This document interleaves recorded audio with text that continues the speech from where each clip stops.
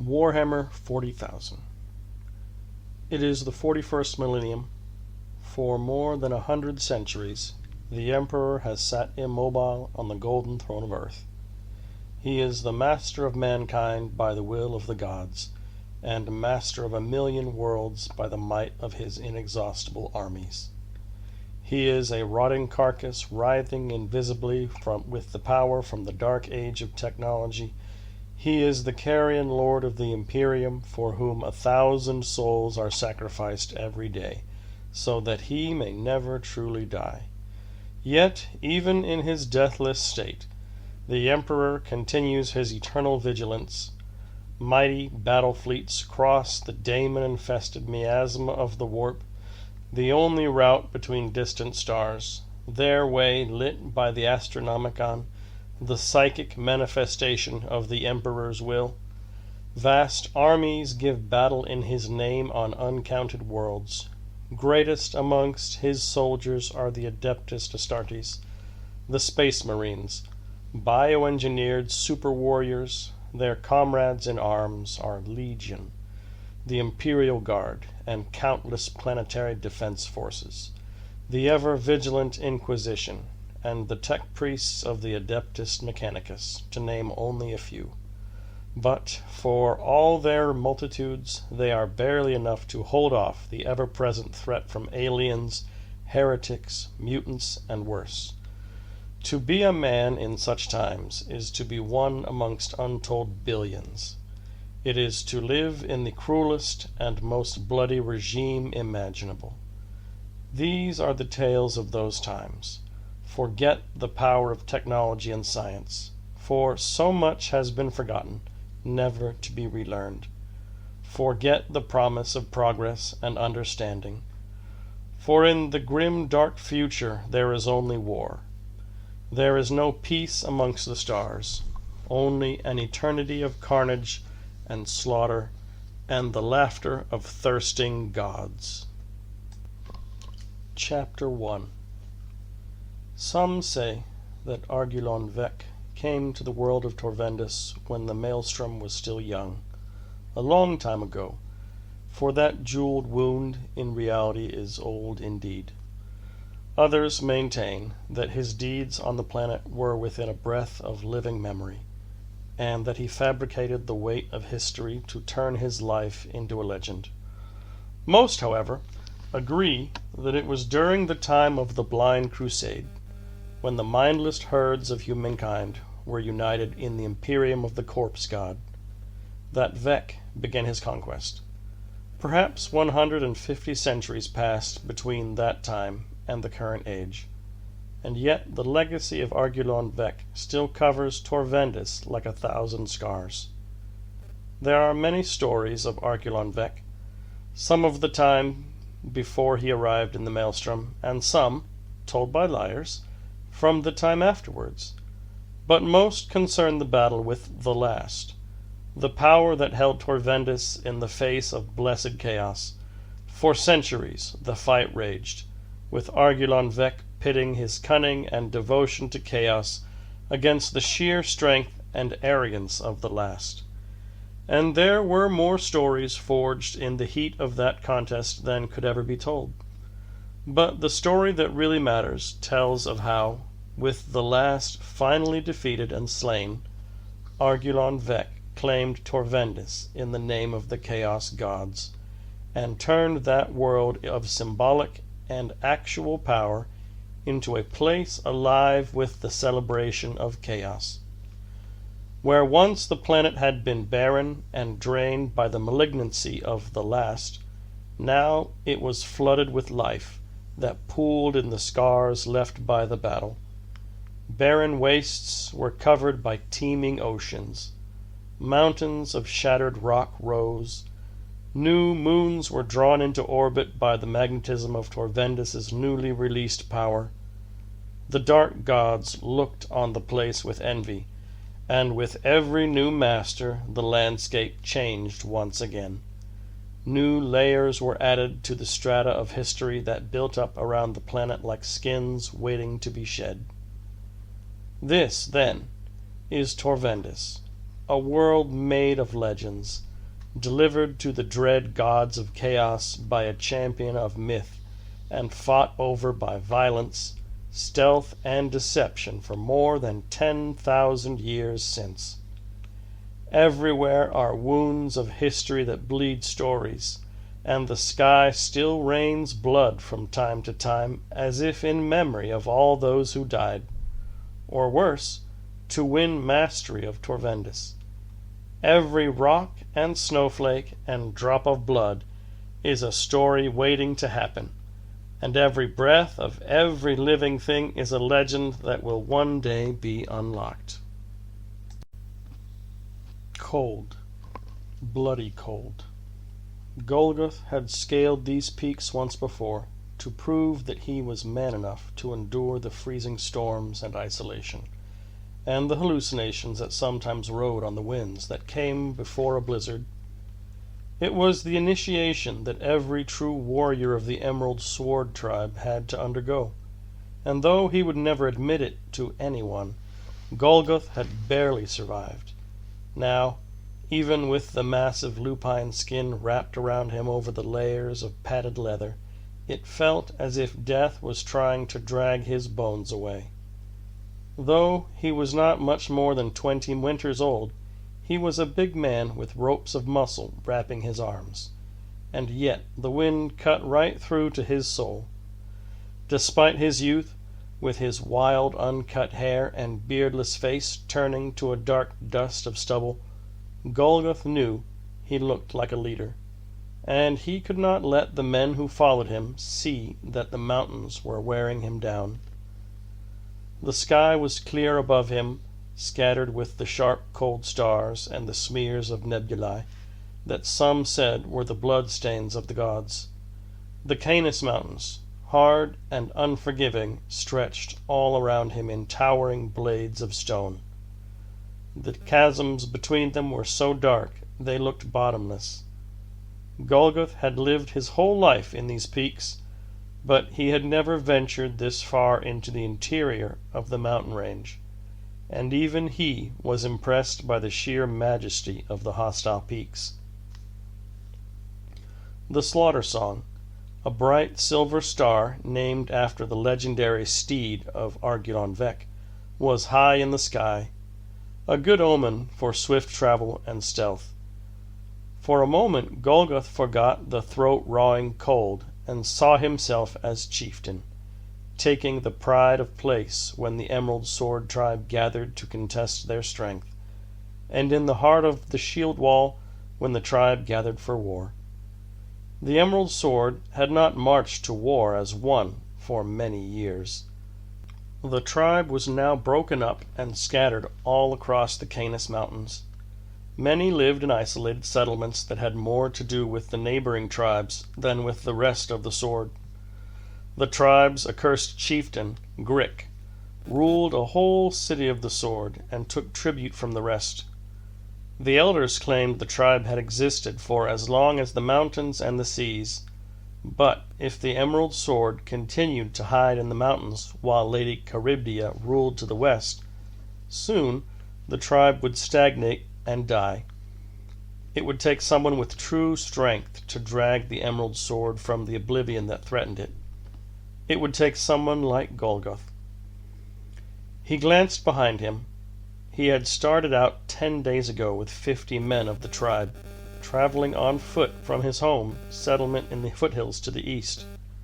Now 35 warriors remained to follow him up the mountain's peak, lupine fur billowing around them, axes and swords slung under shields on their backs.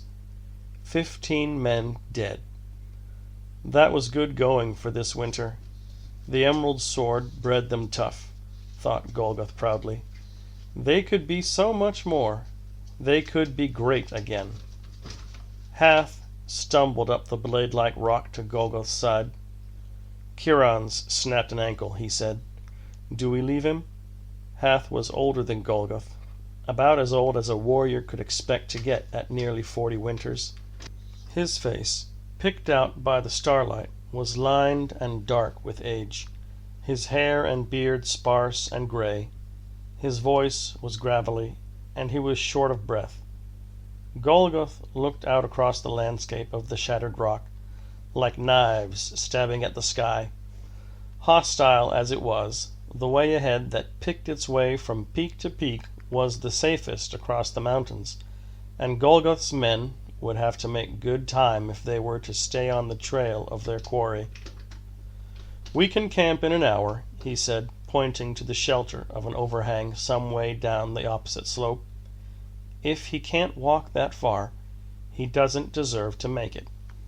Hath nodded, and waved the rest of the Emerald Sword warriors forward.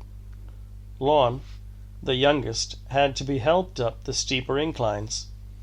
If the lad hadn't been one of the touched, Golgoth wouldn't have taken him, or would have outpaced him and left him for exposure to claim, to show the rest of them how he treated weakness. But Lon's opaque eyes, white with whorls of red like blood and milk, could pierce darkness and murk. He was too useful to leave behind. The boy was hauled up beside Golgoth, fully a head shorter than the warrior. Golgoth cuffed him round the head. "What do you see?" snarled Golgoth. Lon kneeled on the cold stone, peering down at the broken rocks below. The light of the slaughter song was cold and sharp, picking out blade-like edges but leaving the cracks and ravines deep black. There was a thin, shrill whistling as the wind blew through the narrow fissures. Hath put his grizzled face close to Lon's ear. "If we've lost them, boy," he growled, "we'll be one short with full stomachs come the morning." Lon said nothing, scanning the hostile landscape. "They passed this way," he said at length. "They've lost 2 more men. And the wagons? They're still hauling all 3. Grick's sorcerers must be speaking with the rocks." Golgoth was impressed, though he wouldn't voice it. Grick was no kind of a leader for a tribe which lived on war, but he could be clever. A single caravan, guided by spells that melted a clear path through the rock, traveled once every 3rd winter and brought all the gifts and tributes straight to the chieftain's tent.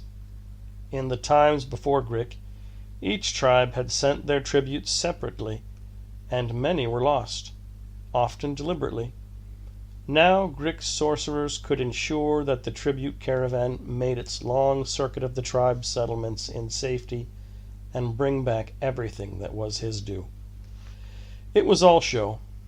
What good were spears of dragon's bone or Daemon-wrought skeletons of gold if they filled the coffers of a chieftain who was letting his tribe die? "Wait," said Lon. "There's someone close by." "A stranger." "Where?" said Hath, crouching down low, trying to see through the darkness. Suddenly, a tiny point of light flared below them on the far slope, and as Golgoth's eyes focused, he saw it was the light of a flame being applied to a campfire. The fire flickered at the feet of a hooded, robed man, hunched against the cold. Though he was barely visible and the warriors were in deep shadow, the man seemed to see them, stare for a moment, and wave in greeting. "Have you heard of a hermit walking these mountains?" Golgoth asked. "Here? No. Nothing survives without sorcery here, save us," replied Hath. "Is he one of the men from the caravan?" "He looks old," said Lon, seeing details of the stranger's face that no one else could pick out. "Would Grick send old men to guard his tribute?" "Unlikely," said Golgoth, turning to the men gathered behind him. "Varkith, Tarn, with me. The rest of you head for the overhang and make camp." The Emerald Sword warriors picked their way towards the overhang, and Golgoth struck out for where the hermit was sitting and warming his hands, oblivious to the fact that a night on the Canis Mountains was one more way to die. Golgoth had killed old men before, old women too, and children, and horses, and warhounds, and just about everything it might cross a man's mind to kill.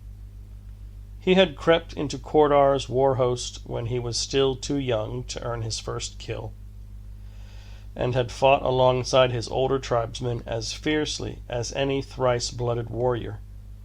8 years later, Golgoth had killed Cordar, a contest both men had seen coming ever since the day when the beardless boy had ignored the rules to take his first lives and taken control of the Bladestone settlement.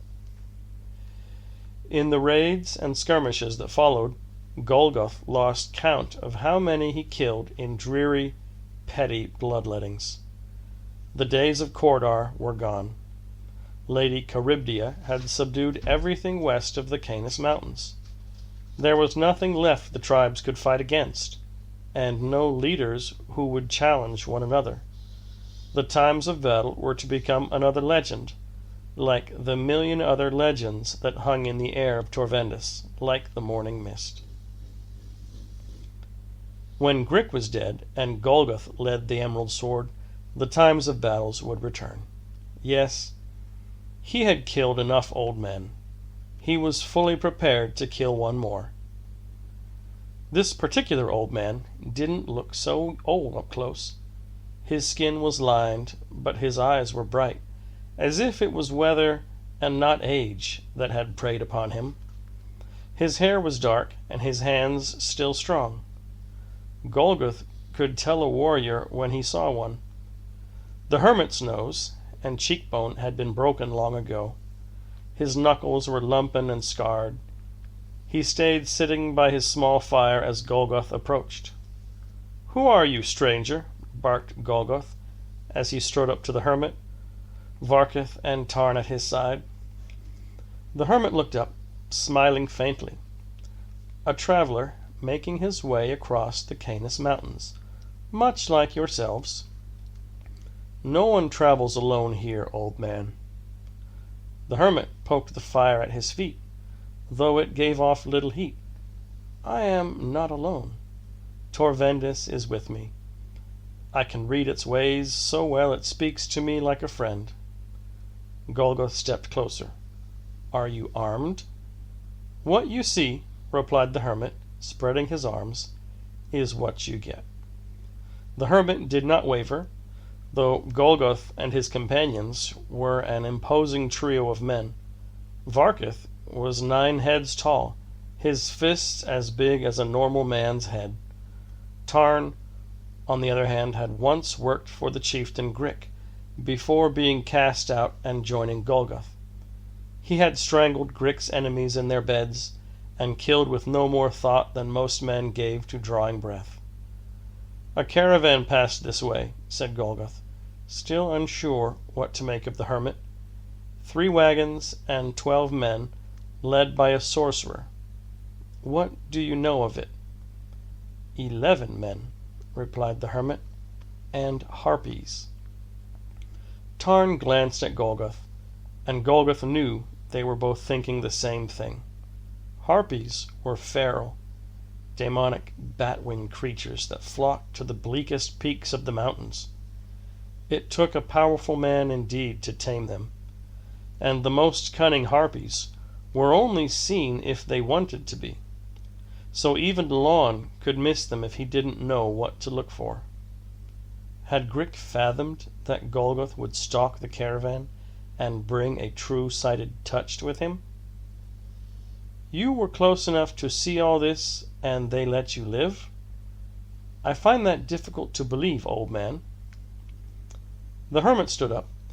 He was taller than Golgoth had expected, as tall as he was. "Age has its benefits, stripling. I know things that your people thought were forgotten. Perhaps there is something you could learn before you kill yourself and your tribesmen, taking on an enemy you can't handle." A barely perceptible gesture from Golgoth kept Varkith from tearing the hermit's head from his shoulders. It was some time since anyone had spoken to Golgoth like that, and longer still since they had done so and remained unscathed. Golgoth knew he could kill this man at any time, whether with his own hands or through the two warriors beside him. But anyone surviving to reach old age in the Canis Mountains was rare enough, and one who could spy on one of Grick's tribute caravans with impunity was simply impossible. Golgoth was curious, so the old man lived for the time being. The flicker of a flame caught Golgoth's eye. Some distance away his warriors were making camp and setting a fire of their own.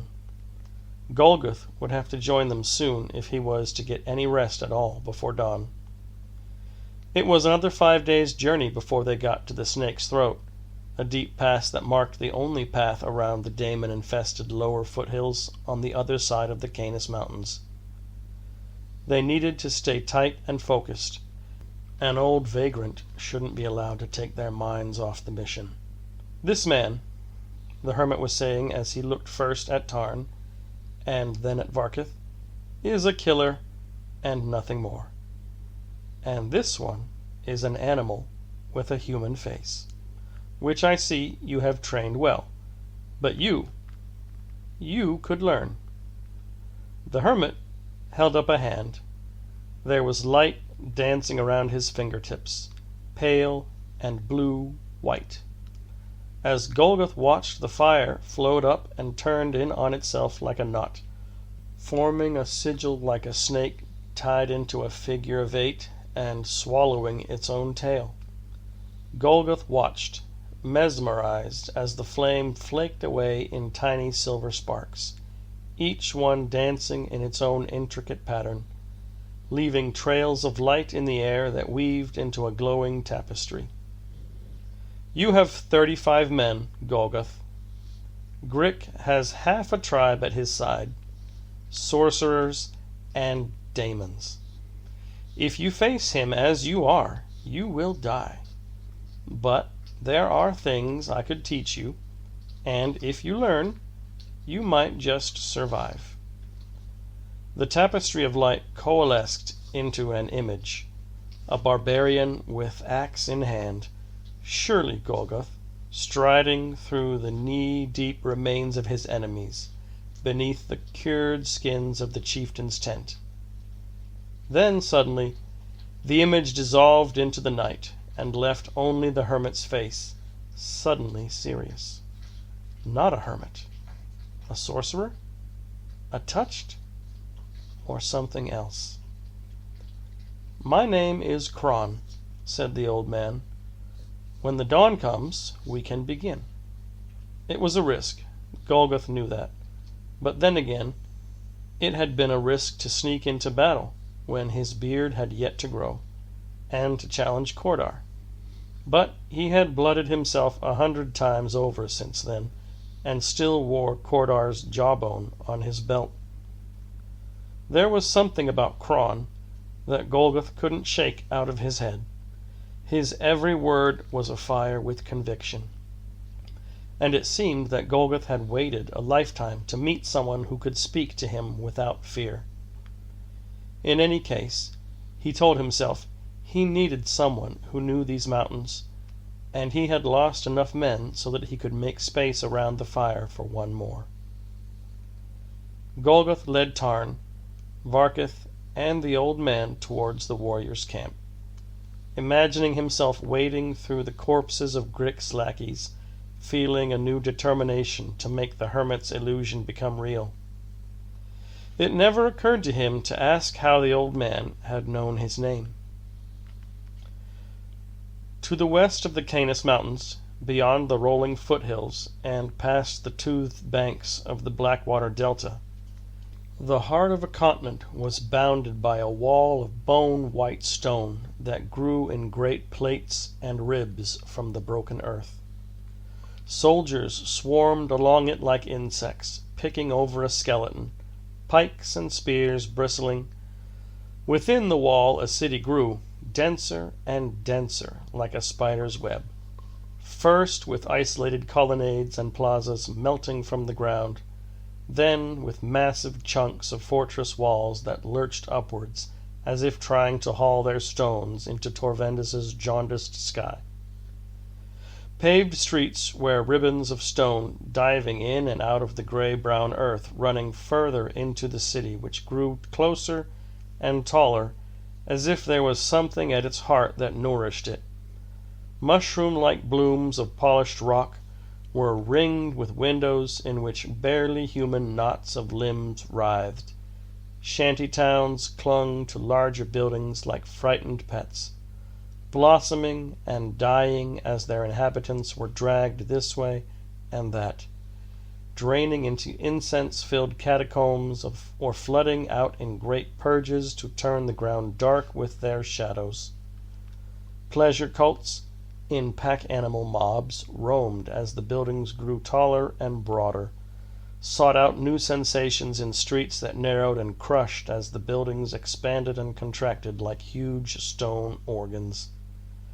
Further towards the center, the ground fell away into massive strip mines torn beneath the city, spindles of rock remaining to which buildings were chained to keep them flying away. For this was a place saturated with power, flowing up through the wounded earth below and seeping from the orgiastic sense rites that thronged the walkways and platforms above. Precarious, top-heavy factory hulks, like inverted pyramids, shook as they belched the smoke of rendered bodies. Streams of elixir distilled from hordes of sacrifices ran down their sides and rained onto screaming cultists.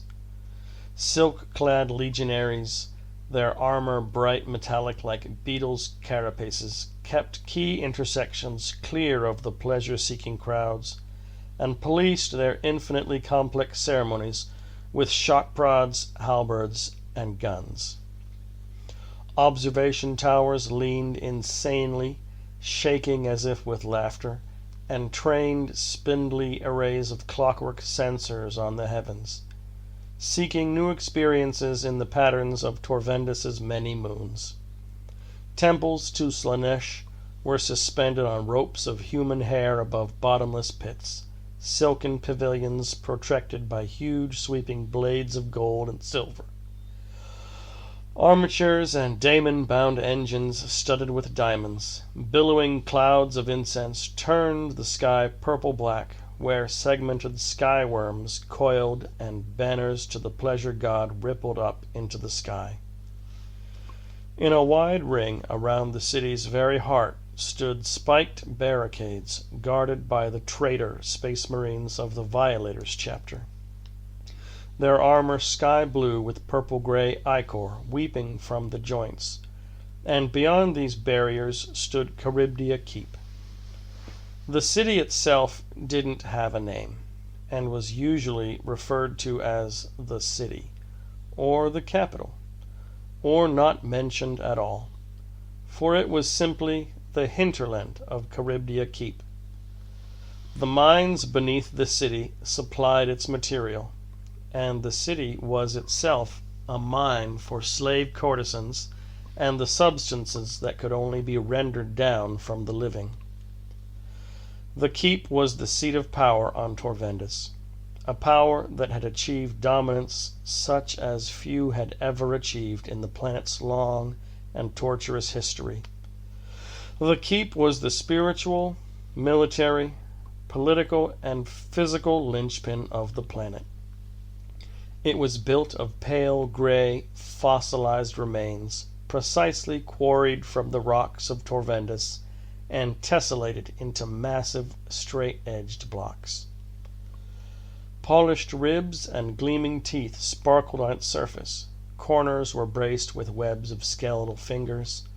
Schools of ossified sea monsters were packed into the dense foundation blocks that formed pillars sunk deep into the earth. The keep was a kilometer high, and every stone in its construction had once been something living. A chamber at the very peak of Charybdia Keep had once been the eye of some unimaginably huge creature. Now a vitrified crystalline dome that sat on the battlements like a diamond in a crown. From here an observer would command a magnificent, all-round view of the city, and watch as the buildings rippled slowly, shifting and changing like something alive, which in many ways it was. There was only ever one such observer at the pinnacle of Charybdia Keep, not because no one else was permitted there, but because there was only one person on Torvendis who could survive the insanity that was the keep long enough to reach the chamber. That observer was Lady Charybdia. Lady Charybdia sat back in the deep upholstery that filled the lower half of the globe. Feeling it close around her, she waved a hand, and the transparent surface above her clouded, shimmering with many colors as she focused her sight through the crystal. For a moment she let her senses relax, dulling them to the warmth of the chamber and the feel of the silk against her skin. The whispers that caressed her face after traveling as screams far across the city. It was as if she was sinking from some rarefied, divine place into the drudgery of reality. The air was still, the thick velvet around her pulled back from her skin. The scent of all the emotions of the city died away. Everything was quiet. Lady Charybdia could throw her senses back into hyper-reality with a thought.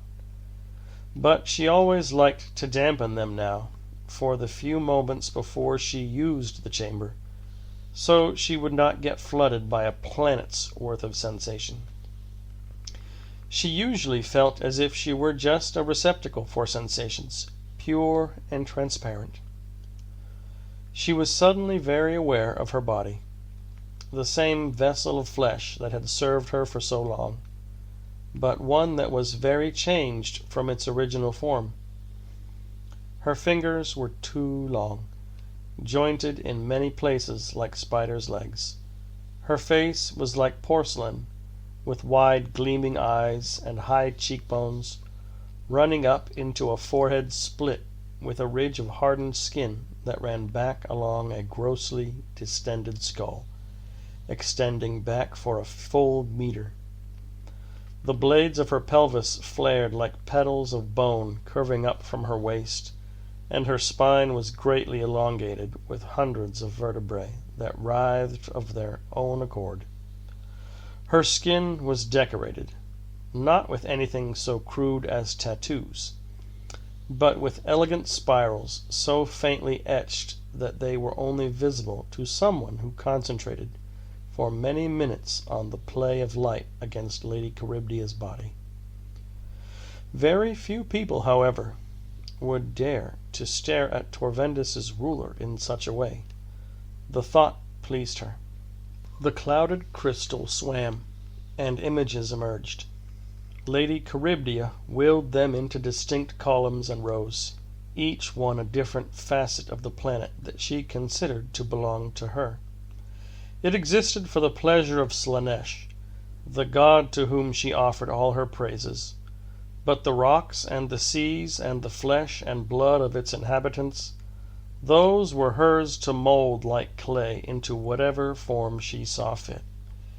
It was this act, and the place of her imagination in it, that formed her worship. For Torvendis to be dedicated to her god, she had to own and control it completely. Focusing on each image in turn, she looked out upon Torvendis. A writhing slab of flesh throbbed in one of the city's many buildings. Bathed in the light of their lust, Lady Charybdia felt a faint nostalgia for the days when she had been young and naive and had thrown herself with abandon into the orgiastic rites of Slaanesh. She had suffered the degradations and triumphs of those times, and emerged as a true emissary of the Prince of Pleasure, given to the pure pleasures refined from the bodies and souls of her subjects.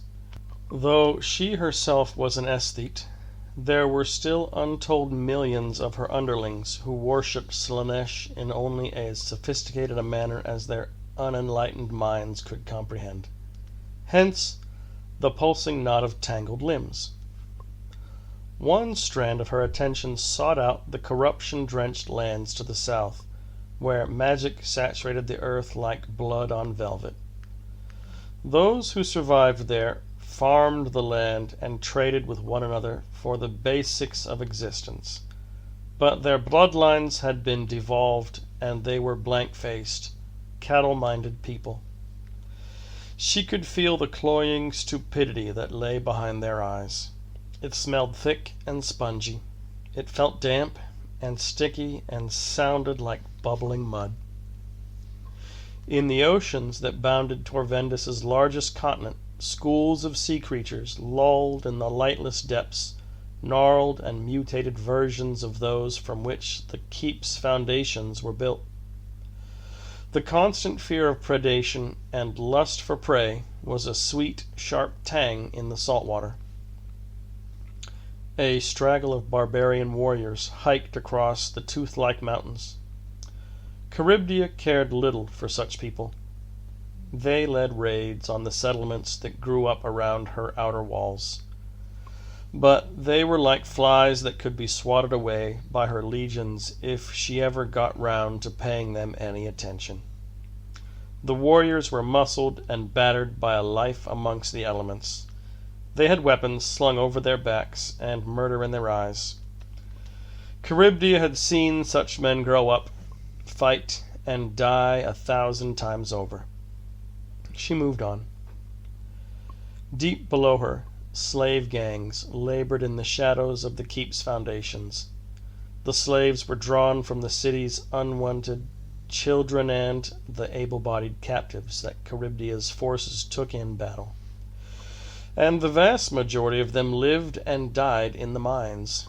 Though they would never know it, their labors provided most of the raw ingredients for Lady Charybdia's life of aesthetic excess. For beneath the earth lay endless slabs of the dead. Torvendis' history was so long and crammed with conflict that the battlefield dead lay thick in layers like geological strata. It was from these seams of violent death that the slaves hacked fossilized bone and blood-rusted weaponry.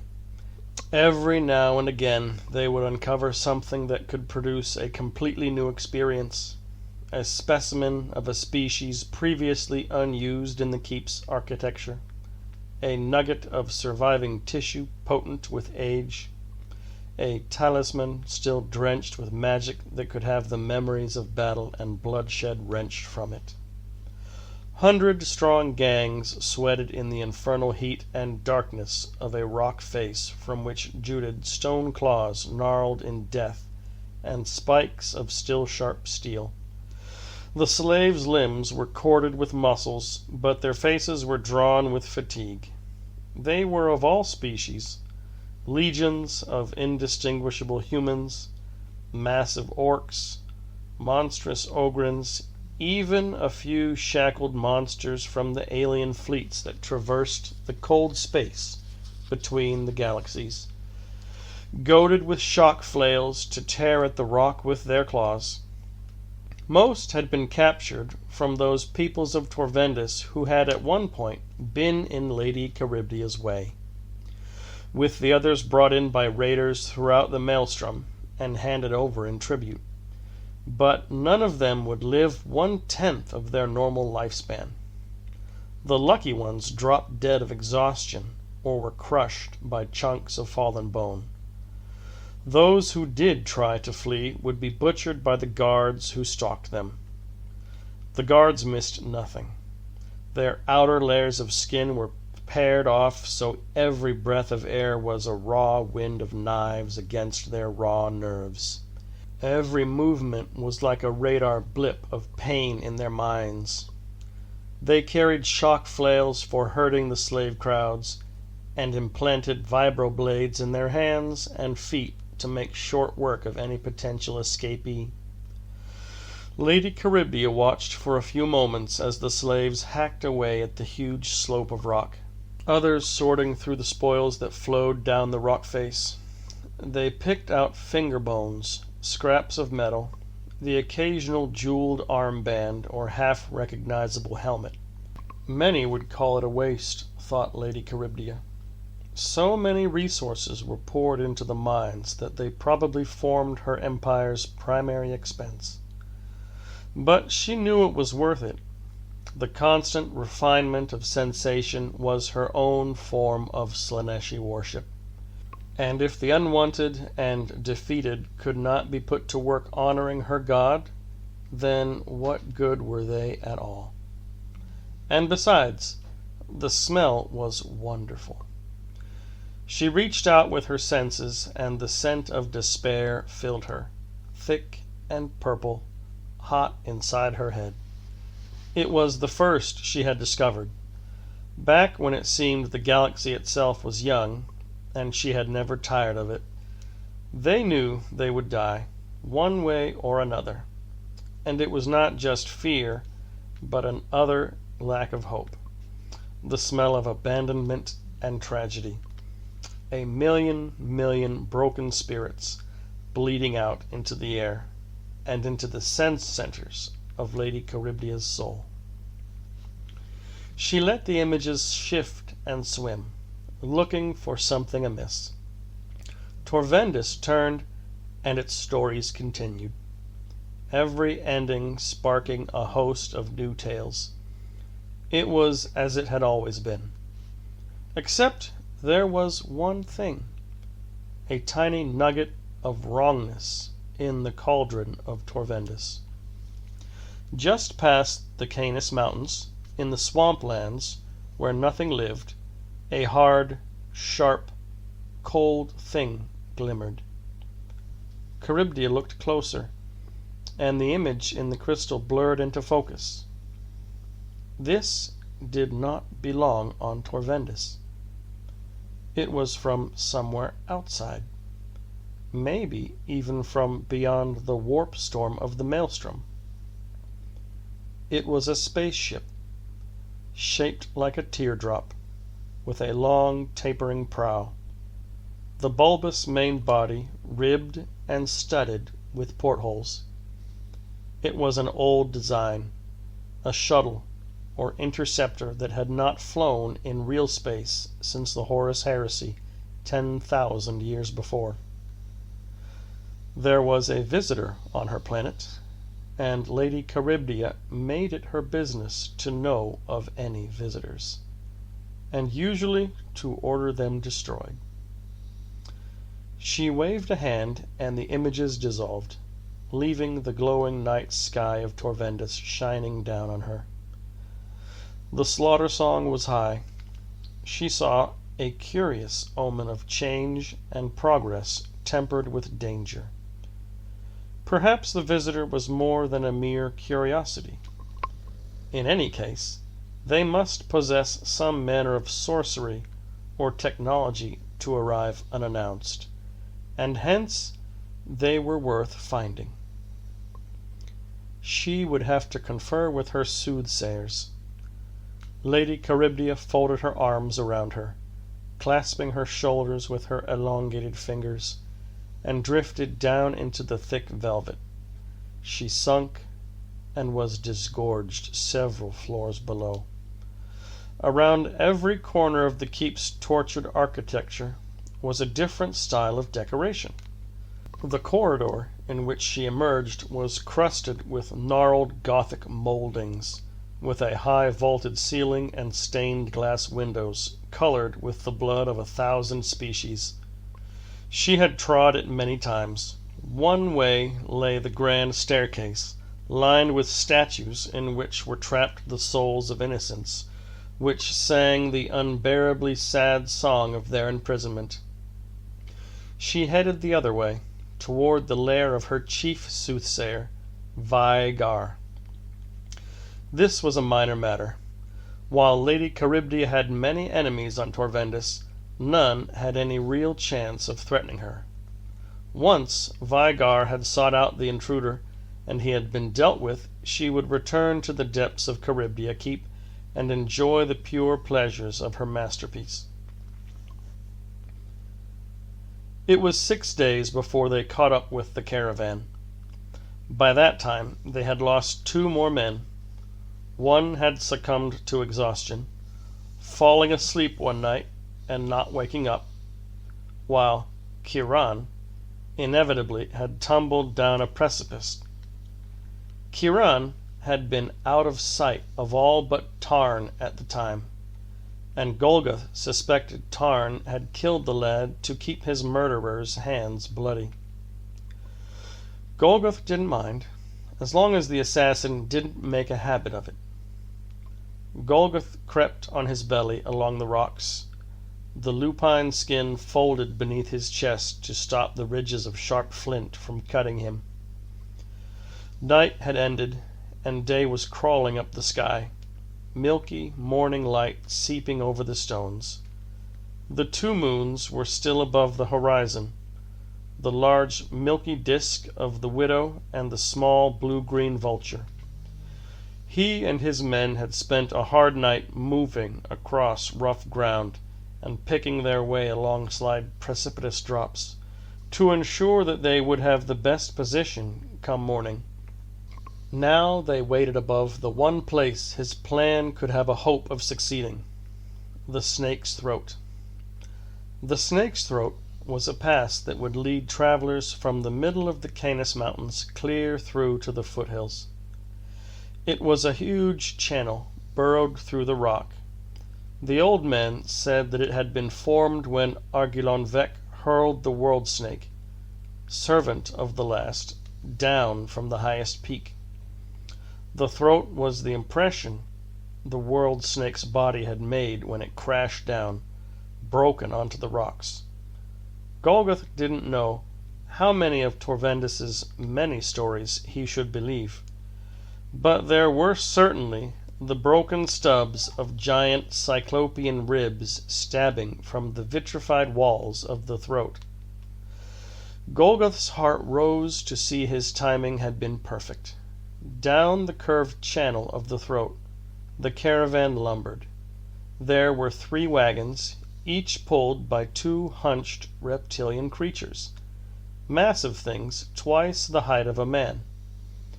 The wagons were piled high with all manner of boxes and bundles, held down with ties of sinew and coverings of hide.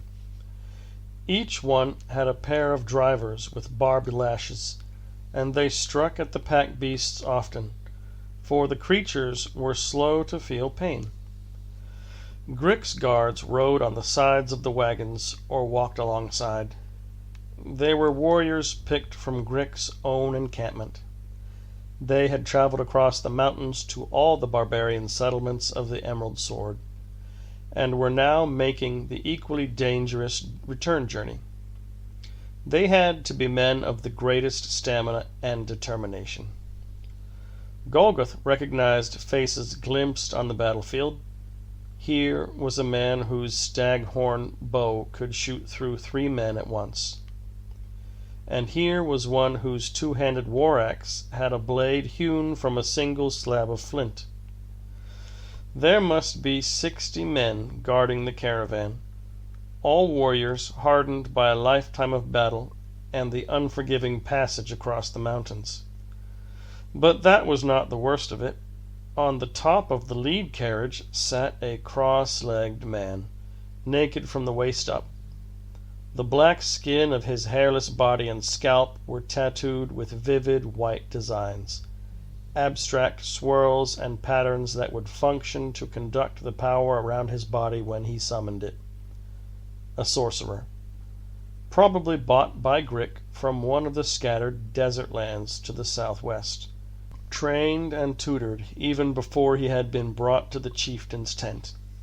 He would have been expensive, which meant that he must be good. Cron had been correct. This was far too well defended a quarry for 33 mountain warriors. Had they tried to take the tribute, as Golgoth had planned, they would all have been killed. Perhaps they would take a fair number of Grick's warriors with them, and maybe even force Grick to forbid the use of the snake's throat for his caravans again. They could cost him much effort and resources, but they would be dead, and Grick would be alive, and that was a concept intolerable to Golgoth. But now Golgoth had an advantage. Cron's word was good so far. He had indeed taught Golgoth much in the last few days as they clambered over the rocks or rested by the fire. Some of it was mere knowledge. Golgoth would not have recognized a sorcerer otherwise, and had certainly not known that a man could command fire like a tamer commands a beast. But there were other things. A word here, a gesture there, that could hook a strand of Torvendis' legends, and from them draw enough power to do some commanding of his own. Golgoth waved a hand, and though he could not hear them, he knew Hath and Tarn were sliding along to join him, with his warriors just behind them. They would have their blades and axes drawn just as Golgoth had, held out in front of him with their shields unslung, and tethered to their wrists with lengths of cured sinew. "Ready?" whispered Hath at his ear. "Not yet," said Golgoth. The caravan was passing right beneath them. The attack would be just like any other. The first wagon would be hit, then the last, then the one in the center. Hath would take a handful of warriors to attack the last wagon, while Tarn would lead the assault in the middle, where the guards would be trapped and the slaughter would be at its hottest. Golgoth would lead the initial charge on the first wagon, not just because it was his right as leader to take the first blood, but because that was where the sorcerer was. The center wagon was passing under them. They could hear the lowing of the pack beasts as they hauled the wagons over the ripples of stone. "Yet?" asked Hath. "Now," said Golgoth, and leapt to his feet. The glassy rocks of the snake's throat were slippery, but Golgoth kept his balance as he led 10 men down the steep side towards the lead wagon. The guards were alert and had their weapons drawn as Golgoth reached them. "For the sword!" he yelled, and barged into the nearest enemy. A man with a single wide scar dividing his face in two, wielding twin hand axes and a shining figure-of-8 defense. Golgoth led with his shield, letting his opponent rain blows against the cured hide. He kept his head down and swung low with his own double-headed axe, catching Grick's man on the knee and feeling the bones shatter. There was a cry of shock. Golgoth didn't need to look over the edge of his shield to know his enemy would be stumbling backwards as he tried to put his weight on his shattered leg. Golgoth pushed with his shield and stabbed down with the spiked butt of his axe, feeling the crunch of breaking ribs as he punched through the man's ribcage. Voices rang out around him. The harsh crack of iron against stone told of a wild swing missing. The rush of air exhaled in shock told of another that hit. A glance backwards told Golgoth that Lon, the touched lad, had managed to blood himself, for he was rolling a spasming corpse off him and drawing his short sword from its belly. His other warriors were barreling down the slope to attack. Vrash was dead, taken through the eye by that stag's horn bow. The 8 others were heading for the guards, battle in their faces. Another arrow sliced the air and narrowly missed the massive Varkith, a man, Golgoth knew from experience, who would take that sort of thing personally. Knowing Varkith could look after himself, Golgoth ran forward over the moaning body of his opponent, heading for the lead wagon and the sorcerer. Another of Grick's guards stood in his way, but Golgoth was feeling that rush of battle lust that he had first tasted as a boy and never grown out of. He swung his shield like a club and backhanded the enemy across the face, dodged the wayward sword cut the guard made as a return, and hacked deep into the enemy's shoulder with his axe. The guard was dead before he hit the ground, the axe blade biting through his collarbone and into his spine. Golgoth felt a flush of heat, and he knew that it was more than just the blood rushing to his head. He threw himself to the ground as a whip of fire lashed out at head height. Golgoth didn't see who it hit, but he heard the scream. The sorcerer was standing, no, levitating, a few hands' breadths above the top of the lead wagon, waving his hands in elaborate gestures. His fingers were aflame and spat fire that formed a long burning tongue, swirling like a sea snake. The tongue lashed again, and this time Golgoth saw one of his warriors fall, his torso sheared in two by the white-hot fire. The flame caught one of the reptilian beasts, and it roared in pain, rearing its huge scaly body and rocking the wagon behind it. Golgoth leaped up and scrambled up the hide-covered cargo on the wagon. He could smell the sorcerer, sweat mixed with spices, smoke and ash layered over the strange alchemies he had anointed himself with. The white tattoos on the sorcerer's black skin seemed to shift as Golgoth hauled himself on top of the wagon, as if they were alerting their owner to the danger. It was time for Golgoth to put what he had learned into practice. Sometimes, Cron had said, a warrior has a favored weapon, or a design he must have on his shield, or a verse he must recite to himself on the eve of battle. Something that gives him focus, something he can hold on to in the chaos of conflict.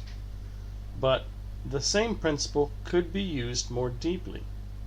A word here, a gesture there, an image in the mind's eye at the right time, would all help to link the warrior's mind and body and drive him to new heights.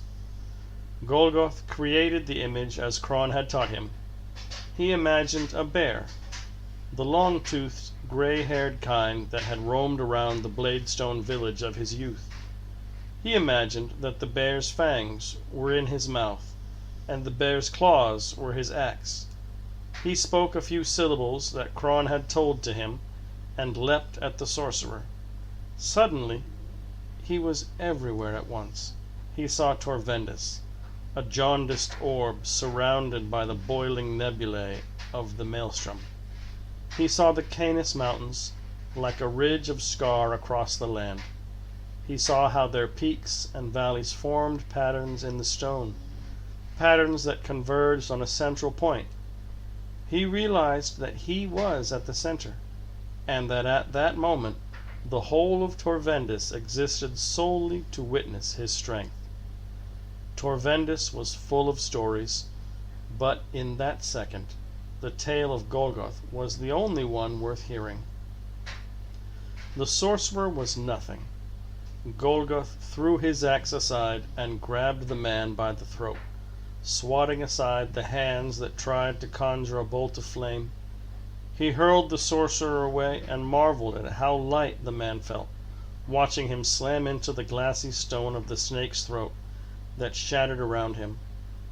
Golgoth leapt off the wagon and bowled one of the guards to the ground as he landed. He reached down and ripped the man's arm off, then forgot about him as 3 more guards rushed to confront him.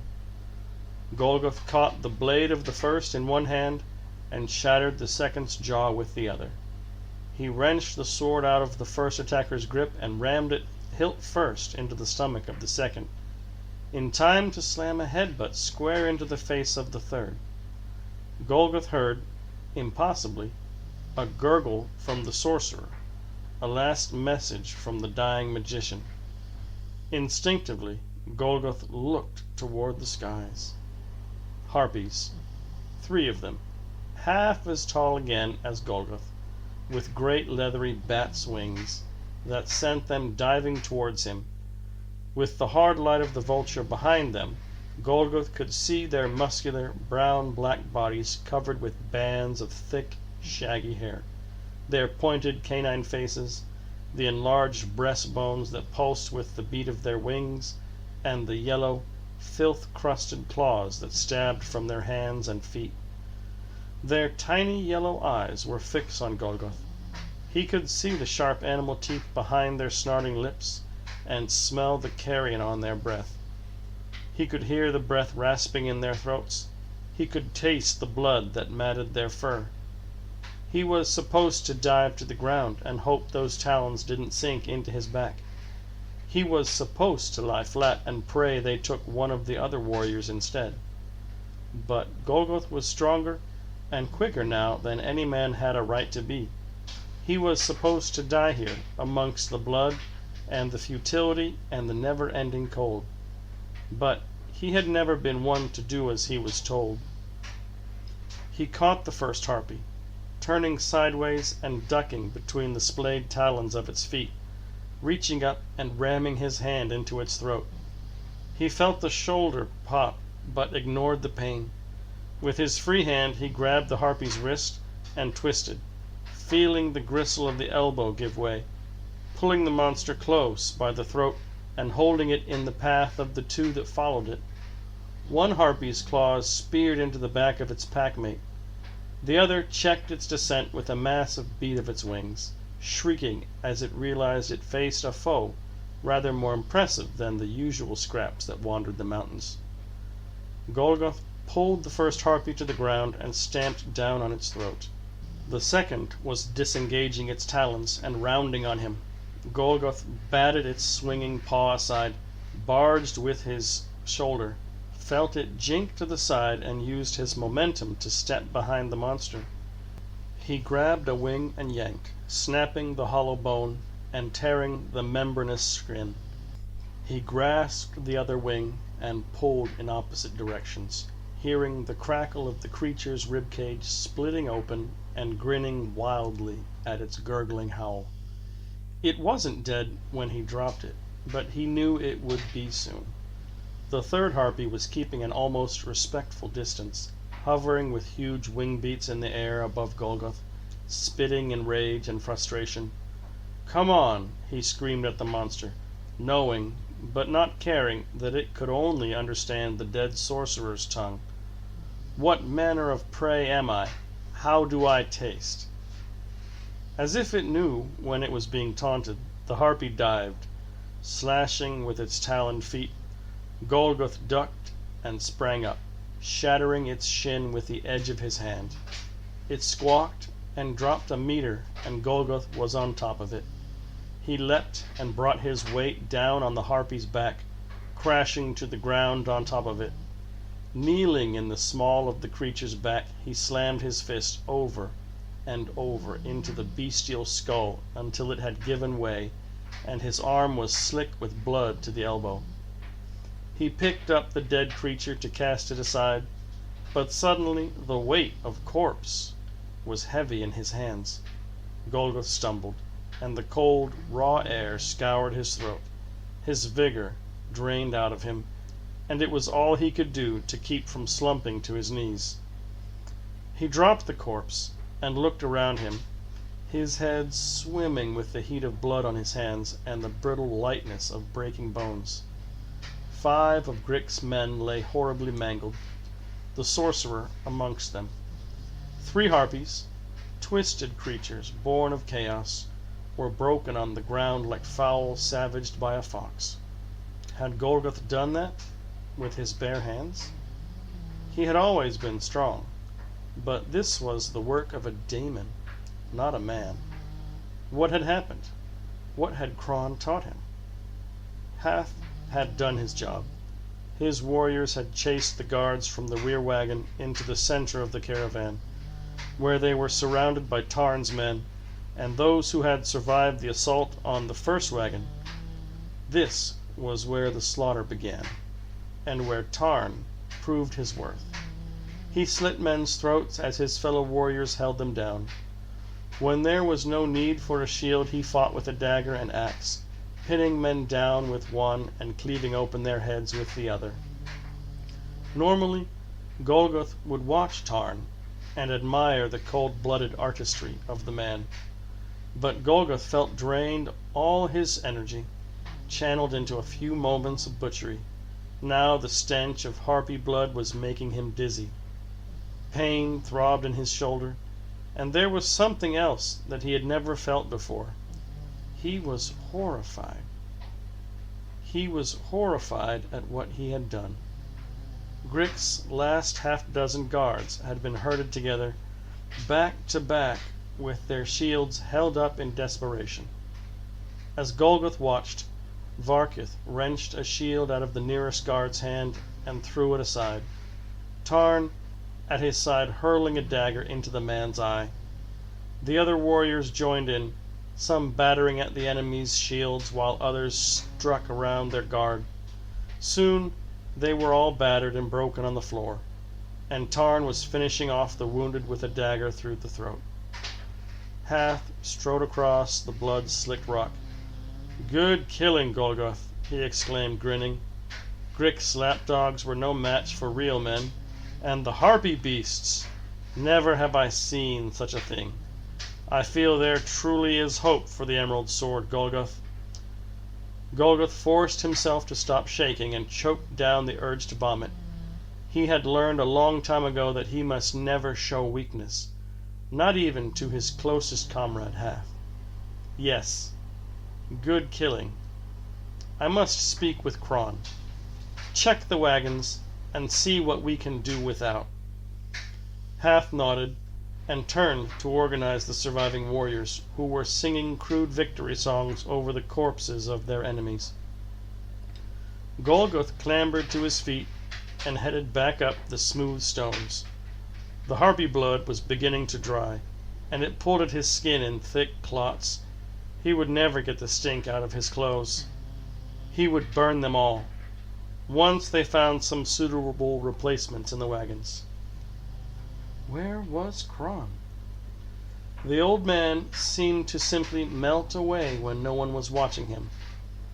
It was one of many unnerving habits that Golgoth was only starting to notice now, when Kron's power was becoming apparent to him.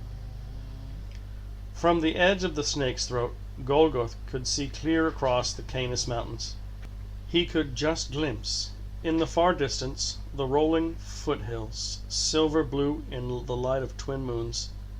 Somewhere between the fang-like mountains and those foothills was Grick's encampment, a nomadic, tented city that moved with the currents of tribal politics, and at the center of which was the chieftain's tent. One day, Golgoth would walk into that tent and call out the weak-willed Grick to decide the fate of the Emerald Sword. And now Golgoth had the tribute caravan. That day was suddenly very close. Golgoth gulped down the cold, clean air, trying to douse the nausea that still rose within him. "The first time is the worst," said a clear and knowing voice behind him. Golgoth turned and saw, as he knew he would, the cloaked form of Kron, silhouetted against the pale disk of the widow. "You are young, Golgoth. You think you have little to learn, but in truth you hardly know anything. The fear you have now is that you were something that you never realized, that you can commit acts you thought were impossible. You never knew you could be so savage, Golgoth, did you?" "What have you done to me?" gasped Golgoth, struggling to keep from sinking to his knees. "Nothing, Golgoth. You did it all. This is not mere sorcery, conjuring something out of nothing. I simply taught you how to reach into what lies within you already. There are few like you, Golgoth, and fewer still who ever discover what they are. You have depths of rage and hatred that will never be exhausted. You are angry now and tired, but there will be a next time. How else can you hope to challenge Grick?" Kron was right. If Golgoth could learn control as well as strength, Grick would cower at his feet, and the Emerald Sword could march down the path Golgoth hacked through the bodies of his enemies. But could there ever be control, when Golgoth had torn 5 men and 3 monsters apart and lusted for more? You have potential, Golgoth, but at the moment it is nothing more. You have enough ambition to take a handful of warriors across these mountains in pursuit of a lost cause. And I can help you realize those ambitions. But you must follow me and learn what I teach you. You have seen what you can do with my help. Are you too afraid to learn more?"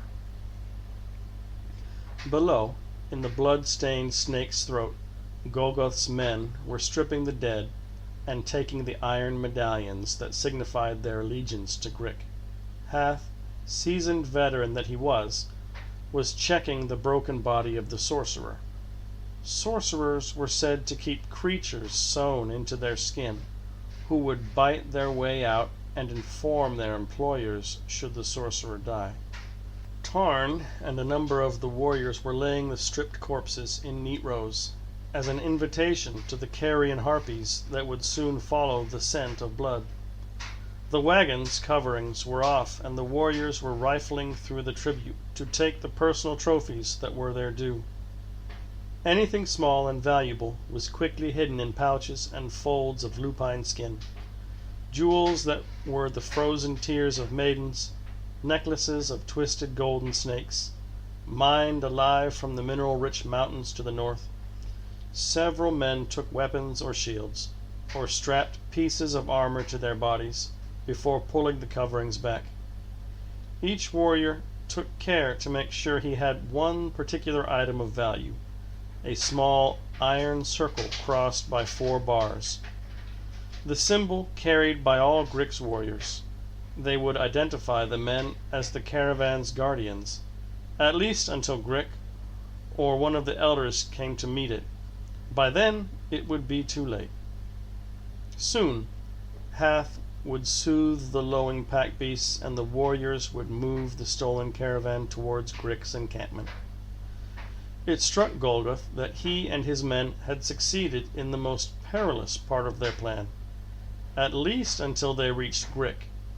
Perhaps he would pay a great cost for the strength Kron was offering, but if it was enough to ensure success, as they had won here, there were few prices Golgoth would not pay. The thought made him feel much better. The taste of bile in his mouth was gone. He tested his shoulder and felt the sort of pain that troubles for a few days, but heals. Kron walked past him, down towards the caravan, and Golgoth joined him, already eager to learn more. The twin moons faded in the brightening morning sky, low on the horizon. Small but bright, the slaughter song still shone down. Chapter 2. While there are volumes of legends about Argulon Vec, his greatest foe, the last, is ever mysterious. Some say there were once many, and that all but one were swallowed when chaos first bled through the maelstrom into real space, leaving the last as the sole vengeful survivor of its race. Others say that it was, in itself, a creature of chaos, a daemon who refused to accept the yoke of a god, a creature that in its madness desired the symbolic world of Torvendis for itself. Both scholars and liars claim many other things besides, that the last was from another time, or a vast alien creature that became trapped in the maelstrom like a fly in tree sap, or a sentient war engine from the insane times of the dark age of technology. But these tales are like oil on the surface of a lake, as if Torvendis was somehow embarrassed by stories of the last. They shimmer on the surface of that planet's legends, sliding into obscurity when other tales remain stacked deep in the consciousness of the world. But the last fought long and hard against Argulon Vec, that awesome champion of chaos, and all agree that sometimes the outcome of the duel was far from certain.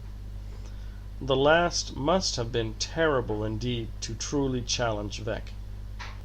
Perhaps skilled in sorcery, composed of energy, or possessed of some other power that none can guess at. But the most persistent impression is one of immense size. The Canis Mountains are argument enough for many. When the combat came to deceit and subterfuge, the last lay in wait for years, intent on ambushing Argulon Vec. when Vec let his guard down, a mistake, a lure, the last reared up from beneath the ground and nearly devoured him. The impressions left by the last huge maw remained in the earth as that range of sharp, towering peaks called the Canis Mountains. The mountains were the first thing that Captain Amakir of the Word-Bearers saw as the ocular arrays of the Multus Sanguis focused for the first time on the surface of Torvendis. They were like a ridge of old scar tissue from a wound that had healed and been reopened a dozen times. Ugly, gnarled ripples of rock running the length of the continent that dominated the face of the planet. Amakir drew back from the eyepieces of the array, his millennia-old power armor whirring as he descended from the helmsman's pulpit to the bridge deck of the Multus. The Multus Sanguis was as old as the Word-Bearers' Legion itself, and like the Legion, it had doggedly survived everything the galaxy had thrown at it.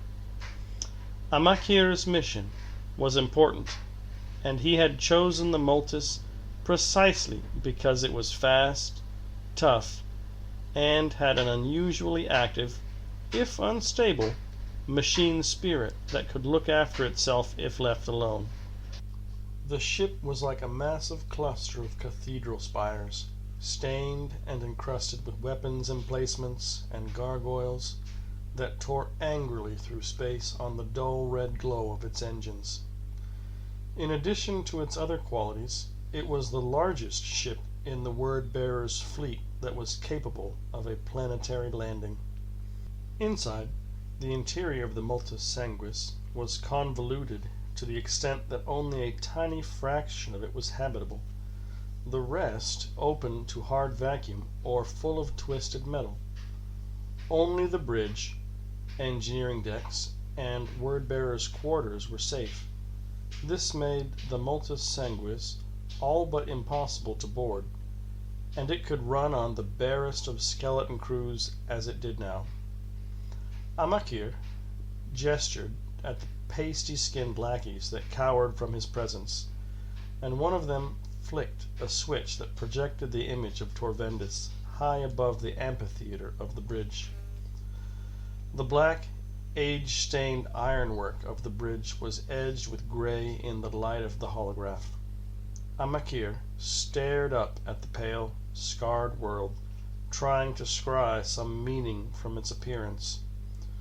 The tortured wound of the mountains, the swallow expanses of rotted swamplands, the multicolored city of Lady Charybdia, like a jeweled net cast across the center of the continent, the shattered multitude of islands in the oceans to the west, the chewed-up peninsula to the south where slabs of rainforest crowded between bottomless chasms.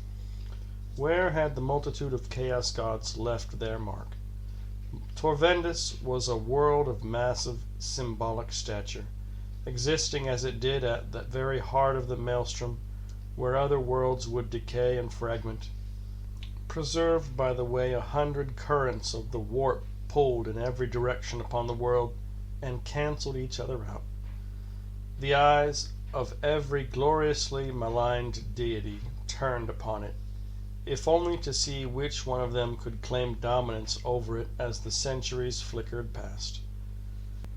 Torvendis was tormented indeed, Amakir saw, with sight honed by 10,000 years of contemplation. He could detect the wounds beneath the planet's surface, and the currents of violence that had swept across it. All the more remarkable, then, that Lady Charybdia, misguided as she was to treat her god, Slaanesh, as prime amongst chaos, had held on to power for as long as she had. But Amakir, captain of the Word-Bearers chapter, wasn't here for Lady Charybdia. He had made sure he knew enough about her to anticipate her reactions to the Word-Bearers' arrival, but that was all he cared about as far as she was concerned. He was here for the one his chapter called Carnulon. Amakir turned at the sound of the bridge blast doors opening. The circle of lackeys who crouched around the edge of the circular bridge deck cowered at the noise, turning their eyes, those who still had them, to the riveted floor. Brother Pracordian stepped through the smoke that boiled in from the noisome lower decks. Pracordian wore power armor the color of old blood, the same as Amakir's, and with the same snarling daemon emblem on the shoulder pad. But where Amakir's limbs were studded with campaign badges and decorations from millennia of war, the ceramite of Pracordian's armor was covered with engraved ramblings. Pracordian was a dead speaker, to whom the words of the dead echoed in the half-trance that space marines endured instead of sleep. When Pracordian emerged from that non-sleep, there would be another passage graven onto his armor. More words powerful enough to survive death and reach Pracordian's corrupted mind. Somewhere inside that pale, tight-skinned, hairless head there were a million words circling, vying for the Chaos Marine's attention, the last chance of the deceased to make some mark on the universe. Pracordian's gift, and it was a gift, for it made him useful to the word-bearers, and therefore to Chaos, meant that even those who gave up their lives could still be interrogated. Praises called Pracordian, breathless with excitement as soon as he glimpsed the mutilated disk of Torvendis. Such a world, such death. Some would have been amused by Pracordian, who somehow still possessed wonder as well as the fanaticism that tainted every word-bearer, as if his devotion to Chaos was more like the malice of a child than the cynical hatred of an ancient warrior. But it took a lot to amuse Amakir now, when he had sought to bleed the galaxy dry of virtue since the days of the heresy. Take care you are not deafened, Brother Pracordian. There have been more battles fought here than the rest of the Maelstrom together can claim. This is your first sight of the enemy, brother, and it is an enemy indeed. This world is what Carnarvon will be using as an ally. He will use its power against us. Know your enemy, and do not let its beauty distract you. If you can do your sacred duty here, then the voices of the dead may be a little louder before we leave. And their duty was sacred indeed. Carnarvon was one of their own, a word-bearer of considerable reputation for viciousness in the face of war, and Amakir had seen what could happen when one of their own lost his discipline. Though it was often scattered, fighting on a score of worlds at once according to the plans of its warlords or the Primarch Lorgar himself, the word-bearers still retained their integrity as a fighting force. They still had discipline. They still had a chain of command. So many had lost it in the years since the heresy. Some legions were just roving bands of butchers. Others were insane predators who struck from the warp at random. The word-bearers were a cohesive fighting force, capable of being wielded as a precise and devastating weapon by the enlightened Lorgar. Men like Carnarvon had to be destroyed to protect the Legion. If rogues were left unchecked, the Legion would eventually become no better than the piratical Astral Claws or the madmen of the Thunder Barons. Amakir had known Carnarvon. Carnarvon had been there in the depths of the heresy. He had weathered 10,000 years of war in the name of chaos. Amakir remembered those twin lightning claws that sent crescents of power arcing off his dark scarlet power armor. The hard-edged face that had never aged and was lined with experience rather than years. He remembered how Carnarvon had been taken to the court of Lorgar himself, and had perhaps even spoken with that reclusive giant, before rumors of his education in sorcery and his rapid warp mastery of magic. Now Carnulon had disappeared, and taken with him too many secrets of the true faces of chaos.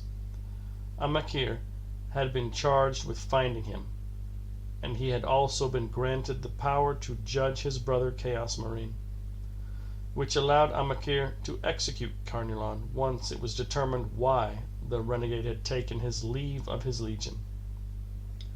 Amakir was a captain of his legion. 100 word-bearers had fought and died at his word. 100 of the warp's finest warriors. He had been relieved of that command to complete this mission, to find Carnulon and bring back what remains he saw fit. Amakir knew how important he was, for he had overseen thousands of battles. The Legion thought this task to be equally important, and Amakir was resolved not to fail. And fail he would not, for the 6 word-bearers he had with him were enough to accomplish anything. "And we are sure he is here," Procordian was saying. "No, we are not sure," replied Amakir sternly. "We know his ship came this way. We know this is the only place of shelter for light years around. But we will not assume we have found him until he stands before us." "But if we have found him, then why has he come here? So many eyes look upon this world. It is no place for a fugitive to hide." "That will be answered when we find him." Amakir waved an impatient hand at the rag-clothed, scarred lackeys who cowered at the edge of the amphitheater. "Navigation!" he yelled, and a handful of them scuttled towards ancient black iron consoles, where monitor screens blinked from inside gaping daemons' mouths, and telltale lights spelled out the dark thoughts of the Multus Sanguis. Thin, dirty-nailed fingers scrabbled at keypads, and a network of complex glowing lines appeared around the image of Torvendis. Ghostly equations and occult diagrams flashed here and there at random. Symptoms of the ship's growing unpredictability, the Multus was old, and thoughts came to its machine spirit, unbidden. In its senility, it was becoming more human. The many trajectories the Multus could take were marked out in glowing green. Sites large enough to land the ship were orange patches projected onto the surface of the image. There were places in the foothills of the mountain range, but Amakir knew the ship would be hard to miss from the great walls surrounding Lady Charybdia's city. Much of the swampland would swallow up the ship's huge weight, and if they landed on one of the islands, the word-bearers' coven would have to somehow find their way across hostile waters before they could even begin their quest. "There," said Amakir, pointing towards a place in the far north of the continent, where the mountains met the sea. The rocky terrain would be inhospitable, but flat and stable. Amakir strode over to one of the lackeys and hauled it. Amakir could no longer tell the males from the females, so riven with scars and malnutrition were they, to its feet. The Chaos Marine was about twice the height of the wretch. "This is where we will land. Inform the machine spirit." He cuffed the lackey and sent it scurrying off down an access tunnel that would lead it to the housing of the Multus machine spirit, deep in the heart of the ship's prow. The machine spirit would need feeding now, so while delivering the coordinates, the lackey would provide it with the warm blood it craved. It was not surprising that Procordian had been the second to emerge from the stasis meditation the word-bearers observed during travel through the warp. The youth, Amakir could only think of Procordian as a youth, though he was many centuries old, was filled with anticipation of secrets uncovered and blood spilt. The other word-bearers of the coven would be waking now, and Amakir would hold a sermon for them. He had to make sure they understood the importance of their task and the terrible consequences for the whole legion if Carnarvon reneged on his loyalties and went rogue as no other word-bearer had ever succeeded in doing before. There would be weapons rites to observe for Vrox, who could not speak the litanies himself after the obliterator virus had turned his mouth into a gun port. The landing would have to be supervised with the Multus's machine spirit placated with more blood. There was so much to do even before they made planetfall, and Amakir trusted all these tasks to no one but himself. He strode off the bridge deck and into the roiling steam that billowed up from the lower decks, heavy with incense, sweat, and decay. With every step he took, he praised the pantheon of chaos. With every task completed, he brought the galaxy closer to unification under darkness. Lady Charybdia let herself drift down the shaft sunk deep into the immense foundation block, the size of spirits trapped in the walls cushioning her descent. Very few knew that it was even possible for something to travel this far down, for the foundation blocks of the keep seemed as solid as anything on the planet.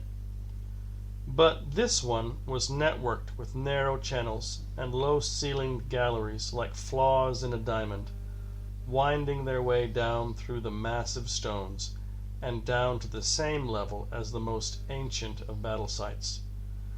The air was old and laden with the powdered bones of the war dead, the stones rough and traced with spiraling cross-sections of skeletons.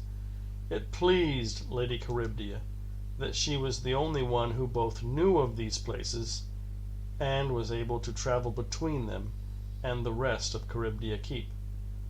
Most of the retainers she kept here had no idea that any world existed outside the cramped tunnels and blood-warm grottos. Lady Charybdia came to a junction where the shaft led to a long, torchlit passageway. She breathed a command, and the lamenting spirits let go of her, letting her elegant, altered body in its white silks drift to the floor. The air here was warm and stifling, and she felt her lungs open up in response, a survival reflex, a relic of her earlier life when she fought and butchered like any Chaos champion. The wall was studded with skulls, nailed to the stone with golden spikes. Normally, such decoration was far too blatant for Lady Charybdia, but these skulls were special. They had been hacked out of the earth in the deepest mine her minions had ever sunk. So deep, the heat killed off mortal men, and precious daemons had to be summoned to complete the work. But it had been worth it, for these were not human skulls they had found. They were Eldar. At some time impossibly distant, Eldar had walked upon Torvendis. They were a strange race, obsessed with eking out the secrets of the universe and then guarding them like a jealous child guards its toys. And yet the pursuit of knowledge had all but destroyed their civilization. When their decadence had caught the attention of Slaanesh, some claimed the Eldar thus brought Slaanesh into existence, but such was heresy. Slaanesh was as old as lust, and lust was older than anything. Lady Charybdia did not know why Eldar might have visited Torvendis all those millennia ago. Perhaps they had become marooned on the world by accident, and the Maelstrom was certainly an easy enough place for a spacecraft to become lost. Then again, seeking out the secrets of Torvendis was just the sort of desperately inquisitive thing the Eldar might do. So maybe they had been here deliberately. Whatever the case, Lady Charybdia was the only one on the planet to know that aliens had once been here, and that knowledge, like so many things, pleased her. She admired the lines of the skulls as she passed. They looked human only at a distance. Up close, they were different in every dimension. Wide-spaced, teardrop-shaped eyes, small jaws and teeth, elegant cheekbones, tapering craniums. It was easy for Lady Charybdis to imagine how Slaanesh might wish to take such an elegant species and turn their sophistication into a tool for her worship. They were beautiful, almost as she was beautiful, and the ultimate sensation of their dying must have given Slaanesh much pleasure when their planets were annihilated at his arrival. The chamber ahead was large and circular, with rib-like supports holding up a domed ceiling of mottled red-black stone. It was one of the biggest cavities in the foundation, and standing on its threshold was like looking inside a great living organ. Dark and hot, the hum of life felt through the soles of the feet. In the center of the room, where the floor sank into a circular depression, kneeled one of Lady Charybdis' legionaries. He was rather more than 2 meters tall, his skin so heavily tattooed it was impossible to tell what color it originally had been. His torso was bare, and around his armored legs hung lengths of silk-like banners, embroidered with the symbols of the pleasure god, in hair shorn from the heads of those notables the legionary had defeated. One hand held a spear, the point a twin-pronged blade designed to pin down and disembowel.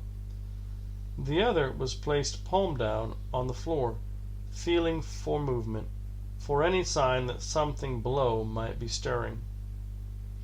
Lady Charybdis approached the kneeling figure at the center of the chamber. "Arise, centurion," she said. She knew his rank because of the particular symbols he wore on his silks and skin, but she did not know his name. To her, none of them had names. They were just instruments she used to maintain her position of worshipful pleasure. The legionary stood, his eyes fixed on the ground. To look on Lady Charybdis without due reason had become a crime in the city without its ruler ever having to order it so. "Has our guest woken of late?" "He has not, my lady."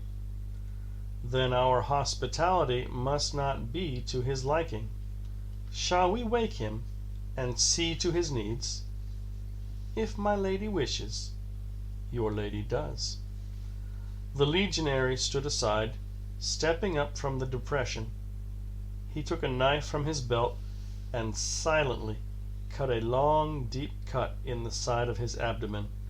Sheathing the knife, he pulled a roll of parchment from the wound, slick with blood, and unrolled it. Still averting his eyes, he held out the parchment for Lady Charybdis to take.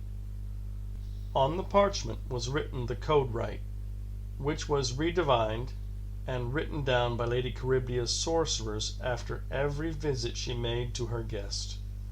The means by which the guest could be woken had to be kept safe, and it had to be different every time. If someone broke in and defeated the legionary, his death would destroy the parchment as his digestive acids broke through his prepared intestines and dissolved it. Lady Charybdis spoke the sacred syllables, her voice barely above a whisper, lest the power of those words bleed into the foundation and pollute the purity of the keep.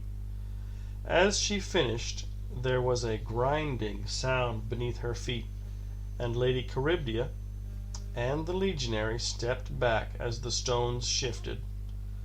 The floor of the depression began to rise, reaching the level of the chamber's floor, and continuing to form the top of a pillar of stone. The polished curve of the pillar showed a cross-section of the stone, revealing smeared, stretched rib cages and distorted skulls ghosted into the rock. A section of the pillar had been hollowed out, forming a man-sized alcove where a figure was chained to the wall. The chains were tongues, cured and sewn into loops linked together, that had once spoken the words that imprisoned the occupant. The occupant was a daemon. Lady Charybdia had often had cause to witness the form of Daemon's. The servants of Slaanesh, formed from a portion of his magnificence, and given sentience, were enthusiastic, if barbaric, pursuers of pleasure, and were unparalleled enforcers and soldiers. But this was not like those. The Prince of Pleasure had never looked upon this creature with lust or admiration.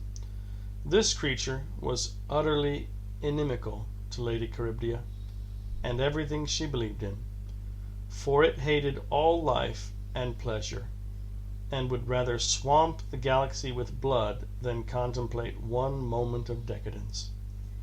It was humanoid, after a fashion. It had too few fingers, and its torso was lumpenly muscled, lopsided and hunched.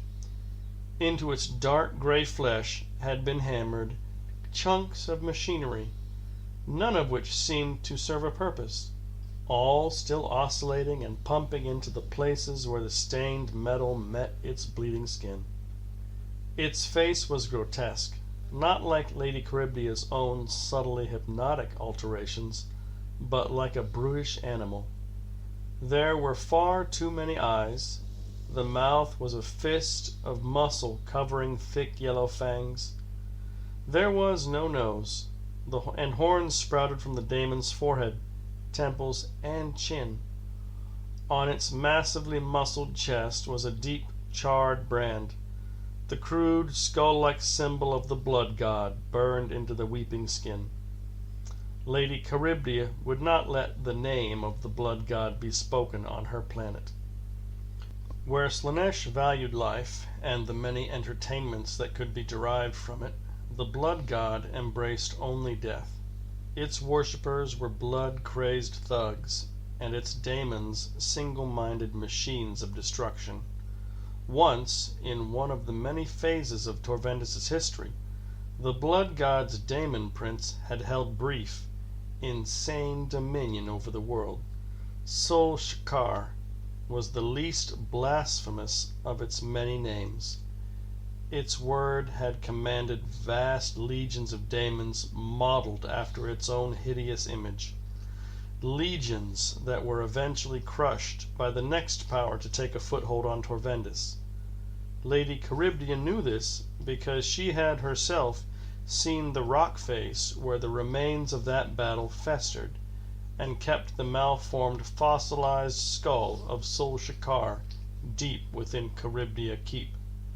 The blood god had had its time on Torvendis, and the captive daemon was the last vestige of its presence here. Lady Charybdia very rarely came down to consult her captive, but there was something wrong with her world. She felt it in the sense echoes of anticipation and approaching despair that tinted the clouds and the sky. Her scryers and scouts had found nothing of the visitor whose ship still lay in the swampland beyond the mountains. Lady Charybdia only knew that it had arrived in a pre-heresy craft such as was used by raiders and renegades throughout the maelstrom. She did not know who or what had visited Torvendis, or why. Such ignorance was entirely at odds with the way she wished to rule, and it displeased her. Displeasure had to be stamped out. And there was more. It was as if the whole planet was seething, just too quiet for her to hear, thrumming with the weight of events to come. The daemon looked at Lady Charybdia with most of its eyes. The others whirled madly as it snarled and slavered. "Are you hungry?" she asked sweetly. The daemon growled, dog-like. "Good." At her gesture, the legionary readied his spear. "You will speak, spawn of ugliness. You know what I can do to you if you refuse." The daemon shuddered, trying to tear the spellbound chains from the stone. It had struggled like this for aeons, ever since it had been unwittingly summoned from the rock face by the hapless slave miners, and hunted down by the chaos marines of the violators. Lady Charybdia had long since come to the conclusion that it was too stupid to give up, and had to be tormented into obedience like an animal. "Bleed it," she commanded, and the legionary plunged the blade of the spear deep into the daemon's abdomen. It screamed, and Lady Charybdia winced to hear such discord in her domain. The thick red blood flowed out over the withdrawing blade and spattered down onto the stone floor, hissing as the boiling liquid touched the cold surface. The daemon shook as its beloved lifeblood flowed out, and with it its very soul. The prospect of exsanguination held a sort of cold horror for the blood god's followers and servants, as if the blood loss somehow made them unworthy for the favor of their god, who despised victims above all else. "I can make it stop," said Lady Charybdia levelly, as the daemon watched its blood pooling uselessly on the floor. "Or I can make it worse. Or I can make it slow. We will speak. Butcher God's slave, you will talk. Speak what you will," growled the daemon, its voice low and dark. "I will tell you only lies." Lady Charybdia smiled. She had spoken often with daemons, and ones far wilier than this.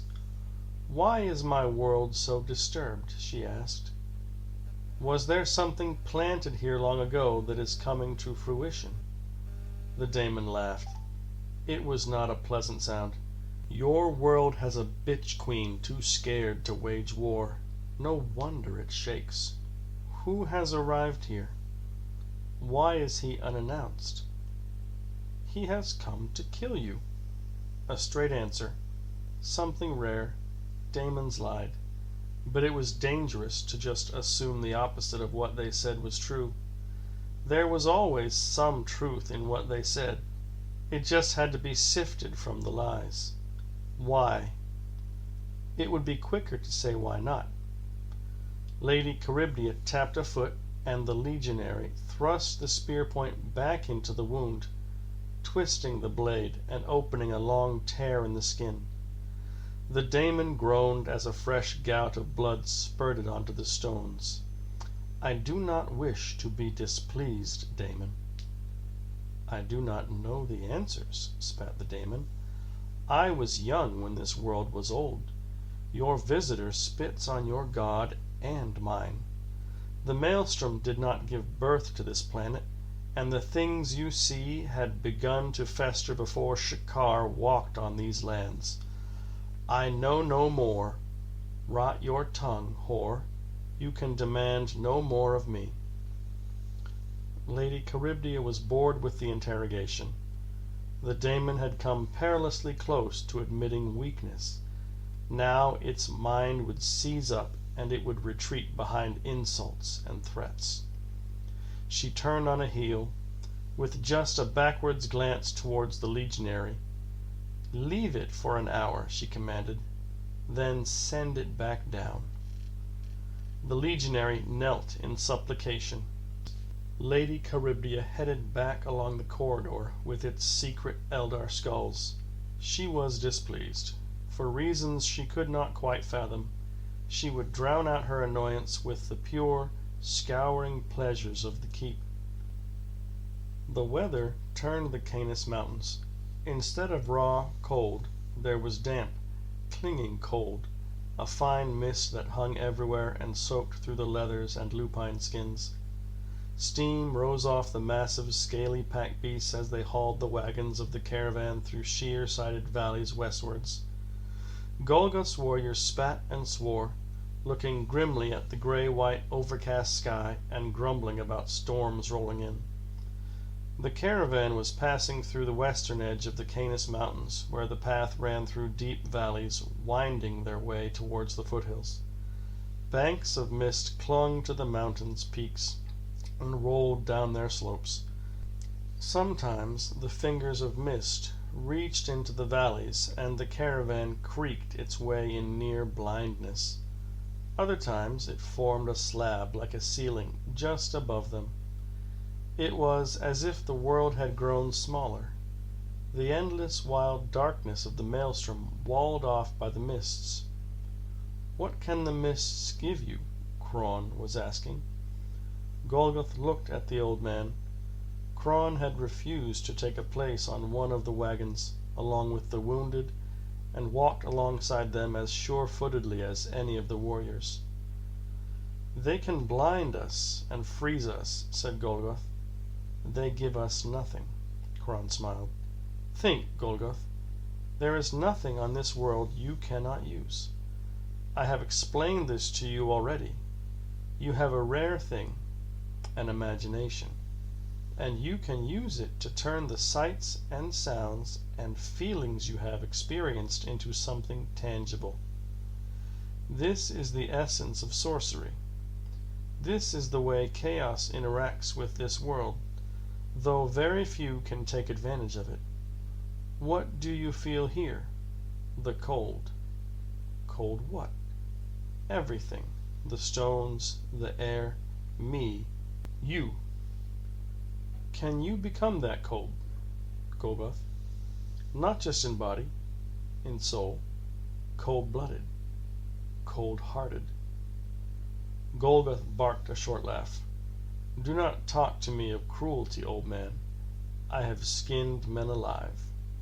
Not cruelty, control." Golgoth, who had killed men and beasts with his bare hands and not been able to stop, suddenly paid attention. "Control? I wish you had spoken to me of this earlier. It is the hardest lesson to learn. I had to make sure you were ready." The mists ahead rolled off the last, fractured channel of the snake's throat. Beyond, the way would be crude and treacherous, not bad enough to need a sorcerer, but still hostile. The mists drew back over the peaks like lips over teeth, and revealed a sight that Golgoth, though he had heard of it, had never seen with his own eyes before. "Arrowhead Peak," he breathed, his breath shortened by the suddenness with which the place had emerged from the mist. The city of Arrowhead Peak had been carved out of the rock, a clutch of mountains hollowed and hacked until arches and galleries stabbed from every face. There were massive pillared halls and endless winding lanes running through the hearts of those mountains, plains under stone skies where whole armies could muster, and gates that yawned back against the pale stone. Bridges connected the peaks like threads stretched over the dizzying chasms. Arrowhead Peak was a sharp and deadly-looking place, with every tower topped with a tall spike from which banners once flew, and each pinnacle ringed by defenses from which arrows could rain. And rain they had, in the days when Arrowhead Peak was an inhabited place. Warriors from all across the mountains had vied for a foothold there, where the chieftains of the tribes each held their court.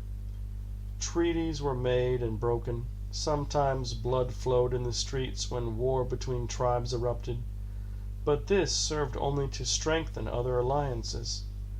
The city had been the linchpin of the mountain peoples, a place where they could match one another's strengths and turn those strengths into real power. Back then, the tribes had marched as one when a large enough threat faced them all.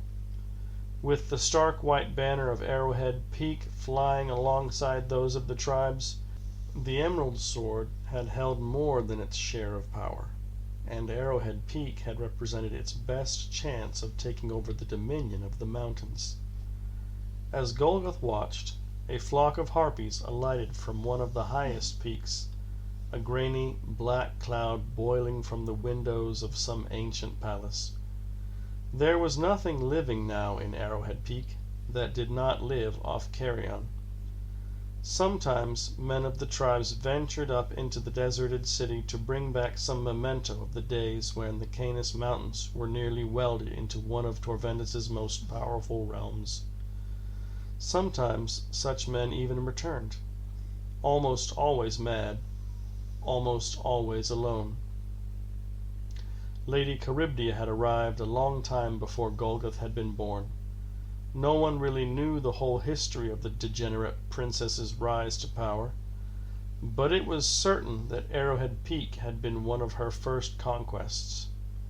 She had war engines that could fly, and vomit whole legions of silk-clad tattooed fanatics into the caverns of Arrowhead Peak. She had treaties with packs of daemons, and huge flying monsters were bound to her words. They even said there were space marines, traitor legion warriors, a head taller than the mightiest touched, with massive gore-stained armor and weapons that spat fire. It had been slaughter. Lady Charybdia had an endless supply of legionaries and half-naked cultists, ferried in by skyships and lashed forward up the steep mountain slopes. The mountain warriors were penned in, with all their fighters committed and no source of help. Cultists died by the thousands and legionaries by the hundred, but there were always more. The Emerald Sword had held their great gathering hall for weeks, defending barricades of fallen pillars against waves of madmen who fought with their hands and teeth. But, like all the rest, they had fallen. Then the legions had left, as if the capture of Arrowhead Peak was just a passing fancy for Lady Charybdia. She left the place an eyrie for ravenous harpies, and seeded it with dark tales that kept the tribes away. She had not assaulted Arrowhead Peak in the name of power. She had done it out of sheer spite, and then abandoned it when it gave her no more sport. Perhaps, thought Golgoth, sometimes the mountain tribes had been weakening anyway, and one day would have fallen, but Lady Charybdia was someone to blame, and in this cold and unforgiving place that was valuable indeed. When Grick is dead, I will take back Arrowhead Peak, said Golgoth. Lady Charybdia cursed the place, said Cron. It was she who branded the walls with daemons. They say a day in those halls will drive a man mad. There must be a way, said Golgoth, glancing at the old man and noting again how tall the old man was beneath his robes. So the stories tell us, replied Cron. Concentrate for the moment on what you must do. Grick has killed more pretenders than we will ever know of.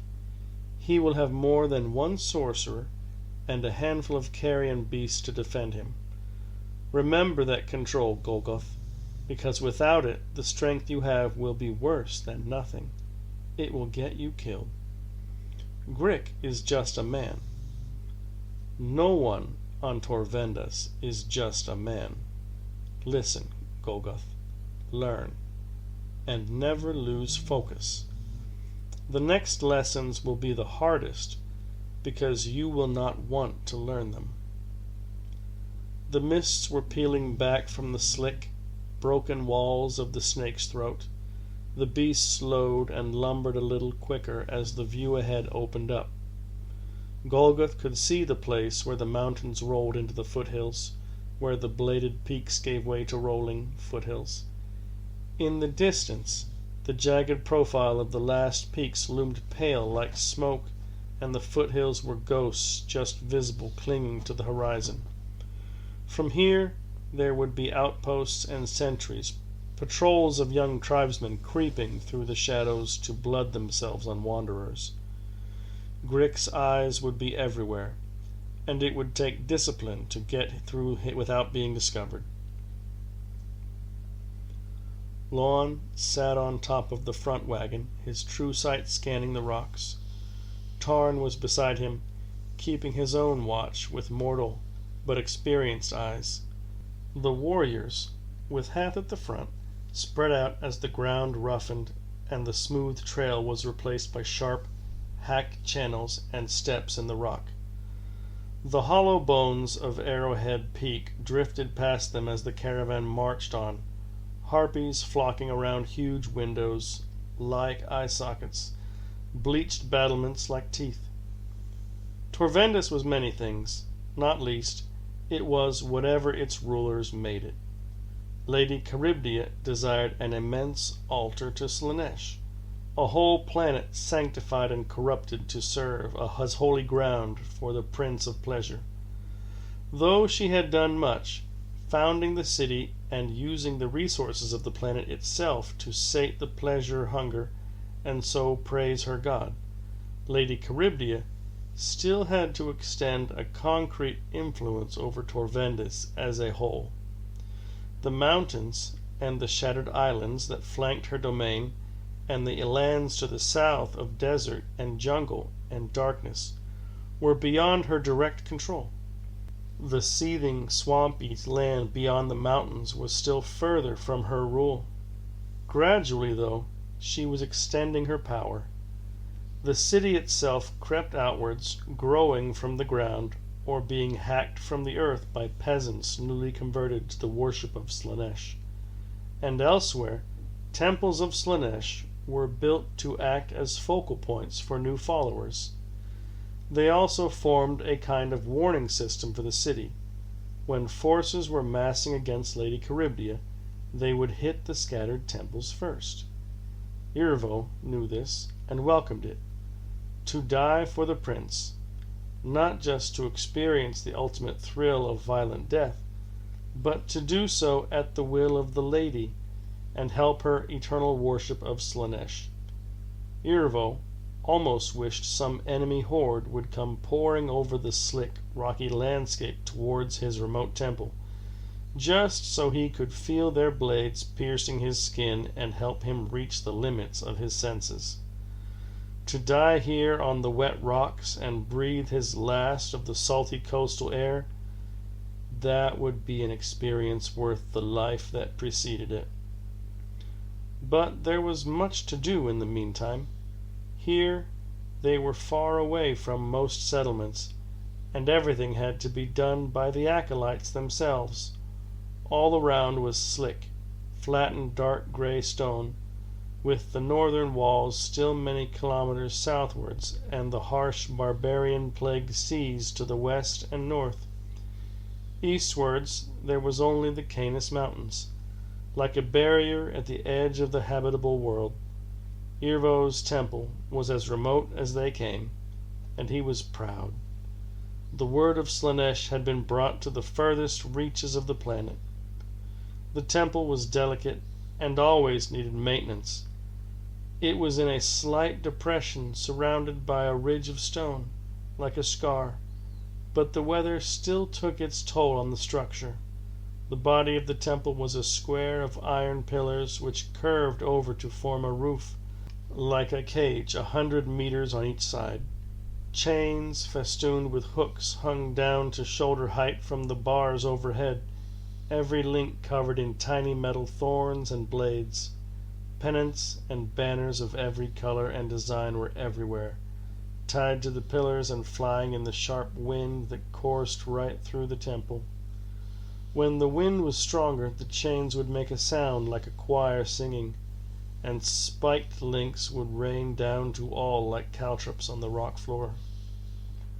The banners, silk and skin, woven hair and hide, would tear constantly, always needing the attention of Irvo and his acolytes. And it was in this way that Irvo would do the work of Slaanesh. For every time he crossed the floor of the temple, the chains would gift him 1,000 tiny cuts, the sweet agony feeding the pleasure fire within him, the fallen links cutting into the soles of his feet. In the center of the temple was the altar, a metallic depression sunk into the ground in a curious star shape. Only when one looked long enough did it become apparent that it was designed to accommodate a spread-eagled human form.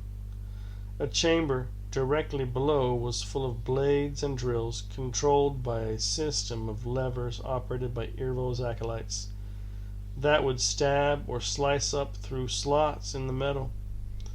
The altar was rarely cleaned, for the rust-red stains were a testament to the holy work done there. How many unbelievers had Irvo anointed with pain? How many had been introduced to the majesty of Slaanesh?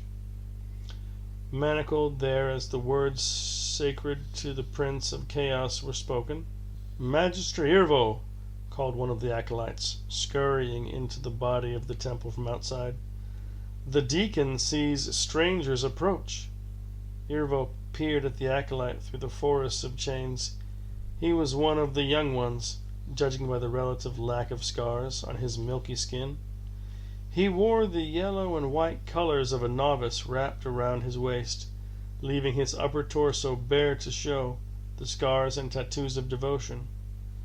There were about 130 acolytes here, living in the tents and huts clustered around the shelter of the nearby rocks.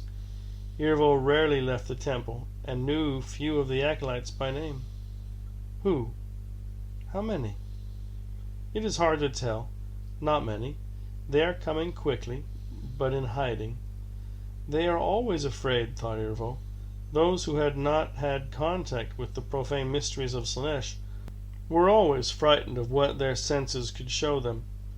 They had been brought unwillingly to the fold of the pleasure god.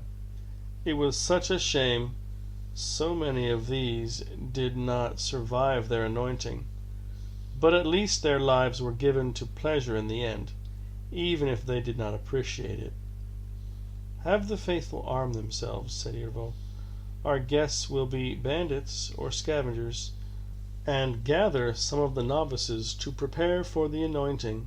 The altar shall see use before sundown." The acolyte bowed his head in acknowledgment. "Praise Slaanesh, Magister." "Praise Slaanesh," said Irvo. Irvo walked to the threshold of the temple, the skin of his face receiving many exquisitely fine cuts from the dangling chains. He never tired of that tiny, sharp pain when his skin parted, and the smell of the blood that ran down his face. Beyond the fluttering banners he could see the ridges of rock that rippled up in the distance, across which the newcomers would be approaching. Acolytes were hurrying this way and that, armed with autoguns and las pistols, valuable firearms given to the temple from the armories of Lady Charybdis's legions. There were not enough to go around, and many acolytes had swords or spiked flails. Irvo was proud to see that just having such weapons in their hands was too much temptation for many who drew thin red marks of devotion on their skin with swords and bayonets. Irvo saw the deacon, who had been a fervent worshipper of Slaanesh for so long. He no longer had any skin at all. His wet red flesh glistened as he racked shells into a shotgun chased with gold and pearls. The deacon had been at the temple for as long as Irvo had, which was long indeed. In that time they had seen astounding pleasure rites, the festivals of flesh that traveled the scattered temples like moving cities of sin, visitations from daemons on unholy nights, and visions of new pleasures that lit up the sky. They had fought together often enough too. The deacon, as might be expected, felt no pain any more from conventional means, and to him combat was just another arena for experience. Irvo had still to arm himself when the first shots rang out. Not from his acolytes, from the newcomers. Still out of sight, it was a ranging shot. The second shot took the head clean off one of the novices, a fountain of blood like a spray of jewels as he fell. He saw a group of acolytes gathering beneath the lip of the rocky ridge where the novice had fallen, scattering random return fire. The deacon was leading some of the tougher acolytes forward to flank the attackers. The attacking fire was suddenly heavier, and the acolytes by the ridge scattered, 3 or 4 falling in sprays of blood and rocky shards. An acolyte running past thrust an autogun into Irvo's hands. Irvo felt the round slam into the chamber and sprinted towards the ridge. A sudden explosion blossomed, arcing past the ridge and blasting a handful of acolytes apart. Small arms fire chattered overhead, raking through the deacon's men, punching raw red holes through torsos and sending limbs spinning from their bodies. It was beautiful, thought Irvo. There was a rare poetry in violence, but it would not do to lose too many followers. So Irvo called out to the scattered acolytes, falling back from the ridge as bright yellow-white lances of fire sheared through the air all around them. "With me, sons of Slaanesh," he yelled, holding his gun high. "For the lady, for the prince, feel the deaths of the enemy as your own." Irvo ran up the slippery rock, one half of his mind urging him to move quickly and keep his head down, the other willing the bullets to rip through him so he could drown in his own blissful pain. He reached the ridge and saw the enemy for the first time. Their attacker must have once worn armor, but the armor and flesh had become one. Skin grew in rags around the massive greaves, slick muscles for hydraulics, spines of bone jutting from rips in the dark scarlet metal. Each arm ended not in a hand, but in a club-like slab of muscle covered in orifices from which weaponry jutted. On one arm were 3 cycling autocannon barrels spitting white tracers of fire. From the other stabbed the snout of a frag missile. The dead-skinned eyes and mouth opened and gun barrels poked out, chattering left and right. The figure was 3.5 meters tall, with armored shoulders just as broad, its armor plates packed with muscle, its shape shifting as new weapons were extruded from its flesh. Irvo had seen Space Marines before, distant figures guarding the battlements of Charybdia Keep. But this was something different, ugly, and brutal when Lady Charybdia's violators were elegant in their strength. Irvo ducked behind the lip of the ridge as the missile streaked towards him, and half rejoiced as shards of rock were driven deep into the skin of his back as it detonated. He fired back blindly, dazzled by shards and smoke, the kick of the weapon in his hands and the roar of its report flooding his senses alongside the pain. The smoke cleared, and Irvo saw the acolytes were dashing up to join him, screaming as they fired wildly. Blood fresh on their skins, their bodies jerked and came apart under the autocannon fire. Beautiful patterns of blood and ruptured organs cascading. There was nothing so aesthetically perfect as death. The reduction of living flesh to dead matter, combined with the rush of escaping life, that created the final, ultimate thrill. Irvo had to tear his eyes away from the spectacle. He had the pleasure god's work to do. Another spray of bullets and his autogun's clip was empty. He took a lasgun from the mangled body of an acolyte that had tumbled beside him and fired blind again over the ridge. The metal was hot in his hands from sustained las bursts, the thrum of the power pack and the throb of the blast spitting from the barrel pulsing through his palms. He took his finger off the trigger and darted his head above the ridge. The monstrosity was closer now, so close Irvo could smell the deep metallic reek of oil and taste of the smoke that coughed from its many gun barrels. Its face was nothing more than another gun mount. Too late, Irvo realized it had seen him with eyes that blinked from sockets sunk into its armor. The autocannon was leveled directly at his head, unerring as a compass. The shells passed right through Irvo's upper body. He could feel his organs shredded and his jaw shattering, taste the shrapnel and bone driven high into his brain. Cold rushed through him as his spine came apart. Whiteness bloomed in front of his eyes as they spattered from their sockets. His tongue was in tatters, and new tastes of pain and ruin flooded his mind. Irvo, now just a tattered column of torn flesh, tottering from his waist, keeled over onto the rock. His last conscious thought was that death was not the cacophony of sensation that had been promised him. It was cold and empty, and carried with it pain that he had believed he could never feel again. Perhaps the revelation would lie in what followed. Yes, that was it. Just a little while longer, and he would feel that ultimate thrill. Irvo turned colder, and then thought nothing more. It was, Amakir thought, dismal sport. Vrock's massive body, sprouting a new gun every second, had the defenders penned in below the ridge. They were typical of Slaaneish's devotees, rushing into gunfire and scattering as they were cut down by Vrock's explosive shells and frag missiles. The cultists' eagerness for the sensations of battle warred with their instincts for preservation, and so it was simple for Vrock's to keep them pinned back with sustained fire. Brothers Scarlin and Makello, their bolt guns sending controlled bursts spattering over the rock, were sprinting up to support Vrock's.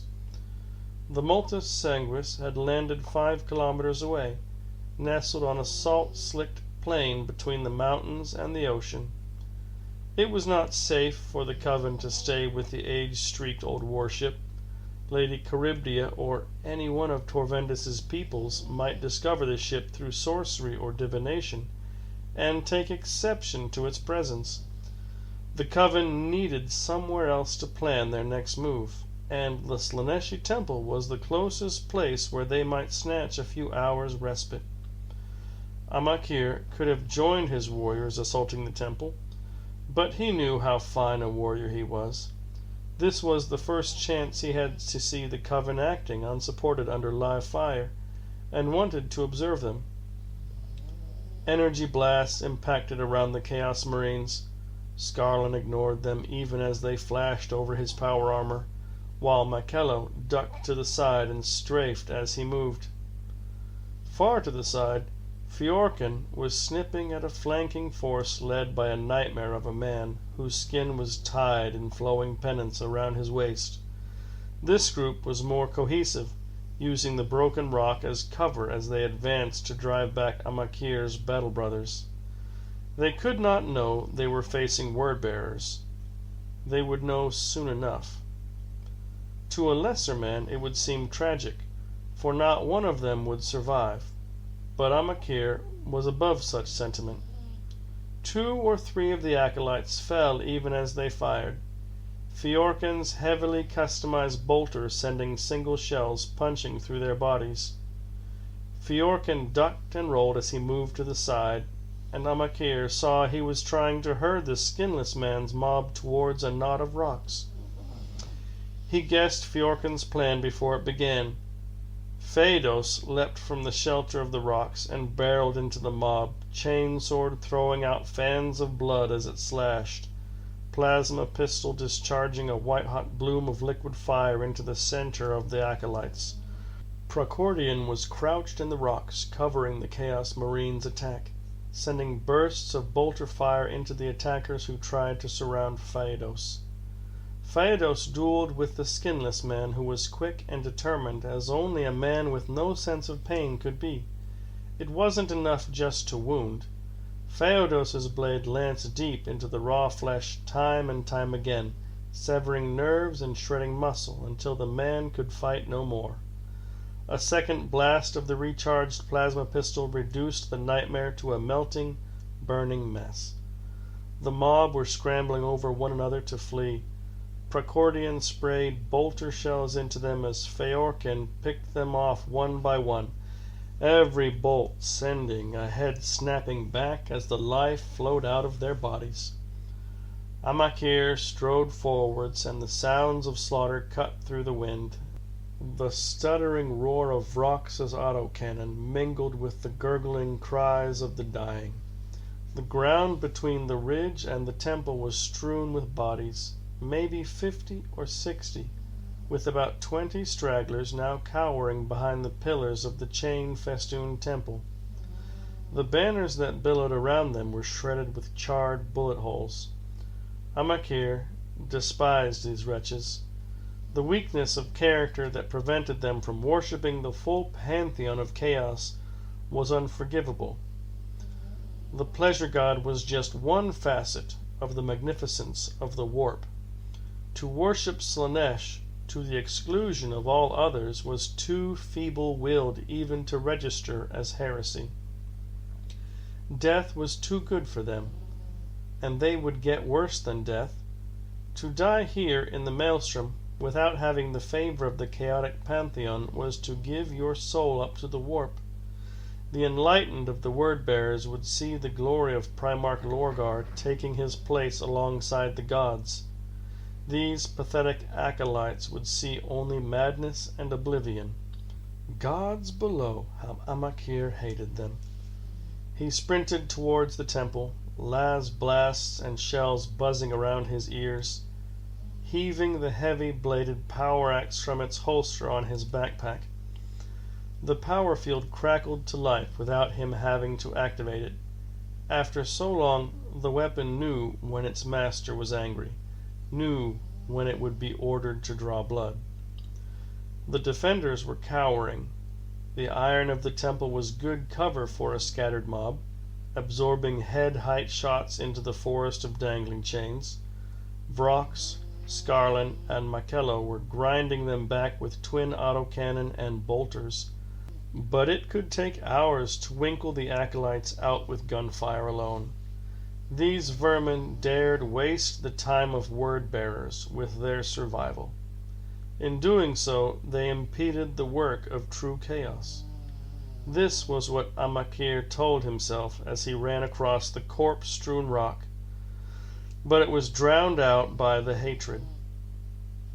The first enemy was right in front of him, finger jammed down on his lasgun trigger. Las blasts spattered off Amakir's breastplate like rain, nicking his bare face, scoring the ancient gold and scarlet. He brought the axe down, and it passed straight through the acolyte, so he had to check the swing to avoid burying it in the rock. The cloven body slumped to the ground before the blood had even begun to flow. The shadows of the banners rippled over Amakir as he tore into the body of the temple. He swung the axe in a massive arc, shearing chains and sending melted links spraying in a white-hot hail. He heard screams and was glad, for every scream was a song sung in praise of his gods. They were firing back at him, but he had been shot at and hit 1,000,000 times. One shot penetrated between his forearm and elbow guards, the flare of pain and insult. Amakir drew his bolt pistol and blasted at random, firing a salvo at the closest scrabbling shapes, seeing red blooms where he hit and bursts of barbed shrapnel where he missed. One or two acolytes fled past him into the covering fire of Scarlan and Makello. One took refuge in a human-shaped depression of blood-stained brass that marked the center of the temple. Amakir sprinted towards him and swiped off the top of his head. Others fled. Others failed. Amakir hacked down the closest and shot down the rest. By the time Amakir had wiped the blood from the blade of his axe and returned outside, Feorcan, Phaedos, and Pracordian had butchered the acolytes who had followed the skinless man. Amakir walked over to the blood-stained ridge and spotted a corpse with rather more elaborate robes than the rest, its upper body shredded by Vrox's heavy weapons fire. Amakir picked up the corpse, which flopped like a dead fish in his gauntlet. This is what happens, brothers, when your eye wanders from the true pantheon of darkness. This is what we will become if men like Carnarvon can rebel with impunity. Amakir cast the body aside. Never forget why we fight. Chapter 3. The rolling, grass-speckled foothills rose all around like the swells of a stone ocean. The peaks were pale fangs that jutted in the distance behind the caravan. The way ahead was well worn by marching feet and rutted with wagon tracks, and wooden frames supported lookout platforms where tall warriors with spears were silhouetted by the orange evening suns.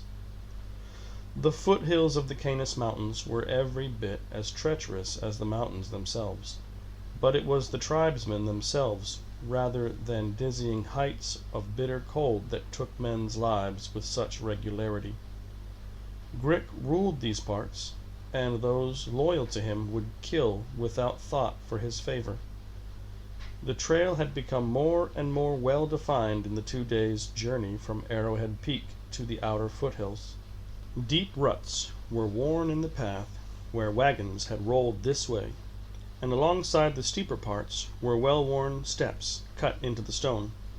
Small settlements, no more than handfuls of tents, clung to the slopes around the road, and peddlers would sometimes emerge from the huts and hovels to hawk their wares before seeing that the stern-faced men of the caravan would probably make unappreciative customers.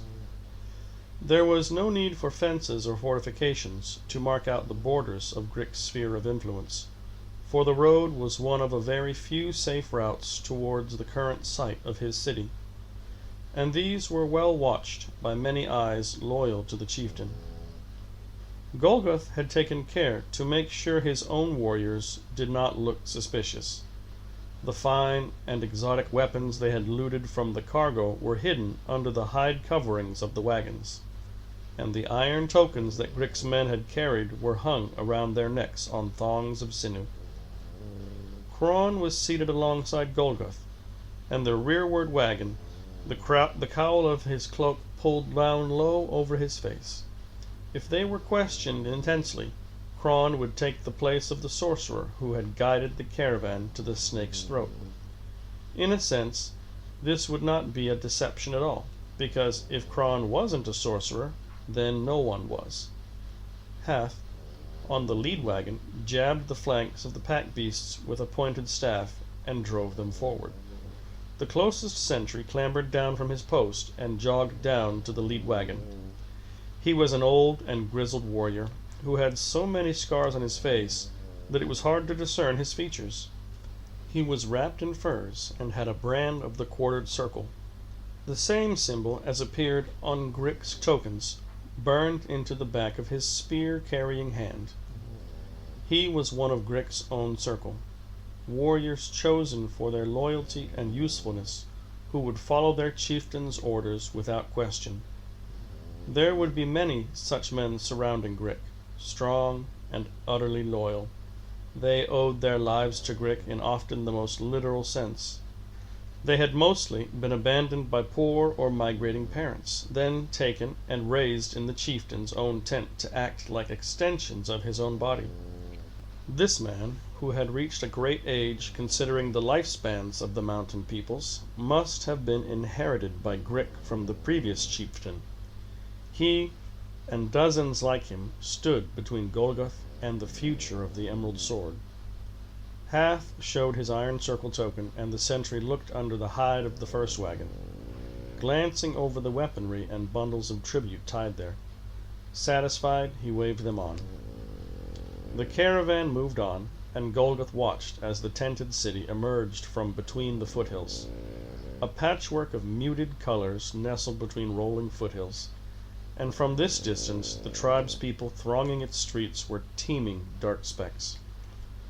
The city was the largest settlement in the mountains, certainly the largest there had ever been since the fall of Arrowhead Peak. To Golgoth, who had grown up in a settlement that was little more than a village, it seemed almost impossibly huge. A man could become lost wandering in the avenues between the tents, and there must be 1,000 hidden corners for scheming.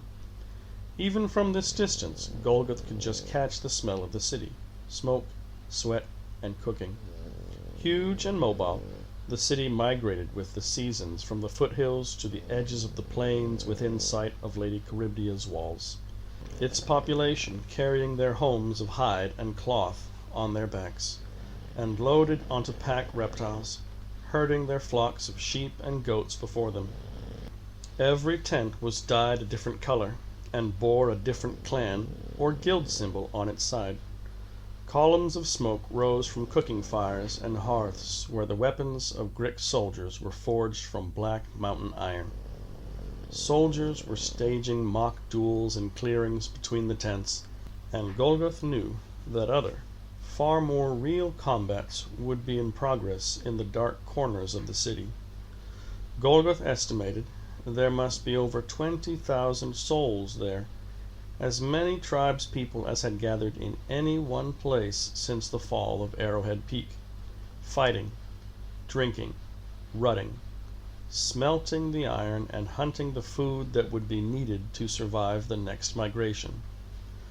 At the center of it all, so travelers told, was a vast tent made from hundreds of stitched hides, emblazoned with a huge quartered circle and guarded by burly fur-clad soldiers. There Grick would be waiting on a throne of carved bone, thick bearskins under his feet, and a dozen wives watching from the shadows. Grick was the judge and the patron of the city's populace, choosing warriors and settling disputes, ordering deaths when his anger was high, and pardoning the weak and treacherous when he made himself lenient with ale. If they knew what a weak man Grick really was, and the caliber of leader they could have if they wished it, the Emerald Sword could be great again. But they did not know. They were blind, and Golgoth would have to make them see. "Time to take your leave, Cron," said Golgoth quietly as the caravan trundled past the first few tents of the city. "Of course, this will soon be no place for an old man." They both knew the truth. This was Golgoth's fight. Cron had taught the warrior as much as he could, but Grick's blood was Golgoth's to shed. The two men dropped from the wagon to the ground. Cron swept his robes around him and was gone, melting into the unwashed gaggle of tribespeople. Golgoth tried to catch sight of him, but the old man simply disappeared. More sorcery, perhaps, or just a life unseen. The caravan moved into the earthen streets of the city, passing hovels that clustered alongside fine tents of cured hide, with banners fluttering from them, pens of animals, and gaggles of children. Crippled beggars gave the caravan a wide berth, doubtless knowing that Grick's guards were not generous men. Tribespeople watched the caravan from the doorways of their tents, perhaps wondering if this year's tribute would be enough to make Grick a more merciful man for a while. The smells were stronger now, unwashed bodies, and 100 hearths cooking, and the sounds rose to match them. Murmurs of conversation, punctuated with shouts or distant peals of laughter. It was a world away from the solitude of the mountains, but Golgoth fancied it was no less dangerous. He could all but feel Grick's eye upon the city, a constant vigilance to weed out enemies and enforce loyalty. The people's eyes were darkened with the weariness of fear. Watchtowers cast shadows like iron bars across the city. Every street the caravan passed had parties of swordsmen patrolling. Golgoth knew little of cities, but he felt instinctively that this one was held tight by the chains of its ruler's will. Golgoth jogged towards the head of the caravan. Hath handed him his axe, the iron still rust-colored with dried blood, as he passed. He could feel his warriors tensing. Any moment now, one of Grick's men would fail to see a familiar face in the caravan guard. Someone would demand to know why they had not brought their sorcerer back. An arrow, or a sling bullet, or a thrown blade would hit home, and they would be surrounded. Sentries on towers dotted throughout the city glared down. The reptile beasts growled, and a party of hunters, their faces blooded from the kill, stared at Golgoth as the caravan passed. The road they were following led deeper and deeper into the city, until finally they could see the enormous chieftain's tent, wreathed in a pall of smoke from the guards' fires around it. Golgoth's men were close enough now to make a break for it and hope to reach Grick's compound before they were cut down. Golgoth could see the thick, greasy smoke coiling from between the hides of the chieftain's tent, and the breath of the 50-strong guard white in the cold. Focus had been Cron's last and most important lesson.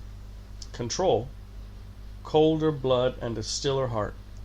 Golgoth had never valued such things before, but here, stalking through a city that was itself an enemy, he realized it could be all he had.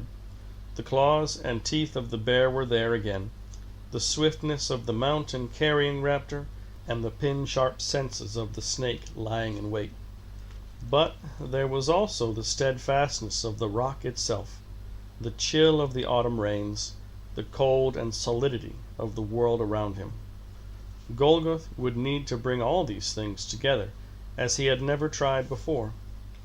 He could already tap into the power that Kron had spoken of, but could he control it? Yes, he could, because Golgoth would survive, and Golgoth would win, and even in death he would forge the emerald sword again. He could not return across the mountains now, not after he had come this far. Fighting Grick and freeing the city was the only plan he had left. There was nothing else. He would defeat Grick or he would die, and he would not die because Kron had taught him how to win. A trio of young soldiers, carrying shields and spears, blocked the road ahead. "Fealty and purpose," barked the leader, who had one eye missing and a snarling face aged beyond his years. "Fealty to Grick of the Emerald Sword," replied Golgoth.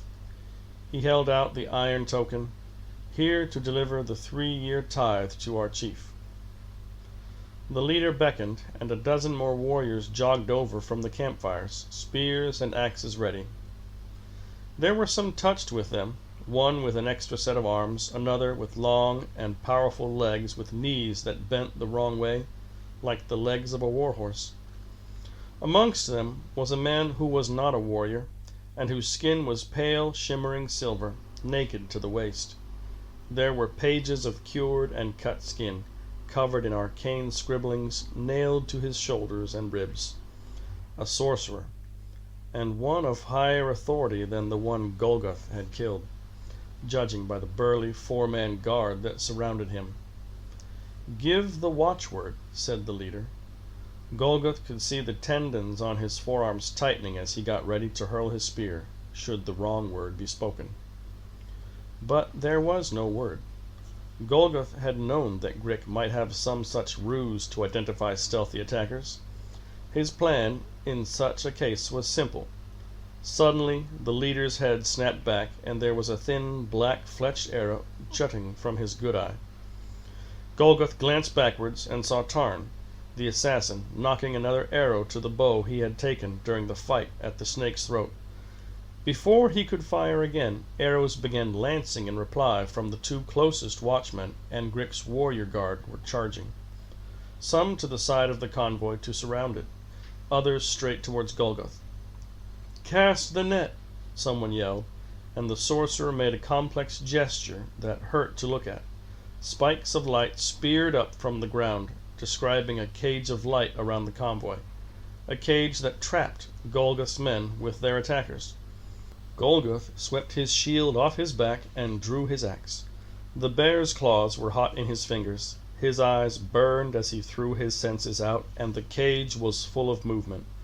Battle cries and screams, the sigh of metal through the air and the rending as it passed through flesh. And deep inside his chest he imagined a sliver of ice where his heart should be, pure and uncaring. That would bind all his power to his will. It stabbed down through his soul, pinning it to the only desire that mattered, the death of Grick and the end of the long night of the Emerald Sword. The first attackers reached him, and their shields clashed with Golgoth's own, the shock driving Golgoth back a step. It was one of the touched, using his powerful, altered legs to barge at full thrust into him. Golgoth was supposed to buckle and crumple to the ground, where the touched's fellow warriors could finish him off. Golgoth took the impact and let himself slip to the side, spinning, and bringing the head of his axe slamming into the touched's shoulder as he fell past him. The touch pitched into the ground face first, and Golgoth slammed the edge of his shield down onto the back of his neck. Something crunched, but Golgoth didn't pause to see the touched spasm and die. Already his axe was up, turning aside a spear thrust and twisting in the air. Catching the spear shaft and pulling the attacker towards him, Golgoth could smell the meat on the guard's breath as he drove his knee up into the man's groin, punched his shield into his face, and let the unconscious body fall. Golgoth had a split second to take stock. Lon, the touched youth with the all-seeing eyes, was lying broken and bloody by the wheel of the middle wagon. Another of Golgoth's warriors lay beside him, keening with pain as he tried to pull an arrow from his gut. One of the reptilian beasts had been struck and was rearing up, scattering both sides' men as it trumpeted in rage. The fight was raging everywhere. Hath and Valen were back to back and surrounded on top of the lead wagon, Tarn using a thin golden sword as he dueled with 3 men at once. All around was the cage of light, blue, white, and burning, ensuring that no matter who won, Golgoth's men would not escape. The sorcerer, hands held high and light bleeding from his eyes, was on the other side of the cage, behind the shields of his 3 remaining guards. There was a score of enemies between Golgoth and the sorcerer, knots of men surrounding and killing Golgoth's men. Golgoth didn't care about his men.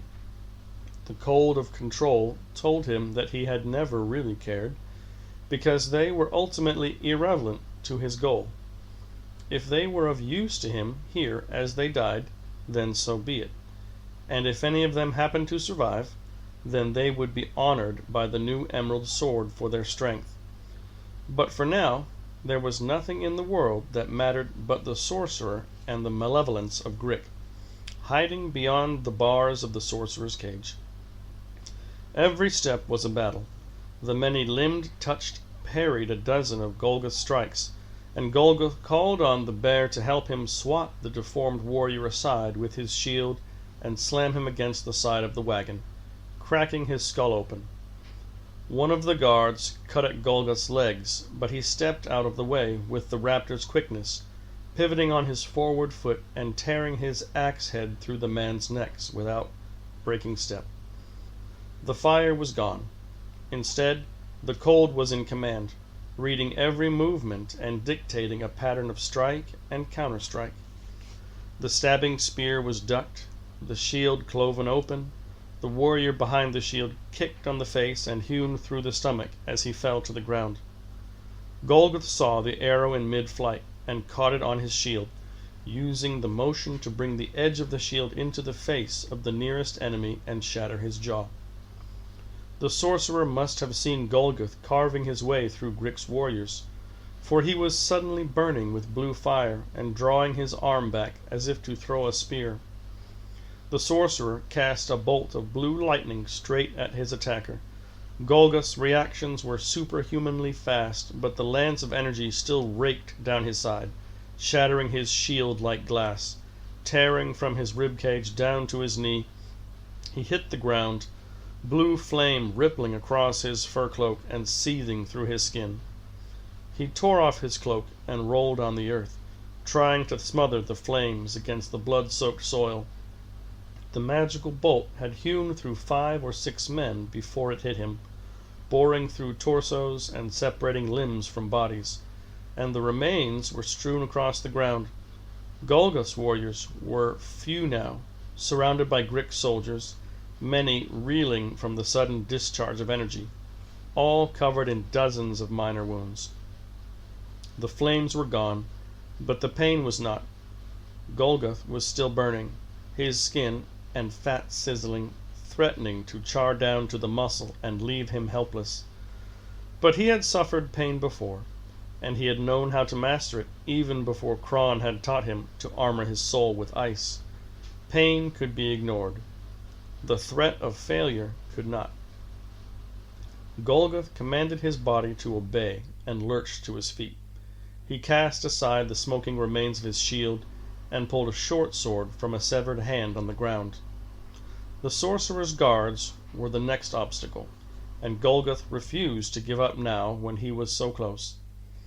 He caught the spear of the first man with his axe, stabbed him in the stomach with the sword, withdrew it, and hurled it through the neck of the second. The third was a big man, with a face grizzled by a lifetime hunting in the mountains, and countless kill-braids knotted into his hair. Golgoth saw the sorcerer about to unleash another spell, and grabbed the arm of the big man, hauling him between himself and the sorcerer, just as a hail of molten silver needles scattered from the sorcerer's hands.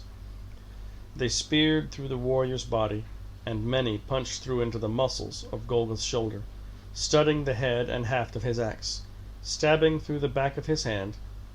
Hot lances of pain joined the raging agony of the burns that he was barely able to suppress. Golgoth threw the dead warrior into the last guard, and turned his attention to the silver-skinned sorcerer. The man was rangy and wide-eyed, no warrior. He pulled a short sword from his belt, but Golgoth shattered its blade, his return stroke slicing through the sorcerer's neck. The head flopped back on a scrap of skin, pale blood like milk spattering from the wound. The sorcerer's skin shriveled as the magical power flooded out of his body, beams of blue light shining through the tears in the skin as it burned away. The body dissolved as Golgoth watched, until there were only charred, fragile bones that crumbled to the ground. The bars of light flashed and dimmed, and suddenly the cage was gone entirely. Golgoth saw others rushing to aid Grick's guards, but there were few, and they were not prepared for someone like him. He sprinted for Grick's tent, swiping his axe at anyone who got in the way. Women screamed, and men yelled curses as Golgoth's surviving warriors rushed to join him, running through tents and hacking their way through the gathering crowd. Golgoth ignored them. The chieftain's tent loomed large, its arcane symbols burning with the strength of the violence erupting so close by. Golgoth leapt over one of the campfires that ringed the tent, kicking a pot of boiling stew into the face of a warrior pursuing him, and suddenly he was there. He tore open the side of the tent, the hide coming apart in his hands. It was dark inside, and stank of sweat and meat, unwashed bodies and smoke. There was commotion within, and Golgoth could make out bodies scurrying away from him, Grick's concubines and catamites fleeing from this apparition of violence. Golgoth stepped inside, the cloying smoke filling his nostrils. As his eyes adjusted to the gloom, he saw the roof was held high by tall poles, and trophies of bones and severed heads dangled from the poles on lengths of sinew. The rotting remains of old meals lay scattered around the filthy furs that covered the ground, half-devoured carcasses of spit-roasted animals, and empty earthenware ale flagons. The chieftain's throne stood in the center of the tent. It was made of pitted, stained bone. Legends had it that the bones were those of a sky whale brought down in distant times by the tribe's forefathers. On that throne was a massive, shaggy-haired figure, deep red eyes glowering in the gloom. "Chieftain Grick, the weak-blooded," said Golgoth slowly, "I am Golgoth, come to claim the headship of the Emerald Sword. For too long the sword has been blunted. I shall make it sharp again. Yield, and your name will remain, though you will not. Resist, and I will make sure not even the memory of you survives." The figure smiled, bright white teeth picking out an impossibly wide mouth gleaming in the dark. "You have lived too long away from my city, whippling cur. You cannot begin to understand." The voice was thick, dark, and treacly. Grick stood. He was a clear 2 heads taller than Golgoth. "What you call weakness is strength. I could have conquered the tribes a dozen times over, wasting the lives of my tribesmen on some petty feud. The Canis Mountains could have been mine, and I would have paid for a worthless mountain kingdom in the blood of my people. The sword are not mindless barbarians who make war to give their lives meaning. I have seen the way. When my patrons have seen my worth, I will be a god, and the sword will be my church. You cannot imagine my plans. You cannot imagine what I know." Grick was touched. It was no real surprise. Those mutated by the winds of magic were often as deformed in mind as they were in body, and Grick was clearly insane. But Golgoth had expected an old, corpulent or weak man, perhaps well trained, but no match for real strength. A touched was a random factor. There were any number of powers or deformities that Grick might possess, and this was the chieftain's home ground. Grick walked closer. He shrugged the thick furs off his shoulders, and Golgoth saw the chieftain was a hulking, muscular creature. His face was flat-featured as if pushed in. His hair, black and lank, stuck to his face with grease and sweat. There was something wrong with his mouth. It turned down at the corners and carried on down either side of his throat under the layers of hide and leather he wore. Those glowing eyes were pits in Grick's face. No pupil or iris, no lids. Golgoth weighed his axe, the sorcerer's silver spines now melting from its haft. He had nearly lost control, he knew, in the fight by the wagons. Now this hateful creature was laughing at him, this mockery of a man, boasting that he was using the emerald sword as a tool for his own ends. He had to keep his ice heart from melting. He had to keep his power in control. When all his life he had let his rage loose to overcome any obstacle. In Grick's hand was a glaive, with a long handle and a thick, chopping blade pitted with age and nicked from 1,000 butcherings. "I will show you weakness, Golgoth. You will know what weakness is when you are on your knees begging for death." The glaive cut the air as Grick swung it, lumbering close. Golgoth tensed, feeling the ice within him melting. Surely it was only rage that would take him through. Surely only hatred could win. Grick roared and slammed the glaive down into the ground, carving through the furs and into the earth. Golgoth swiped at Grick's torso, but the big man was suddenly quick, darting back too fast to see, and the butt end of his glaive slammed into Golgoth's chest. Golgoth stumbled back and felt the heavy blade slicing into his burned shoulder as the chieftain hacked down at him. The tip of the glaive cut through the hide of the tent, and light flooded in. In daylight, Grick's skin was pale and sallow, and the chieftain bellowed as Golgoth rolled away from him. As he roared, Grick's mouth came fully open. It gaped from his upper lip to his lower chest, a huge wet red maw studded with irregular teeth, a glistening flap of dark flesh pulsing deep inside. Golgoth stumbled to his feet, and Grick lunged, the huge mouth snapping wetly shut a hand's span from Golgoth's face. Golgoth swung heavily, and his axe bit deep into Grick's arm, only angering the monstrous warrior more. Grick struck out, and Golgoth had to leap back to avoid disembowelment. He parried Grick's return stroke, and felt the chieftain's bestial strength. Grick was an animal, a monster. He was impossibly strong, as fast and deadly as he was deformed.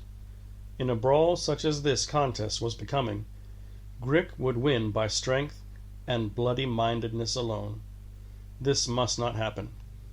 The odds had been heavily against Golgoth even surviving the mountain journey, but he had made it all the way here to the chieftain's tent and the presence of his enemy. He would not fail now. Control was the key. Grick was a beast who had no control. Golgoth could be something more, and that was how Golgoth would kill him. He wouldn't cleave open Grick's stomach or slice off his head. Grick was too huge and powerful for Golgoth to dispatch with one heroic killing blow, such as he had used to sever the heads of lesser men in the days before Cron had taught him there could be more. The strength and the speed and the accuracy that Cron had given him were bound even tighter by icy bars of control. Golgoth forced every instinct he had into a cage where he could command them like soldiers. He wanted to plunge his axe blade into Grick's stomach. He promised himself he could, if he was only patient. His warrior spirit demanded that he batter Grick to the ground and stamp down on his mutant face. Golgoth silenced the voice and commanded his body to weave and parry, draw blood, and weaken his opponent. Frustrate Grick's rage and torment him into making mistakes. Grick seemed slower already, his glaive ponderous as it swung. Golgoth met it and turned it aside with his axe, gauging the return and dodging it entirely. The edge of his axe grazed Grick's skin, and with every cut Grick bellowed, the massive, distended jaw jabbering and strands of saliva flying. Golgoth parried and counter-struck, the axe quick in his hands, Grick's blood soaking into the furs on the floor and flaps of slit skin hanging off the chieftain's frame. Grick was enraged, and every wound made it worse, anger and pain clouding his reason. He charged and bludgeoned over and over again, missing and exhausting himself, while Golgoth kept himself in check and patiently, slowly, bled his enemy to death. Golgoth was aware of others gathering, watching through the tears in the tent's hide walls. Grick's warriors, and even those of his own men who had survived. They knew better than to intervene. Grick would never forgive them if they won his duel for him, and none dared risk helping Golgoth in case they found themselves on the losing side. This had become a duel, and only one man was permitted victory. Grick was all but on his knees. Golgoth stepped round a clumsy lunge and hacked downwards, cutting through the back of Grick's thigh, severing the hamstring. The chieftain crumpled, his breathing heavy like a tired horse, sweat, a glassy sheen on his face. His red eyes dull and bleeding. The blade of his glaive touched the floor as the energy bled out of him. He looked up at Golgoth, who stood over him. What he saw was not hatred. It was not rage. It was control. Golgoth drove his axe into the back of Grick's head, shattering the spine where it joined the skull. Control. Grick kneeled upright for a few moments, as if trying to shrug off his death and fight on. Then the final drops of energy seeped from him, and his monstrous bulk toppled to the floor, the breath rattling out of his cavernous mouth. There was silence. The warriors and tribespeople gathered outside the tent had been holding their breaths as Grick died, unable to believe it was true. Now their chieftain was dead. Golgoth knew they could kill him now, if they wanted. It didn't matter. Grick was dead. The Emerald Sword stood a chance of survival. It was done. He had been planning this victory in one way or another for his whole adult life. Perhaps it was the mind spell of control that Kron had taught him, but Golgoth still felt cold inside. The hollow in his soul, which he had dreamed of filling with triumph, was still there. Had he done anything more than kill a man? The Emerald Sword could still decay and fall. The mountain peoples could fragment, never to be bound by the sword, to be absorbed by the empire of Lady Charybdia, or whatever might come after her. Even the memory of Arrowhead Peak would wilt into nothing, disappearing into the sea of Torvendis' legend. Golgoth could die that very moment, and still have woven a story worth telling. But how long would it survive? When a man no longer had stories told about his life, then he was truly dead. The greatest legends let their creators live forever. Could Golgoth be something more than another killer? Golgoth stepped out of the tent, the harsh daylight almost painful. The people of Grick City were staring at him. This blood-covered warrior, with one arm charred and oozing, hair thick with gore blinking in the light. No, this was not Grick's city anymore. Golgoth saw Hath in the crowd, one eye swollen shut and crusted with blood. "Get men back on the watchtowers," said Golgoth. "Pull this place down and have them put up somewhere fit for a chieftain, and gather healers. We are all bloody and wounded." Hath nodded, and turned to bark orders. Golgoth limped over to Tarn, who still had a stained dagger in each hand, and the blood of a half-dozen men spattered on his face. There would be elders and adopted foundlings who would still owe loyalty to the memory of Grick. Tarn was the perfect resource for dealing with such obstacles. Yes, the new chieftain of the Emerald Sword had much to organize.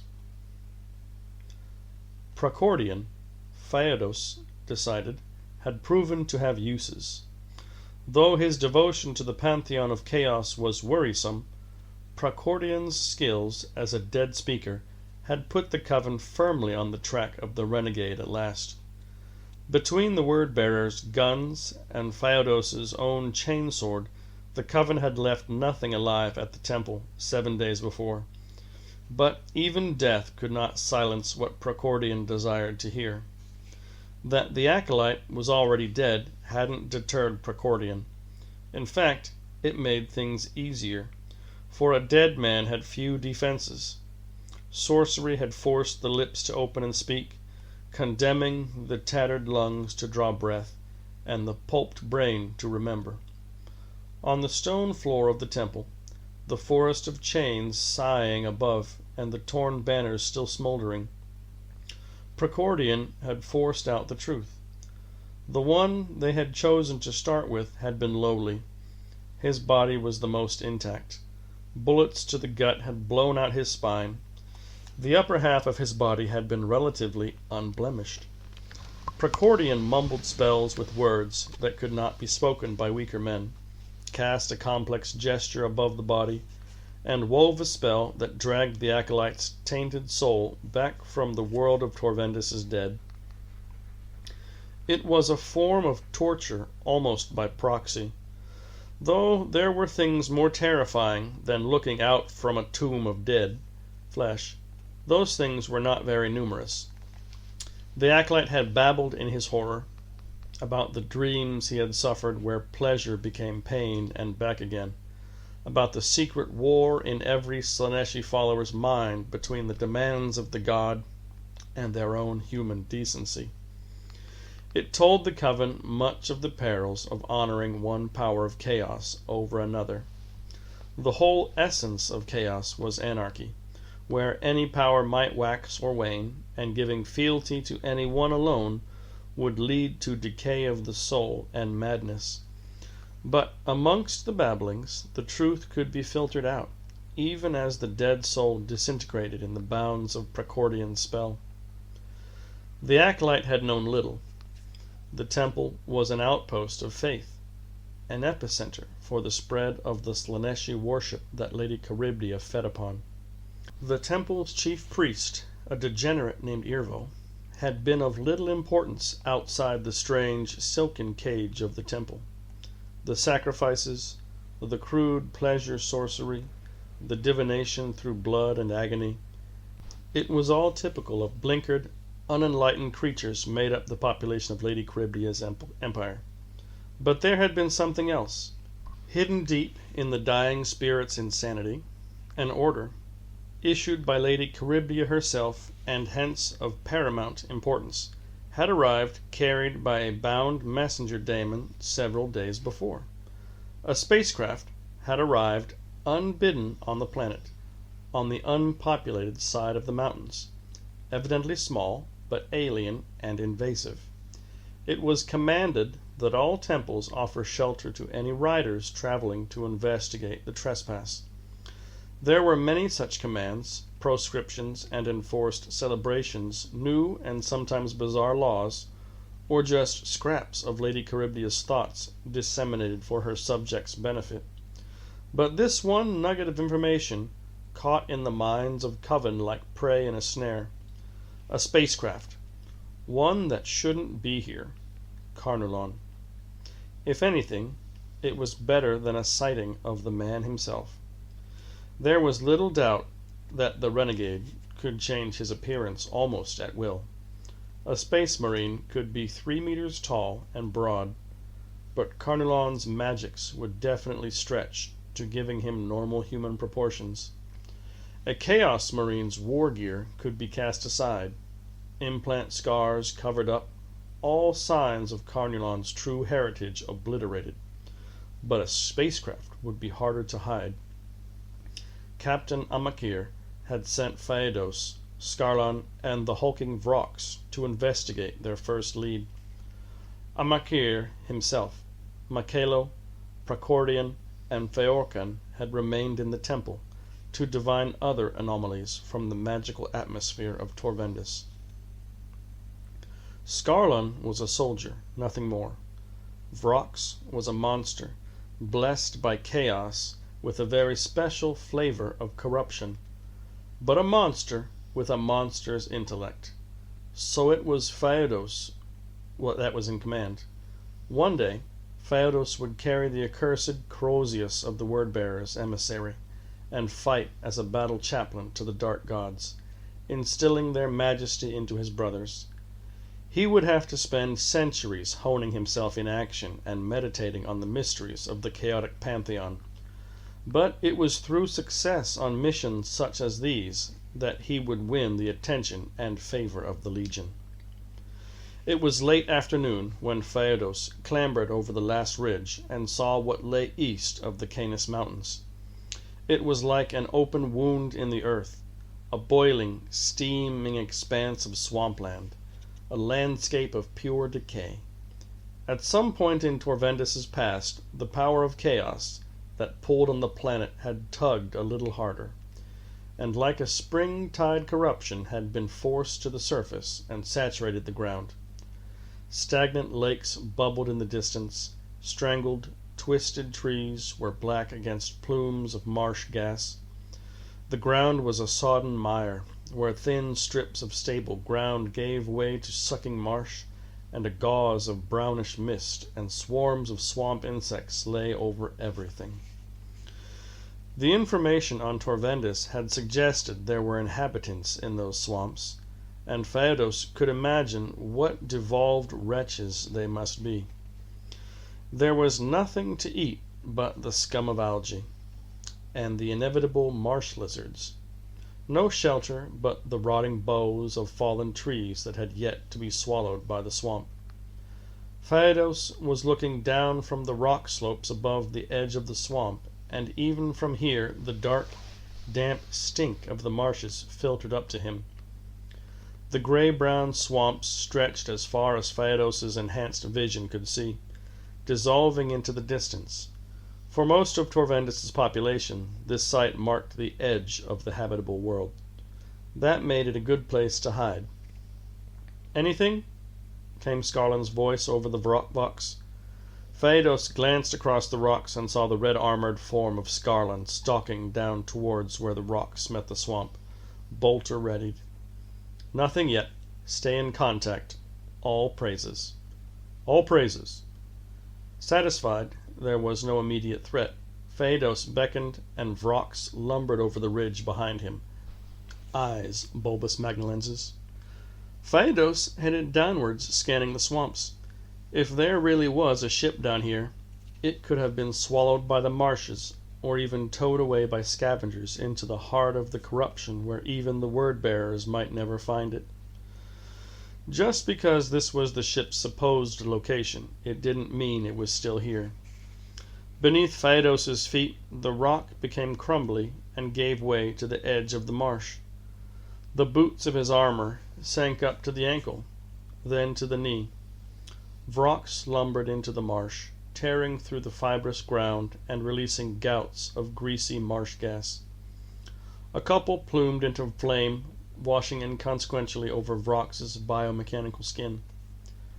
Phaedos let his auto-senses sweep over the sickly landscape, trying to pick out a foreign shape amongst the broken forms of trees and bulges of debris-choked ground. The mist exuded by the marshes formed a pale canopy, turning the suns overhead into smears of light. The only sound were the footsteps of Phaedos and Vrox. the whirring of armor servos, and the ugly sucking of the marsh as it swallowed the spectral shapes of fallen trees. "Possible contact," came Scarlin's voice. "We've got an artifact. Sending coordinates." Twin crosshairs blinked on Phaedos's autosenses, projecting from the inside of his helmet onto his retina. Phaedos peered towards their location and made out a tiny dark glint amongst the rock. He picked out Scarlin a few hundred meters away, keeping his bolter trained on the artifact as Phaedos approached, and Vrock stomped along behind him. Phaedos saw the anomaly was a teardrop-shaped bulb of metal, sides ribbed, engines flaring from the rear, long horizontal viewports like reptilian eyes. It was a pre-heresy craft, such as roosted in the vast raiding capital ships of the word-bearers. It was a single-man vessel, but a large one with room for lavish chambers within the bulbous hull. It was Carnulon's craft, without a doubt, for only one who had been with the Legion since the heresy would have a personal ship like this. It had crash-landed at a shallow angle, leaving a long furrow behind it that had filled up with brackish water, and looked like nothing so much as a huge metallic beached whale. Phaedos approached the side hatch, bolt pistol drawn, and saw it was open. Carnulon must have abandoned the ship, not caring if the swamp scavengers looted it, a sure indication that whatever his plan, Carnulon was committed to pursue it, and was not planning to return. Scarlon was backed up by the door, ready to pivot in through the hatch and bring his bolter to bear on whatever waited inside. Phaedos reached his side and looked in through the hatch to the indistinct darkness beyond. "Go," he called, and ducked in through the hatch, Scarlon entering beside him, each covering all the possible angles of threat. Phaedos let his augmented vision cut through the darkness. Instantly the fact registered that Carnulon had stripped out all the decks and bulkheads, leaving only the engines partitioned from a cavernous interior lit by suspended glow globes high above, like the night sky. A ship of this size should have had 3 or 4 decks divided into private quarters, a bridge, an armory, a galley, and as many other rooms that the owner could fit in. But this ship had only one chamber, vast and dark. Into that interior was crammed 10,000 years' worth of a sorcerer's obsessions. Books lay about in huge piles, some with covers bound on ensorcelled chains to keep their knowledge from leaking out. Others burst like seed pods in drifts of loose pages. Towering cabinets, some leaning against each other precariously, held trophies and trinkets from millennia of battles. Skulls of aliens, from the bestial to the delicate, flayed skins with intricate surgical patterns or lurid tattoos, weapons of astounding design, brutal or artistic or both. There were captured banners woven from threaded gold, chunks of scorched metal torn from titans, brains of psychics in jars of preservative, age-stained reliquaries looted from imperial chapels. Bottles and jars of chemicals were racked around scorched alchemical altars. Narrow catwalks high above linked the heads of gargantuan statues. Phaedos flicked on his Auspex scanner, the screen pulsing but failing to show any bright telltale of life. He and Scarlin began to move through the labyrinth of detritus, passing avian skeletons in jewel-studded cages and shriveled, severed hands. They were nailed everywhere. The ceiling high above was like a steel sky lit with electric scars, casting strange, fractured shadows over everything. "Vrox, keep watch outside," ordered Phaedos over the Vox, and an acknowledgement rune flashed. It would not do to have the massive obliterator blundering through the ship, for he could bring all this junk down on their heads. "There's a stone pyramid in here," voxed Scarlin, 30 meters high. "Looks like he's built it himself, block by block. I'm checking it out now." Scarlin clambered up the pyramid as Phaedos swept a warren of stained wooden torture engines for signs of life. This was surely confirmation that Carnarvon was insane. A word-bearer, especially one who delved into the darkness of sorcery, had to possess iron discipline of mind. Phaedos himself had spent untold hours in meditation, hearing voices in his head and feeling unseen hands pulling at his soul as he strove to understand chaos. Carnarvon had once reached peaks of enlightenment that Phaedos barely dared to aspire to. But this ship was evidence that the crucial balance in Carnarvon's mind had been disturbed. Chaos was power, and chaos was majesty, but it was incalculably dangerous, and madness was the gravest threat. Phaedos had heard those voices and known he could not believe them all. His reward had been a sword arm faster than lightning, and a place with Captain Amakir's elite coven. Carnarvon had fallen into insanity, and when a word-bearer's knowledge was coupled with madness, that word-bearer had to die. "I've found something," voxed Scarlan. "He has definitely been here." Phaedos jogged through the blackened wooden racks and brass-banded iron maidens to the tumble-down stone pyramid. He saw every stone was carved with strange alien script. Scarlan stood on the upper levels, beckoning Phaedos up. At the top was a flat stone surface inscribed with a circle. The carvings black with dried blood. Chunks of desiccated flesh were spattered across the stone, pooling in grooves scratched by fingernails. There were scraps of skin and shards of bone, and in the very center the armor. Carnarvon's armor lay disassembled in the pool of dried blood. The crimson ceramite was edged with carved jade and covered in eyes, hundreds of them staring blindly from the chest, forearms, and shoulder pads. Carnarvon's affinity with sorcery had warped his body and his armor to the extent that he had been able to see with those eyes as if they were his own. But now they were dried out and dead. A combat knife, forged from a single jagged monster's tooth, lay beside the massive chest plate alongside a bolt pistol with casings of gold. "It's his," said Phaedos. "I recognize it from the hypno briefing." "Agreed," said Scarlan. "But why take it off?" "A disguise. He doesn't want to be recognized. Whatever he intends to do, he must do it alone and in secret." The armor would have fused with his skin so that Carnarvon and his war gear were one. To remove it would have caused immense pain, as skin and muscle encased for millennia were exposed to the air.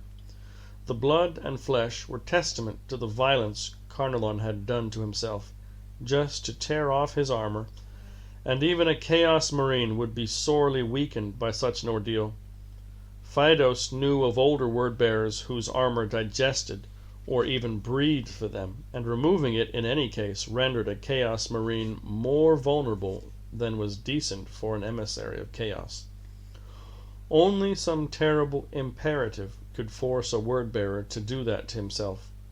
But Carnarvon was not a word-bearer any more. He was a renegade, a wild animal that had to be put down for the good of the Legion. To Phaedos, Carnarvon's existence was an insult, symbolizing, as it did, the rejection of everything Phaedos had striven for so long to achieve. Every word-bearer would feel the same.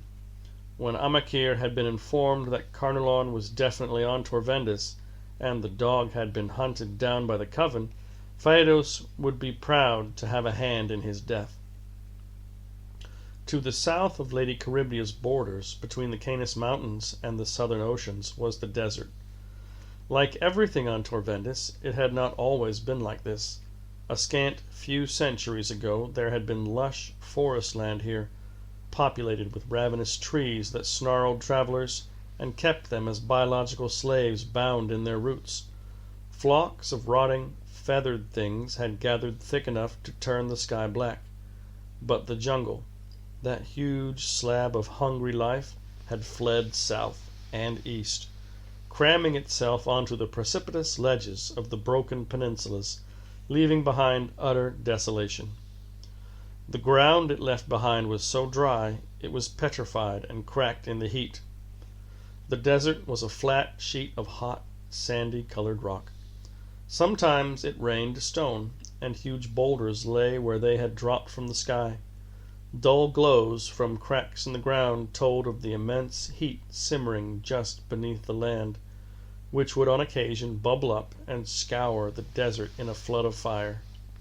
It wasn't just dry or hostile, although it was both those things. The desert was malicious.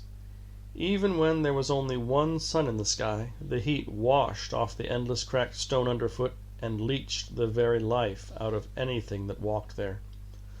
The land was still hungry, inheriting its hunger from the voracious things that had left so suddenly. Aside from the lone skeletal carrion birds circling overhead and scuttling lizards that scampered between patches of shade, there seemed to be no living things here. Certainly a normal human would have a life expectancy of scant hours in the southern desert of Torvendis. The man who some called Cron, and who was currently satisfied to use that name, was not a normal human, and had not been for some time. He felt the desert trying to drag the life out of him through the soles of his feet, but he was made of tougher stuff than that, and ignored its hunger. He gathered his cloak around him, shielding the back of his head and neck from the glare of the 3 suns burning in the mauve sky. He had been glad to cast off the cold-weathered gear he had worn in the mountains. He hadn't even kept the walking boots because, though the journey here from Grick City had been a long one, Cron had not walked it. It rarely did for a sorcerer to walk anywhere. In the distance was his objective, where the massive chunks of rock had landed here and there at random. Ahead was a formation that might almost have been put there deliberately. It was lopsided and ugly, like the rest of this place, but the great rock spears jutting from the ground were almost like pillars. The boulders scattered around almost border stones, marking out a temple precinct. Perhaps seen from the right angle, a long stratified slab of stone was a fallen lintel, and roughly rectangular chunks were the remains of a fallen wall. Cron could see how the place could have been missed. First choked in carnivorous rainforest, then entombed in an equally deadly land of fire and death. The few who had seen this place in the last millennia had no doubt paid little attention to this particular collection of rocks. But Cron was nothing if not a man who paid attention to the worlds around him, and as soon as he saw it there was no doubt in his mind that he had found what he was looking for.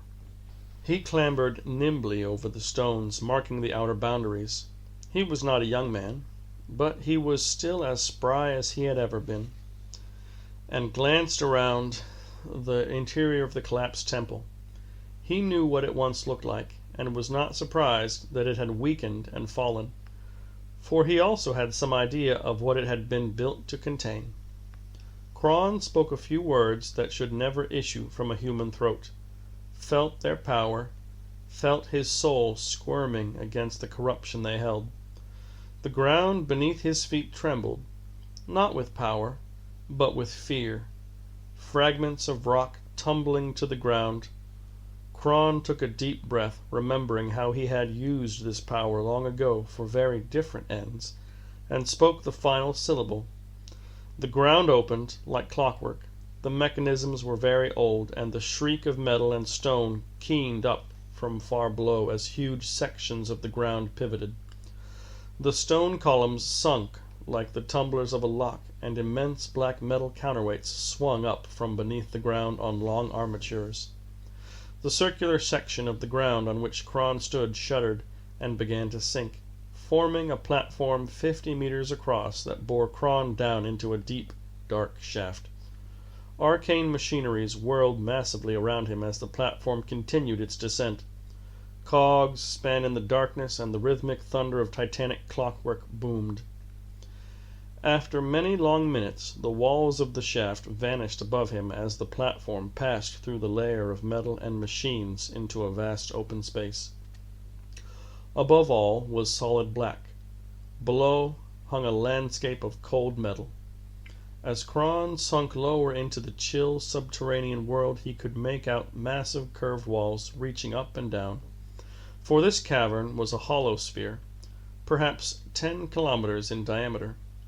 Kron's jaded eyes let him look on it without being dumbstruck, but even he was impressed by the sheer size of the cavity. The circle of stone on which he stood dropped like a mote of light into the darkness, towards the structure of the sphere had been built to contain. A half-glimpsed web of cables suspended a platform in the sphere's center, larger than a city might be on a saner world, fully 5 kilometers across. Upon this immense suspended plateau was a complex of temples and pyramids, necropoli and sepulchres, built of blue-black metal that glinted strangely in the light filtering down from above. Bridges spanned canyon-like avenues, pinnacles reached up like blocky metallic fingers towards the open entrance, now a tiny circle of tantalizing light in the surface far above. The buildings reached right to the edge of platform, maintaining a rigid design that spoke of how the city had been created for some purpose other than to be lived in. At the metal city's center was a wide plaza marked out by artificial rivers of quicksilver, with a cluster of buildings in the middle.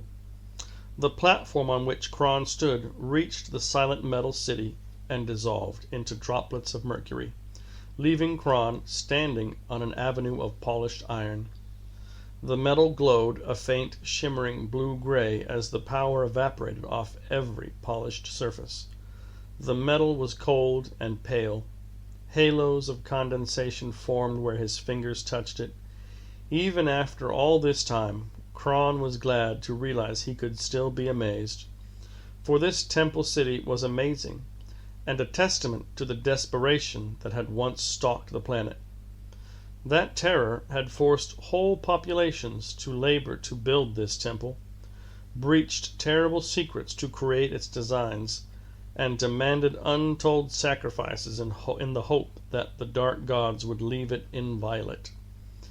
They had truly been afraid. Kron knew true fear very well. He could taste it here, in the metallic air, and see it in the dull blue shimmer of the buildings. Down here it was silent, and Kron's footsteps echoed as he padded through the streets. Tomb complexes were stacks of steel slabs with faceless monumental statues looming overhead. Kron could smell the age here, and see the terror in the immense mechanisms swinging through the shadows overhead. He reached the central plaza, stepping over the geometric channels where runnels of quicksilver ran. The plaza was hundreds of meters across, and empty aside from the clusters of buildings in the center. The rest of the open space was crisscrossed with miniature artificial rivers of mercury and overlooked by 5 tall towers like the claws of a hand reaching from the plaza's edge. The buildings in the center were graven with peculiar straight-lined lettering. A normal man's eyes would bleed from looking at them, for they spelt out the sternest of warning signs as well as complex and powerful spell boundaries.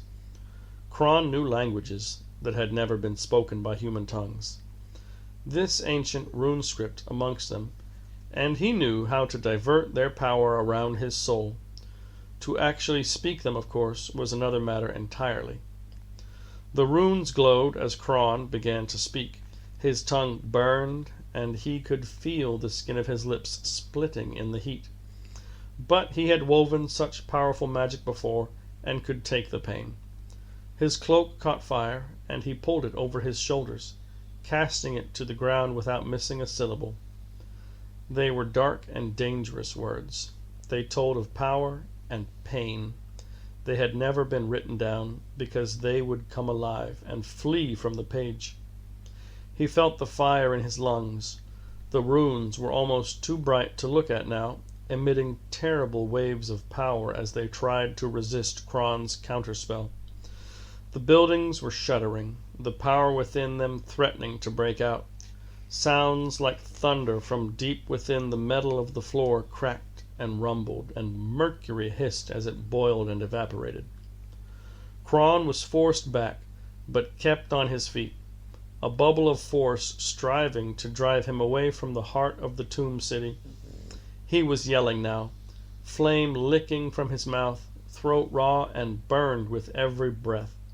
A voice was answering, bellowing from beneath the precinct, a voice that had not been heard for thousands of years. With a thunderclap, the metal shattered. Cron flung a mental shield around himself as white-hot shrapnel exploded all around him, surging in gouts of molten steel. Around his sphere of protection, he felt himself being flung backwards, and the buildings flickered by as he hurtled away from the eruption of power. He smashed up against the wall at the edge of the city platform and grabbed onto it desperately. The skin on his fingers soldered to the hot metal, chunks of wreckage coursing over the edge around him like a waterfall. The dim was so vast he didn't hear it at all, his mind blocking it out with a wall of white noise. When the light died down, Cron hauled himself back onto the platform of smoldering metal. His hands and feet were scorched through to the muscle, but he had suffered such things before. He had felt bullets shear through his body and watched his blood drain away. A few burns were nothing to a man who had lived through as much as Cron. The billows of smoke gradually dissolved into the gloom, revealing a huge, glowing crater where the plaza had been. The city around it had been blasted to molten slag, the towers bubbling stumps, the bridges spindly threads collapsing into the blasted remains. Rivers of black flecked molten metal oozed towards the crater in the center where the blast had exposed a chamber hidden within the platform. It, like a burst abscess in the metal, where something had been revealed for the first time since fear and desperation had managed to shut it away. Rot flesh and splinter bones, boil gore, snap spine, the light, all pain to the light. The voice was a vast cacophony, like 1,000 instruments playing at once, all out of tune. It filled the immense spherical cavity, echoing around its distant metal walls. Even from where he stood, Cron's sharp eyes, so much better than a normal man's, cut through the heat haze and could see the creature he had awoken and set free. The rage, I remember such rage, like a wall of fire, the daemon breathed, massively with the shock of its release, its chest heaving. It was 30 meters tall, the size of a Titan war engine. Gray flesh throbbing with muscles glistened in the glow of the crater. Its heart was a slab of brass machinery punched through its chest, valves pumping, cogs grinding, driving pistons stabbing from its biceps and thighs, fired by steaming furnaces that gaped from its back. Wings of thick skin stretched between steel frameworks, unfolded from its shoulders, and it shook its huge equine head. The fleshy mandibles grinding, the wet red slits of its eyes glowing with anger and joy. Such desire it was that caged me. Such suffering it took, so much blood, such a river of hate. The monster flexed its taloned hands, breathing in the sulphurous air. It gouged one forearm along the jagged, exposed metal of its prison cell and watched the thick, steaming daemon blood flowing across its skin. It held the arm high and let a few drops spatter onto its face, into its eyes, into its mouth, roaring with its lust for violence. Blood! It keened to itself. The blood! The pain! Cron stood on the threshold of the crater and spoke in a sorcerous voice he knew it could not hear. "Welcome back," he said. "Blood for the blood god," bellowed Sol Shakar. Chapter 4. While no legend gives enough detail to piece together the face of Argulon Vek, there is more than enough detail about the panoply of war that once clad his body and killed his hands. Everything Vek touched turned into a legend of its own. Slaughter Song, a steed either jet black or deathly white, depending on the tale and the teller, was faster than light and spat fire from its eyes, and had skin, or scales, or feathers, that could turn aside thunderbolts. Vec's armor was, rather than just another item of war gear, a loyal retainer and vengeful bodyguard, more astute than most mortal commanders. It would give Vec counsel and, it is said, saved his life many times, and had a gauntlet in many of his victories, always facing destruction to protect the semi-divine body of its master. And then there were the weapons. No library could hold the volumes of tales that are told about the many weapons that Vec wielded in his long and terrible life, and in the struggle with the last. If every one was true, then Vec would change his weaponry as often as Torvendis changed its sons, and yet there must be some truth in every story. They tell of the bow bent from the spine of a dragon that fired arrows tipped with its teeth, the whip of spiked chain with links of gold, the sword of purest emerald that put out one eye of the last midway through the battle, and the massive spiked gauntlets with which Vec tore down mountains and cast them at his enemies. Many rulers on Torvendis had claimed ownership of one or more of these items, and many of them are widely believed to have been correct. It was surely the spellstaff, forged by Vec from the molten core of Torvendis, which the self-styled Pontifex Infernum used to boil the southern ocean and scour every living thing from the hemisphere. It is almost certain that the shield worshipped by the Crimson Knights who ruled a century of insanity was indeed the same one that fended off the fiery breath of the last, or a fragment of the same. And for every such artifact there were 100 fakes, some of them masterpieces believed sacred by their discoverers, and others deliberately concocted. Anything believed touched by the hand of Argulon Vec became something holy, a fount of power that shone with the unseen favor of chaos. Such was the power of legends on Torvendis, and though there are many swords and spears, and even body parts that are described as having belonged to Vec, there are far more legends than artifacts that mirror them. It was reasonable, then, to assume that some of Argulon Vec's war gear still lies somewhere on Torvendis, waiting to be found, or kept secret by those who fear what power they might hold.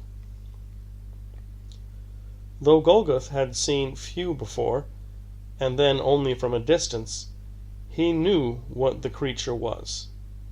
It looked something like a woman, and could probably have disguised itself as one if it had been given the chance. But, bound in sorcerous chains of meteoric iron, mewling on the dirt floor of Golgoth's new chieftain's tent, it was clear this had never been mortal. Its noseless face was dominated by eyes 3 times the size of a human's, pupilless and tinted red, with dreadlocks of flesh instead of hair. Its skin was a pale blue-gray. Rows of hermaphrodite breasts ran down the front of its torso, and its feet were like birds' claws rendered in lizard skin. It had no hands, and in their place were long claws of ridged carapace. They called it a daemonet, mistakenly, Golgoth knew, because the name made them sound like a diminutive version of something deadlier, when they were in fact some of the most savage creatures that Torvendis had ever seen. They killed with corruption and lust like men killed with blades. They said daemonets were the instruments of the pleasure god, the same decadent force that Lady Charybdia's hordes worshipped, which rather begged the question, what was it doing here? "We found it in Grick's harem," said Tarn, who had brought this unusual prisoner before the Emerald Sword's new chieftain. "His other wives tried to protect it. Mikros lost an eye. Golgoth knew from the blood crusted under his fingernails that Tarn had made sure none of the women had threatened Golgoth's men again. Did they say what its purpose was, besides the obvious? Tarn shrugged. They said it was Grick's favorite. He kept it behind his throne in these chains, like a pet. What kind of man keeps a demon for a pet? Perhaps there was a daemon in him. Perhaps it controlled him. Golgoth thought. It instinctively occurred to him to ask Kron, but the sorcerer had not been seen since before the fight with Grick, and Golgoth would have to learn to live without his counsel. Then it hit him. The daemon was not a master or even a pet. What if it was a gift? Could it be the symbol of some pact between Grick and the lust god, or even Lady Charybdia herself? Golgoth ran from the tent, followed by Tarn, ordering a trio of warriors to butcher the daemon if it so much as uttered a sound. He headed for the wooden lodge at the edge of the tented city, which was rebuilt at the end of every migration to house Grick's cabal of sorcerers. Those sorcerers had been rounded up and were now held, minus their tongues and hands, in cages ringed with guards. But the paraphernalia of their black magic would still be at the lodge. It was commonly believed that grave things would befall whoever entered a sorcerer's home, so it was a good hiding place. The people of the city stopped their business to catch a glimpse of their new chief. Already, most of the warriors had pledged their swords and their lives to Golgoth, and Tarn had organized a highly efficient fete for those who had not. Grick had lasted longer than most, and for the majority of the population, Golgoth was the only other leader they had lived under. There was fear in the city as well as hope. That was how it should be, thought Golgoth, as he passed through the crowded alleys between the communal warriors' tents, heading towards the low, log-built lodge. The place stank. It was not just unpleasant, but a warning, for anyone who had been on a battlefield recognized death when its stench rolled over them. The sparse grasses of the foothills were blackened and dead for 50 paces around the place. No birds sang here. Death bled out, seeping from the corruption the sorcerers had wrought. Golgoth stepped across the blackened, spongy ground and pulled aside the hide covering that hung over the door. It was not hide, he realized with distaste, but skin. Human skin. And inside it was worse. The walls were covered with skins and chunks of meat. Arms and thighs hung by hooks from the ceiling. Rows of heads lined the floor, marking out the rolls of shorn hair on which Grick's sorcerers had slept. Idols of nailed bones stood in mockeries of the victims used to construct them, and cast strange shadows across the gore-coated walls and ceiling in the light of candles that still guttered in eye sockets. Pits of ash were sunk into the floor where the sorcerers had divined the future from the flames. On the hanging skins, diagrams were scrawled in languages never spoken, describing complex spells. This was the place where the sorcerer Golgoth had killed, along with all the others Grick had used for counsel, had lived and concocted their magic. They had written down their secrets here. Golgoth entered the room, willing himself not to vomit at the stench of blood and rot. At the far end of the room was a pile of debris, sheaves of parchment and loops of dried entrails and other detritus he did not want to identify. He scraped through it with his hands until he felt something solid, and pulled it out. It was a casket, wooden and bound with iron. It was locked. Golgoth slammed it against the floor, and when it would not open, hacked the lid off with his axe. Inside lay the corpse of a bird, a dry skeleton with multicolored feathers like jewels.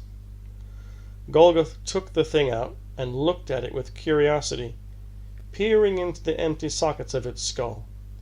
Its bones were starting to crumble at his touch. There was a band around its withered leg, gold-studded with jade.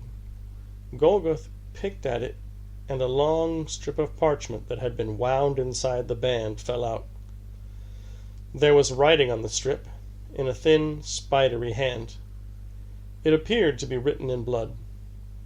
Golgoth looked toward Tarn, who stood in the doorway. "Read this to me," he said, handing the dead bird and the message to the warrior. Golgoth had never had any need of reading or writing, but Tarn counted such things among his other, more manly skills. It had doubtless made him more useful to Grick when he had served the chieftain many moons ago, and in any case no one had dared mock him for it in a long time. Tarn began to read, and Golgoth listened. When he was finished, Golgoth thought for a moment. "Gather the sorcerers and tribal elders," he said coldly. "And that she-daemon, too. Shut them in here. Make sure nothing can escape. Post a guard of 20 men you can trust around the place. Then gather wood from the people's hearths, pile it around, and set fire to the place. Stand the guard until everything and everyone is burned." Amakir never slept. Space Marines rarely did, for a sleeping man was vulnerable. Space Marines had a complex set of organs implanted during their selection and training, one of which allowed them to shut down one half of the brain at a time, entering a half-trance where the mind was rested but the senses remained alert. The world around sped up, but the slightest sensation of threat or change in environment would send the Space Marine's mind snapping to full attention at the speed of thought. It was while in such a half-trance that Captain Amakir of the Word-Bearers first heard the call of Sol Shakar. So hideous and guttural was the daemon's cry that it cut through the purple scents and rainbow screams of the spirits kept chained to the walls of the bedchamber in the heart of Charybdia Keep. Their lullaby was shattered, and Lady Charybdia was racked with the atonal tremors of the sound, dragging her senses down from their rarefied heights to keep her from being blinded and deafened. The violet drapery of her chambers swam back into view. Even the faces that writhed in the walls showed more than their customary terror. The daemon's waking scream was something more than just a sound. It was something that echoed in the soul. Lady Charybdia slid her elegantly elongated body from under the covers and threw her silks around her. She would have to consult her sages about this latest invasion of her sensory worship. She was angered at its incivility, and perhaps a little afraid. There had been grave omens lately, starting with the elimination of one of her temples and the curious motions of the slaughter song in the heavens, up to importune mutations and purposeless riots in her city. Torvendus knew that something grave was soon to occur, and Lady Charybdia knew she had to understand it if she was to continue in the pleasure god's service. The scream had stunk of the blood god. If she hadn't known better, she would have thought that Sol Shakar had returned. But Shakar was dead. She had his skull nailed up as one of her exhibits. She knew it had to be something else. In the city, orgies and complex blood ceremonies paused as the scream washed over them. Far below in the mines, final tendons of sanity snapped, and for a while there was pandemonium as the slaves fought each other at the rock face, trying to anoint themselves with one another's blood to appease a waking god. The legionaries laid into them with nerve whips and pain glaives until they had been battered back into obedience. On the battlements surrounding Charybdia Keep, the Space Marines of the Violators chapter made new patterns in their devotion scars to signify that a new enemy had arisen. The call echoed around the Canis Mountains and barren rocky plains to the north. Flocks of carrion things took flight all across the fetid swamps. Phaedos, Scarlan, and Vrox were making their way back through the mountains when they were shocked into stillness by a cry that bypassed their auto senses and rifled right into their souls. At the bottom of the ocean, flat-bodied scavengers flopped blindly in fear. In the skies, hollow-boned sky whales circled, blind with shock. Even the stones and the trees and the rivers of Torvendis shuddered, because they had been there when first a similar cry, but one of triumph, had been heard on the planet. They had been soaked with blood in the mad reign of the Daemon Prince Sol-Shakar, one of many, but one of the worst. Blood, came the call. Blood for the blood god. Captain Amakir snapped out of his trance and saw his bolter was already in his hand, readied in a reflex action. He glanced around the temple, chains swaying with the shock. The portable holomat still stood unfolded on the floor, where a few hours ago it had transmitted the image sent by Phaedos and of Carnelon's blood-stained armor. Bodies of novices and initiates were still scattered around the temple, body parts dangling from the chains, blood spattered across the charred banners. Amakir switched on the vox. "Word bearers, report." "Standing ready, sir," came Makello's voice. "Ready," said Feorken. "Nothing on the auspex. What was that?" "It was a sign," replied Amakir. "Precordian!" The sorcerer didn't answer. Amakir peered with enhanced senses around the temple and saw Precordian stumbling, catching at an iron pillar to keep himself from falling. His nose and ears were bleeding. Precordian was more sensitive than most to voices not spoken by mortals, and the cry of a powerful waking daemon had taken its toll. Amakir hurried up to Precordian. "Who was it?" he asked. "Carnelon?" "Sol-Shakar," gasped Precordian, gagging on blood from his bitten tongue. "They said he was dead." "You can't kill something like that," said Amakir impatiently. When it had become clear Carnelon was heading for the Torvendis, Amakir had made sure he read up on the historical files the Multa Sanguis carried. Torvendis had too long and complex a history to ever be written down in full, but there had been mention of Sol-Shakar, Daemon Prince of the Blood God, who had ruled Torvendis for a number of centuries, and who had very nearly killed every living thing on the planet before he was destroyed by the desperate survivors. There were untold numbers of prophecies that told of Sol-Shakar's return, and it stood to reason that one of them might be true. "Can you tell where it came from?" said Amakir. Precordian nodded, blood spattering from his nose. "South. 3 weeks' walk for a man. 5 days for us." "Good.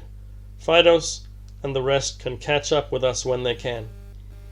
Amakir opened up the vox.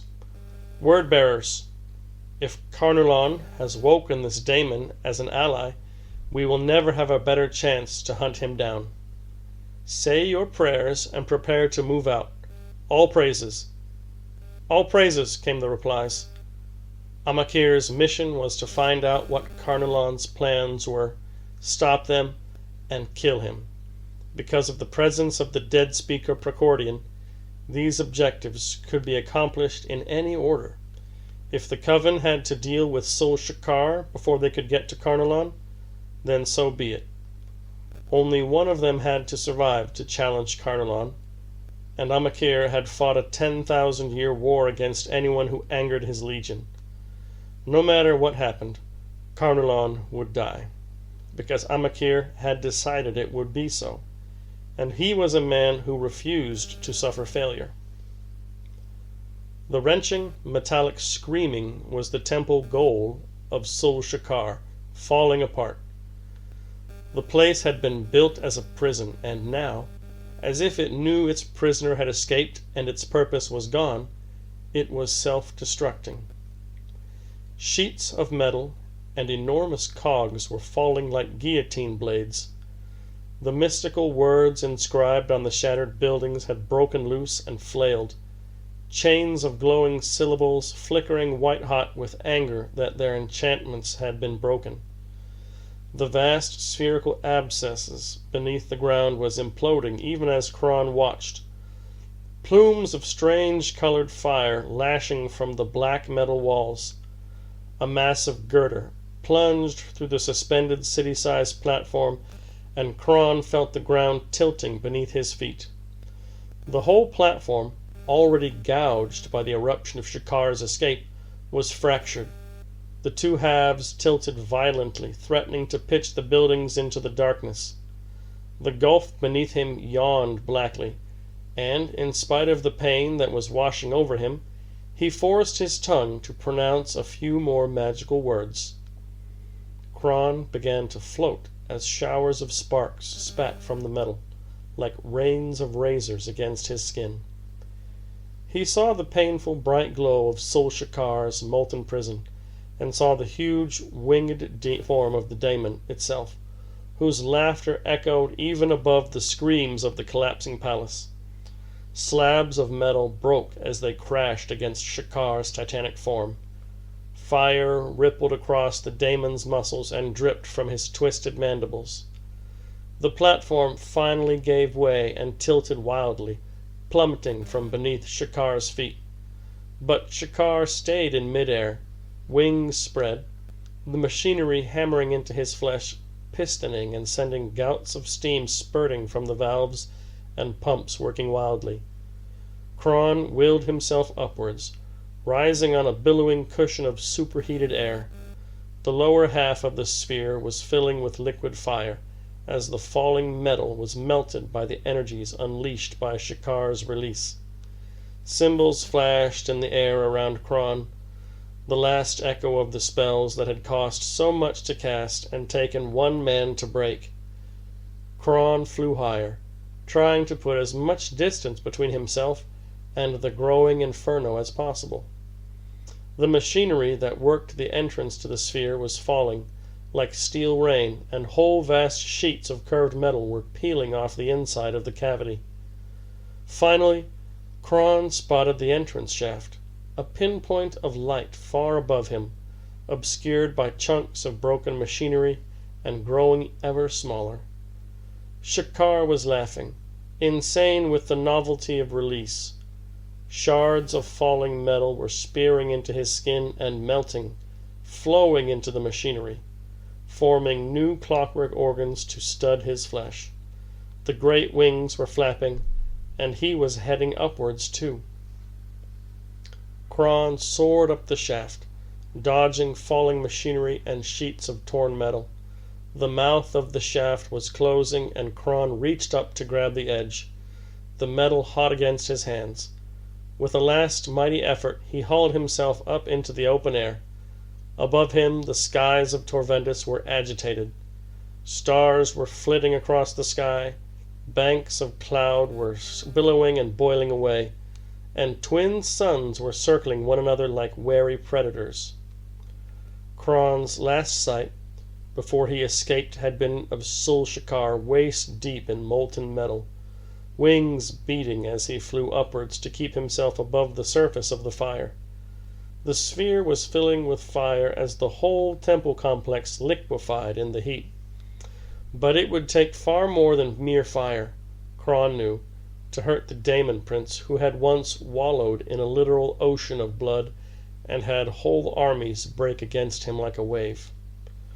Kron knew he was no longer strong enough to face something like Shakar. He had made great sacrifices to bring himself to Torvendis, and it was, in many ways, a miracle that he had made it this far. He was under no illusions that now, when he was nearing the end of his journey, was no time to get himself killed. Banishing the pain from his limbs, Kron ran. The sky flashed bright and dark. The very atmosphere of Torvendus was reacting with confusion and anger.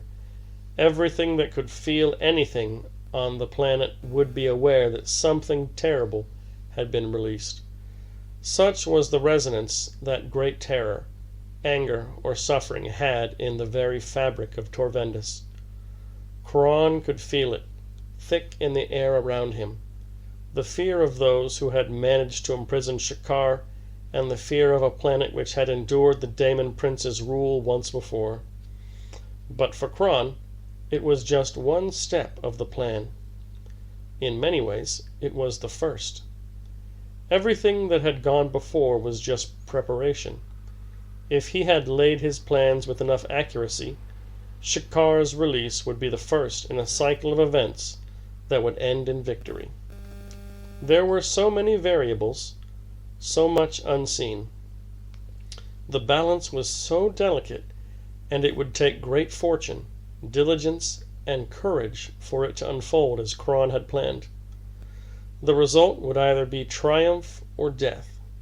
But in many ways, Chron didn't mind which it was. Either would be a release. But that didn't mean Chron couldn't give himself the finest send-off. Chron hauled himself over the rocks that marked the boundary of the surface temple, and ran as fast as he could across the parched ground. The earth shook violently beneath his feet, and suddenly lurched, pitching Chron onto his face. A fountain of molten metal gouted from the ground, dissolving the ruins of the temple and casting a sea of fire across the sands. Clouds of black smoke bloomed as the fire condensed into a gnarled hail of glowing metal. Chunks of superheated steel fell like daggers, and Chron rolled away from a chunk of smoldering rock that thudded to the ground just a few meters away from him. He risked a look back and saw that in the heart of the fire was Sol Shakar, soaring on his bat-like wings and trailing fire like a falling meteor. Chron knew Shakar's first instinct would be to kill. Once the exaltations of his release were done with, the daemon would revert to the purpose for which the blood god had created it: murder and violence, taking skulls for the throne of its god, spilling blood as an act of worship. As Chron scrambled to his feet and ran further, he felt the spattering of warm rain against his face. He tasted it and realized it was horribly familiar. The desert had once been a forest. Before that, a slab of ocean floor. And 100 other landscapes before that. But now it would change again and become something terrible. Because in the southern desert, it was raining blood. Golgoth heard the scream too, but it was of little interest to him. Nothing much mattered at all anymore. The Emerald Sword had died long ago, perhaps even before Grick had taken the chieftain's throne. But its death had been hidden, and Golgoth's hope that he could save it was a lie only now revealed. The tribe that had once been proud and warlike, he now knew to be nothing more than slaves and cattle, betrayed by its elders and headmen until it was just a hollow shell of the majesty that had once ruled from Arrowhead Peak. Golgoth still stood on the outskirts of Grick City, within sight of the smoking ruins of the Sorcerer's Lodge. The crowds had departed now, the fire's rage was spent, but it still smoldered, and Golgoth would wait here in the shadow of the mountains until it finally died. The sky above was agitated, unable to decide if it was day or night. The sharp, white-edged light of the slaughter song clashed with the rosy glow of the jackal sun, and a handful of hot red stars high in the black and red-streaked sky. The smoke still coiling from the Sorcerer's Lodge made strange patterns in the mismatched shafts of light. Golgoth could smell the charred meat that filled the lodge, mixed with the smoke and the ugly taint of burned daemon's flesh. The elders had been herded into the lodge, hands bound alongside the broken-bodied sorcerers that had survived Tarn's purges.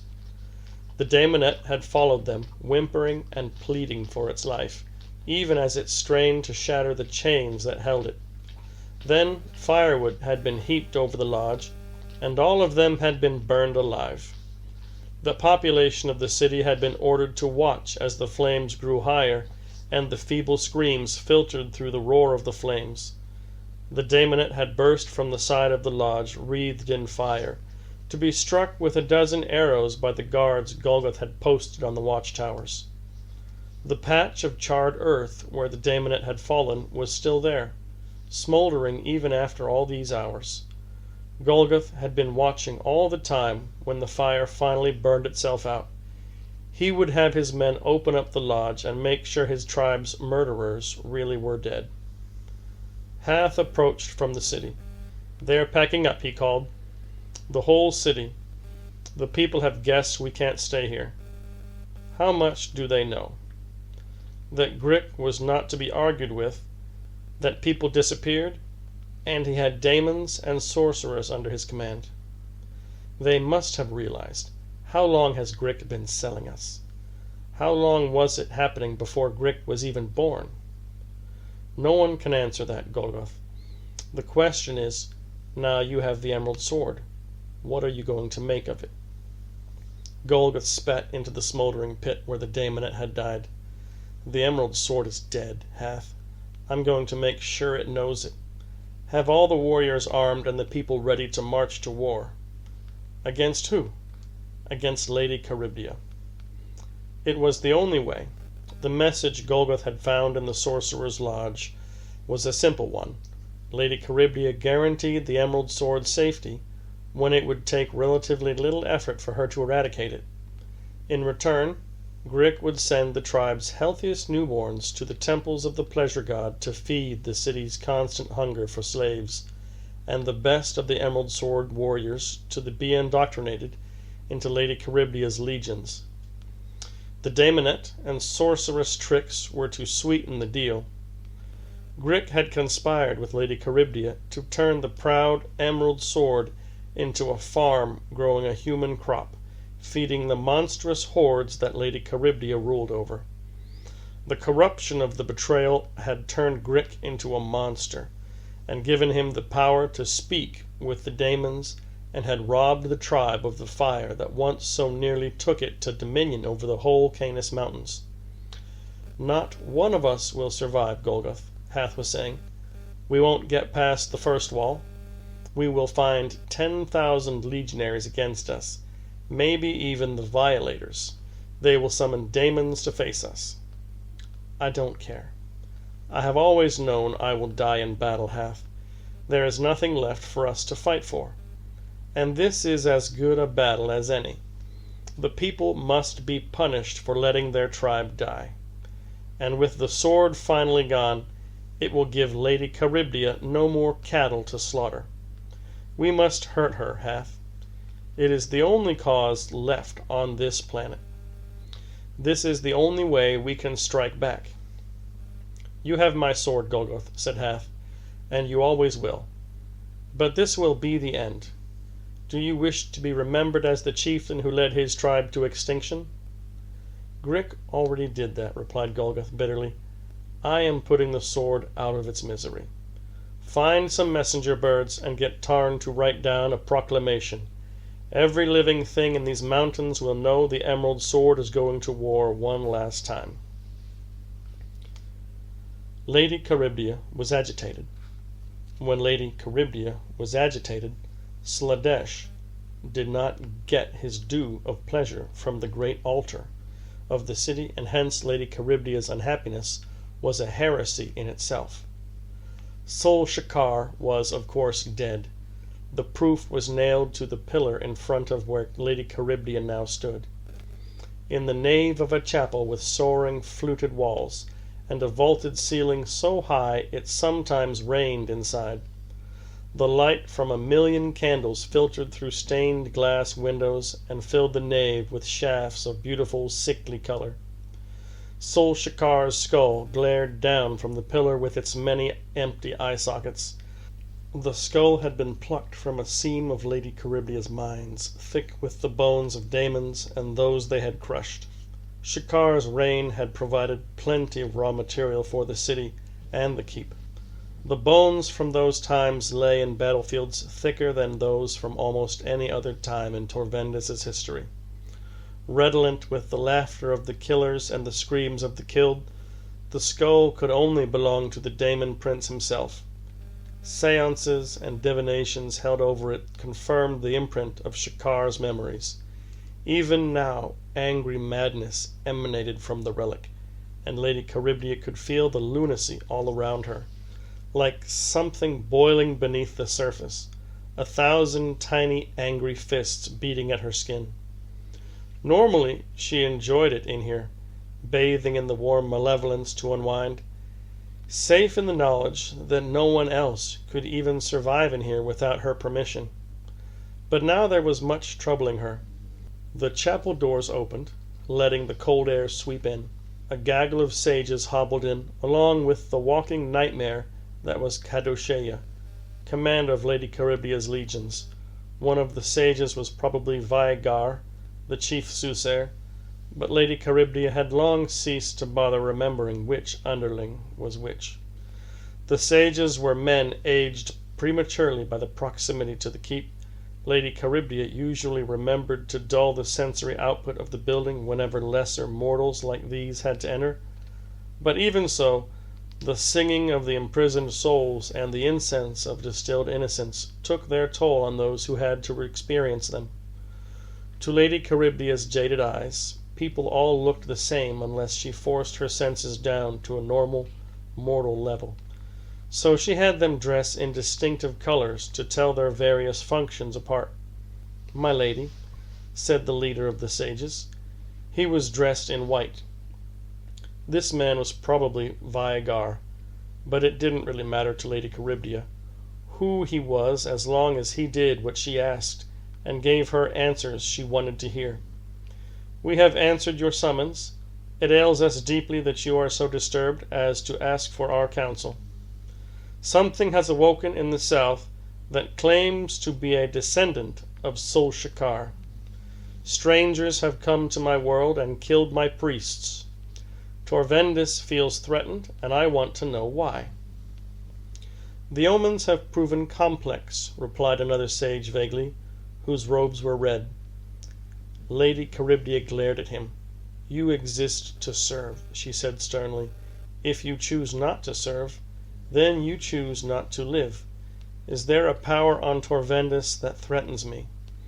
Are our uninvited guests conspiring to raise a force against the city?" The white sage gesticulated grandly. "Fear not, my lady. We do everything within our power to soothe your concerns. We are merely very aware of the importance of the task you have blessed us with." "Very aware," said the red sage, smiling forcedly. And all the other colored sages nodded in agreement. "The slaughter song is particularly active," continued the white sage. "As your ladyship will of course be aware, it is a sign of change and conflict. The vulture is high, too, and the jackal has been seen in strange configurations. Everything points towards conflict, with much desperation. Is the city in danger?" "Nothing on this planet can threaten us, my lady, but there is perhaps some ill will towards you from some of the satellite peoples."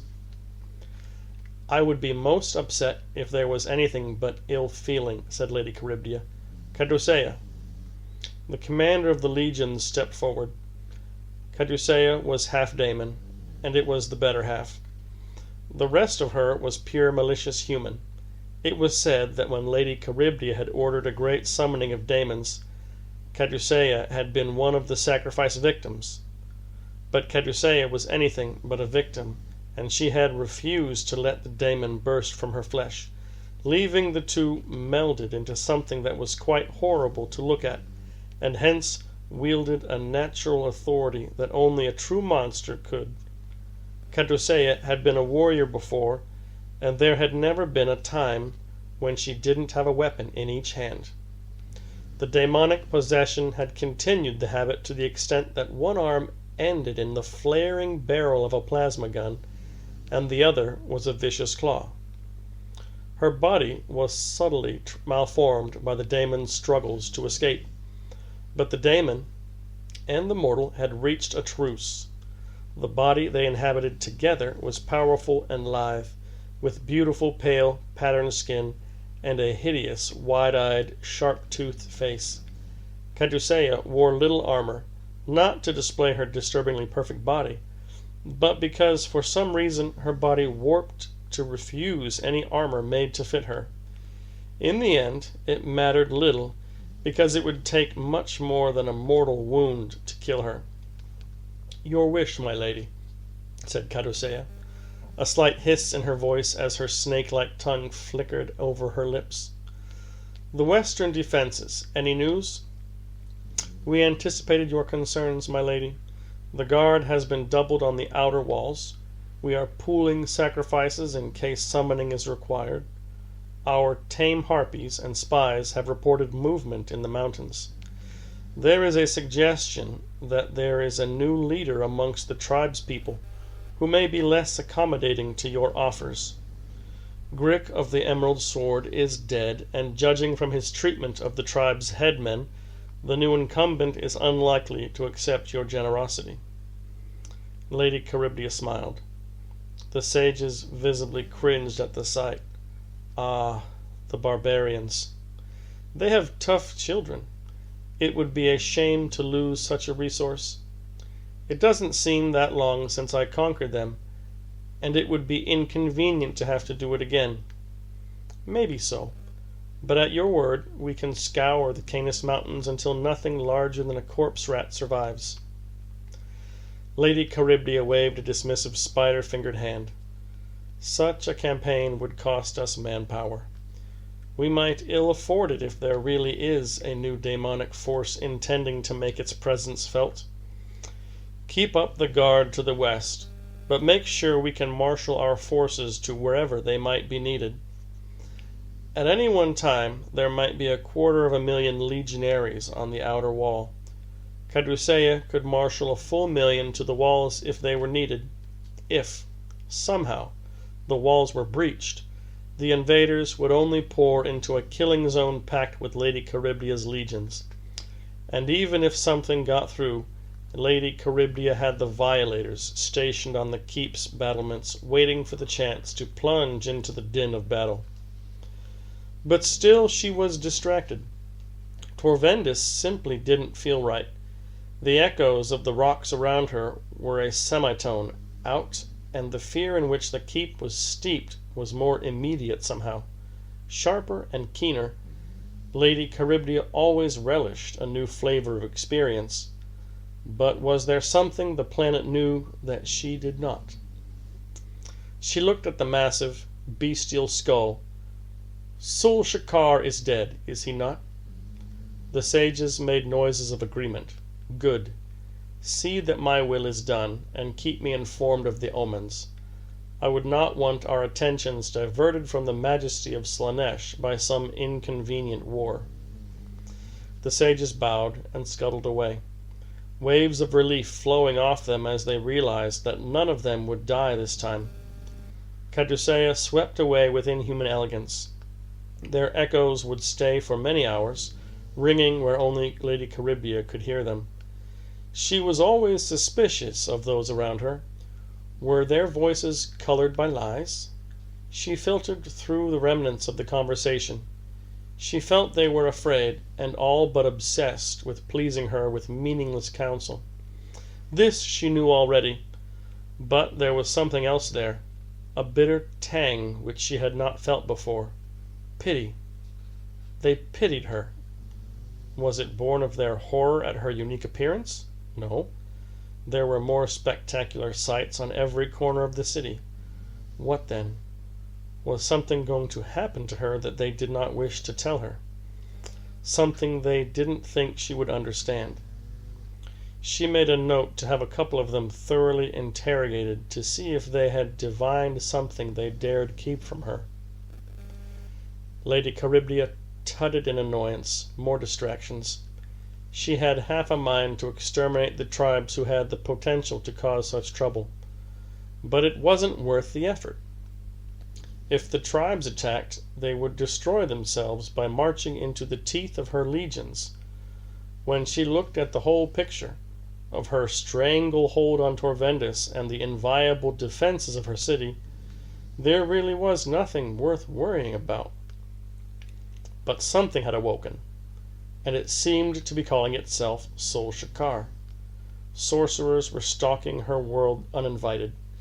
The suns and moons were leading a frantic dance as if trying to communicate something to those living on the world below. How much of it mattered? Were these the chaotic nature of the maelstrom pulling on Torvendis, just to make sure that nothing on the planet was routine, or omens of something more? There were millions of legionaries that Lady Charybdis could call upon, howling Daemon packs and the shock troops of the Violators. There was nothing she could not cope with, even if doing so broke the city's concentration on the glories of the pleasure god. A small sacrifice to be made if necessary, and then she could get back to doing the work of Slaanesh. This is what Lady Charybdis told herself as she walked out of her chapel, trying not to feel the dead eyes of the Daemon's skull staring at her as she left. Runners and messenger birds went in every direction across the mountains, from the salt-sprayed coastline of the far north to the baking volcanic peaks bordering the southern desert. They each bore the same message, written in blood and charcoal on flayed skin as a sign of the sender's seriousness. They said that the Emerald Sword was marching to war against Lady Charybdis, and all blood vengeance and honor debts would be cancelled with regards to those who would join them. The proposal even extended to the sword's traditional enemies, like the blood-drinking peoples who followed the bear totem on the edge of the swamps, and the pale-skinned, yellow-eyed serpent tribes whose longboats raided the length of the northern seas. When the replies began arriving at the site of Golgoth City, many of them were flat refusals or elaborate insults, reminding the Emerald Sword of long-distant battles or massacres that made any alliance impossible.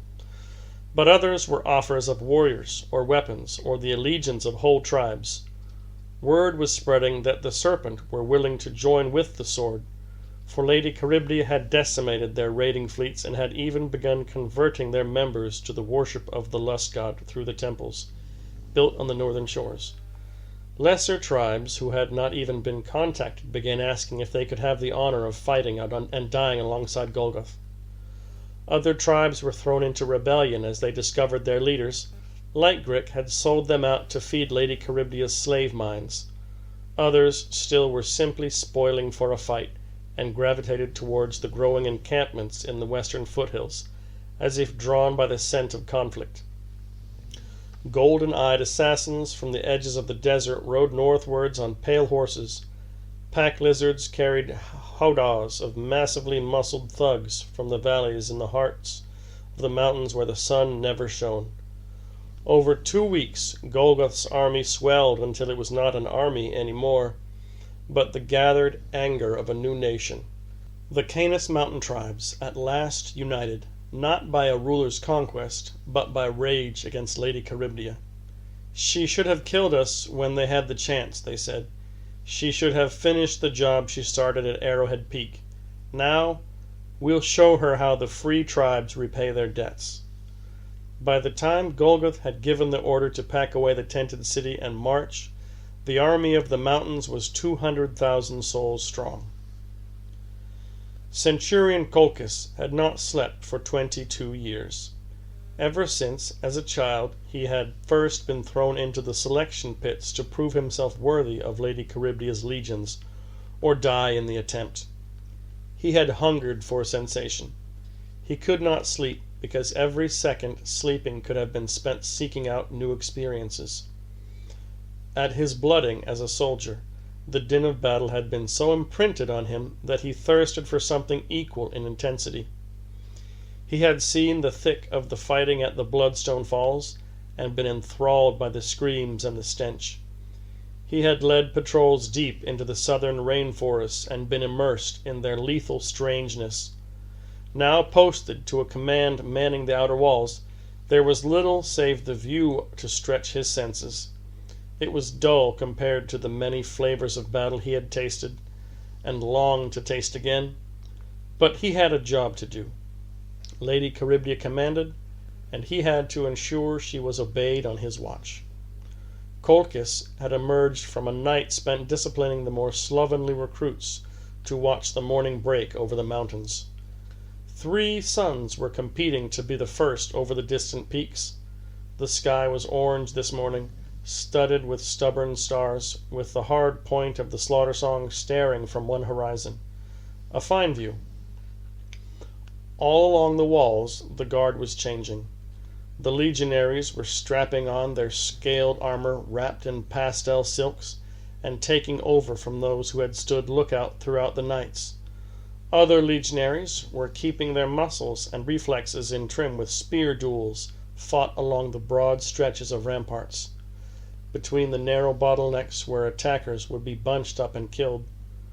Far along the wall, some of the defense guns, rare, ancient, monstrous weapons that fired explosive rounds from snarling daemon-carved muzzles, were being test-fired in the daily drills. The walls themselves were a masterpiece, built, they said, by enslaved monsters, and designed by Lady Charybdia herself. The sheer surface presented to the outside world was an orange-pink rock that looked like sandstone, but was harder than any granite.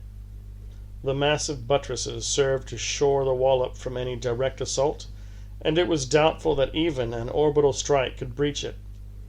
Not that anyone would be insane enough to pilot a whole war fleet through the maelstrom to reach Torvendis in the first place. The wall kinked in many places, forcing attackers into places overlooked by 2 faces of the wall where missiles could be poured into them from both angles. Ditches and toothed barricades described a maze leading through the approaches to the walls that would break up a massed assault and leave its elements charging the walls in fragments. And if anyone managed to get a foothold on the walls themselves, individual sections could be closed off and barricaded, trapping the attackers inside to be eliminated at leisure. But it was not the wall itself that was the true defense.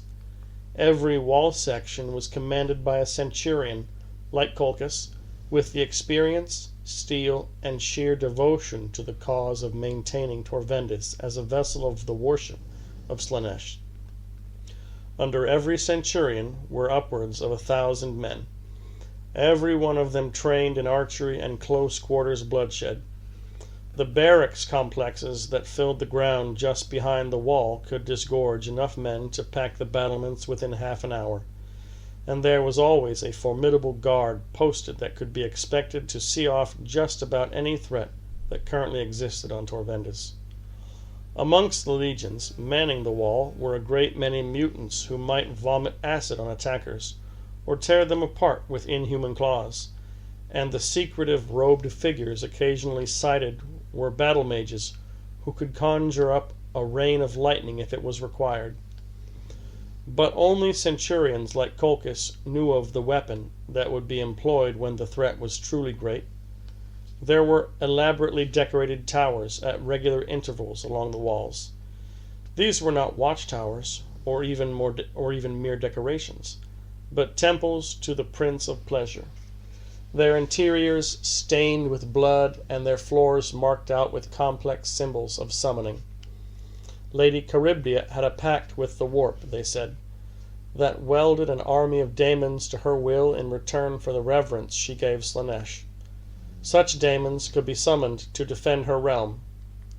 The ordinary legionaries knew nothing of this, of course, because they would be the ones whose sacrifices would be used to power the summoning rituals, and as less experienced soldiers, their devotion had not always been tested unto death. One of the legionaries, a young man, his skin hardly scarred, hurried up to Colchis. "Sir, 17th cohort have been observing movement on their watch. They thought you should know." The lad was frightened of him, Colchis realized, and over 2 meters tall, with scarcely a scrap of skin unmarked by the scars of devotion. Colchis knew he looked something like a monster. "Movement? Scavengers?" "Probably, sir.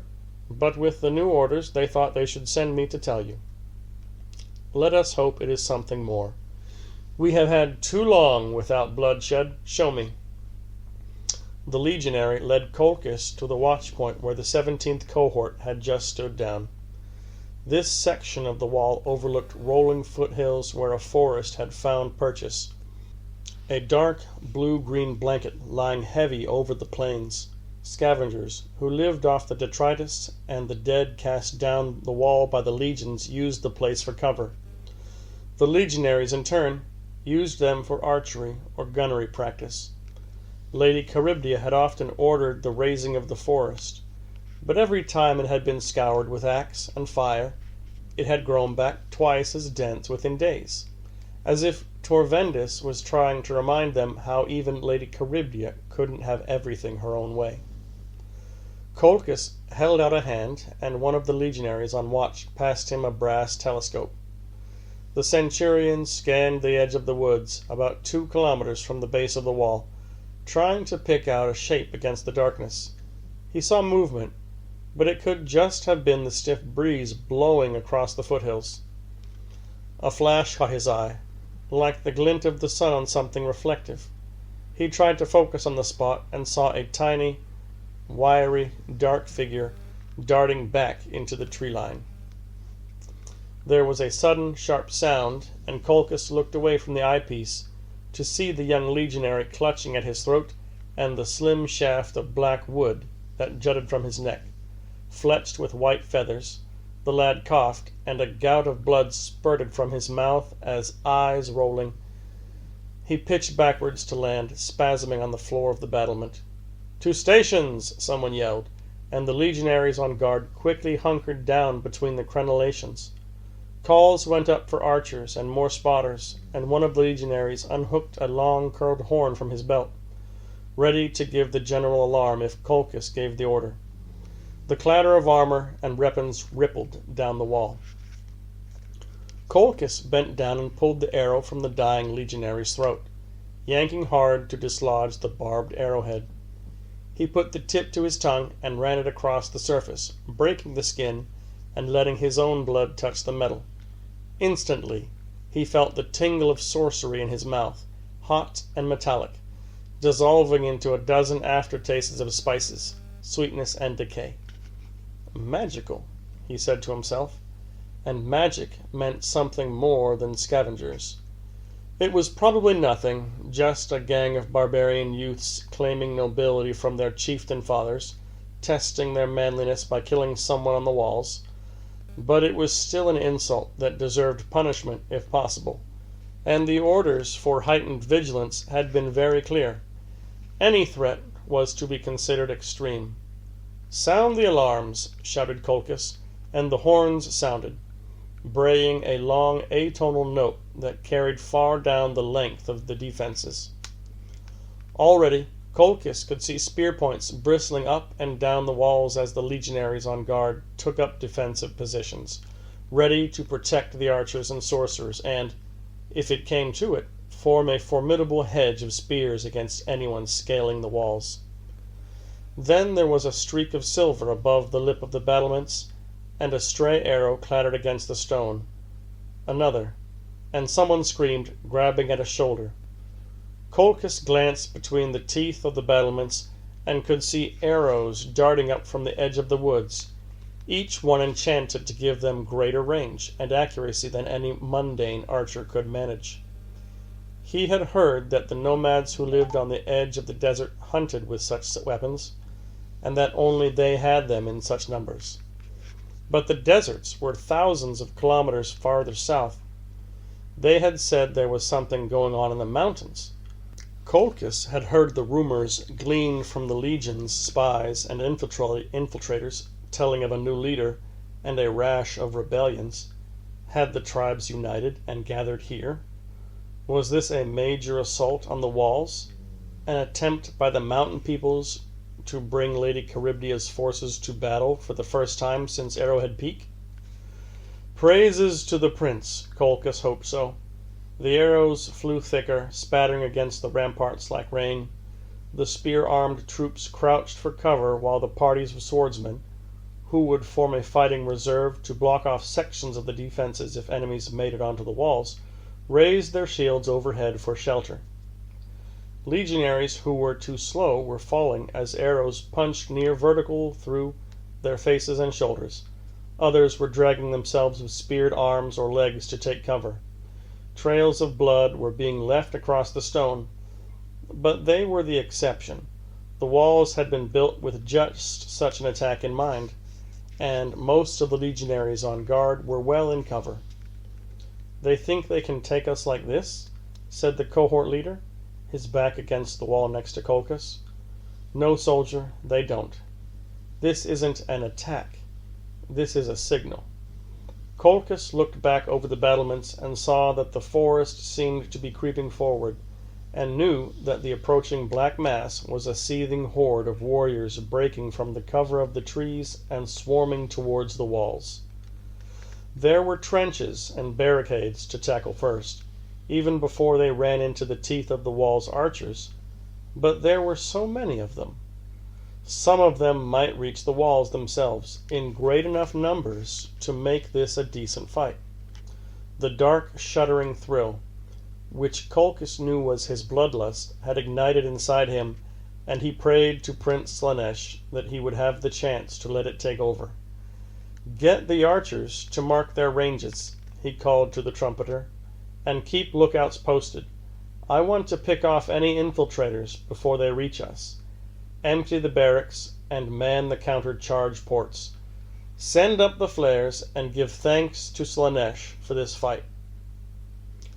All along the wall the signals went up, the multicolored glow of the signal flares turning the morning sky into a riot of colors. The clashing din of the trumpets called streams of warriors from the barracks just behind the wall, some heading up the complex stairways towards the top of the wall, others into the underground muster halls from where counterattacks would be led through hidden ports amongst the warrens of defense ditches. Arrows lashed down as archery teams checked their ranges, picking out a line beyond which anything advancing would be met with a hail of arrows dipped in poisons and hallucinogens. Combat teams, who would take the fight to the attackers if the ranks of spearmen gave way, surrounded their mutated leaders and chanted songs of praise and hatred. Sorcerers, wizened and wasted by decades of service to Slaanesh's dark arts, hurried up winding stairways with their elite bodyguards to unlock the chambers, hidden within the ornate towers, readying them in case they were needed to summon the lust god's own servants. And corpse teams, devolved creatures barely human, gathered around the rearward working of the defenses, ready to take the bodies of dead defenders and spirit them away to whatever pits they lived in when battle was not in the air. And along the wall a new sound arose, growing louder and louder until it could be heard above the blaring trumpets and clatter of arriving soldiers. It was a low, angry growl, and as it swelled it became clearer.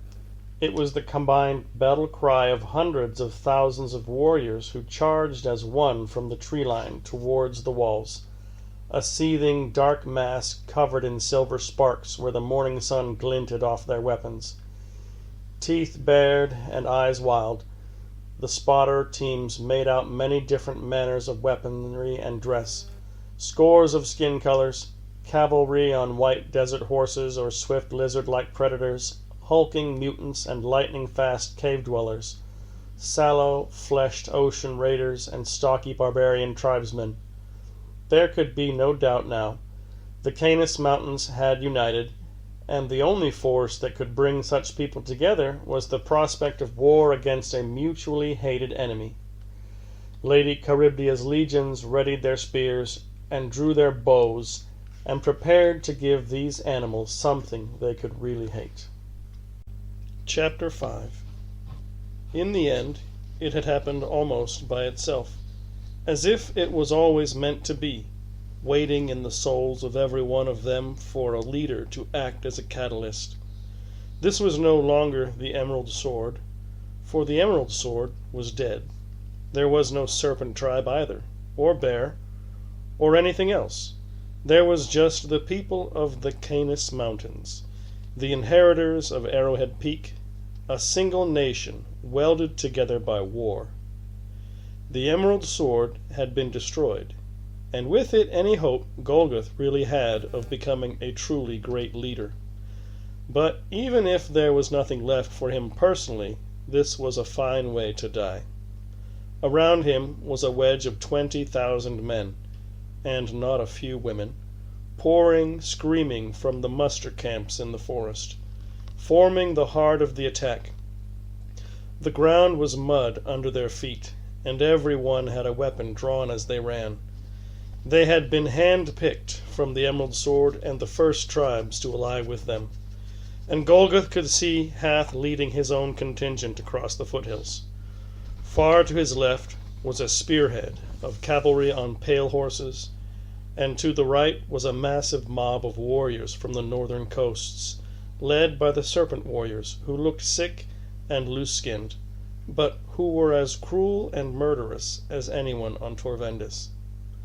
The wings of the attack, too distant for Golgoth to see, were anchored to the north by strange warriors with great ogreish bodies and huge eyes from living in the darkness of the valleys.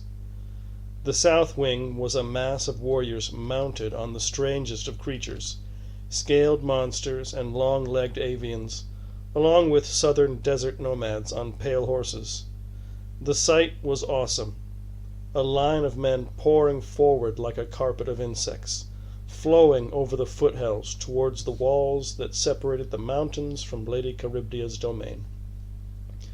The wall stretched as far as Golgoth could see in both directions, sheer and unforgiving, with massive buttresses and a formidable overhang. It must have been 100 meters high, 500 meters between buttresses. On the battlements at the top could just be glimpsed tiny figures, gathering, legionaries preparing to receive the attack. Many of Golgoth's warriors carried ladders or grappling hooks. Others intended to rake the battlements with bowfire. Others just wanted to lure the legionaries into open battle and lose themselves in a chaotic killing ground beneath the walls. Golgoth, truth be told, was one of them. The ground ahead of them was broken, with ditches and rows of spikes. The mobs flowed over them, heedless of danger. So few of them had even seen battle of the magnitude that was promised here that they were almost mad with the lust for war. And they cared nothing for the dangers. A mass of unwashed bodies crowded around Golgoth as he clambered over a barricade of sharpened logs, knowing that as he did so he was climbing on the bodies of his own warriors who had stumbled and been impaled. Even as he reached the other side, he saw the ditch ahead was filling with bodies, and he joined the horde around him, scrambling over the fallen. They were screaming, some with panic as they were trampled, others with joy as they felt a rush of rage and adrenaline such as they had never felt. The first arrows began to fall, inaccurate, ranging shots that still hit because the only place they could land was in the mass of warriors. Golgoth saw a warrior, one of the sword, he was sure, stumble as an arrow punched through the side of his chest, then disappear beneath the feet of his comrades, like a drowning man beneath the waves. Golgoth pulled the shield from his back as the arrows began raining thicker. Clusters of arrows tore chunks out of the advance, gouging holes quickly filled by others eager to be in the front line. The ground was broken and deadly, with concealed spikes skewering unwary feet and hidden pits swallowing a score of men at once. Golgoth could hear the trumpets on the walls, a hideous sound calling the pleasure god's soldiers to battle. He could see the glints of their spearheads and the glare of explosives they used for signaling. There was a distant flash, and a plume of dust and broken bodies erupted nearby, a thundercrack washing over the advancing warriors. Golgoth looked up and saw the emplacement on the wall above, where a huge war machine had been mounted, lobbing explosive shells into the heart of his army. They were cowards, these slaves of a degenerate queen. They would rather butcher real men from a distance than face them with sword and axe. Golgoth was filled with hate, at Lady Charybdia, who had bled the emerald sword of its honor, at her soldiers, who he would gladly butcher in their thousands if he could but reach them, at the planet around him that had let such a cancer take power. His hate carried him forward over the smoldering craters and through the falling arrows over the barricades and ditches. "Forward!" he screamed at the horde around him, by now covered in blood and stumbling. "Forward, you dogs, for your honor! Die like men!" Explosions racked the ground. Blood and earth rained down. Bodies were thick beneath his feet, and the defense ditches were like swamps of gore. Spring-loaded spears shot from the ground to transfix men through the stomach. Golgoth tried to make out what was happening further down the line. The cavalry was a mess. Horses tangled in the barricades and contorted masses of men and beasts trampling one another to death. Some elements had avoided the scrum and were spread out as they galloped forward. Some were even at the wall itself, horse archers firing arrows straight up and soldiers manhandling ladder segments in the hope of ascending the massive wall. Already sheets of shimmering acid were running down the walls to soak those trying to climb them, and arrows fell in thick waves. Hath was doing better. The impetus of the Serpent's warriors was dragging his men forward. They were more broken up by the defenses, but that meant those strong enough to make it were unimpeded by those who had fallen already. Hath wasn't really in command. No one could truly lead a horde like this, and it was carried forward by its own momentum rather than orders. Golgoth had wanted to make sure that his old friend was there to represent the sword. Bright, magical arrows were spearing up from all over the barbarian lines, fired by the mysterious southern assassins, and with every one a tiny figure seemed to topple from the battlements to land broken far below. Bright spears of lightning suddenly arced down in reply, leaping from one of the towers down into the heart of the milling cavalry. There was a white flash and a cloud of vaporized dirt. Horse and human flesh rained wetly back down onto the barbarian lines. They were dying, just as men were dying all along the wall. Golgoth didn't care. He had seen enough men die and had killed enough himself. There was no room to care, not with all the anger that filled him to bursting. He waded through the gore towards the wall, the warriors thinning out beside him as arrows began to stud the shield he held above his head, and his hair and skin became sticky with the thin drizzle of blood. It was dark and dry inside the wall. The sounds of battle were beginning to filter through the rock, a dull throb of war cries and screams, punctuated with sudden roars as the guns were brought to bear and bolts of magic hit the ground. Tarn drew his dagger and placed it between his teeth. He wedged his body sideways into the crack and began to force himself upwards, the tough leathers he wore protecting his skin from the sharp stone. The dagger was his only weapon, because here, within the structure of the wall, there was no room to carry a shield or a sword. Tarn didn't mind.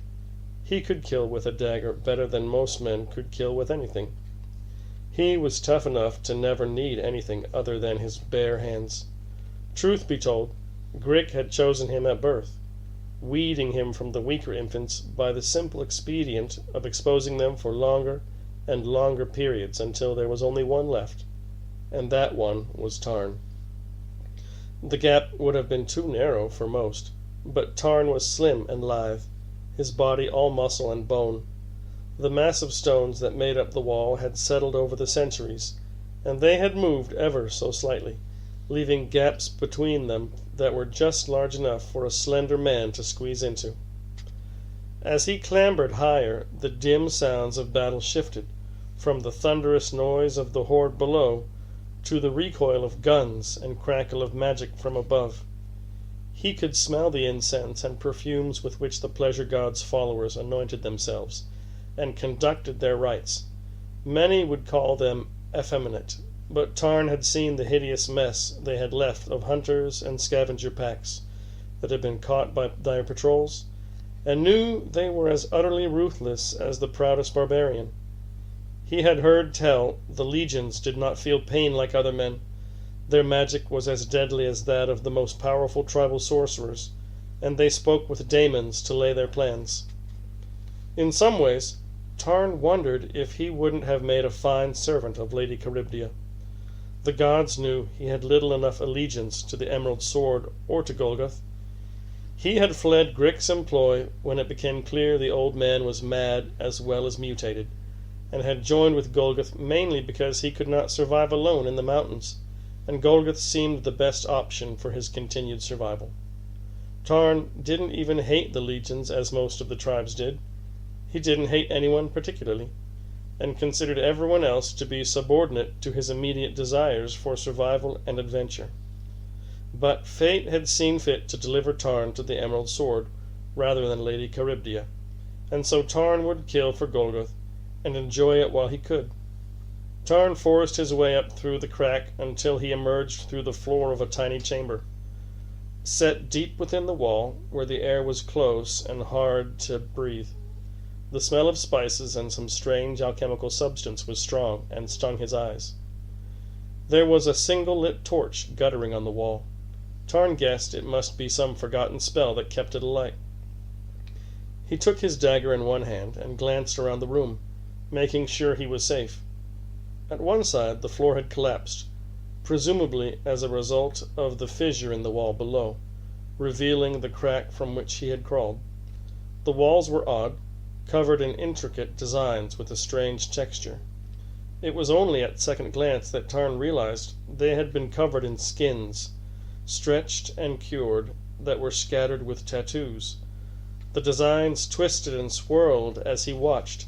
Spectral eyes seemed to stare. He shook the idea out of his head and moved silently through the room's only door. He came out under a wooden staircase. It was obviously carrying troops up onto the battlements. Judging by the clatter of armor and the pounding of tramping feet, he could smell the troops' sweat and perfumes, hear their voices muttering incoherently in what must be prayers to their god. Tarn peered between the planks of the steps and saw dozens of bare feet, many covered with old, shallow wounds, self-inflicted. The gaggle of troops passed, and Tarn quickly hauled himself up onto the stairway. It was narrow, and the air was still close, but this time the smells coiling down from above were mixed with blood and death. Tarn knew those smells well. This place, strange as it was and filled with many things he would not understand, was still just a battlefield like all the rest of them, and the battlefield was the only place Tarn felt at home. Golden icons hung on the walls, carved into shapes like coiled snakes or twisted branches. There were scratch marks in the walls, and over the doorway at the top of the stairs had been nailed a corpse, old and moldering. It was wearing the tatters of a legion uniform, and Tarn guessed it was a malefactor, killed for some indiscipline and displayed as a reminder to others. These people were not so much unlike his own, thought Tarn. For a moment he was alone, but Tarn knew that not only were the walls crammed with legions, there were several other infiltrators like himself making their way into the heart of the defenses. Some were to head for the barracks to kill the reserves and draw legionaries down from the walls. Others, like Tarn, were to cause as much bedlam as possible on the walls themselves. Most wouldn't make it through the walls or onto the ramparts at all, but those who did had been picked from the coldest killers in the mountains. There was a guard on the other side of the door. Tarn heard his breathing through the wood. He silently opened the door a crack and stabbed the guard behind the ear without even peering through the doorway. He caught the body as it fell, wiped his blade on its satin uniform, and dumped it just behind the doorway, closing it behind him. It was Tarn's first kill of this enemy, another for the endless catalogue of killings that he kept filed away in his head. Few men like him kept count of their kills for long, but Tarn had, although he would have needed some time to calculate before he came up with a final tally. Tarn saw the staircase had ended, and he was now in a corridor just below the level of the battlements. The corridor's ceiling was the floor of the ramparts above, and the tramping of dozens of feet filtered down along with shouted orders and the whistle of arrows let fly. Tarn darted down the corridor and emerged in the open air, on a ledge on the rear of the wall leading up towards the ramparts. The ledge was narrow to hamper attackers coming down. The only other way to reach the vulnerable barracks and command posts behind the wall consisted of a very long drop. The defenses were well constructed, designed to funnel attackers into bottlenecks where they could be confronted and killed by a relatively few trained men, or bunch them up on the wall where guns and archers could be turned on them. A short, narrow flight of stairs led to the ramparts, and Tarn could see the frenetic activity. Gangs of archers were firing volleys, then moving as a smattering of arrows clattered against the ramparts in reply. Spearmen were forming reserves to plug gaps in the walls as men fell. Units of soldiers armed with swords, shields, and more exotic weapons besides were taking up positions at junctions and doorways to face any attackers that might find their way onto the walls. Tarn watched as a creature appeared that was, presumably, human, but had little of a human's shape. It was twice as tall as a man with dark red scaled skin and tentacle-fingered whips for arms. It had no legs, but a thick mantle of skin, like the foot of a slug, showing beneath its kilts of scale and wrappings of silk. It was barking orders. From a great wide mouth, and from the elaborate decorations of its misshapen uniform, Tarn guessed it was an officer of some kind. Tarn would have called it touched. Others would refer to it as deformed or mutated. Torvendis produced a great many malformities in its offspring, and some were strong enough not just to survive, but to prove superior in some respects to normal humans. Some tribes killed them at birth regardless of their strength.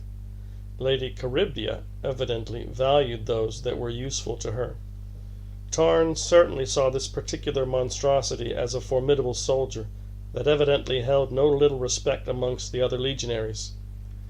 Tarn had no respect for anyone or anything save himself.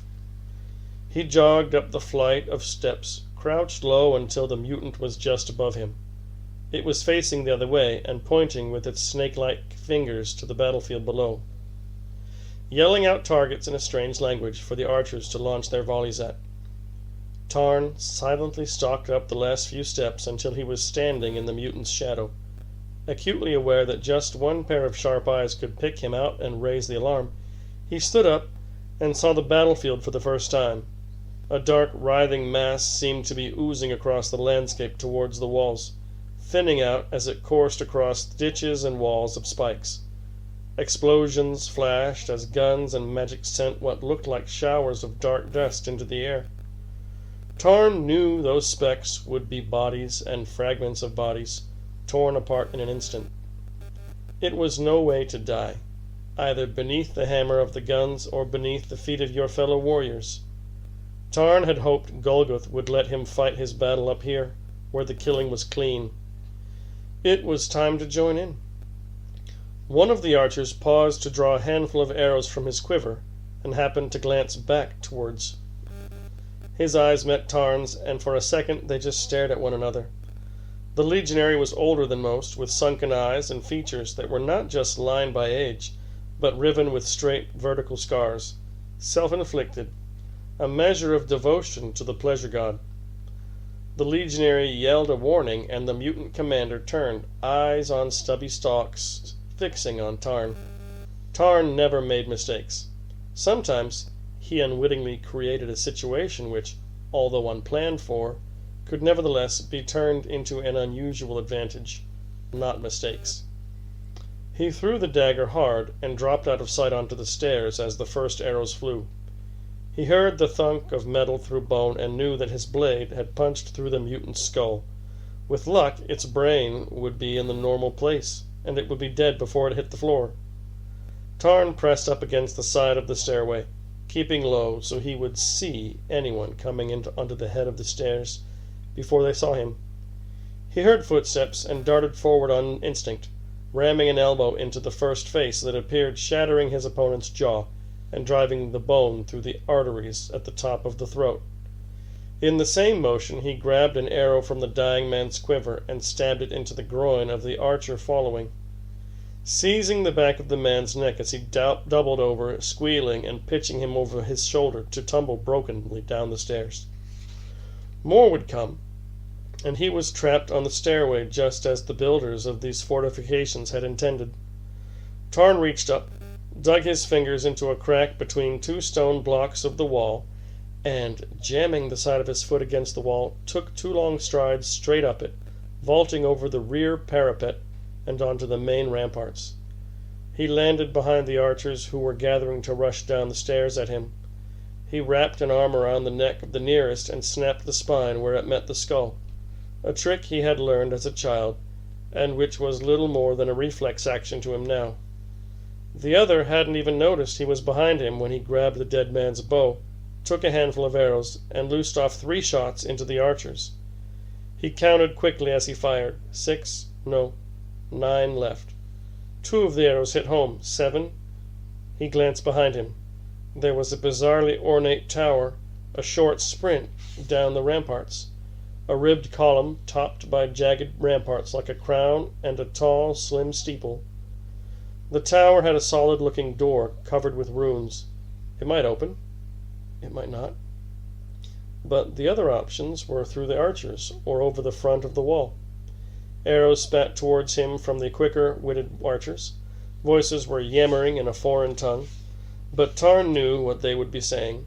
"He's behind us, you morons. Kill him quickly." If Tarn backed away, even if he picked a man off with every shot, they would stick him full of arrows before half of them were dead. He was good with a bow, but better with his bare hands. He charged. The bow was thin but strong, made of some matte black substance with a gold hand grip. The ends were tipped with gold, too, which tapered to a sharp point. Tarn sprinted a few steps and plunged that sharp tip into the stomach of one archer, and let the momentum of his charge carry him into the other 6, bowling them over. An arrow shot wild, arcing high into the air. Tarn scrabbled and found a short sword scabbard on the archer's waist. He ripped it free and let his motions slip into the old grooves that had been worn into his movements by countless training duels and battlefield scrums, lashing and parrying, jabbing up underneath the jaw of one man, withdrawing the blade and slicing the arm off another. 4. The pommel, formed into a golden orb, shattered a temple, and the blade skewered a thigh. 3. The fight was over. 3-on-1 odds basically meant victory. The legionaries were well trained and, perhaps more importantly, utterly dedicated to their fight. But Tarn had taken on more men than this 100 times and won. Back when he had worked for Grick, he had become notorious for taking on tasks that required more than just slitting men's throats while they slept. So eager was he to prove he could fight anyone, on any terms, and win. 3 men? 3 dead men, as far as Tarn was concerned. And they were dead, before the thought had even left his mind. The warm, sticky blood in his hair was almost comfortingly familiar, like the numbness in his palms from the jarring of blade against bone. The burning in his limbs would ache like hell the next morning, but for now it told him of the strength and speed that let him kill men before they could make a sound. After a lifetime of it, killing should have become a dull routine, but for Tarn there was nothing else in the world worth doing more. The noise of the dying archers had attracted attention. He heard voices, and the clatter of spears from down the ramparts, and even spotted the muzzle of one of the infernal guns swiveling towards him, ready to blast point blank into the ramparts in case attackers had made it onto the walls in numbers. The tower it was, then. Tarn ran down the battlements and up the steps. The door was made of heavy wood, stained black, and engraved with runes. His eyes refused to focus on them, as if a part of him was afraid to look at them. Blurred shapes snaked around the wood. Tarn realized he had wasted precious moments standing glaze-eyed at the door. He tried the door. It swung open. He darted inside, sword first, ready to take on a gaggle of vengeful legionaries. The room inside was lit by a quartet of braziers that gave out a painful dark red glow. The same weird, eye-burning runes were carved everywhere. On the walls and ceiling, and on the floor were concentric circle designs, radiated out from a single squirming symbol of a knotted snake. The room had too many walls. Tarn couldn't count them. The door behind him swung shut of its own accord. There were no other obvious exits. Tarn did not panic. He had been in situations that were technically hopeless before. His warband had been surrounded on some lonely mountain slope by elite house guards of the Serpent tribe, and he had crawled from the resulting pile of corpses, wounded but alive. He had killed his way through a longhouse of Grick's enemies, to find himself ambushed by bowmen who rained flaming arrows down at him. But he had thrown himself insanely at the closest and came out alive. He had even set out to help kill Grick himself, and he had not only made it out alive, but seen Grick dead, and bagged not a few of his tribesmen besides. No, it was not panic. Tarn looked at the possibilities. Go back out onto the ramparts and die, or stay here and die. This was a horrible place that repulsed him for no obvious reason, but it had a doorway wide enough to admit 2 men at most, and at least he could kill his share of them before they piled through and overwhelmed him. Not such a bad way to go, and plenty of the Whore Sons would remember Tarn for a long, long time. How many men had made it alive onto the battlements of Lady Charybdia's walls and spilt the blood of its defenders with bare hands? Not many. Maybe none. Tarn had never regretted anything. He had killed more men than most people had ever met. He had never wasted his life in loyalty to anyone who would be better off killing than obeying. He had never lost a fair fight. There were no good days to die, but this one was better than most. He had no way of barring the door, but when he heard the legionaries scrambling up the steps, the door did not fly open. Something heavy bashed against the solid wood, and the door buckled. They were trying to batter their way through. Was the door locked? Tarn couldn't see a lock or a bolt on it. Probably magic. Tarn ignored it and took up position with his back to the wall, beside the door. On the opening edge. Another hit and the door bulged and splintered. The runes were agonized squiggles running like drops of water down the wood. The door burst inwards, and the brass-shod head of a 4-man ram ripped into the room. Before it had time to withdraw, Tarn's blade lashed through the opening and cut deep into the throat of one of the legionaries. He heard the cry of anger and pain. 2 men tried to scramble into the room, and Tarn caught one in the side of the head with a vicious sidekick, cracking the sword's pommel onto the back of the other's neck. He glanced through the wreckage and bodies, and saw there were maybe 24 legionaries lined up on the battlements, queuing up to kill the infiltrator. Arrows lashed in, and Tarn ducked back. With a roar, the legionaries charged inside, hoping to fill the small room with their bodies and pin Tarn down with the sheer weight of numbers. Tarn stabbed twice, felt more blood spurt onto his gore-covered arms and chest, as 3 or 4 legionaries pitched through the door, spear first. Tarn weaved between the stabbing spearheads, swiveled and sliced, taking the head clean off one man. Then he leapt on his attackers, pinning 2 down onto the floor, kneeling on their backs and slamming the small of his palm into the jaw of the next man through. Tarn thrust again with the short sword in his right hand, pulling a spear from the mess with his left. More legionaries were charging, yelling words Tarn couldn't understand, cascading through the doorway with no fear. Tarn grabbed them and hauled them onto his blade, parried with the spear, stepping back into the room as the tumbling pile of bodies grew. Men clambered up from the drift of corpses, wounded and spewing blood, to be killed a second time. Blood spurted from cut throats and severed limbs to spray across the walls. The hungry runes seemed to drink the blood, growing larger and beginning to glow. Arrows were raking in from archers just outside, but by now the bodies were piled halfway up the doorway, and most of the shafts thunked into dead men's flesh. Tarn was by now dragging spear-bearers and swordsmen over the rampart of bodies to kill them. Reinforcements had rushed down the battlements, and Tarn had taken them on too. How many would they send? How many would they let him kill before they shattered the tower with a massive shell from a gun, or sent gouts of lightning crackling through the door for some magician's hand? How long before they hurled in flasks of oil and flaming brands? Tarn didn't care. It would happen sooner or later, but for now he was determined to spend what was left of his life killing, just as he had spent the years that had gone before.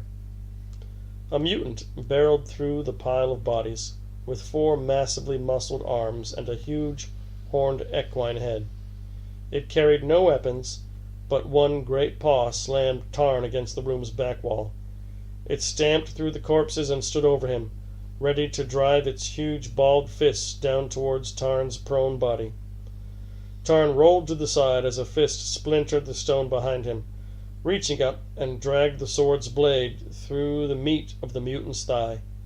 An artery was severed and blue-green blood gouted out. The mutant stumbled as Tarn ripped the sword through its hamstring, and it fell against the back wall. Tarn squirmed up behind it and cut through its spine at waist height. The mutant slumped further, and Tarn stabbed it in the back of the head.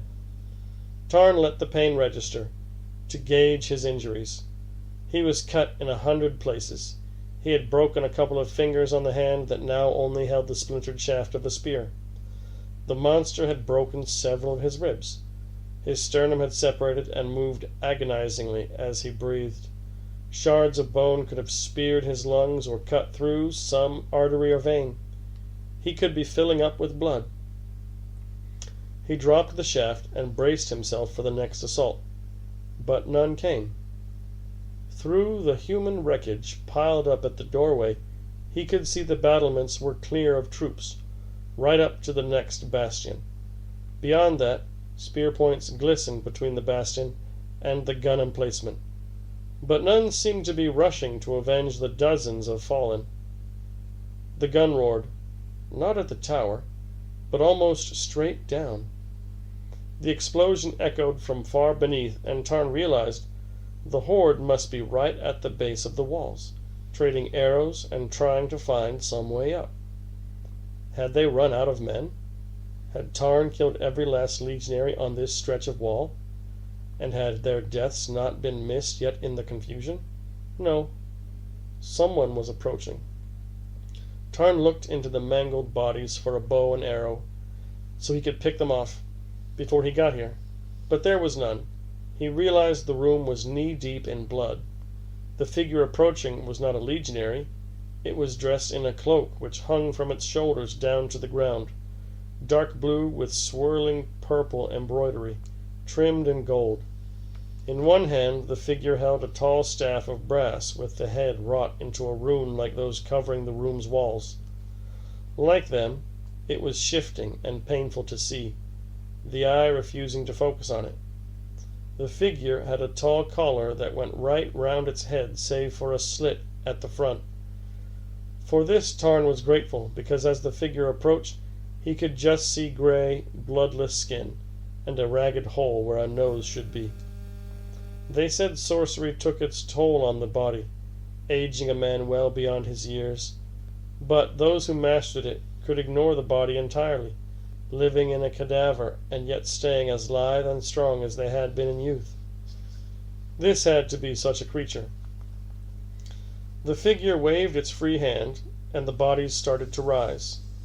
Tarn slashed at them as the oozing torsos and severed limbs began to float, but they drifted out of the room and hung above the rampart floor as the sorcerer walked through them.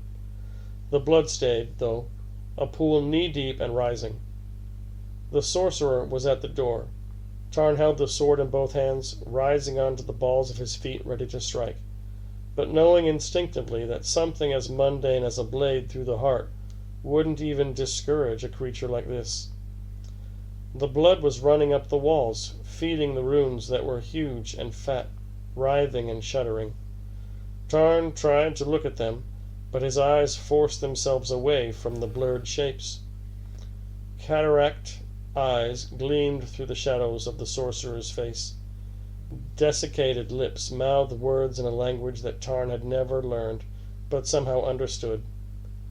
"Thank you, my friend," it said. You have saved me a lot of trouble." This was the worst it had ever been.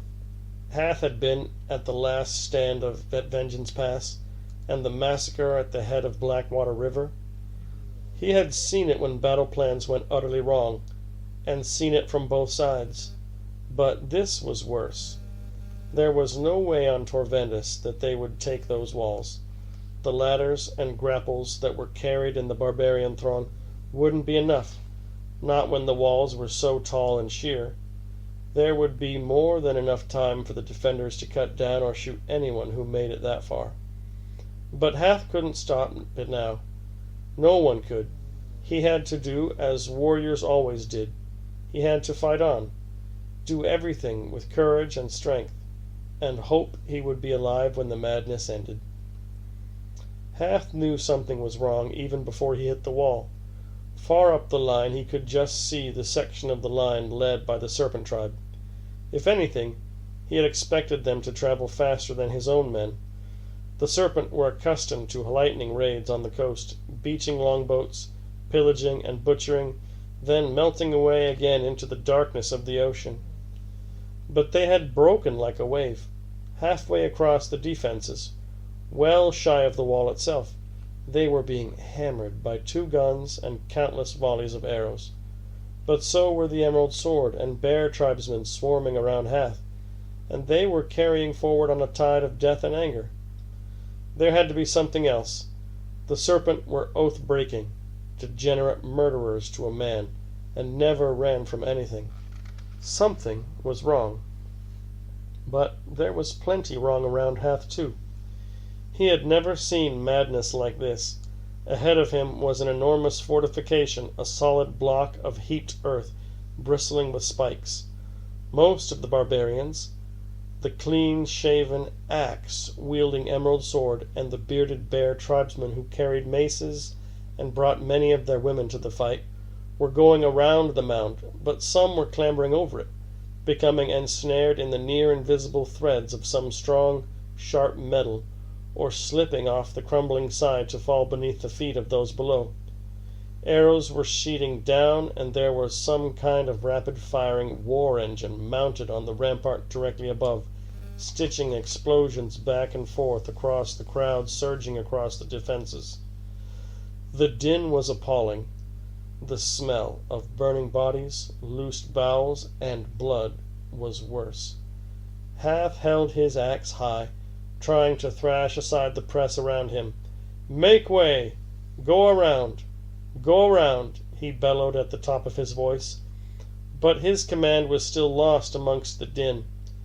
A swarm of what looked like bright glowing insects poured down off the walls and plunged into the crowd some distance away from Hath. But even he could hear the yells of confusion as the golden-orange sparks buzzed in and out faster than the eye could follow. Men clambered over one another to get away, their bodies on fire. Another spell lanced down, and thorned vines writhed from the ground, dragging men down into the blood-sodden earth, strangling and ensnaring. Many were trampled as Hath watched, the pull of the throng taking him ever closer to the walls. Another line of explosions raked through the press, blasting broken bodies high, with an ear-splitting sound that left Hath's ear full of white noise. Then the thunder of magic and crack of the guns stopped. Hath wondered if he had been deafened, but no. He could still hear the battle cries and the moaning of dead like a rumble all around him. The whistle of falling arrows had gone too. If Hath could have turned back, he would, but there were still crowds of warriors surging in and carrying him around the fortification, over staked pits and body-choked ditches. The soil began to lift off the heaped fortifications. Bodies were carried up, too, dead and alive. Hath looked up and saw a trio of Lady Charybdia's sorcerers on the battlements, hands held high, white sparks flashing in their eyes and between their fingers. The body of the fortification was dissolving into a rising column of earth, exposing foundations of stone between which yawned a great black pit. It was the damnedest thing Hath had ever seen. He had a suspicion it would be the last thing, too. The column disintegrated and rained black, wet earth down over Hath, and the warriors crowded around what was now a huge, dark tunnel entrance. From that entrance came hundreds of legionary spearmen, silks billowing as they leapt from the concealed tunnel and charged into the barbarian mob. Far to the south, white horses were galloping up the wall. The remnants of the desert horsemen were riding vertically up the battlements, swapping arrows with the archers like punches. They had lost perhaps 9 out of every 10 of their number, but this was still enough to lead the assault on the ramparts. No one really knew anything about the desert raiders, least of all that their steeds were as magical as their arrows, and throwing blades. Perhaps it shouldn't have been surprising that the decision to take their horses against the wall, seemingly the maddest of a whole cacophony of insane risks, turned out to be the single best tactical choice in the entire assault. Ladders rose from Golgoth's horde in the center, propped precariously against the immense walls. Only the bravest had made it that far, so there was no shortage of madmen to clamber up the tall, narrow ladders one at a time into the storm of arrows. Spearmen pushed ladders away from the wall to fall like felled trees back into the throng. It rained warriors as well as arrows. 2 spell-wrought sally ports opened, and legionary shock troops poured out into the bear and sword surrounding Hath, and the serpent swarming to Hath's right. They had large round shields, as well as spears, and barbed daggers for when their spears broke, and they were crammed nose to nose with the barbarians. The combat was hellish, with the barbarians pushed forwards by the masses to the rear, and the legionaries with nowhere to retreat to. These shock troops were pumped up with freakish concoctions that turned their eyes into pupilless white orbs, and shut all pain out of their minds. There was nothing but killing there, no retreat, and no skill, sheer butchery in the shadow of the walls.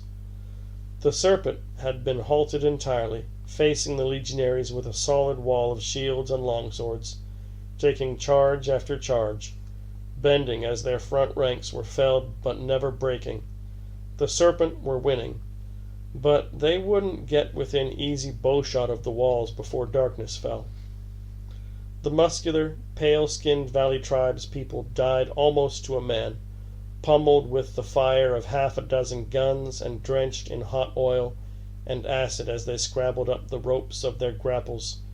Perhaps 1/10 of their number survived to retreat, the rest dead or dying in heaps at the foot of the wall. The desert horsemen reached the battlements and kept going, charging 2 abreast in both directions. The defenders had been drilled well, but a cavalry charge along the top of the wall had not been anticipated, and the spearmen couldn't form hedges of spears dense enough to deter the desert men's charge. The battlements were swept from bastion to bastion along nearly 2 kilometers of wall. 3 guns were rid of their crews. When the bastions were collapsed with explosive charges to block their passage, the horsemen regrouped, made a silent decision, and charged down the narrow stairways into the columns of legionaries ascending to attack them. They had decided to die there, and many of them did, man and horse tumbling down the back of the wall or charging onto the spears of the legionaries. But a fearsome spearhead made it into the barracks, butchering scores of men as they were still chanting their battle prayers. The survivors, their honor satisfied, turned around, swept back up to the wall, and back down the front. As purple-gray twilight took over from the blood-orange day, a gaggle of proud white horsemen galloped in quiet triumph through the routing masses of the valley tribespeople. Few others made it onto the wall. Through sheer bloody-mindedness, many of the Emerald Sword under Golgoth crammed themselves onto the walls, hacking with their axes before they were surrounded and slain, at huge loss, by legionary swordsmen. Golgoth was not among them, though not for want of trying. A substantial knot of Emerald Sword, along with Bear Tribe warriors who had been forced wide from Hath's group, found themselves scaling ladders. unopposed, and emerged almost intact on a wall completely empty of defenders. Thinking they had the luck of heroes, they prepared to charge down into the vulnerable rear defenses of the wall, when a torrent of lithe, sinisterly beautiful daemonettes poured from a blood-filled tower. The warriors were transfixed by their sensual movements right up until the moment when sharp claws and needle teeth bit through their armor and into their flesh. As night began, that stretch of wall was manned not by fanatical legionaries, but by the summoned servants of the pleasure god himself. The assault had failed everywhere. Nowhere were there warriors still on the walls in any numbers, but nowhere could the barbarians approach and ascend the walls with impunity. The night, which on Torvendis could turn from glimmering moonlight to complete darkness for no reason and without warning, was entirely on the side of the defenders. Some madmen carried on fighting, giving their lives with no hope of success. The barbarian horde fell back, mostly in disarray, some like the serpent with a good day's battle under their belts, a very few like the horsemen riding with the aspect of victory. Torvendis was cruel. It sent out a night that would shine down in mockery on the battlefield.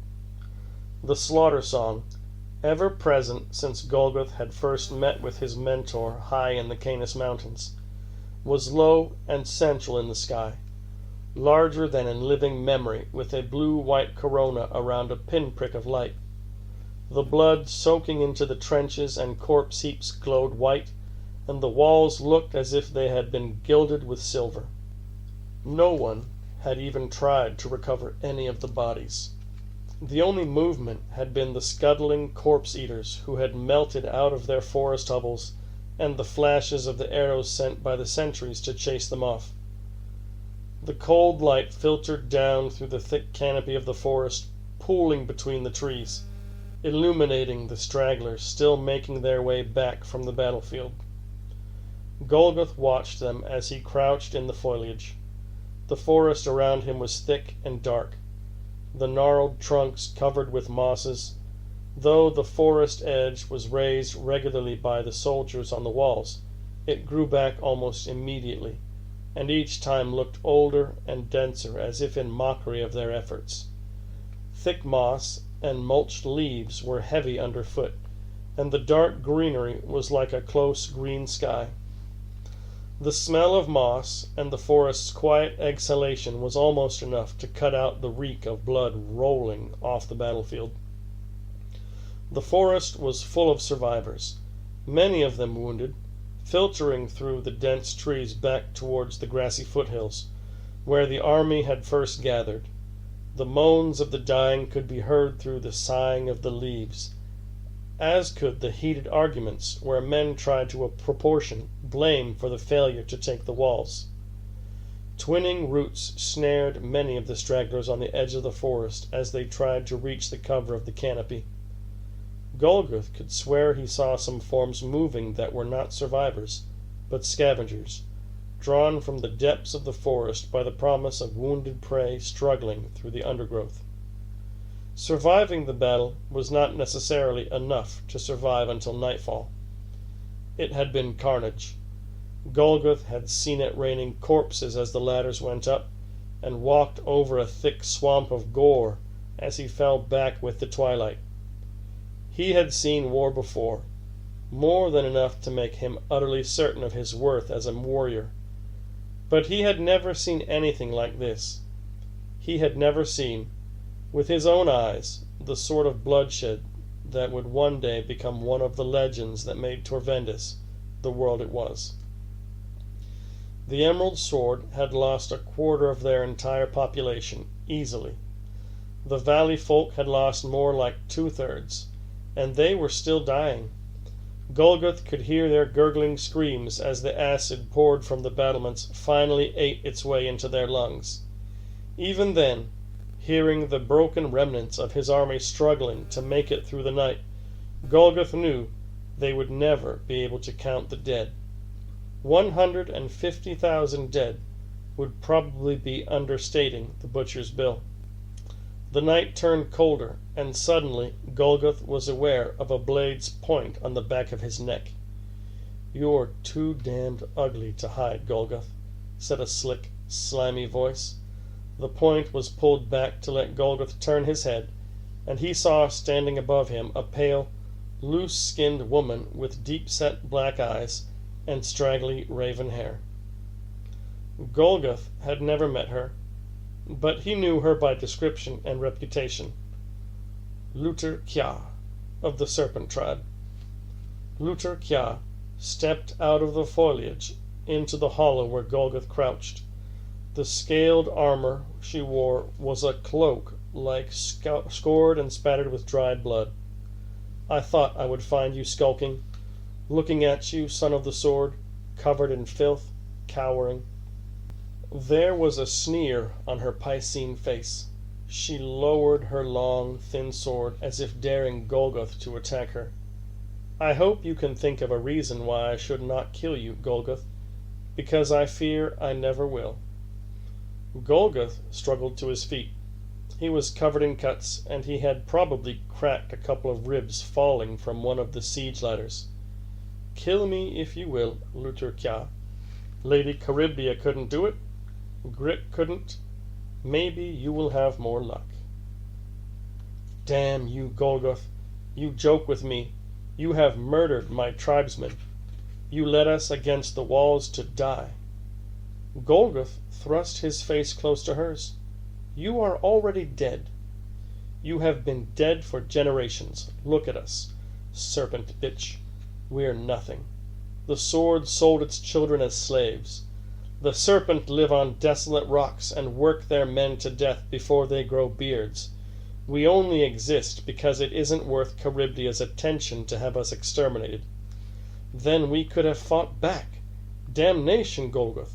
You could have fought her on our terms, not thrown your brothers and sisters against the walls to die. Better death now than slavery forever. Golgoth, our tribes have been at one another's throats for generations, but I have worked without cease to keep the serpent tribes together, and I thought for the mountain peoples the best chance for survival was to fight as one." Luter Kya's voice was cold. "Now I see I was betrayed. You have butchered my people as sure as if the Emerald Sword themselves were manning the walls. There is no Emerald Sword. There is no serpent." Golgoth held out his arms, indicating the ragged bands of survivors in the forest and the blood-soaked expanse of the battlefield. "This is all we have. For this one battle, we were something other than slaves. I gave you something to fight for. Your people should be grateful. They would have died as nothing, just as they had lived as nothing. I don't care about you, or your people, or mine, or Lady Charybdia, or anything else. All I want is a decent funeral pyre for a tribe that was dead before I was ever born." Luter Kya backed off warily. "You are insane, Golgoth of the Emerald Sword." She took up a fighter's stance, sword point hovering in front of her. Her reputation was of one who preferred to have men killed, but who was willing to kill with her own hand when circumstances required. Doubtless surviving serpent warriors would be shadowing her to protect her, but Golgoth's hide would be hers alone if she wanted it so. You promised hope, and for that I was willing to break the vows of my fathers and join with you. But your anger was so deep at the weakness of your own tribe that you would rather lead us all to destruction than admit the sword is the weakest-willed of us all. You have slain my people in your madness, and I claim your life." Golgoth stood, hulking in the darkness, grinning with his axe limp in his hand. "Make it slow, bitch," he said.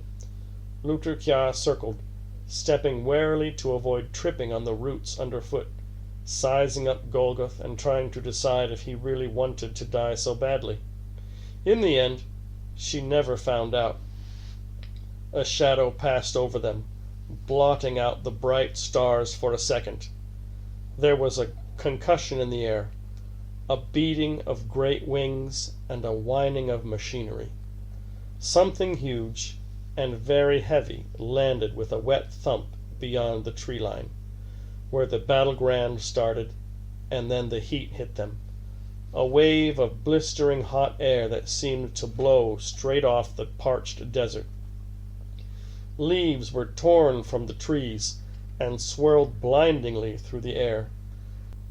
As the wind passed, Luterkja turned, and Golgoth followed her gaze to where an orange-red flare plumed outside the forest, bright and hot. People were screaming and running through the forest away from the new arrival, yelling for others to follow who were too dazed or wounded to move. Golgoth, hunkered down low, hurried forward to the forest's edge. Luterkja didn't stop him, but followed, hanging back and still wary. A gaggle of valley tribesmen struggled past, covered in blood, many missing limbs supporting each other as they tripped, and swore their way through the undergrowth. There was fear in their eyes. These were men facing death for the second time in a day. Golgoth reached the edge of the forest and peered out between the trees. The flare was a muddy glow, wreathed in steam and smoke.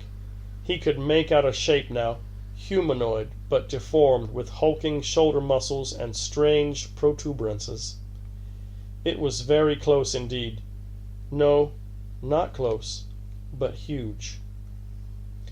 For a moment Golgoth forgot about the death of the tribes and the funeral pyre he had tried to build for them.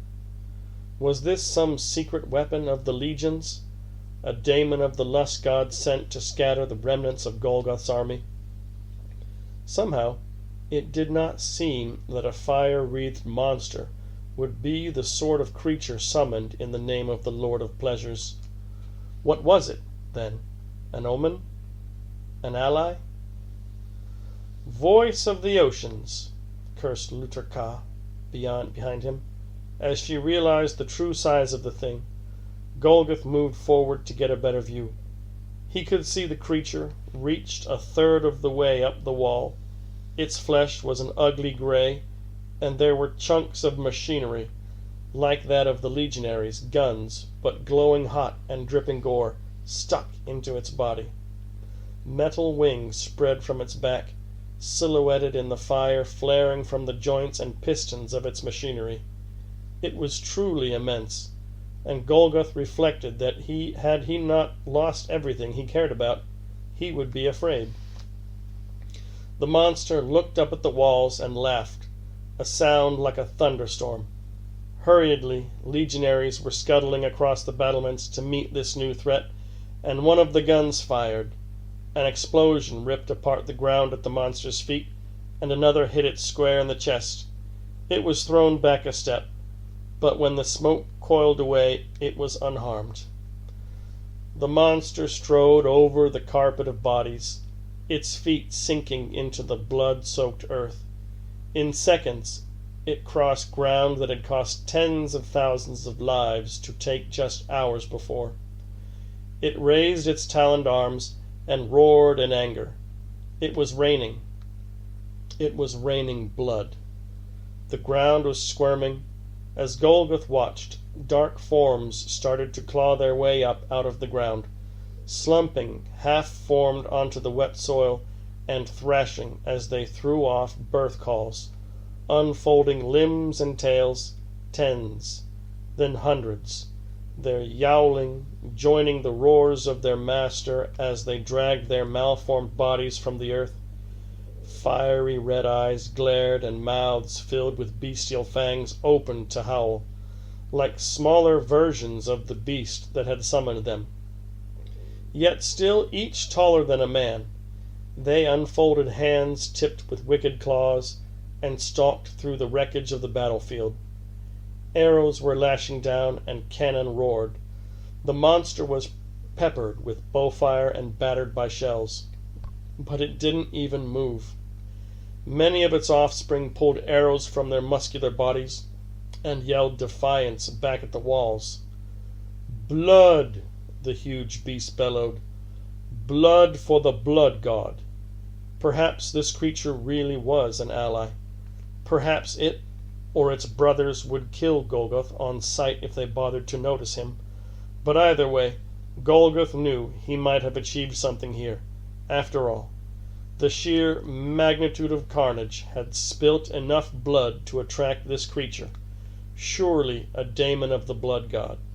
And though Golgoth could not claim to know the ways of daemons, he could guess that those who owed allegiance to one god had little love for the followers of another. The walls had held out so far, but if this daemon chose to take out his rage on them, they might not stand for much longer. And there was more. There had been tales of daemons summoned on the ramparts during the battle. Now it seemed another power was doing some summoning of its own. Daemons were still writhing from the earth and forming bestial packs that roamed towards the walls, lopping around the monster's feet. The daemon stomped towards the wall, the ground shaking with every step. It reached down and dug its talons into the stone of one of the buttresses, tearing deep into the crack between the stones. It pulled, and an immense block of stone was wrenched from the wall, rolling onto the ground and kicking up plumes of blood-soaked earth. The rampart sagged, and cracks ran up the wall. Several legionaries tumbled over the edge, and the rest fled as massive cracks ran up the front of the wall with a sound like a glacier's thaw. The daemon reached into the gap it had opened and pushed against the sides, opening up the wound it had made. The battlement above crumbled, and more legionaries fell as the top of the whole wall section cracked and bowed, pitching men over the teeth of the rampart. The daemon put a massive clawed foot into the wound and clambered up the wall, claws tearing chunks from the edifice. It reached up and pulled down a long section of battlement, broken rocks tumbling over its body. It bellowed with joy as it bored its way deep into the wound it had opened, and tore out whole blocks of stone, opening up hidden passages and cramped chambers. A bank of pale dust was kicked up by the crumbling stone as it fell, and the smaller daemons started swarming up the broken wall, up the ragged edge of the crack, and vaulting up onto the battlements. The sound was awesome, like an earthquake, and the rumbling of the falling rock traveled through the ground right to the edge of the forest where Golgoth stood. Golgoth ran out past the tree line and held his axe high. "All who can hear me," he yelled, "all who call yourselves men, Torvendus has sent us an omen. It has sent us destruction. All who wish to see the city fall, charge." He ran out alone towards the daemon and its infant army, suddenly light on his feet and feeling as strong and deadly as 100 men. Maybe there were some warriors following him. Maybe he was completely alone. He didn't care, because as Sol-Shakar tore at the battlements and his daemon followers gained form at his feet, Lady Charybdia's wall was falling. Chapter 6. Torvendus can never be fully mapped. The deserts change to forest, the glaciers to rivers of lava, the mountains to ocean troughs, and the cities to plains of dust.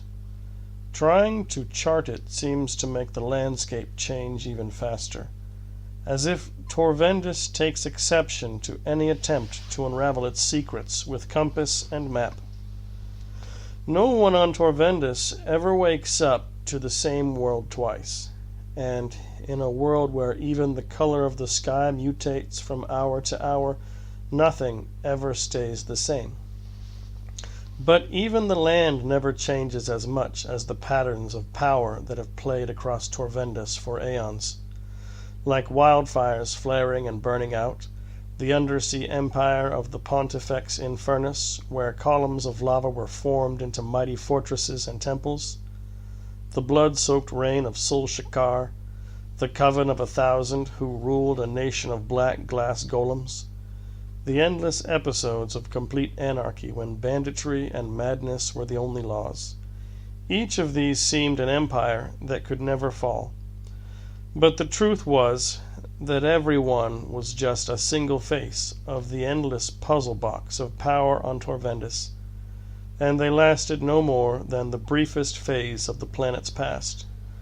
Just as no map can ever be drawn of Torvendis, no history can ever be written. There are only legends, and when they are compiled, they are revealed to be contradictory and vague, but all equally true. Chaos on Torvendis manifested itself as change and inscrutability.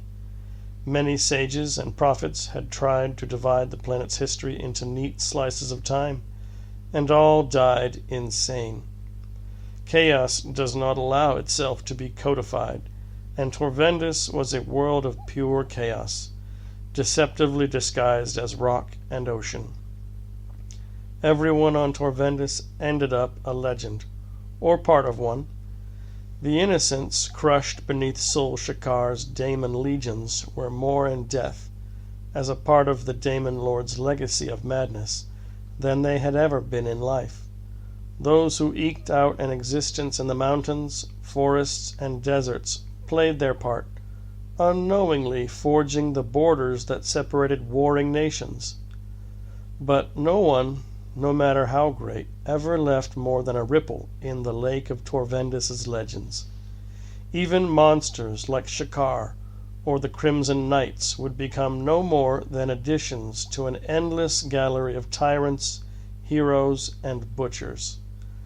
The only legend that mattered was the tale of Torvendis itself, conquered by Argulon Vek, pulled at by every chaos power that dared to take part in the endless war for dominion of the warp. It was a story of how no man or daemon could ever truly rule, of how chaos was change and uncertainty and madness, of how every action on Torvendis was a triumph and every change a tragedy. And if anyone on the planet were to be asked, they would agree that this was the one legend that would never end. The air was thick and hot, and caught in Cron's throat. Everywhere he moved, the dense foliage of jungle shuddered and scattered drops of warm condensation, down to sting on his burned skin. His burns were red and raw, chalky where they had scorched down to the muscle, and every step ached like hell. And Cron knew very well what hell felt like. He had been walking for perhaps 3 days. In that time he had managed to crawl out of the desert and out of the rain of blood that still clotted his straggly hair into congealed knots. He had found the edge of the jungle and dived in. There were few better places on Torvendis to hide, and he knew that he would have to stay hidden until he was healed and ready to implement the last stages of his plan. Cron was not such a fool that he did not anticipate someone following him to Torvendis. The word-bearers, for a start, maybe others. Even so, Cron wished from time to time that he had never chosen the jungle. The humidity was crushing, and every plant seemed to bristle with thorns and crawl with parasites. There were no paths, and every step Cron took forced him to push through branches and vines that clustered around him. Parasites had flocked to him. Lice were feasting on the blood in his hair and clothes. Wriggling things had burrowed beneath his fingernails, and there was something long and slimy rooted in the skin of his back, its circular mouth eating an inflamed crater out of his shoulder blade.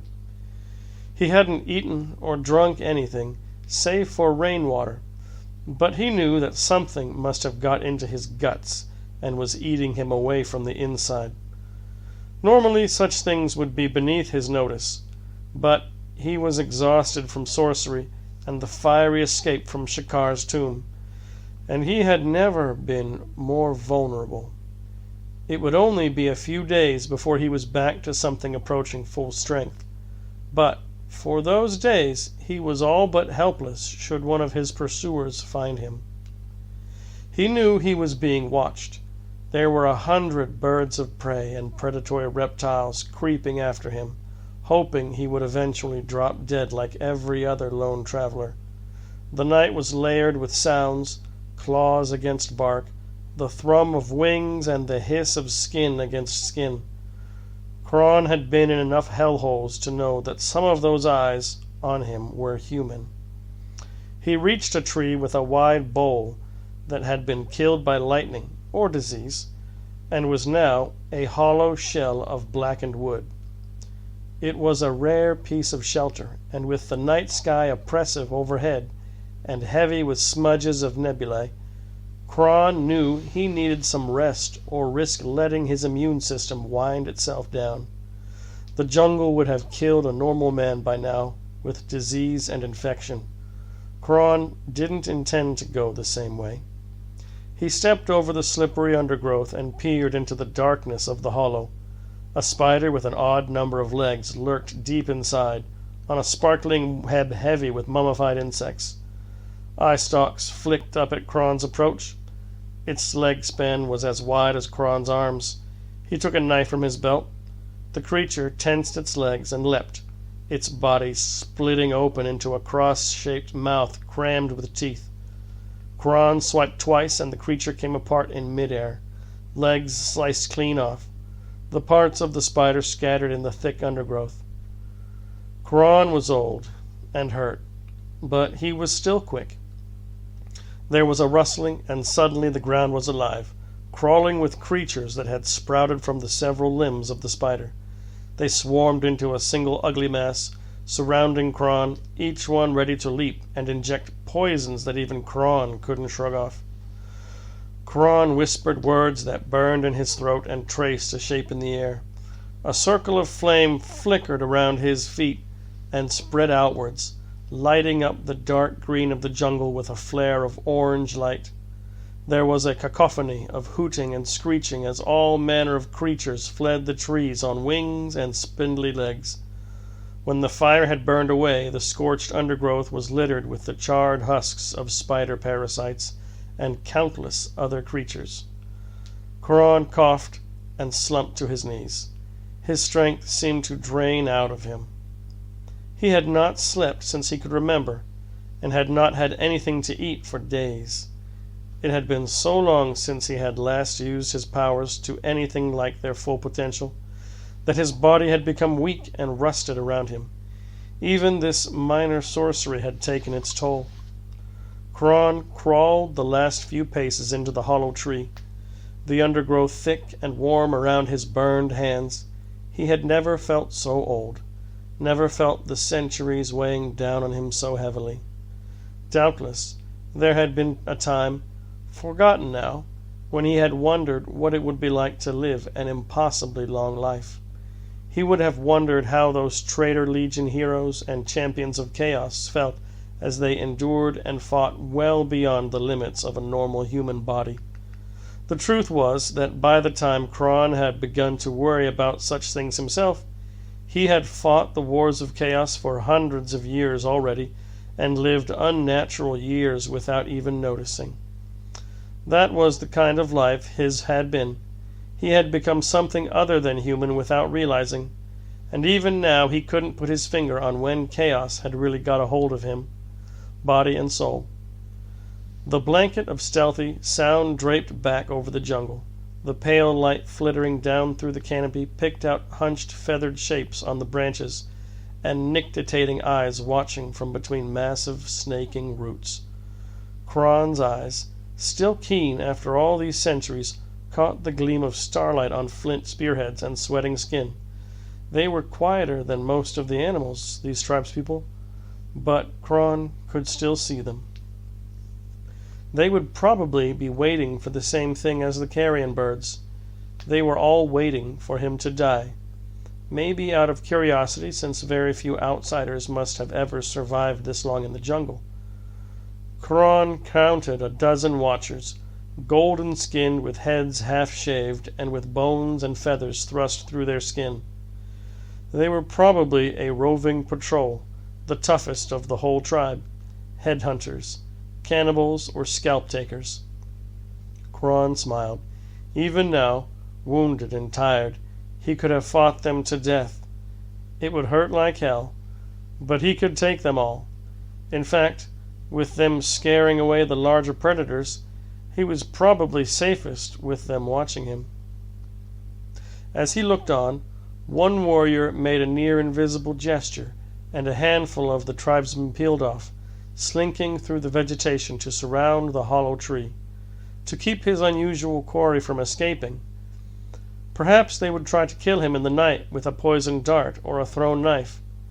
But there had been a time when Cron could catch bullets. Maybe he still could.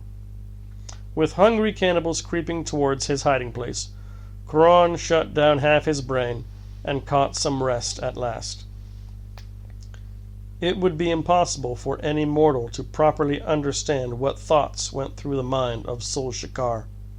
If they could be called thoughts at all, they might resemble, in the most approximate way, a constant scream or the word blood, bellowed over and over again, or an overarching thirst, or pure hatred, or the sensation of being immersed in fire. But nothing would fully describe what made Sol-Shikar, avatar of the blood god, do what he did. But it was still with something resembling nostalgia that Sol-Shikar watched his army reborn. Hell was oozing up from the ground, the half-formed bodies of his legion dragging themselves from the blood-sodden soil. He had known they would find him. A daemon of Khorne was born of the concept of violence and anger, and Shikar's brothers had always been waiting in the earth of Torvendis, fed by every act of bloodshed. It just took the will of their lord released, and the lake of blood that saturated the earth beneath the walls to bring them back. 100 hulking creatures, each twice the height of a man, yowling as they threw off their birth calls and let iron claws tear out through their skin. 100 could become 1,000, 1,000 a million. All they needed was more blood, and there was no shortage of blood on Torvendis, or of ways to spill it. Sol-Shikar could taste millions of packed bodies beyond the wall before him, weak and ripe and waiting to be torn apart for the glory of the god on the throne of skulls. And to get to it all, they just had to get past the wall. Tarn watched as the wall tumbled down around him. He was in the area immediately behind the wall, between the rear of the fortification and the barracks, grimly aware of the cruelty that his death now would represent, when he could have died so many times over already since the previous morning. The wall, he knew, would fall in a great avalanche of stone, sweeping everything away, and that would be no way for a man to die. Men were running everywhere, funneling the wounded from the shattered ramparts, and charging up and the rearward, working to relieve those who had fallen. There were terrible sounds from the front of the wall, the rumble of torn stone and the howling of daemons. Men were screaming as they were dragged down, limbs crushed by falling stone. There were shapes moving at the top of the wall, lumpen and shambling, but with claws that took a head with every flash. Tarn had woken beneath a pile of bodies, his head still aching from writhing, reeking dreams. He had crawled from the shattered tower to find the battle was over, the battlements strewn with the remains of emerald sword warriors. The stink of magic was still heavy, and he could see, in the back of his mind, the rent in the air and the horrible things that had tumbled out of the tower walls at the sorcerer's command, silken-skinned and clawed.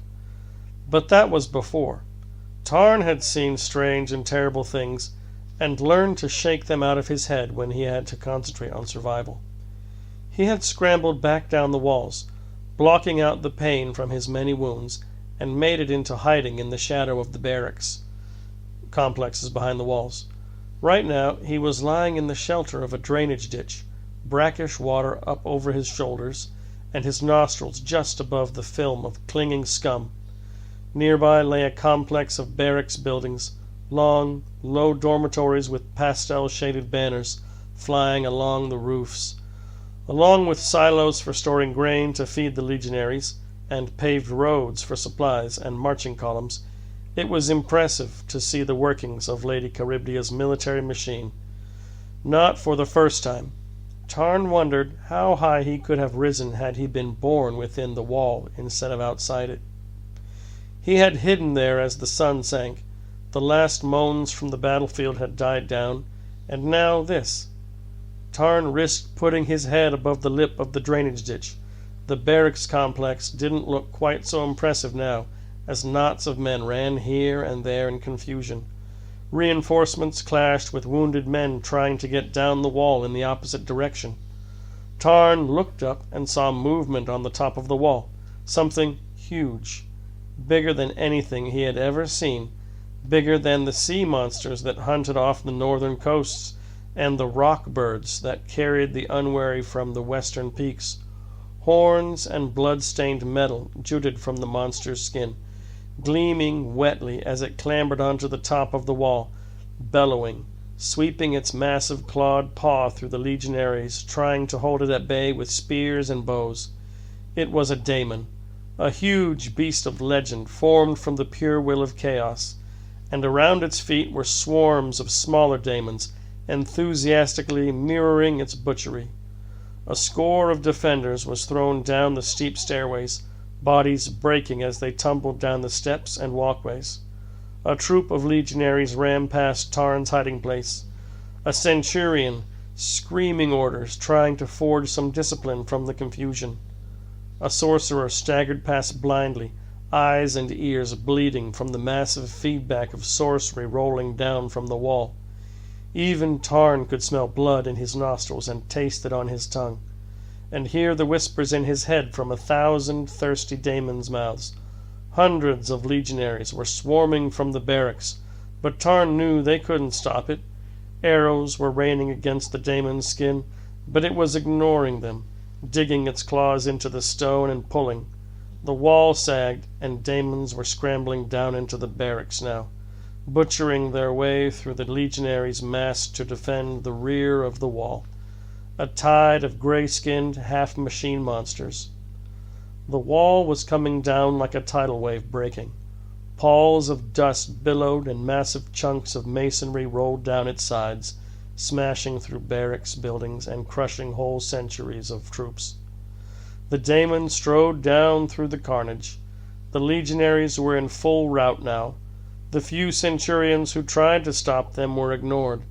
The smaller daemons were amongst the barracks and supply lines, leaping hither and thither and killing anything they found. Tarn scrabbled through the foul water of the ditch to where a handful of legionaries were wading across. He grabbed the last one and pulled him under the water, holding him down until he stopped kicking. As the screams came closer and the stench of blood overpowered the stink of the ditch, Tarn tore off the dead man's silks and wrapped them around his own leathers, grabbing the spear and hauling himself out of the ditch. At a glance, he would pass for a legionary, and no one would pause long enough to get a decent look. Tarn had never been ashamed of running, for a man who killed for any master could hardly be ashamed of anything. He joined the rout at full sprint, heading away from the walls and further into Lady Charybdia's kingdom. Daemons lopped like wolves, tearing men apart. Showers of arrows plunged into battling knots of men and daemon, fired by archers willing to see their own side killed if it meant thinning out the enemy pouring over the ruined wall. The footsteps of the daemon lord were like war drums. The stench and the noise were awful. Tarn knew this was no longer just Golgoth's desperate attempt to fight one last battle. Something new and terrible had awoken, and this wasn't Golgoth's fight anymore.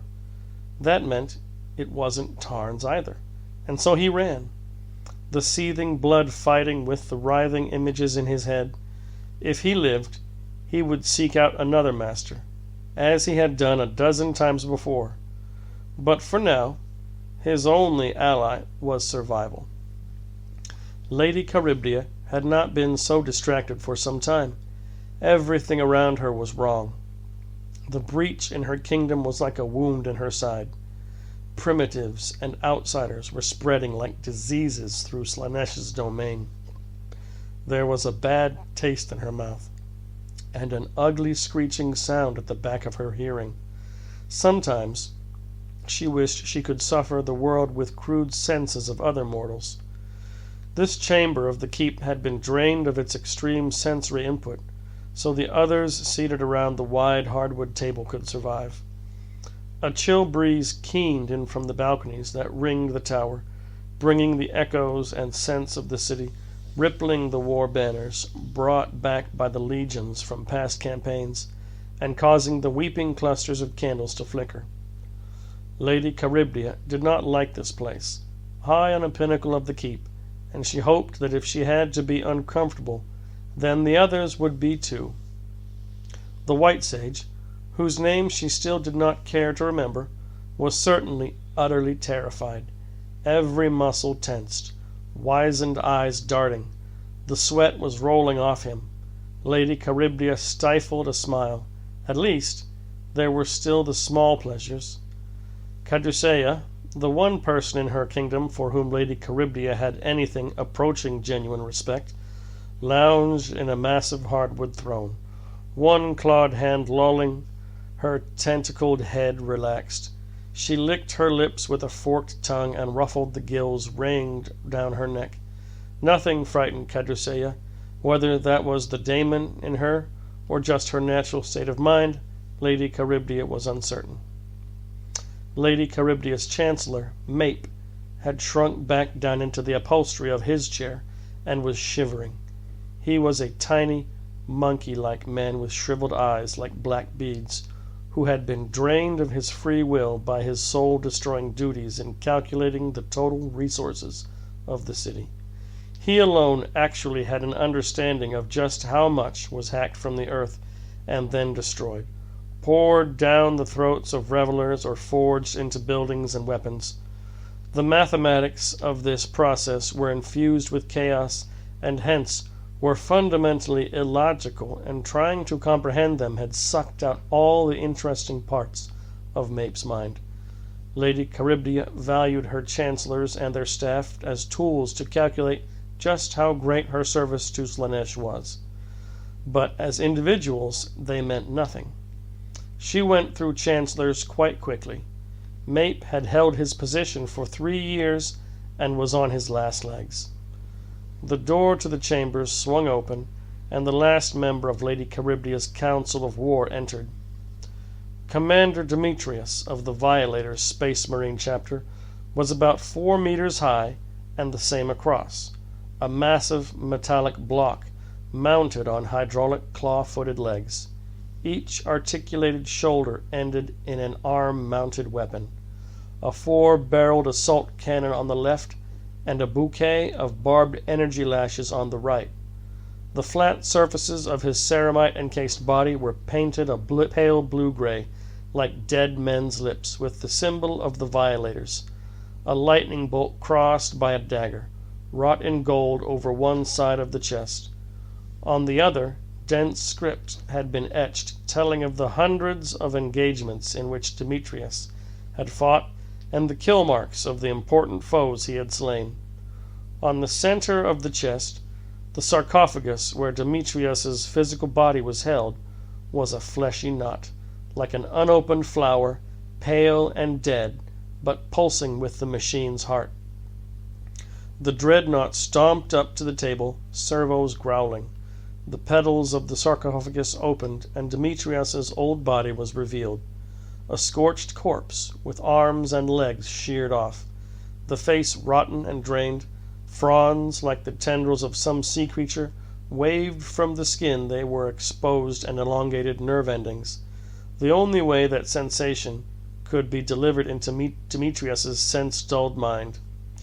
He had been horribly wounded on some distant battleground and recovered. Though his body had been wrecked, his tactician's mind was intact, and his chapter had entombed him in a dreadnought's shell, so he could continue to lead them in the eternal war that chaos demanded of them. "I am glad you could make it, Commander," said Lady Charybdis.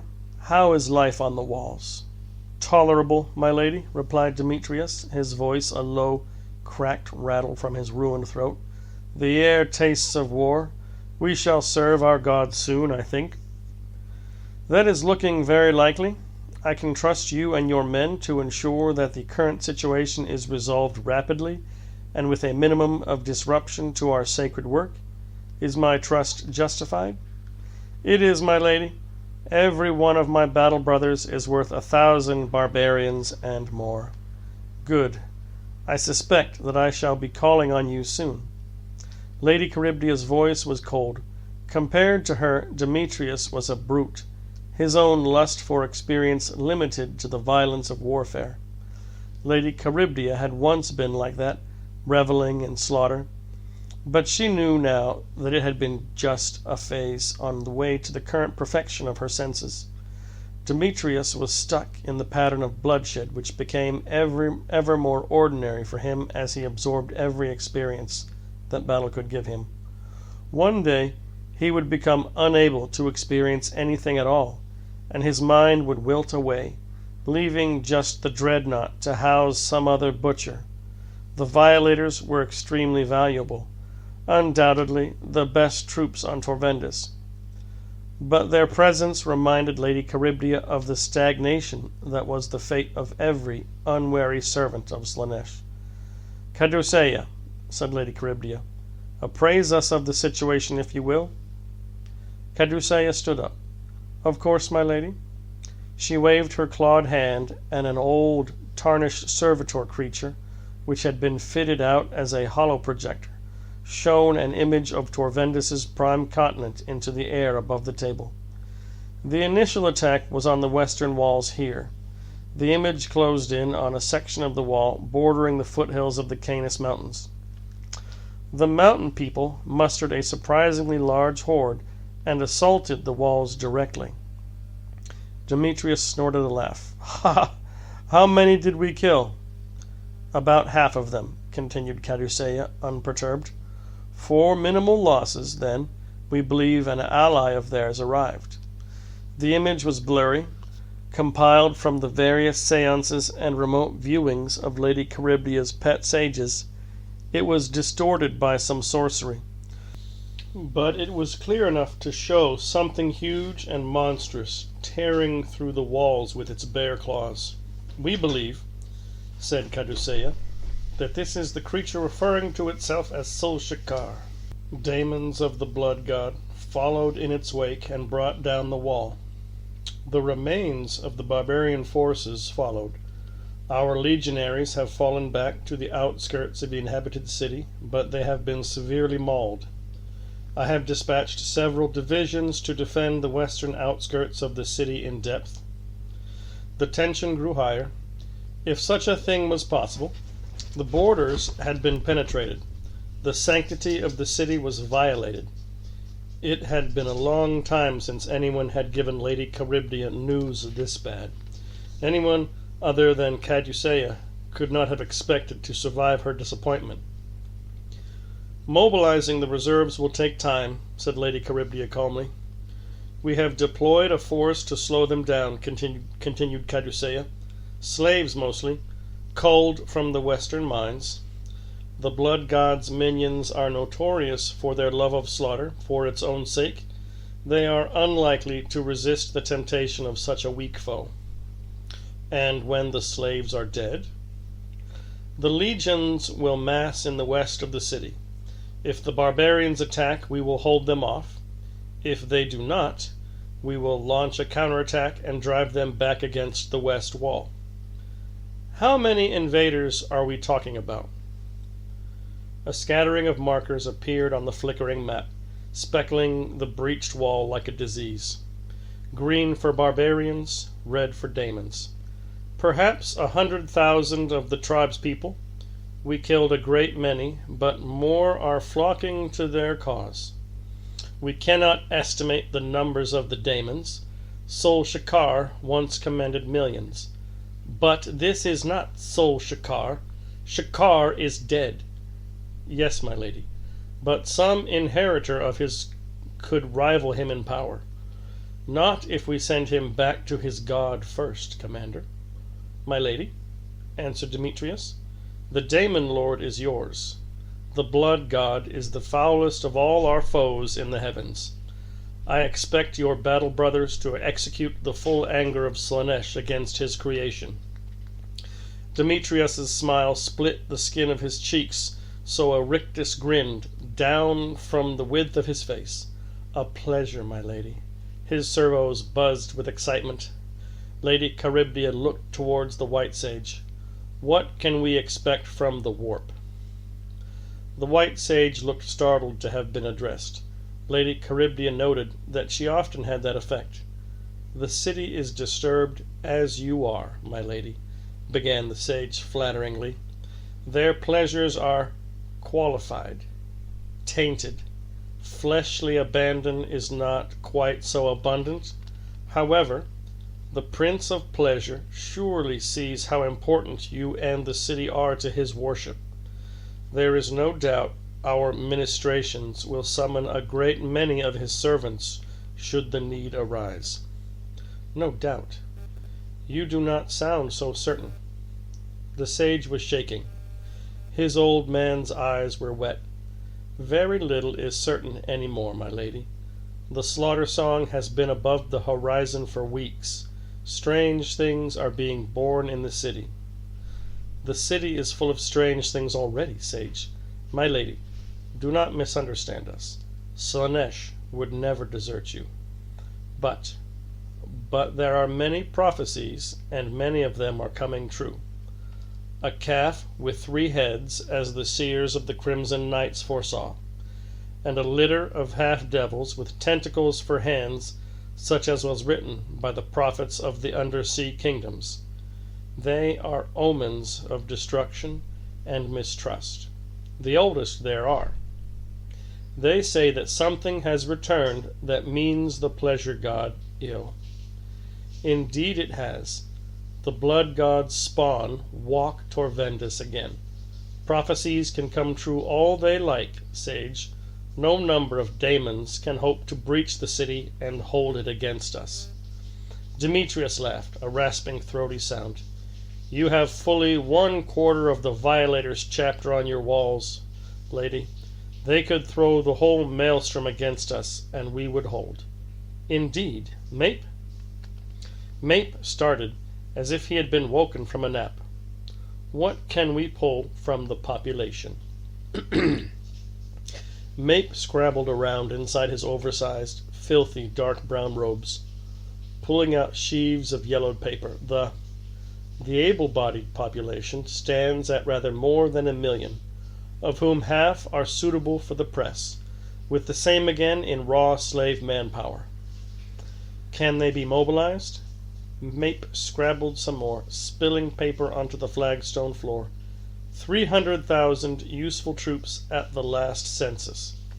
Good for dying at the barricades, said Caduceia. Then that is what they'll do, if necessary. And the slaves? Mape continued, speaking faster and faster. They will walk into battle like they work on the mine face, under lashes and dying. An obstacle, nothing more, but there will be hundreds of thousands of them. Mape's speech degenerated into rapid mumbling. Have the slave masters ready, said Lady Charybdis. They must be able and willing to put up a wall of slave flesh at a moment's notice. But do not let their labors cease. The city must not starve of pleasure while we wait for our enemies to move. Lady Charybdis stood up, drawing herself to the full, impressive height that her elongated spine would allow. You have your orders. Seal my city and butcher this foreign infection. As her advisers left the chamber, the sage scuttling, Demetrius stomping heavily, Caduceia lopping like an animal of prey, Lady Charybdis left the holomat image shimmering over the table. Her city was beautiful, a glittering jeweled scab over the surface of Torvendis' largest continent, an open wound bleeding grace into a benighted world. Lights glimmered, and silver threads of suspended walkways shone against the velvet black of the mine pits. The keep was a diamond on a silver mount, perfect and precious, How could anyone harm such a masterpiece? No one could understand the ways of the blood god, but his lust for destruction was to Lady Charybdia the utter opposite of the most basic logic. He was a god who refused true worship, and embraced only heresy, slaughter, and ruination in his name. His followers were the basest and most bestial. The times when Torvendis had been in the grasp of the blood god's followers had seen tides of warfare wash over the planet like waves of flame, destroying anything worth ruling, butchering any population worth subjugating, leaving a world of ash to be reconquered. Those times had left battlefield strata redolent with hatred and pain, heady pleasures for Lady Charybdia to refine from the earth, but a vivid reminder of the hell the blood god called power. The holomet image flickered and grew dim, letting the black pillars of the room show through against the milky night sky. Then it shuddered and shut off. Its old circuits burned out. The city would not fade out and die. Slaanesh would keep his most diligent servant drawing worshipful pleasure from Torvendis in his name. She vowed that no barbarian or daemon would stop her. She was, after everything, a high priest of Slaanesh, and the city was her church.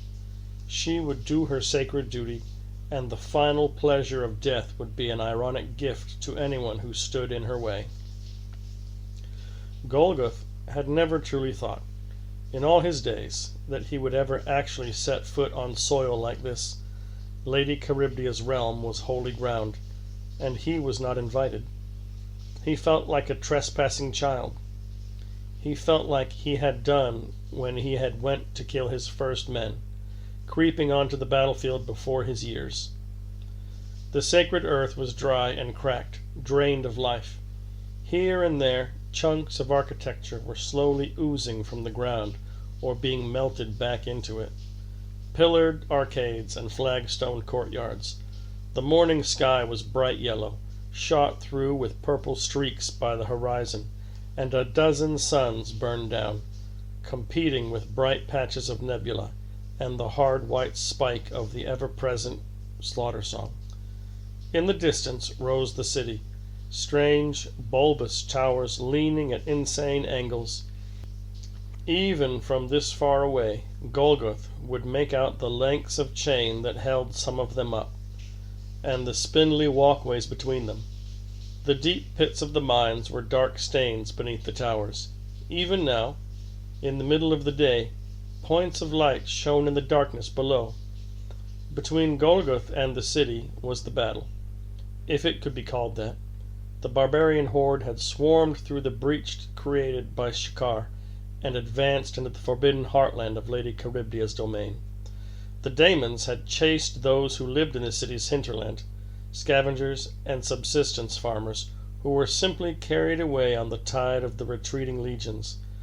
The barbarians toyed with the few legionaries who were left behind, but wasted little time, eager to make headway in what had turned from a catastrophe into an invasion. Golgoth reflected that his grand attempt at suicide had shifted into something different entirely. He had brought the tribes together, but instead of destroying them to punish their weakness, had he taken the first steps in making them strong again?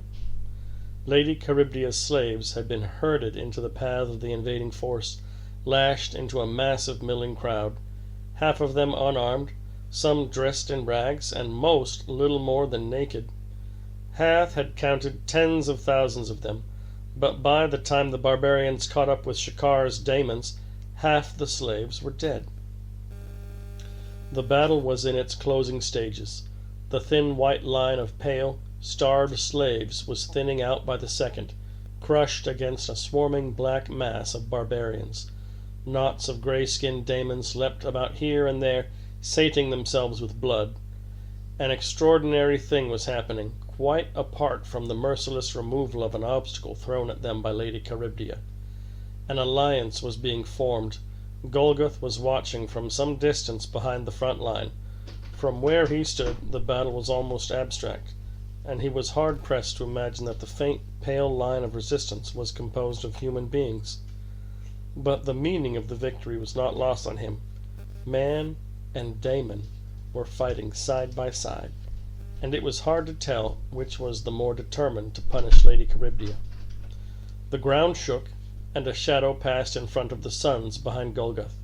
He turned and saw the form of Sol-Shakar towering over him, seemingly as big as a mountain, dripping a rain of blood and oil from the machinery that clattered and pumped through his skin. His talons were thick to the elbow with gore, and sheets of blood ran from his fleshy mandibles. "You," it said in a massive, earth-shaking voice, "are their king." Golgoth craned his head to look up at the daemon. They said it really was Sol-Shakar. Even Golgoth, who could not call himself a learned man, had heard that name whispered with awe by storytellers who spoke of a reign of blood-mad monsters, and the tyrannical Daemon Lord who ruled over it. Now, a creature calling itself by that same name was towering over him. "I am," he said. Sol-Shakar's mandibles twisted in what Golgoth guessed to be a smile. "The blood god is pleased. Much blood. A fine welcome. A fine awakening." He laughed, and pistons pumped from the blood-spattered skin of his chest. "Lord Shakar," said Golgoth, forcing his voice not to falter, "we have won more than we could ever hope. Do we have a common enemy here?" Shakar turned his many eyes past the seething battlefield to the distant city. He spat a massive, smoldering gobbet of boiling gore onto the ground. "Weak flesh god, prince of cold blood, I ruled a true world, the flesh god rules a shadow.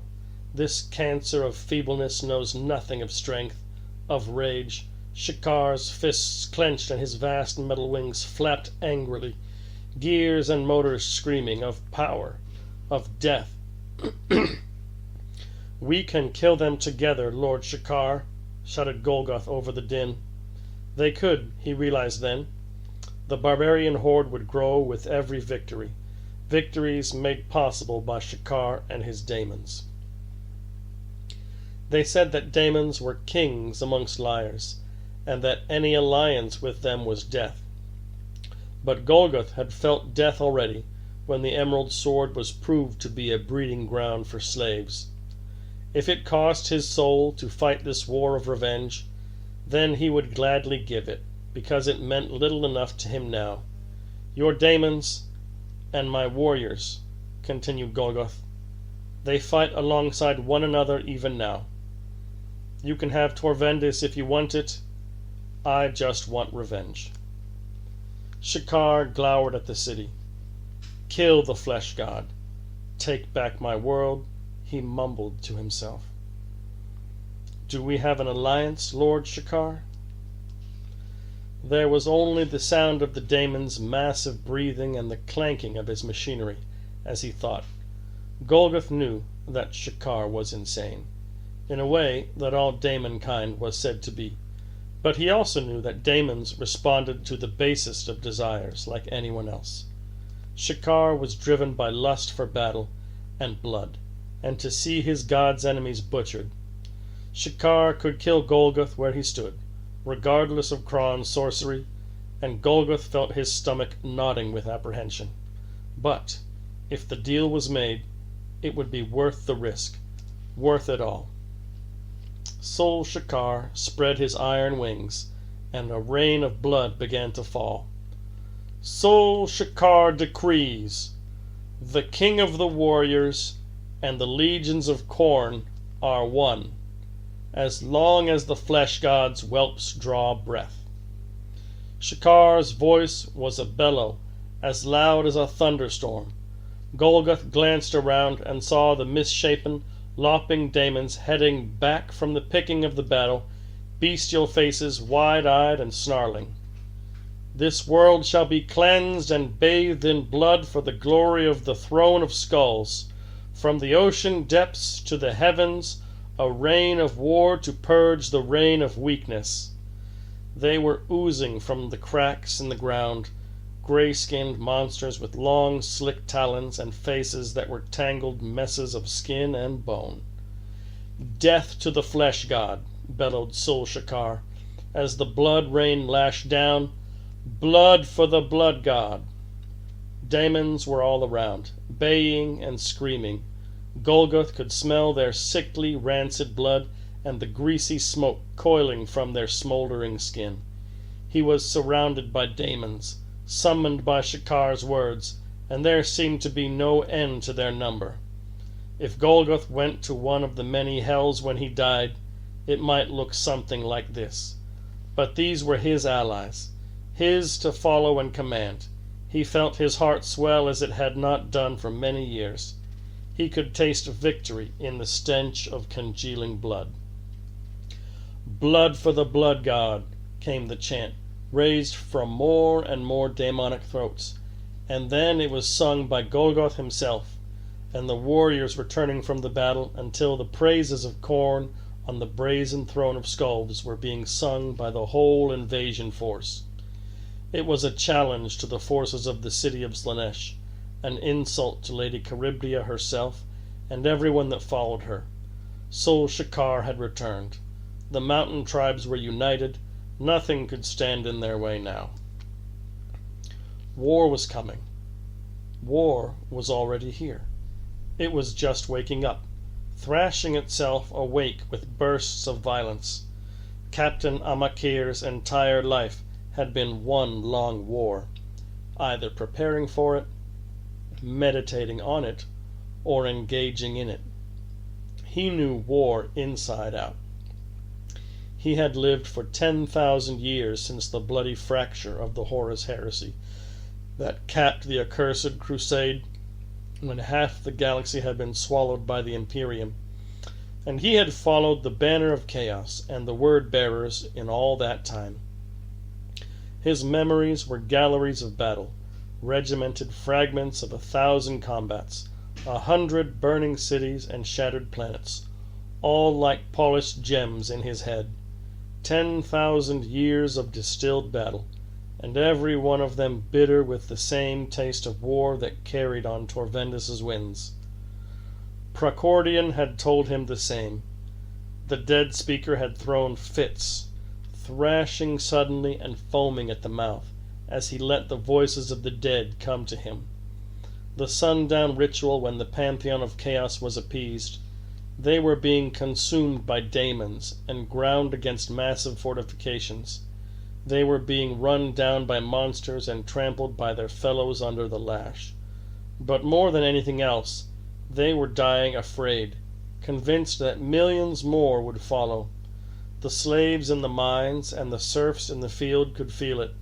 They had heard the cry of Shakar's rebirth and seen the bands of tribal warriors running amok. War, thick and bloody, was descending on Torvendis yet again. Amakir peered through the wind and the rain that had begun to lash down. A wild storm was approaching, one that would probably have tested the ability of a normal man to survive. This was unusual because the place where Amakir sheltered behind a pile of boulders had until recently been in the middle of a desert. The dark, rocky landscape was streaked with black, tarry deposits that Amakir knew from experience were congealed blood. The sky was as gray as the earth, with sporadic bursts of sheet lightning sending stark silhouettes across the ground. In the center of a massive depression, as if some vast hollow beneath the earth had collapsed, lay a crater. It appeared as if something had erupted from beneath the earth, scattering chunks of rock like shattered mountains all around. Amakir's augmented senses picked out twisted metal at the edge of the hole, and the chunks of metallic architecture that had rained down with the rock. The whole landscape was an echo of destruction, a memory of the same cataclysmic event that had woken Amakir from his half-sleep.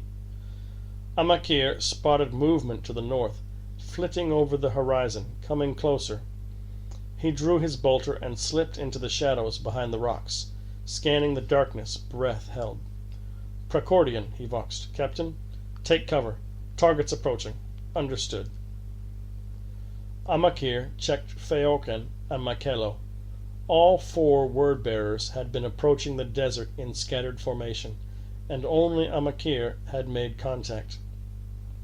More movement, about half a kilometer away, something like a man, but rather larger, glinting faintly as it moved between cover. Amakir risked dodging out of his own cover, moving from shadow to shadow. Steps light, bolter raced. Captain, got him? It was Michaelo. Amakir froze. To your left, 70 degrees. Amakir glanced up and saw Michaelo's scarlet armor, dull in the darkness, squinting down the barrel of his bolter. Michaelo was amongst the word-bearer's younger battle brothers, and one of the brightest. They said there would be great things in store for him if he could survive long enough to call himself a veteran.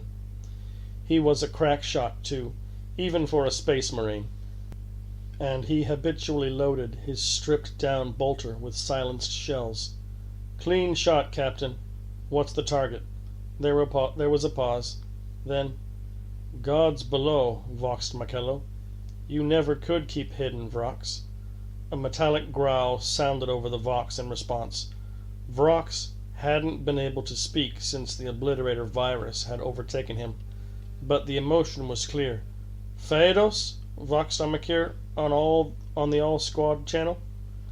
Greetings, Captain, came the reply. All praises. Phaedos, good. Amakir had known it was a risk splitting up the coven.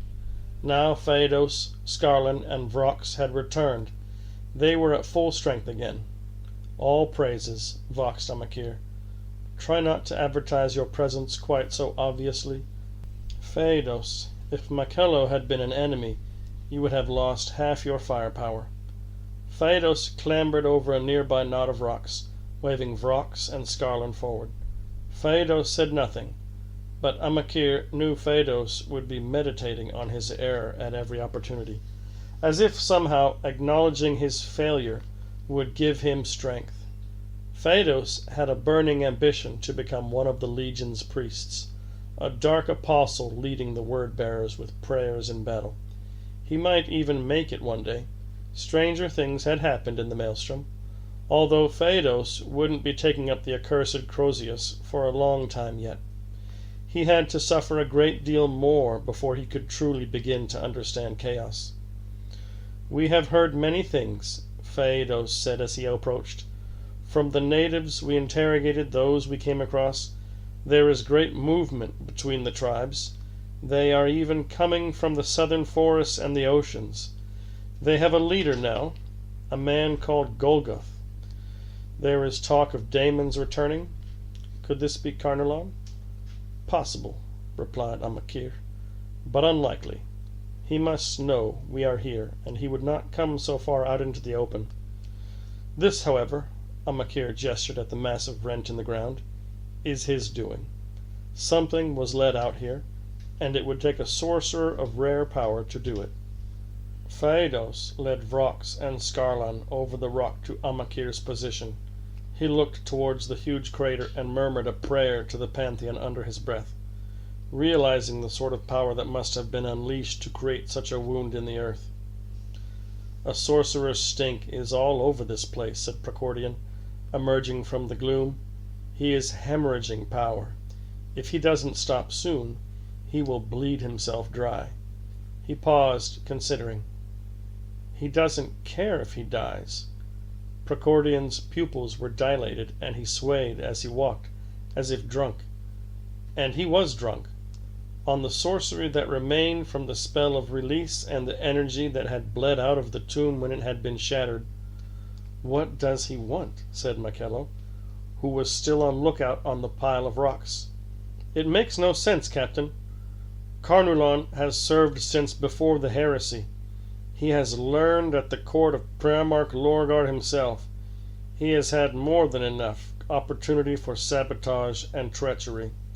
If he just wanted to make the Legion suffer, he could have done it without running. There is nothing on Torvendis of any significance to him. What is he trying to do? Why start a war here when his whole life has been war with the word-bearers? Makella was right. As was often the case, this was not just a mission to find and eliminate Carnarvon, but to find out what could cause such a senior member of the word-bearers to abandon his legion. Of all the traitor legions, the word-bearers could claim the greatest discipline and fanaticism to the cause of chaos. Anything that could sunder that discipline was a far greater danger than Carnarvon himself. If Carnarvon is with this Golgoth, then we must hurry, or we could easily lose him, said Amakir, addressing the whole coven. Procordien says his army has broken through Lady Charybdia's outer defenses, and is invading the kingdom itself. When the battle for Lady Charybdia's city begins, there will be half a continent of war for Carnarvon to lose himself in. Feokan. Captain, walks the scout, you have the point. Mikello, Vrox, take the rear. Procordien, stay with me. Head for the southern wall. We need to be where the killing is. All praises, word-bearers. Move out. Word spreads on Torvendis faster than the suns travel across the sky. An event momentous enough will be known within scant hours on all corners of the world, as if the rocks and seas and winds carried the news. It took a cataclysmic event indeed to cut through the chatter of legends and grab the planet's attention. But a threat to Lady Charybdia, who had dominated Torvendis for so long, was something worth talking about. The planet had known there would be war. There always was eventually, if it was only patient enough. It just needed a spark to set the battlefield alight. The stain of Sol-Shakar was spreading again. Someone had managed to weld the rabble from the mountains into something to be feared, and there was a breach in the western walls through which an army had poured. It could be the start of a new cycle on the Daemon World, a new dance of powers to see who had the honor of holding the planet for another century. The Canis Mountains emptied of the tribes that remained, some inspired by tales of Golgoth's victories, others in fear that Golgoth would return in triumph and exterminate those who had not marched alongside him. The Raptor tribe and the scattered swamp nomads who followed the totem of the lizard made their way across the mountains and through the breach, mixing with the growing horde, blazing its way eastwards. Nations of headhunters and shamans uprooted themselves from the steaming jungles and headed northwards, some claiming they had been directed by a mysterious wizard to join Golgoth's crusade, others following the howls of daemons. Canoes hacked from sentient trees swarmed up new rivers running through what had once been the deserts, and columns of warriors snaked their way northwards as they followed the dance of the stars. Longboats from the fractured mountain coast brought a host of raiding tribes, subjugated for so long by the serpent, who saw in Golgoth a leader who could elevate them above the serpent if they proved their worth in battle. At the breach they met raiders from the other side of the planet, who had sailed junks from the broken islands to the south of the continent, looking to build a nation of their own in the ruins of Lady Charybdia's city. There were even desert tribesmen, their homelands destroyed, who were just looking for something or someone to fight for, and were drawn towards Golgoth's horde as if by gravity. From every corner of Torvendis they came, peoples too few or powerless to be worth exterminating, who Lady Charybdia's advisers had never heard of, but who, when they came together under one banner, numbered too many to count. By the time Sol-Shakar and Golgoth of the Emerald Sword reached the boundaries of the city proper, they led an army bigger than any seen on Torvendis for hundreds of years. Torvendis loved wars, for nothing created legends like the sound of steel through flesh, as the taste of slaughter found its way into the air and the rivers of the planet. The soil readied itself for yet another soaking of blood, and the air prepared to carry even more screams to the heavens. Chapter 7. The few souls who tried to record Torvendis' history inevitably went insane. But what few cohesive threads they found were usually those that linked the titanic battles of the Daemon World's past. And many of the most revered legends of Torvendis concerned those battles.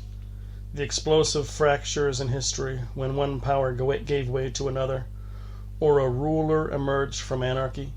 Many, many forces had staked a claim to Torvendis, some sponsored by the dark powers of the warp, others acting entirely alone as opportunists or usurpers. Such was the symbolic power of the world at the center of the maelstrom. And always, when one power wished to wrest control from another, the incumbent was not willing to give up Torvendis without a fight. The Crimson Knights took hold of their kingdom after a year-long siege of the Pontifex's island fortress, sending huge war junks bearing terrible demonic siege engines and galleys crammed with rotting slave warriors to assault the granite walls. Sol Shakar's demonic legion shattered a massive psychic army of the Change God on the plains of Frost. Mutander and his diseased warrior monks fought a guerrilla war against the Iron Empire of the Thousand that, in the end, lasted far longer than Mutander's reign itself. Even the skies of Torvendis were repeatedly fought over, such as when clouds of harpies fought for supremacy in the ancient monstrous ages, and the silken bird engines of 100 nations competed for a newly risen continent in the southern seas. It was through cataclysmic battles such as these that the landscape of power on Torvendis changed even more rapidly than its geography. The greatest of them all, of course, was that first contest between Argulon Vec and the last, a fight between two individuals which nonetheless saw greater destruction brought to bear than any single clash in the planet's history. Others have claimed that their victories eclipsed those of Vec, and even that the enemy they vanquished was more terrible than the unknown horror of the last. But their rantings are little more than gossip in the endless web of history that forms all life on the planet. But there are always new prophecies and predictions that one day there will be an even greater battle on the planet, just as there are those who claim that the greatest days of Torvendis are gone, and there will never be bloodshed as majestic as that unleashed by Vec and the last. Only one fact is never disputed. No one dares predict the future. The wisest sage and the most deluded prophet would dare claim that Torvendis will ever be at peace. Tarn crawled forward on his belly, keeping his profile lower than the rocks and the undulations in the earth. It was a real thieves' curse of a night. The sky was milky with stars that covered the land with a gloomy half-light, while the slaughter song was dilated and wan. A decent eye could see a rat moving on a night like this. But Tarn was under no illusions that he could afford to put the foray off for another night. Golgoth's army had swollen to awe-inspiring size, and he would have to make his move on the city now, or the horde would fall apart. The landscape could, at a glance, pass for natural, but it was anything but. The rises of land outside the boundaries of Lady Charybdia's city were not hills, but half-buried buildings, melted organically into the ground like animals wallowing in a swamp. Clumps of trees that nestled between decaying galleries and amphitheaters were not trees at all, but clusters of listing columns. The cruel starlight picked out sculptures on pediments lolling from the sandy earth. The city, they said, was always expanding because it grew of its own accord, seeding itself in its hinterland and sprouting buildings and roadways that would migrate towards their parent. Tarn waved forward the closest men, most of them serpent warriors who, it had turned out, excelled at stealth and were almost as hard-bitten killers as Tarn himself. There were a few others, too, desert tribesmen whose innate magic made the shadows gather around them, and a couple of reeking swamp nomads who could kill a man so fast he didn't know he was dead. "Anyone lost?" whispered Tarn to the closest man, a sallow-skinned serpent with black teeth and a twin-bladed dagger permanently in his hand. Kenrick's mob took a wrong turn an hour back, replied the serpent. We won't see them again, said Tarn. He didn't care much for the serpent. He had killed almost as many of them over the years as he had of his own tribe. But they were admirable butchers, and he needed to keep as many of them alive as possible to ensure that someone got back to Golgoth by daybreak. Over the next rise, and we'll be in bowshot of the outskirts. Give the word. Everyone moves as one. Find out what you can and get back without being seen. If anyone's out here when the sun comes up, nothing can save them. The serpent nodded and slunk off. Quickly, silently, the order would be spreading. The infiltrating force was in position, and now the mission proper began. Tarn dragged himself along the ground. The highest pinnacles of the city, topped with pinpoints of light, came into view past the lip of the rise. Even Tarn's mind registered astonishment as the city came into view, and he saw it for the first time, huge and terrible, bristling with light and malice. The city was a hideous masterpiece. Tarn wondered how it could possibly still be standing. Immense, top-heavy towers were suspended over the endless pits of the mines by walkways and bridges that looked, from this distance, like lengths of silver gossamer. Every one of those bulbous towers was ringed by galleries and balconies, and on those balconies were untold thousands of legionaries and armed citizens, bows and spears catching the sickly light, lashes and pain goads deadly in the hands of the civilians who had given up a night's revelries to stand their watch. Tarn knew very little about what went on in those buildings. Very few from outside the city would want to. But he had some idea of how serious Golgoth's threat must be for the city to give up a night of its sacred pleasure to stand guard. The whole city seemed alive, and Tarn would have sworn the towers pulsed slowly, almost imperceptibly, as if they were breathing. The city was Tarn's target. The order of the night was not killing for once, but information. Golgoth was not a leader of much finesse, but even he liked to know what he was up against. He had few seers in his army, not least since he had burned all the sword's own wizards alive, so that knowledge had to come from the sharp eyes of men like Tarn. A bright lance of fire leapt from the top of one tower, and, in the flash of light that bloomed further along the slope, Tarn knew that infiltrators must have been spotted by lookouts and died for their clumsiness. The hot whistle of bowfires sounded sporadically as archers on the outer towers of the city loosed shots at movement they sighted. Few serpent or nomads would survive this night, thought Tarn. Not that it really mattered, as long as someone returned, preferably him. The wind was a low, steady keening, and Tarn could pick out few sounds from the city, but beneath his hands, vibrating through his prone body, he could feel the drone of thousands upon thousands of voices murmuring prayers and threats, moans of pain and growls of anger. Tarn couldn't see them, but he could feel them. Slaves, immense herds of them, lashed into crowds ready to be forced forward into an unwilling army.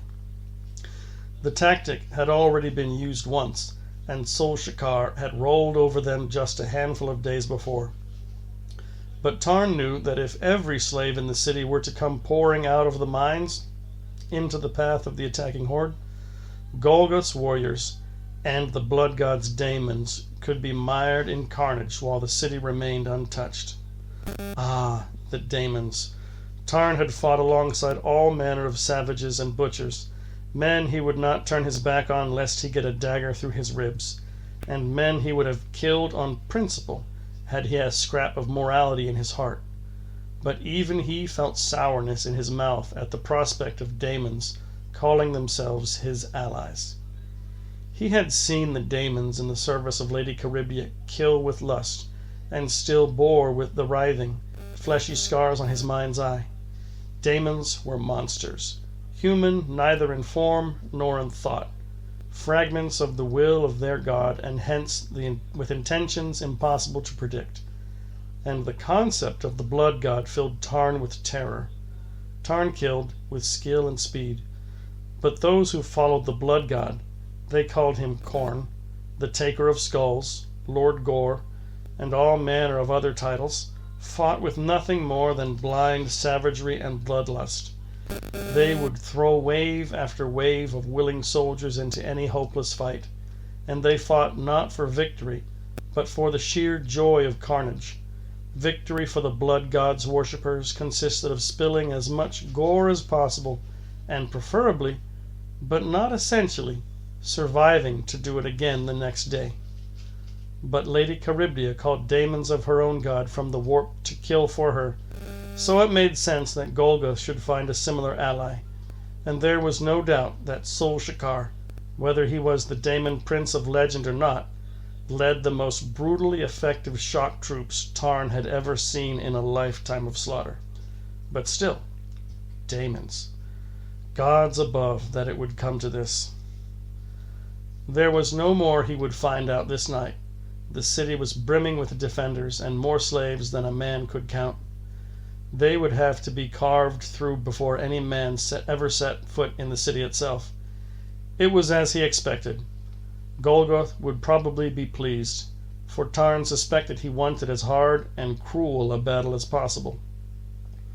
A couple more serpent warriors died as flaming arrows lanced down, like fireflies scattering. Tarn turned and writhed back over the rise, to head back to Golgoth's camp and report what he had seen. If the battle that Golgoth wanted took place, hardly anything would survive. Tarn reasoned that he would be unlikely to be amongst them, having ridden his luck far too much over the last weeks. But he didn't really mind. Most people died eventually, and if there was any battle in which to meet his end, this was it. Night was day to Autosenses. It amused Commander Demetrius of the Violators that lesser, unimproved men thought darkness was an advantage. He could see the arrows from his vantage point on the inner walls of Charybdis Keep as they flitted down from the city's edge towards some enemy infiltrator. A few of the enemy might return with intelligence about the city's defenses, but what could they really tell? There were more than enough soldiers garnishing the many buildings and crossroads to face an invader. And even if the enemy knew about the 400 Violators Space Marines forming a ring of steel around Lady Charybdis Keep, by the time any of them reached this far, they would be a few in number, and bled nearly dry. It would be good sport, thought Demetrius, for the men who left behind to defend the keep. Not as good, though, as the quarry for which he would lead the hunt. Demetrius flexed his massive metal frame, feeling the weight of the assault cannon and the sinuous, living tendrils of the neurolash. He racked smoke grenades into the launchers on the upper surface of his carapace, feeling the ovoid canisters filling the breech, spinning the barrels of the cannon and letting the massive caliber ammunition trickle enticingly through the chambers. Demetrius itched all over for battle, from his wet fleshy core to the sensitive sheets of armoplast protecting his sarcophagus. Once he had been terrified of being entombed in a frigid, cold ceramite box, unable to feel the sensations that gave him reason to kill. But Demetrius's nervous system, refusing to give up its lifeblood of pleasure pain, grew like roots into the fabric of the dreadnought body and made him more sensitive to the tide of battle than he had ever been as an able-bodied space marine. Yes, it would be a good fight. He longed to feel fire scoring his paintwork and blood spattering his artificer-honed armor plates. "Commander!" voxed a voice in Demetrius's ear. Demetrius turned to see Tech Marine Claes, a tendrilled servo arm reaching blindly over his shoulder pad. "Tech Marine, we are ready?" "The fleet is prepared. They were hungry after so long, it took some effort to wake them up and get them fed, but they can fly at an hour's notice." "Good. I want you with us, Claes. Nothing can succeed without the fleet, and they listen to you above all other. I am proud to serve." "You will be proud when the blood god's whelp is dead, Claes. For now, revel in the battle, and remember for whose praises you fight."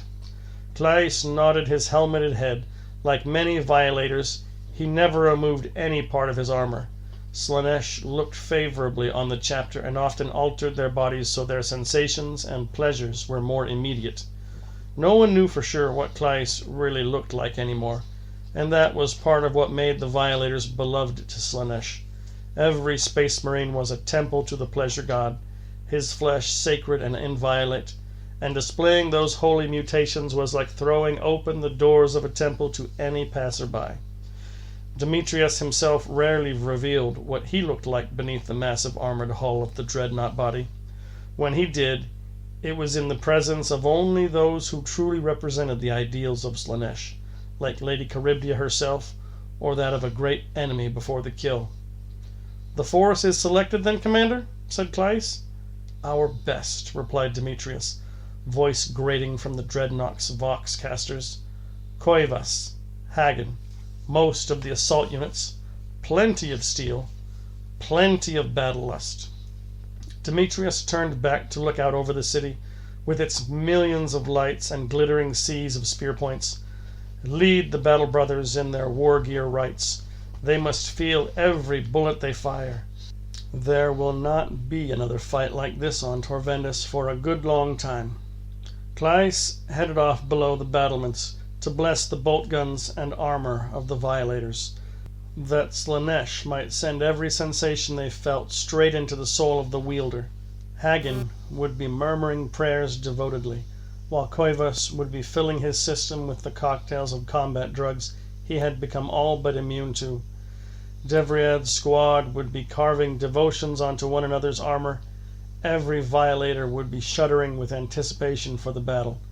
Slaanesh had ordained that every one of them would see bloodshed when the sun next went down, both those who stayed to defend the keep and those who accompanied Demetrius on Lady Charybdia's own sacred mission. It would be a good day, thought Demetrius, one of the best.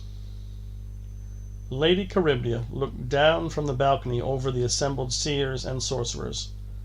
Plucked from all over the city and brought into the gatehouse of the keep, they were young and old, deformed and pristine, male and female, and everything in between.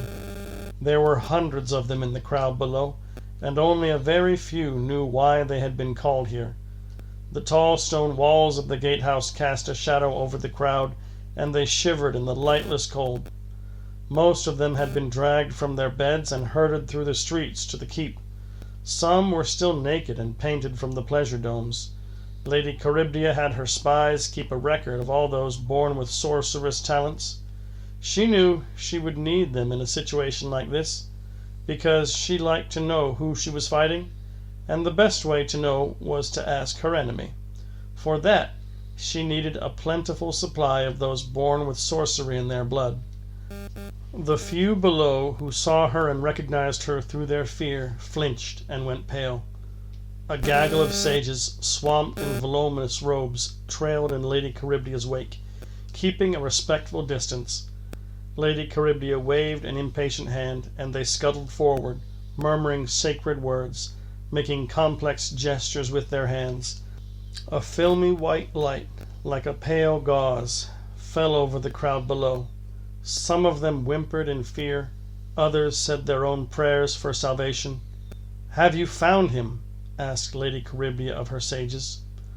One of the sages was thrust forward to speak. "Yes, my lady. He is not a difficult target. We can smell him from here." "Good. You are ready?" "A last few syllables, and it will be complete, my lady. Then proceed."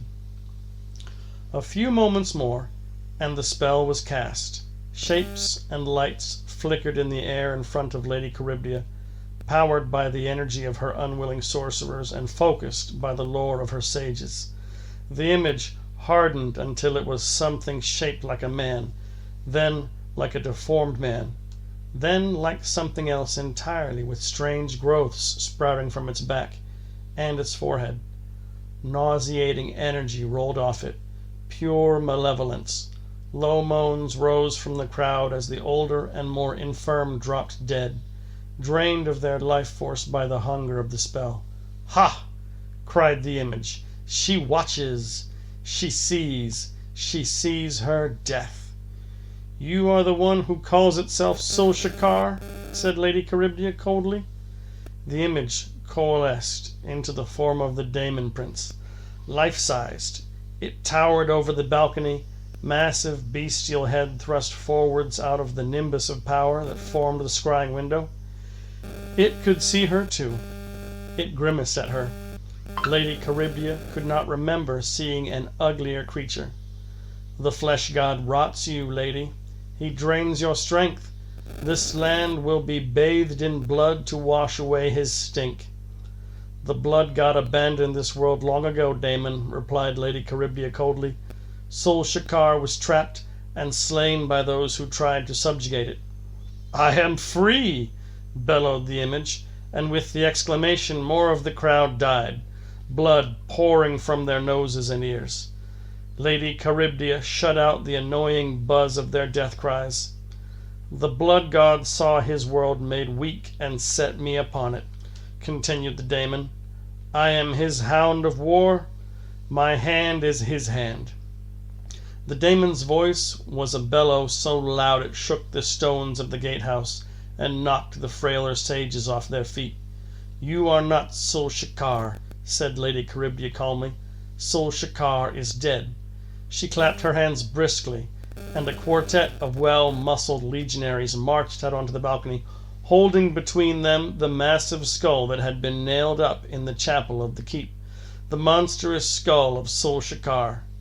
"They took his head," she continued, "the same as I shall take yours." The Daemon peered out from the image at the immense skull, the empty eye sockets returning his gaze.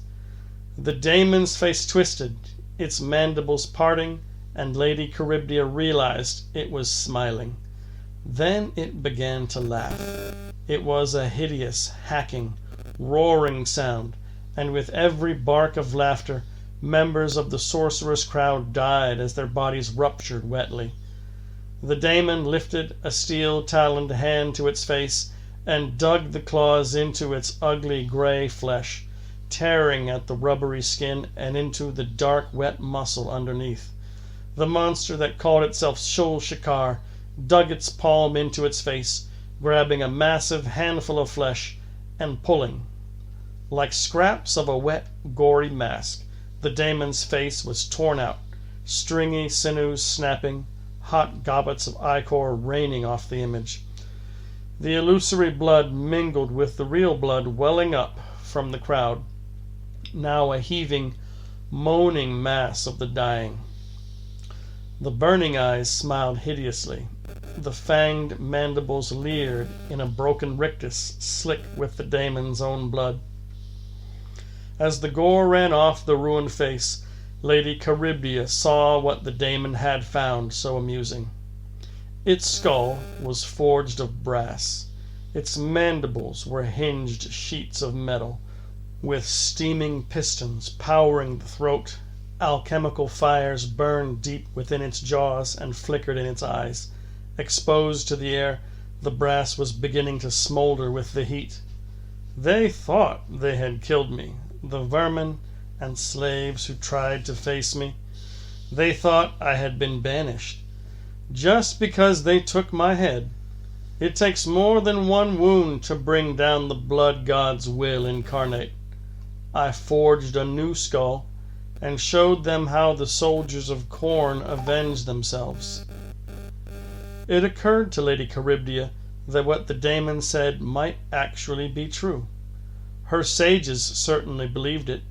Many were voiding themselves in fear, quaking even more than they did when Lady Charybdia herself was displeased. She had, herself, bowed in awe before daemons in her distant past, and if truth be told, she felt no little apprehension at the fact that Sol-Shakar himself might really be camped outside her city with untold legions of daemons and barbarian followers. The titanic image of the Daemon shuddered and faded. Lady Charybdia glanced down from the gatehouse balcony to where the heaped bodies of the sacrifices lay, their life forces drained by the effort of powering the sage's spell. Only a few still lived, and they were thrashing as their lungs collapsed and blood seeped from their noses and ears. Even once the survivors had crawled off, thought Lady Charybdis, it would leave a terrible mess. A shame. They might have one day served her as sorcerers and seers, but their sacrifice was a small price to pay if it gave some clue as to the nature of her enemy. The image was gone now, leaving only the fading pinpoints of fire that had burned in the eyes of the brass skull.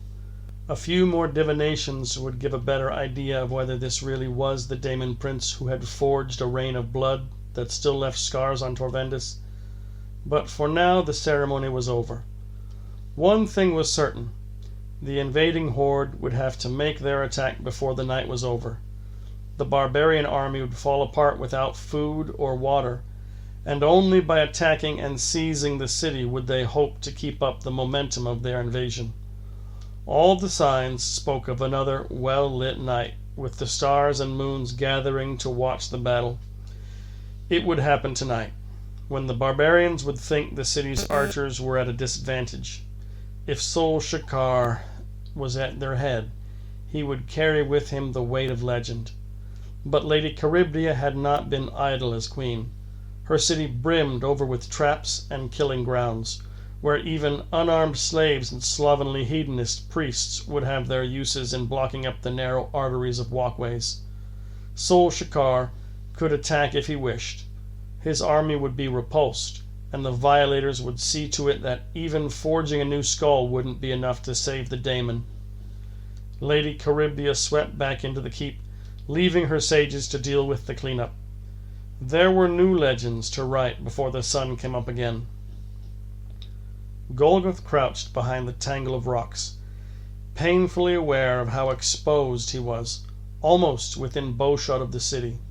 He knew that it would take little more than a sharp-eyed archer and a quick-witted sorcerer to put an arrow in his eye, but Sol Shakar had insisted that Golgoth be present to see this, and he imagined that it would be unwise to snub his ally.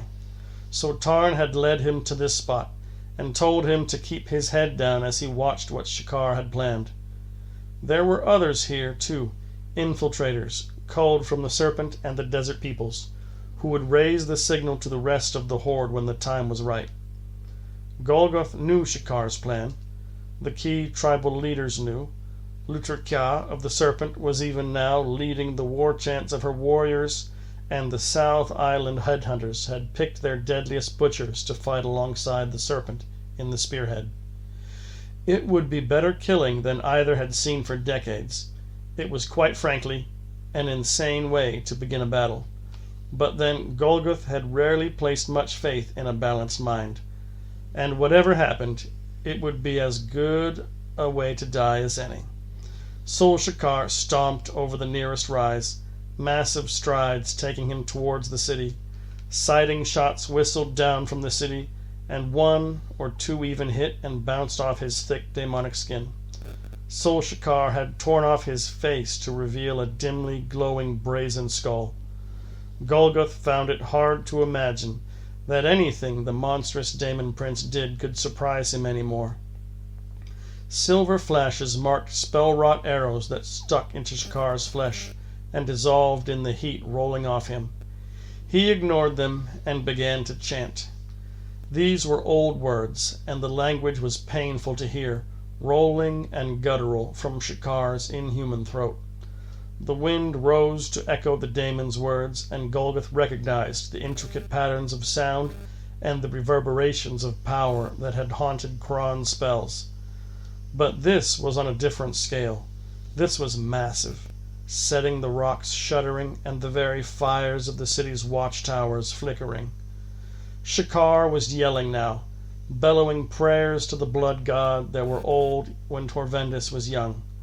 Golgoth's view of the city blurred as the air itself shook with power, and strange lights were flashing in the skies. The stars began to fade from view, recoiling from the magnitude of sorcery that Shakar was calling up. Then there was another sound. Rolling beneath the wind and the chanting, it was a sound Golgoth had heard many times before. Too many times in the thick of battle and the dead of night alike. Screaming. In the endless pits beneath the city, millions of slaves were screaming. The city had been built on the side of a great plain across which had been fought battles without number. Some of the greatest conflicts the Maelstrom had ever seen had ebbed and flowed across the land. One of the few stable places on Torvendis, and lain down the endless layers of war dead that Lady Charybdia's slave hordes had mined for the pure experience of conflict. There were near limitless mounds of corpses compressed and ossified into fossil strata, massive demonic war engines and gargantuan beasts of battle. Bullet shells were sown in the ground like crop seeds. The ground yielded an unending crop of corroded blades and arrowheads. But the most potent of all the layers was the furthest down, beneath the bones of prehistoric monsters and the skeletons of daemons, bound to their mangled remains, but far from dead. It was the place where the heat of Torvendis's core met the corrupted outer crust. It was where the blood from all those battles had flowed down and settled, an ocean of gore, filtering through layers of the dead. It was a vast, invisible underground sea lying under immense pressure in the pores of fossilized bones and between strata of stone.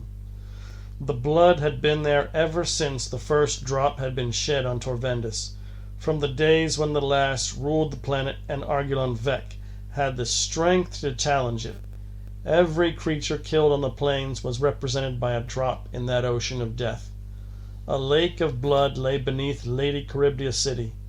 It was to this that Sol-Shikar spoke, for there was nothing more sacred to unholy Khorne than an ocean of the blood that was shed in his holy tribute. The slaves knew it first. The walls of the mines were bleeding, and blood was pooling up around their feet. Many tried to run, whole gangs breaking from their chains and charging in huge scrums up the slopes of spoil, guards lashing at them. Many others gave thanks to whatever god had taken pity on them for letting them die at last. The blood burst in torrents from fractures in the mine faces. It fountained from the ground in hot red geysers. It crashed against the foundations of the city's mightiest towers. The level rose and closed over the heads of the slaves who had given up on any hope of freedom, and swirled around the ankles of those who tried to flee up the sharp rock faces. It even carried some of the most resourceful, those who had managed to find something that would float upwards towards the lowest walkways of the city itself. The magnitude of the death dealt in the first few minutes of Sol-Shikar's attack sent hideous dark waves of death throes pulsing through the sensitive streets of the city. They rippled up the walls of the keep, fouled the wine and wilted the plants in the pleasure gardens. Not even Mape and all Lady Charybdia's counselors and sages had ever been able to calculate the true numbers of the slaves that toiled in the mine pits. Anything up to 250,000 drowned in the half hour it took the mines to fill with blood. The defenders of the city looked on in horror as the corruption of the blood god befouled their city, waves of it crashing against the lower levels of the towers, huge swells swallowing the guard outposts suspended above the pits and sweeping away the lowest walkways. When elaborate stained glass windows gave way, gouts of blood pumped into the towers and exploded upwards to fountain spectacularly over balconies and through the mouths of doorways. The centurions bellowed to the defenders to hold fast. The assault had come from an unusual quarter, but then what was to be expected when the butcher god sent its minions against the fair city? They had all heard the legends where nations were drowned in rivers of blood during the days of Sol-Shikar, but they had also heard of how the daemon was defeated and killed.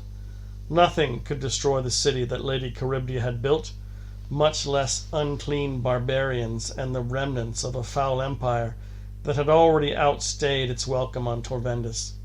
Thus, this was just the prelude. When the real attack came, it would hurtle into the teeth of a city now brimming with the rage of Slaanesh. The horror unfolding beneath the city was the cue for the attackers to advance. When the first waves of blood lapped at the edge of the mine pits, the desert folk sent up bright alchemical flares, and the serpent sent signal arrows shrieking. The spearheads, assembled in narrow columns behind ripples of high ground, picked up their heavy loads and began the charge towards the city. 10,000 serpent under Luterkja and a contingent of near-naked headhunters under Skorken, the gouger of the southern ocean, formed the first wave. The serpent hauled longboats edged with shields, and every warrior had an oar alongside their axe or sword. The headhunters carried 8-man canoes, hacked from thick bold jungle trees with the withered heads of their enemies nailed to the prows, and were armed with stone-headed picks blessed by the 1,000 snake gods of the islands. Skorken himself was at the place of honor at their head, the skulls of his most notable enemies forced under his skin so they bulged from his torso like cancerous growths. They charged towards the city under the cover of a swirling sandstorm, conjured up by the desert nomads. The headhunters, with their lighter craft, leapt into the blood ocean first, pushing off in their canoes and paddling furiously towards the closest towers. The serpent launched their longboats in the headhunters' wake, arrows plunging into the blood ocean around them, just as they had done down the corpse-choked rivers of the southern islands and along the broken northern coasts.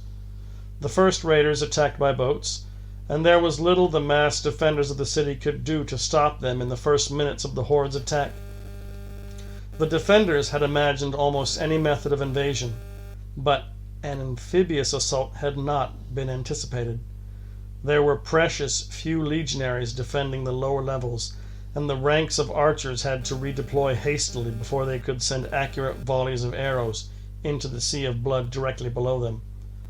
Thousands of warriors on hundreds of boats were launching from the western shore of the blood ocean, chanting battle songs to the sound of tribal drums and shrill war skirls. They seemed without number, and they very nearly were. Skorken the gouger reserved for himself the honor of being the first invader to set foot in the city. As his royal war canoe burst through the scenic window of a low-level pleasure dome, carried on a cascade of blood into the warship pit where a few drained revelers still lay, the stone-headed weapons of Skorken and his retainers tasted their first kills of many as they cut through the degenerate pleasure priests and charged up the winding stairways. The battle had begun. The horde of Golgoth and Solshakar had done the unthinkable and violated the city itself. As the word went round the defenders that there were outsiders within the bounds of the city, the message became clear. Slaanesh was angry with his unprecedented offense. Slaanesh would be avenged. Commander Demetrius flicked through the vox channels, relishing the taste of the confusion. He reveled in the potential of his allies' terror. The graver the threat, the more profound the thrill of battle. It was clever, he thought, how the horde had attacked, raising the ocean and sending in those who had survived raiding the rivers and seas, worthy, almost, of a space marine's planning, but not quite. Below Demetrius, the waves of the new blood ocean crashed against the walls that ringed Charybdia Keep. Floating bodies were gathering against the buttresses of the defenses, and as more rose to the surface, there would be a formidable stinking flotsam at the base of the walls. But it made no difference how many slaves and conscripts died this day. No matter what the attacking hordes could dream up, they would never be able to get past these walls and into the keep, not when the violators were here to meet them. Demetrius would not be among them. He had other matters to attend to. There was a sudden roar behind him. He pivoted his massive dreadnought body to see the beast rising from its moorings behind the wall, as did all the 100 space marines Demetrius had assembled on the walls. They were mostly trained for close-quarter bloodshed, armed with chain swords and other more exotic weapons they had fashioned or found. Hagen, who led one of the largest war bands, wore a huge, scissoring, crab-like power claw on each hand. Koivas fought with the barbed tendrils that grew from the lower half of his face as mandibles, keeping his hands for the twin bolt pistols he always carried. Their armor was pale blue, often stained with the juices of their bodies that ran from the joints or riven with battle scars worn proudly. Every head was turned towards the beast that rose level with the battlements amidst the bellowing of its engines. The Thunderhawk gunship was monstrous. Its wings were covered in thick, gnarled skin, between which was suspended the huge underslung fuselage painted in the Violator's colors. Muscular tentacles had grown through the metal and clung all over the hull like roots. The front viewports were deformed into warped metal slits, pale glows leering out. Nothing living had been into the cockpit of the Thunderhawk gunship for centuries, ever since a daemon had first been enticed into the craft's machine spirit. Now the whole fleet was a menacing flock of huge winged beasts, able to strike from the air with greater speed and precision than even a Space Marine's pilot could manage. A further pair of Thunderhawks, similarly mutated, rose above the battlements. They turned and their bellies opened, revealing payload compartments ringed with grav-cushioned benches. Demetrius waved his whip arm, and Koivas yelled an order to his men, who clambered up into the belly of the first Thunderhawk. The other warbands followed suit. 100 Chaos Space Marines in total, enough Violators to grace any battlefield. Demetrius himself stood under the last Thunderhawk as tentacles draped down from the payload compartment and wrapped around him. They hauled his huge metal body up into the heart of the craft, and the fuselage closed beneath him. There were 30 Chaos Marines in here with him, 70 more in the other craft. Bathed in the dim biological glow of the Thunderhawk's innards, the air was thick and close, and smelled of the potent warrior hormones that coursed through the veins of the Violators. "Claes," voxed Demetrius. "Commander," replied the Tech Marine. "Take us out." "Yes, sir." The grav couches engaged as the Thunderhawk shot forward, carrying with it the intention to slay the blood god's spawn for a second time. Golgoth felt the arrow thunking into the wood of his shield as he held it over his head and pushed hard against the hull of the longboat. The stink and shouting of the Serpent and Emerald Sword warriors was all around him, as a 100-strong wave of boats was launched along the edge of the blood ocean. Above him loomed the bulbous headed towers ringed with balconies and strung with walkways, on which Golgoth caught glimpses of tiny distant figures, launching a rain of arrows against the attackers. Before him stretched the choppy sea of blood, crisscrossed with the waves of 1,000 boats storming across it. Already they were saying that Skorkin had spilt blood. Golgoth felt a sharp pang of jealousy. He wanted to kill. Rarely had he felt it this strong. Maybe it was Sul Shakar bringing the influence of the blood god. Or maybe it was just that he was so close to the tyrant who had corrupted the Emerald Sword. Either way, soon there would be more blood on his hands, and he thanked all the gods for it. A final heave, and the longboat slid into the pink foaming surf. Golgoth leapt on as the boat was launched, and 20 other warriors did the same.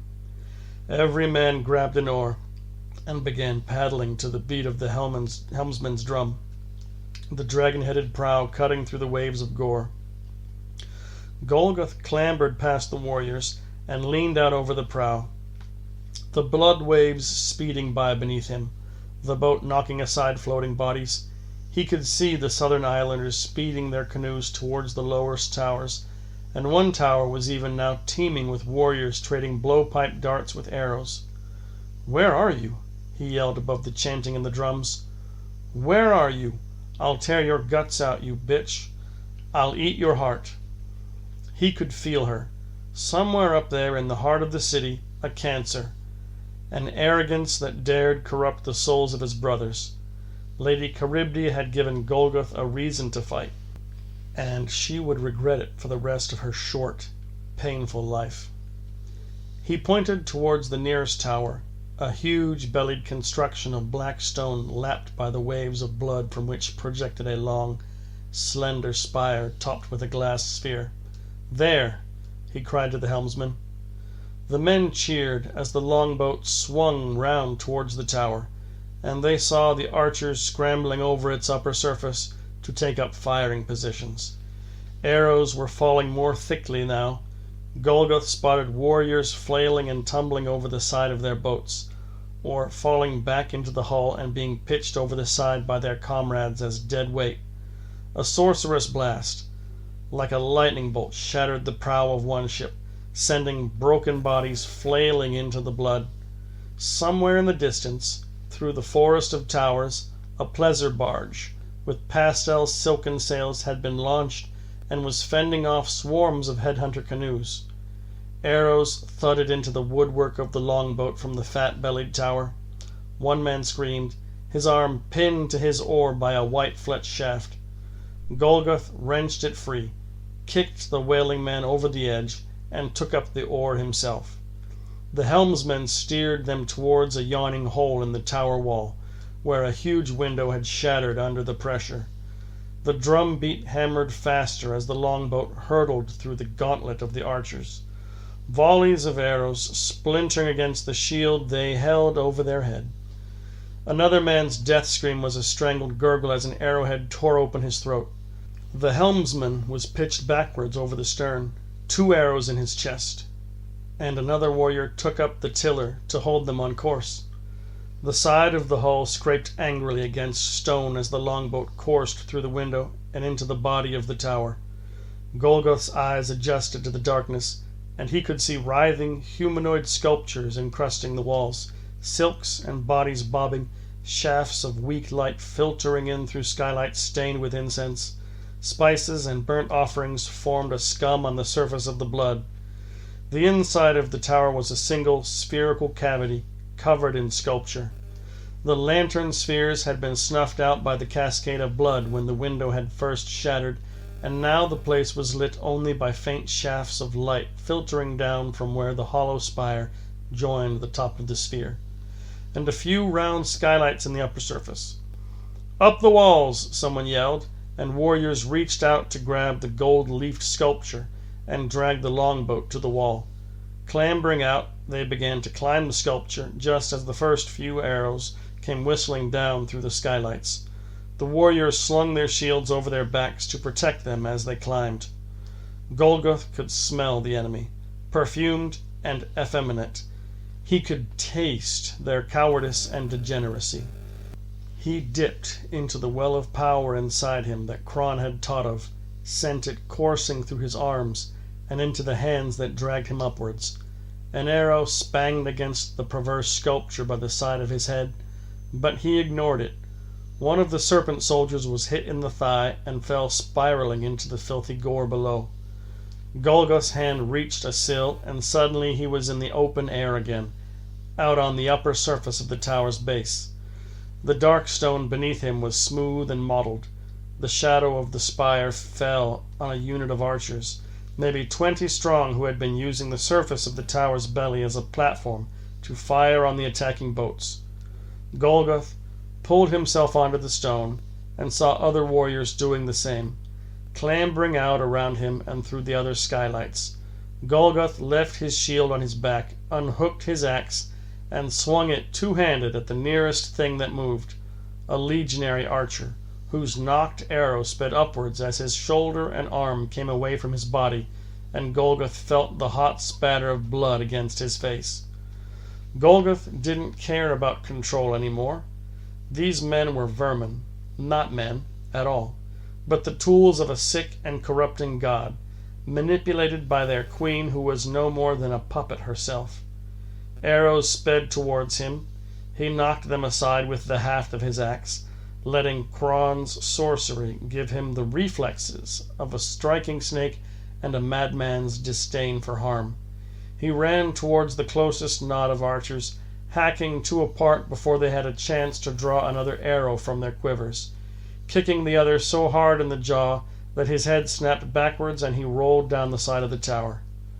Emerald Sword warriors would only scant weeks ago have killed serpent soldiers on sight, and would die a terrible death rather than fight alongside them. But now Lady Charybdia had dared make herself a common enemy of all the tribes, and so it was together that the sword and the serpent fought, butchering anything that opposed them on the tower surface with sword and axe. A lance of light spat down and scored deep into the black stone of the tower. Golgoth dived as two warriors came apart in a blinding flash and ear-splitting noise. He looked upwards through the glare and saw a spindly figure composed of flame sending bright bolts of power down at them from a walkway high above. "Upwards!" cried Golgoth. "With me!" He ran towards the slim main body of the tower, spotted a closed doorway of blackwood, and charged through it like a bull through a fence. A stairway ran in a spiral around the inside of the tower, and Golgoth led the way upwards. Legionaries were heading down towards them, hoping to block the attackers' path on the narrow stairs. But Golgoth was almost ablaze with power and smashed into them, hardly bothering to swing his axe, simply swatting the men aside. Blades found his flesh, but the pain just made him stronger. Bones shattered as his shoulder hit shield, but he called out to the sorcerer's potential within him, and they were knitted back together before he reached the next man. All the hatred was flowing out of him through the violence he did to the enemy. It was the same lust for battle he had always had, but 100 times stronger and 1,000 times better. He had seen his tribe brought low, seen his army thrown back from the walls, felt the contempt of Lady Charybdis and the uncaring cruelty of the gods. Now he forced all that hate into a tiny, white-hot spark, and let it power the tricks that Kron had taught him back in the Canis Mountains.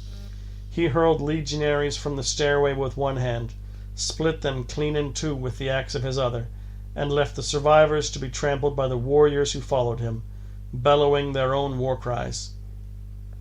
They were like him. They wanted to write their own legends too. Golgoth burst out into the open air again, this time dizzyingly high, on a balcony that ran round the tower. A slender walkway spanned the gulf to the next tower, blocked by the fire-skinned sorcerer and his 20-strong legionary bodyguard, who made a formidable ring of spearheads around him. The sorcerer spoke a few syllables of command, and the legionaries, unquestioning, charged, spears held low. Golgoth tore the shield off his back and threw it, so its iron-banded edge caught the closest legionary square in the face and pitched him off his feet. There was only room on the walkway for 3 men to fight side by side, and soon a serpent warrior with a shock of white hair and a pair of livid scars through one eye was at Golgoth's shoulder. The serpent had a sword with a blade at each end and a 2-handed grip in the center. Looking at Golgoth, there was a smile in his one good eye as he cast his own shield idly over the edge of the walkway. There would be no need for it here. Golgoth clearly cared nothing for his own safety, so neither would those who fought by his side. Fire washed through the air, swirling around the legionaries and flowing over Golgoth and the warriors emerging from the doorway behind him. Golgoth hit the polished stone floor as the white magical flame carved through a half-dozen warriors like a knife, searing off limbs and heads. The stench of burning skin and the alchemical stink of sorcery almost overwhelmed him. The serpent warrior died as a spear punched through his gut, thrust by a legionary charging through the flame. Golgoth kicked the legionary's feet out from under him and knocked him off the walkway.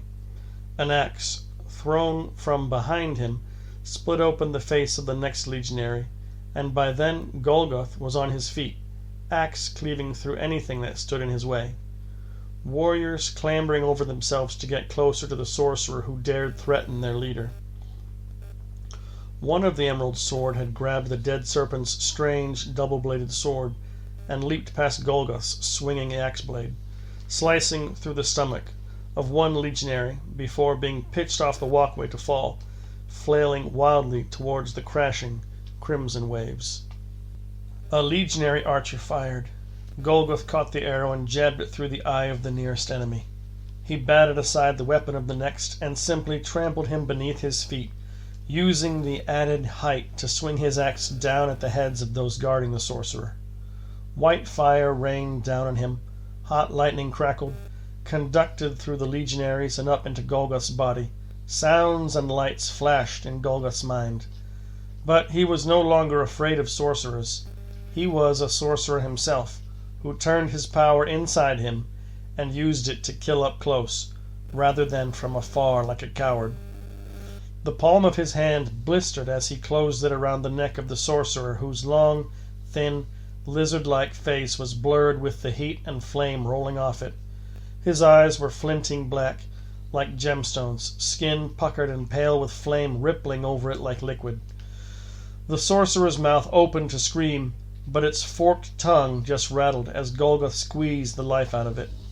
His enemy's spine snapped, and Golgoth shook the body violently to make sure it was dead, swinging it left and right and sending enemies flying.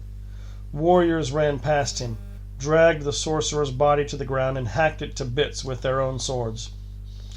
They threw the mangled limbs down towards the blood surf and cheered. The desert nomads galloped across the surface of the blood sea, the hooves of their horses throwing up crimson plumes of spray. Alchemical charges made of powdered dragon bone with fuses of harpy's hair were thrown through the windows of the nearest tower as they galloped past. The explosion tore out the root of the tower and sent it toppling, shedding legionaries like lizard scales to crash onto the shore. The next wave of warriors went on foot, using the fallen tower as a bridge, clambering up the spindly roadways that still connected it to the rest of the city. They were funneled into bottlenecks, and the kill from the watching archers was huge, but there were too many of them to be stopped. Like blood from a severed artery, they bled into the city, emerald sword and serpent, reeking swamp dwellers and lithe, white-haired raiders from the eastern seas. The first of the city's major temples to be overwhelmed fell as the flood of warriors coursed over its razor-studded battlements and into the sacred precinct. Overwhelming even the daemons summoned there by its priests and befouling Slaaneish's sacred icons with their presence.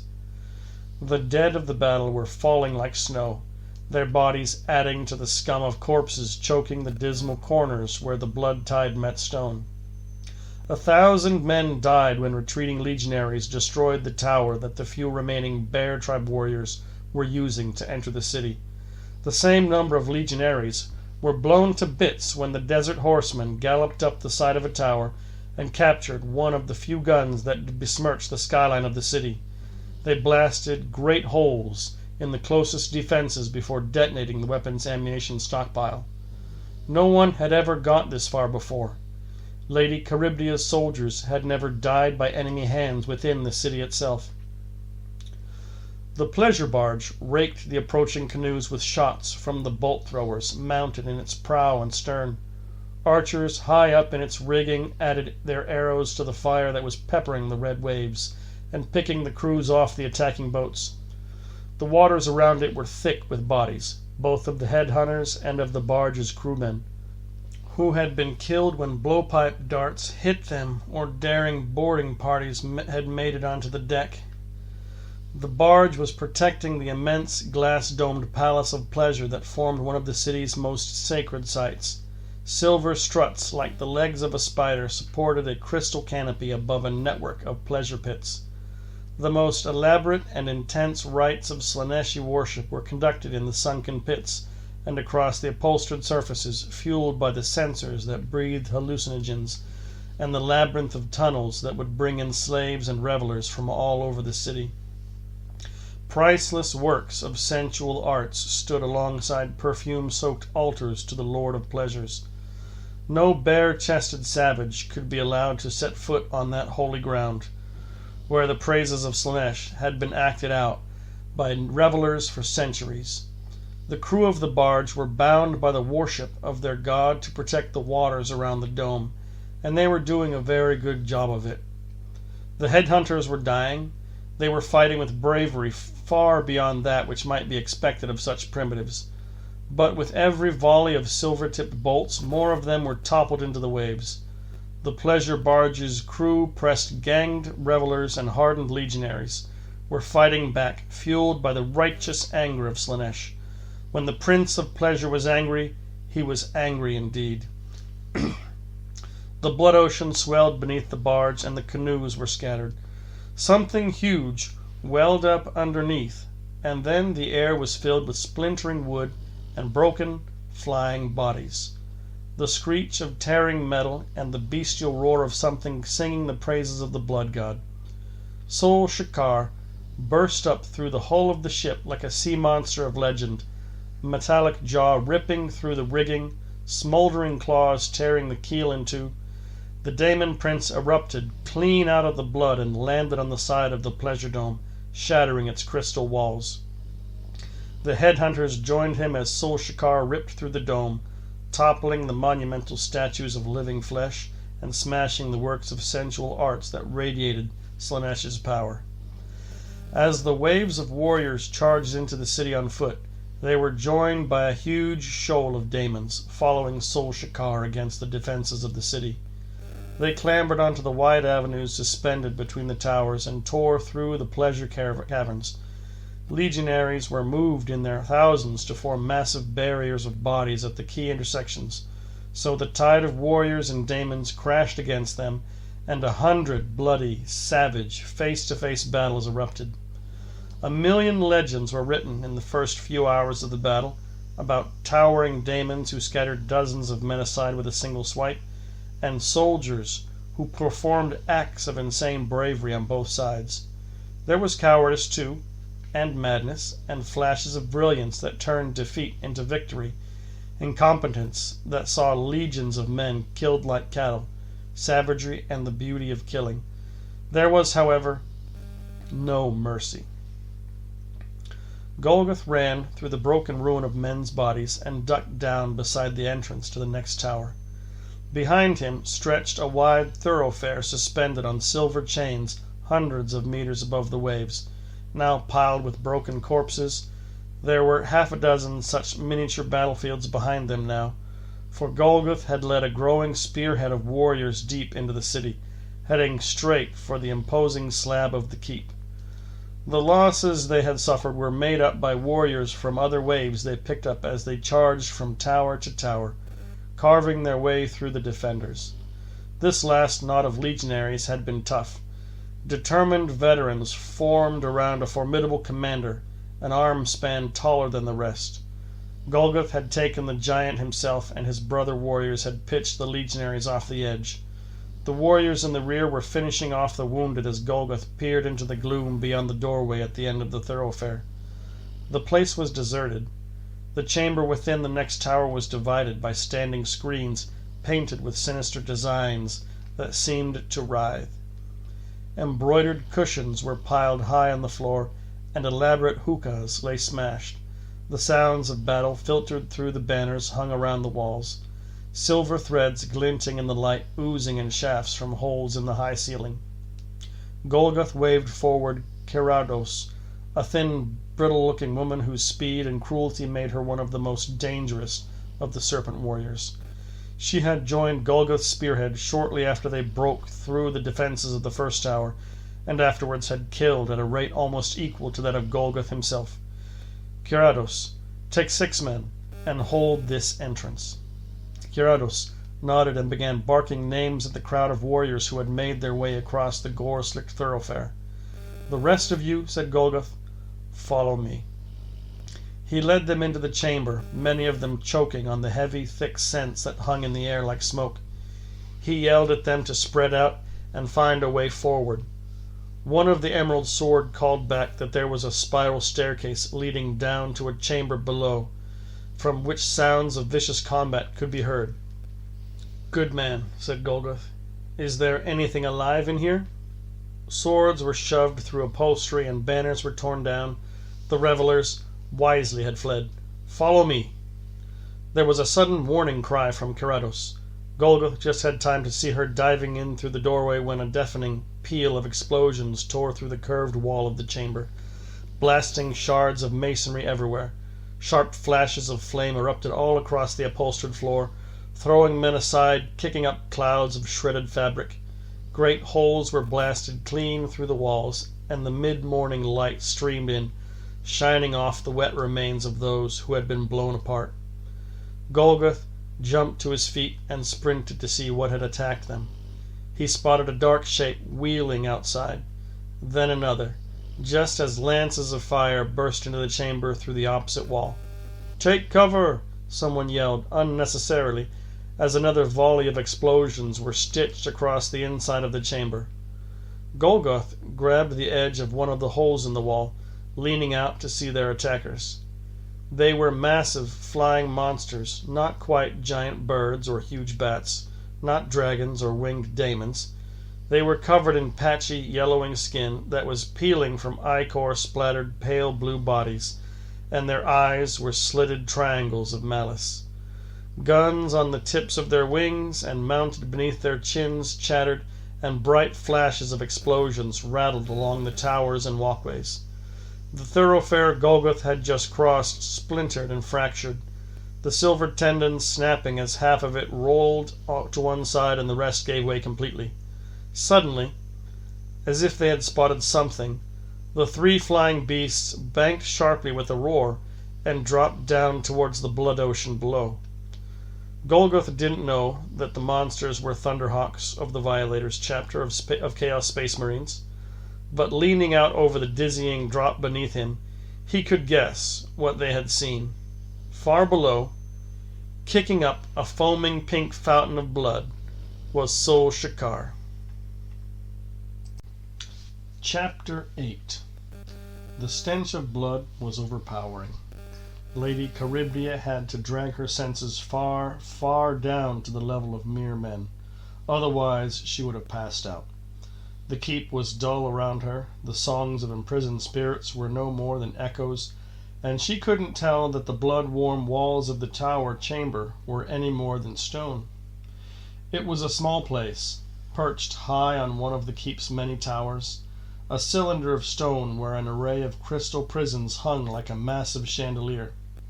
Each polished, fist-sized crystal contained some heretic or rebel, captured and sentenced to imprisonment here where their emotions were magnified by Lady Charybdia's pleasure. When the city was at peace, she would climb the spiral stairs to the chamber so she could feel their betrayal and hear their remorse, tinged with loneliness and despair.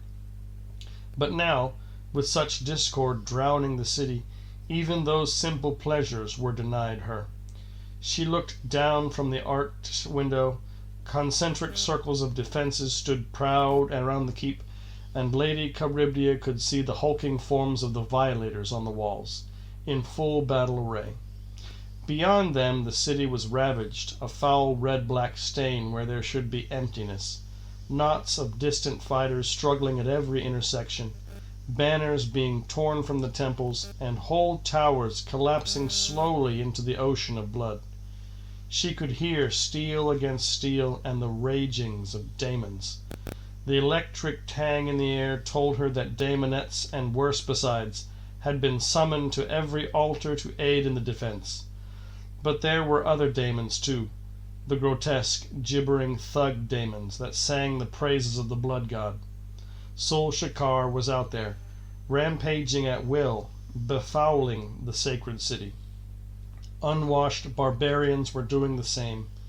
She had heard tell of fur-clad mountain men and bronzed jungle hunters fighting side by side, of primitive hedge wizards casting crude spells of destruction, and nomad horsemen galloping up the walls. It was as if someone had skimmed off all the scum of Torvendis and poured it into her city. Lady Charybdia spat. Disgust filled her. How dare they destroy such beauty? Nothing sentient could do such a thing. The attacking army was composed of little more than animals, with matted hair and stinking sweat, mindless beasts who knew nothing of beauty and grace. None of them had known Slaaneish's sacred pleasures. None of them knew what it meant to worship truly, to give their whole selves over to the worthy god. This whole city was a temple to Slaanesh. They knew nothing of the sacredness of the ground they befouled. There was a crackling and spitting behind her as a tiny ball of blackness winked into existence, hanging in the air. A message spell, such as she entrusted only to her most valuable servants. "My lady," came a deep metallic voice, distorted as though from a distance. "Commander Demetrius." "We have him, my lady." "Good. Then kill him." The message spell ended and the point of blackness vanished. At least something good will come of this, Lady Achribdia told herself. At least I will know it was on my word that Solshikar was killed for the last time. "Open!" yelled Commander Demetrius, and the belly of the Thunderhawk gunship split open like a seed pod. The city whirled beneath, dizzying towers and clouded sky alternating with the swirling of blood as the noisome air was sucked out of the passenger hold and replaced by a howling wind. The noise was vast, air rushing through the hold mixed with stuttering explosions from the gunship's cannon. Commander Demetrius's eyes peered through the dreadnought's ocular sensors and picked out a sudden ripple of gray flesh shot through with greasy, smoking machinery. Not that he needed to see. His mutated nervous system could feel the blood god's taint all around. Shikar was in the blood ocean right below them. "On my mark!" yelled Demetrius over the box. "The landing zone is the temple precinct of opulence inflamed." He jabbed his whip-taloned arm towards a circle of purple, streaked stone sweeping by beneath him, supported on a column above the blood surface like a huge stone mushroom. "Mobile fire pattern, and keep your wits about you. We'll lure him up." His vision strobed as acknowledgement runes flashed on the back of his eye. His sergeants were ready. "Drop!" ordered Demetrius, and suddenly the grav couch restraints were disengaged, dropping the 30 Space Marines packed into the Thunderhawk straight down. Their jump packs ignited as one, slowing their descent and giving them control over where they fell. Demetrius himself didn't bother. His sarcophagus split open, and he angled the thick metal plates like fins, guiding his massive metal body as it fell. His skin was open to the rushing air. It pulled at his exposed nerve endings, sending a thrill of pain through his broken body. It was like plunging into an ocean of razor blades. It was for experiences like this that Demetrius held Slaanesh above all other gods. But it would be just a taste of true sensation before the killing began. Demetrius slammed into the sacred precinct, smashing a crater in the stone around him. The shock absorbers of the dreadnought's legs deadened the impact, and in an instant Demetrius was battle-ready. Assault cannons scanning for targets, sarcophagus closing around him like the carapace of a beetle. The precinct was circular, and complex diagrams were etched in white on the black, purple-shot surface. A cluster of sacred buildings stood in the center, several temples to minor aspects of Slaanesh. A life torch like a huge brazier, where sacrifices were immolated, a statue of Argulon Vek, and a tendant shrine. There were no worshippers here now, though. A few legionaries were taking shelter amongst the buildings, firing paltry volleys of arrows at the tribesmen, clambering over the far side of the stone disk. Demetrius fired a salvo from his assault cannon, rejoicing inwardly at the feel of hot shrapnel bursting from the many barrels. Explosions stitched along the platform edge, and several southern barbarians were burst apart by the cannon fire. Violators were already landing all around Demetrius, chain blades drawn, snapping off bolt pistol shots at the invaders. Demetrius left the warriors for his men to deal with. He stomped towards the nearest edge of the precinct platform, looking down at the blood ocean that churned beneath it. Where was he? Where was the daemon? There, looping in and out of the blood, swimming at supernatural speed, leading a shoal of his lesser daemons. One of the Thunderhawks swooped low and kicked up fountains of blood with cannon fire. And with a sudden roar, Solshikar leapt from the water like a sea monster, massive mechanical wings thrusting him from the blood. His head was a fanged bronze gargoyle's mask, and those huge jaws slammed shut on one of the Thunderhawk's wings. Demetrius could hear the shriek from where he stood as the wing came away in a fountain of fuel and ichor. The Thunderhawk banked insanely, flipped and spiraled towards the platform. It overshot Demetrius and plowed into the precinct in a shower of gore, skidding on its torn belly and careering into the cluster of temples. The monumental statue of Vek was toppled like a great tree. A fuel tank ignited and a blossom of flame erupted. Violators sprinted from the wreckage, ignoring the flames that wreathed their armor. Many survived, many died. Solshikar, Demetrius vowed, would pay for every death with 100 deaths of his own. Demetrius swiveled his chassis and blasted a volley of assault cannon shells at Solshikar, who was clambering up the side of a nearby tower. Shots stitched around the Daemon Prince, bursting against its flesh and the pulsing machinery. The arriving violators were at Demetrius's side, and Demetrius heard Hagging yelling for disciplined fire. Those violators, armed with bolt guns or other longer ranged weapons, opened fire at Shakar, spattering his hide with small weapons fire. A missile launcher barked, and a trail of smoke led to an explosion just above Shakar. The Daemon Prince's metal head turned towards the precinct, and the baleful, fiery eyes focused on the violators forming ranks around Demetrius. Solshikar leapt off the tower and plunged back into the blood. Ripples carved through the water towards the precinct, scattering bobbing corpses. "We have him!" voxed Demetrius. Above him the third Thunderhawk was swooping low, belly open to deliver the last payload of violators. "Brothers, prepare for countercharge." Chaos Marines were forming up behind their commander. Demetrius's own neurolashes were charged and buzzing. Demetrius's ocular sensors scanned the surface of the blood just beneath the lip of the stone platform. The ripples were gone. Shakar had dived deep. He calculated the Daemon Prince would leap when he emerged, one kick bringing him up over the edge and onto the platform, right into the middle of the violators. There was a thunderous sound of breaking stone. The platform cracked, and a huge section of it was raised up, spilling traitor Marines off their feet. Another, and it was split apart entirely, Shakar's metal head breaking through and his talons hauling him up. The whole platform tilted. Demetrius kept his footing, as did most of the Chaos Marines, but Shakar's huge metallic beak snapped, and Demetrius saw armored limbs severed. Every bolt pistol let fly at the Daemon Prince as he hauled himself up through the broken platform, the bolts blowing chunks from his flesh and raining down boiling Daemon blood and spatters of oil as he lunged at Koivas's warband. They had him at bay. Now it was time for the kill. Demetrius stomped forward, assault cannon barrel red hot as he sprayed shells at Shakar.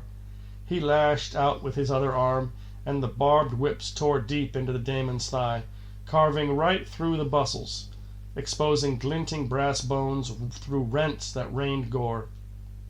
Shakar bellowed in pain and swiped down with a taloned paw.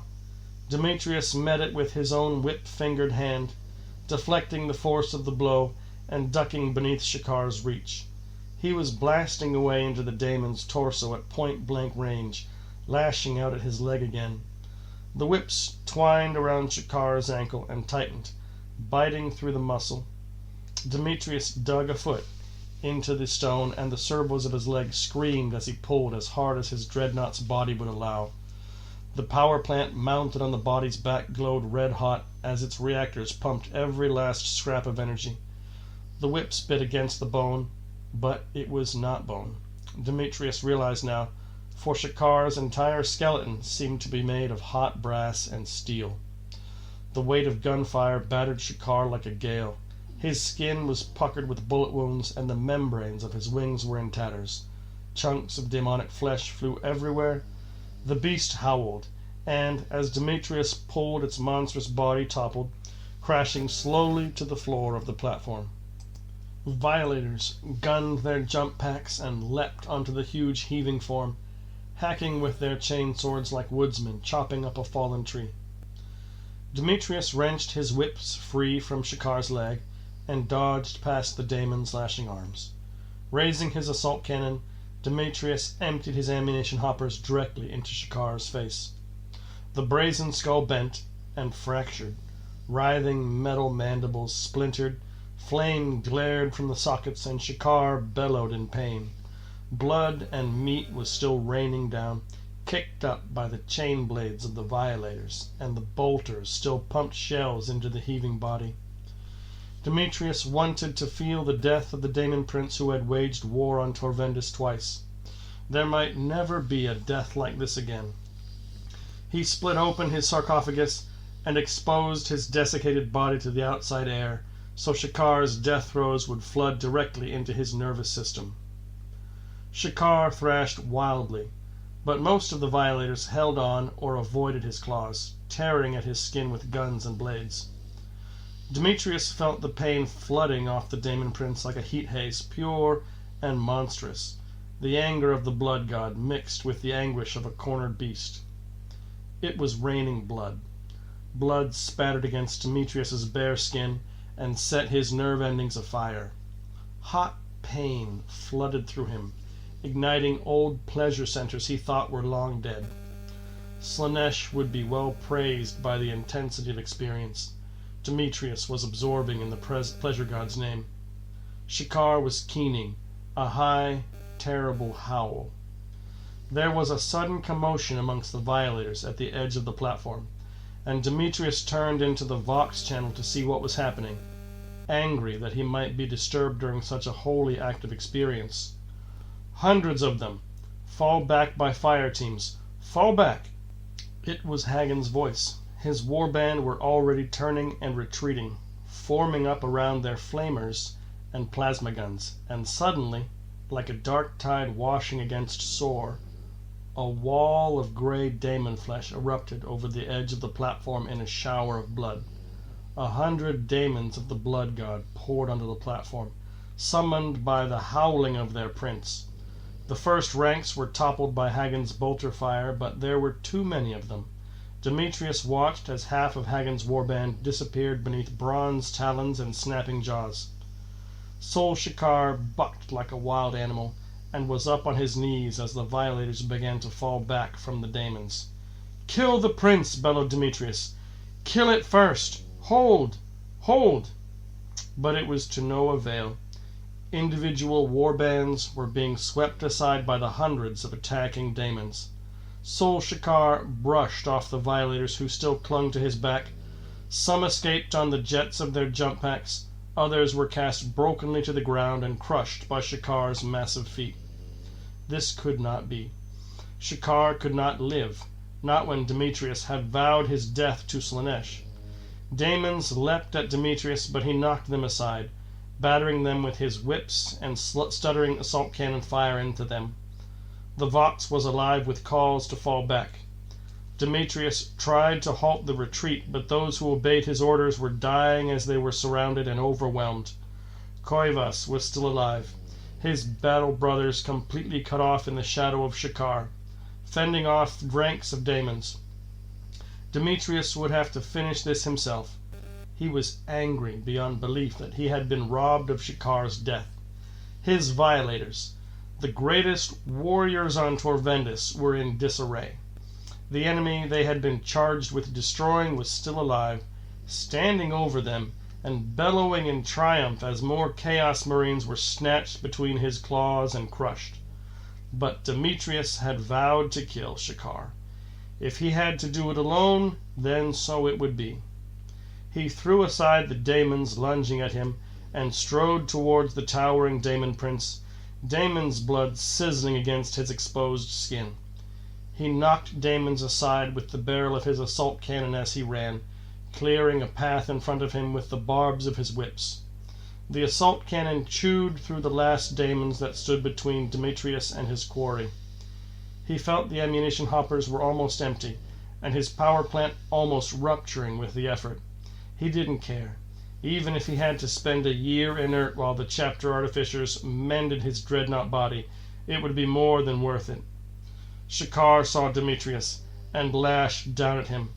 The violator ducked past the gore-slicked talons and charged into Shekar's leg, barging him back down onto his knees as he emptied the assault cannon into the daemon's torso.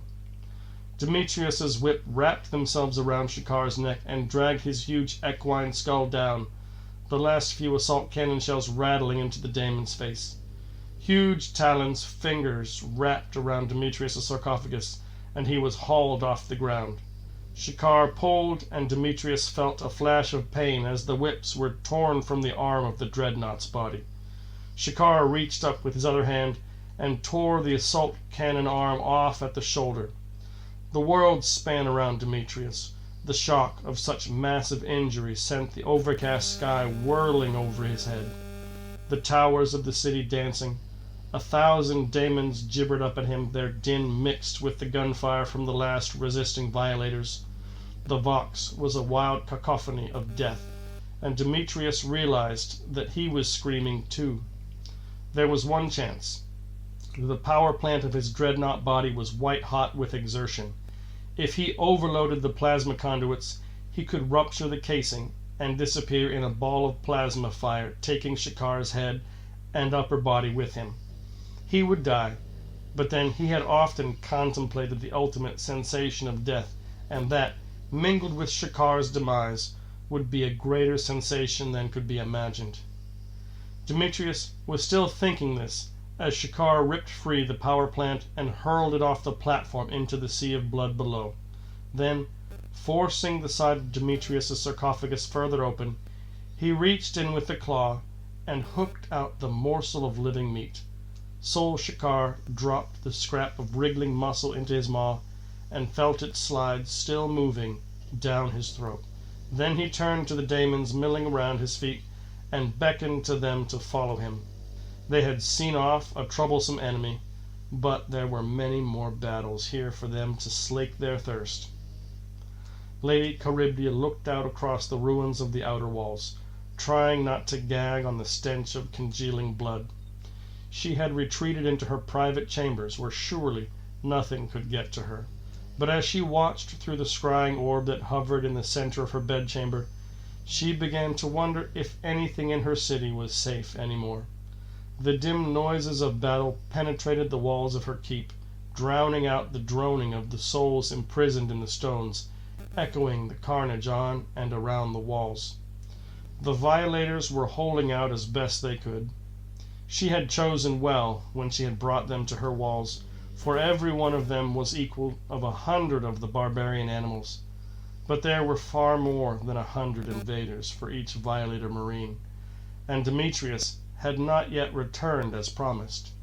In fact, Lady Charybdis had not heard back from Commander Demetrius at all. Caduceia and her elite shock companies of legionaries were surrounded and pinned down in the west of the city, trying to stem the flow of invaders still pouring in from the western coast of the Blood Ocean. Everywhere Lady Charybdis' forces were cut off, for very few of them were able to use the blood as the invaders were to move from place to place quickly. The city was supposed to be impossible to traverse for an attacking force, but Shikar and his accursed sorcery had completely reversed the situation. Now it was Lady Charybdis' legions who were trapped, trying to face a foe who could disengage and sail across to the next point of attack. And now that foe had reached the defenses of Charybdis Keep itself. A tide of men and daemons was crashing against the walls. Towers nearby had been felled to form causeways across which horsemen could gallop and foot soldiers could scramble. The violators were forming fire teams that faced every point of entry with a wall of bolter fire, but more sections were coming under attack with each passing minute. Explosions tore chunks out of the battlements, and men clambered up from boats beached on the growing reefs of corpses beneath the wall. Walkways and towers were brought down, forming bridges onto the walls. For every breach swept clear by the violators, another one opened up and vomited a torrent of enemy warriors onto the walls. There was the sound of tramping feet nearby. Lady Charybdis looked away from the gruesome scenes on the walls and strode out to see a troop of legionaries hurrying down the corridor. Their faces were drawn, and many bled from their ears and noses. Even in its present state, the keep, Lady Charybdis realized, radiated experience rather too pure for most mortals to endure without ill effects. "Centurion, does the keep hold?" demanded Lady Charybdis. The leader of the legionaries stopped and bowed. "They are coming in through the northwest, my lady. They came up the sacrificial causeway. We have sealed the area, but there will be more to follow them. This is the holiest of ground, Centurion. Every enemy foot that steps here is a blasphemy. It will not be permitted. There are so many of them, my lady. They say the violators are all but lost. I am sure they say many things, but if you are still alive, then the enemy has not won yet. Where are you headed? The waste conduits, my lady. With the causeway blocked, that is where they will attack next. Headhunters. I saw them, half naked, daubed with paint. They must have come from all over the planet. You will see to it that their journey ends here. The keep will remain inviolate, or you will die trying to keep it so. Understood? Of course, my lady. The centurion yelled an order, and his men followed him down the corridor and down the grand staircase. Even the very heart of the keep was disturbed by the cacophony of war. When the enemy was seen off, there would be unending sacrifices to cleanse the city of the presence before Slaanesh received his due of pleasure again. There was a sudden dull crump from beneath Lady Charybdia's feet, and the rumble of falling rock. Something had exploded and taken a sizable chunk of the keep down with it. Almost immediately there came the dim sound of men's voices, hundreds of them, raised as they charged into the keep. Somewhere, floors below, the invaders had got in through some subterfuge or stealth. The sounds of steel on steel marked the point where they met her legionaries. But almost as soon as one influx was halted, there was another crash, closer this time, and Lady Charybdia heard more barbarians charging into the keep. Lady Charybdia ran back into her chambers, but the warmth and solitude of her haven was fragile compared to the anger of the war outside. She willed the violated floors of the keep to exude their sensations at the level she normally preferred, pure and intense. This was the keep's last line of defense. The labyrinth of pleasures built into its stones that allowed her to worship Slaanesh purely could overwhelm and destroy the minds of lesser men. It was the last chance. She would have to kill the invaders with pleasure. The souls would be singing more sweetly, and the tapestries shining with impossible beauty, enough to bewitch or destroy any mortal. There were censers that would be burning musk so potent it would utterly paralyze anyone who breathed it, and carpets that sent bright stabs of pain through anyone who walked on them. Lady Charybdia felt the heightened, pure pleasures faintly as they echoed up to her chambers. Rather more clearly, she heard the screams of barbarian and legionary alike as they died. But it would not last forever. As the fabric of the keep was damaged, its power to produce such heady sensations was diminished. The hardier of the attackers might run the gauntlet of pleasure and survive. Lady Charybdia glanced one more time into the scrying window. The violators were now little more than a pocket of blue-armored figures, surrounded by a baying horde of enemies. There was still no sign of Demetrius or his Thunderhawks, but Demetrius was her last hope. If just one of his flying craft remained, she could call for it to land on the roof of the keep and pluck her to safety. With a sudden shock, Lady Charybdia realized that she was genuinely contemplating the possibility that the keep would fall. Blood was rushing through the lower levels, and there were barbarian feet trampling the works of art Lady Charybdia had spent a lifetime accumulating. Shaking the horror out of her head, Lady Charybdia ran for the stairway that led to the keep's upper levels. Far, far below, in the channels carved out of the keep's foundation blocks, all was blood. The tunnels and the chambers were immersed with the bodies of faithful servants and legionaries floating slowly through the darkness. The drowned corpses of prisoners bobbed in their flooded dungeon cells. Long forgotten storerooms and oubliettes were saturated with their contents stained the gore strange colors. Priceless tapestries hung ruined. Captured spirits turned angry and violent as they were infused with the blood god's rage, destroying themselves in their anger, and along one deep corridor A row of Eldar skulls stared blankly.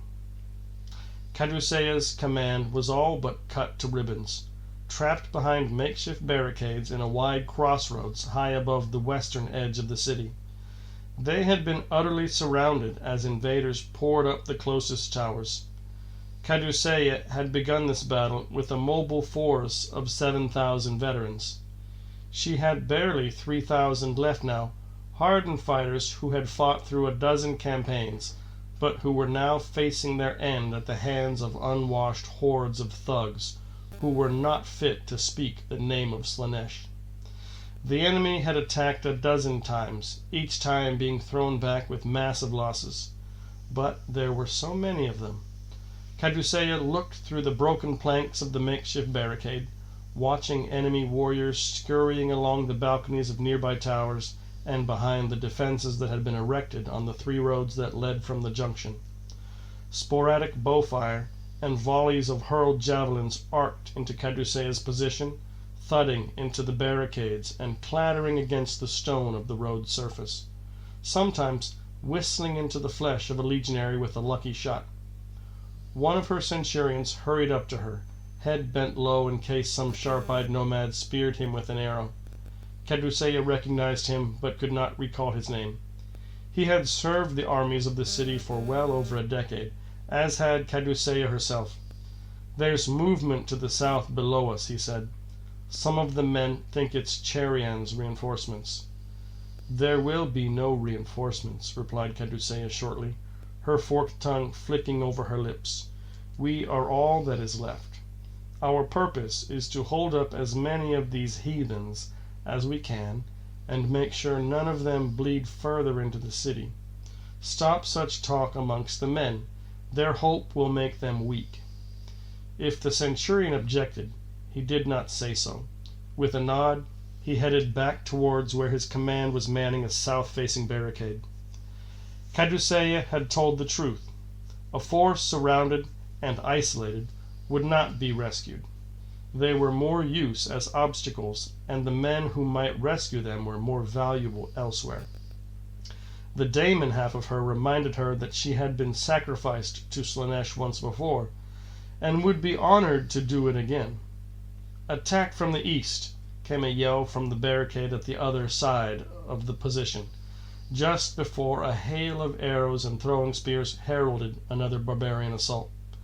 Muscle memory kicked in and powered Caduceus across the open ground, ignoring the raining steel as she lopped on long, strangely jointed legs that carried her faster than her legionaries.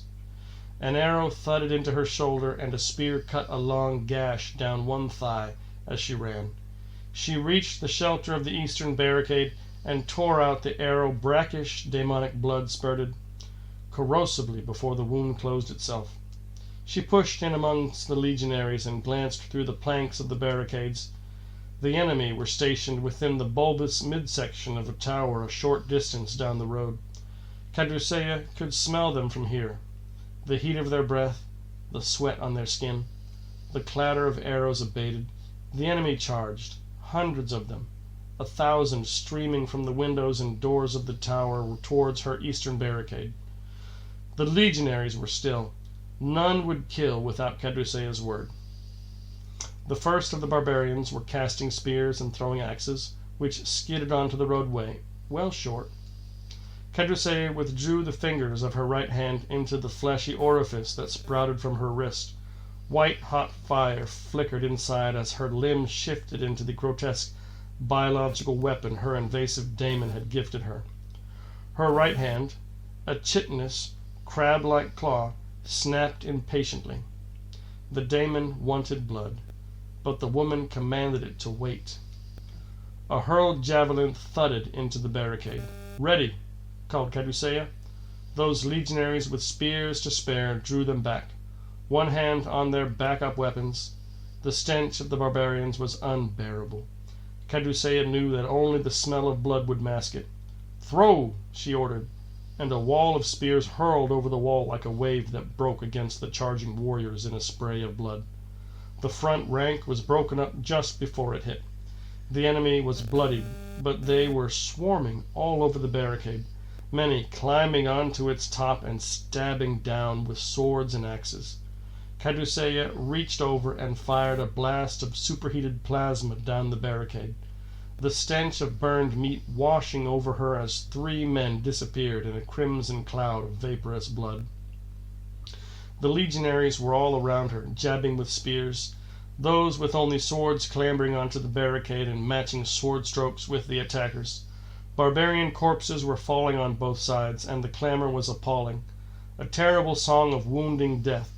At the flanks, details of legionaries charged over the barricades, driving a wedge of men into the barbarian line and pitching scores of attackers over the edge of the roadway before falling back behind the barricade. Hundreds of attackers were dead already, and scores of legionaries. How many were there? How many would they have to slay? Not enough, said the daemon, and Caduceia let it take her over, claws severing limbs and heads, gun blasting chunks from the seething mass of barbarians. She reveled in the stench of cooked flesh and flowing blood, in the heat of gore against her skin and the pain of 100 tiny wounds from arrows and lucky sword blows.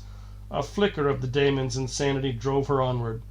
It was a pure delight in destruction, as if she wanted to tear apart the real world and see only the undiluted chaos of the warp in its place.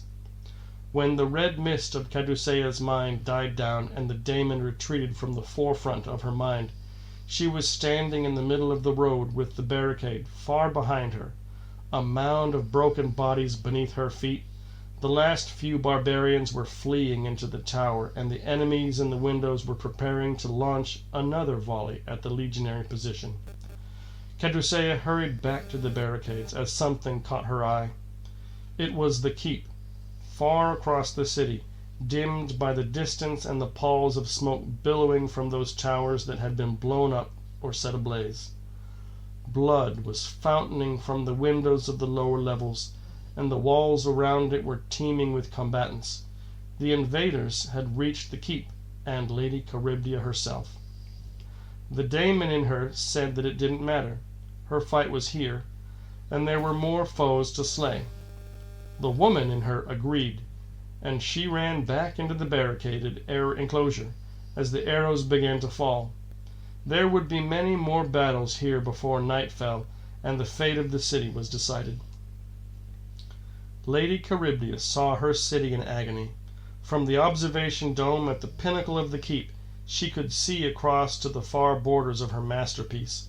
Flames glowed bright on the tops of 100 towers. Others had been toppled like trees or were cut off entirely from the rest of the city, their connecting roadways brought down.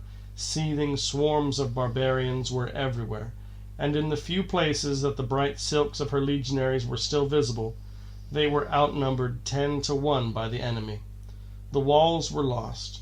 The violators had withdrawn into the keep itself, leaving a trail of heaped bodies. Lady Charybdis could hear the ugly barking of their bolters from the dome and feel the bloating as the keep's doors and staircases were choked with the dead. Imprisoned spirits were being set free by the destruction, flitting away into the night like wisps of smoke. The sky above was bleeding like the city.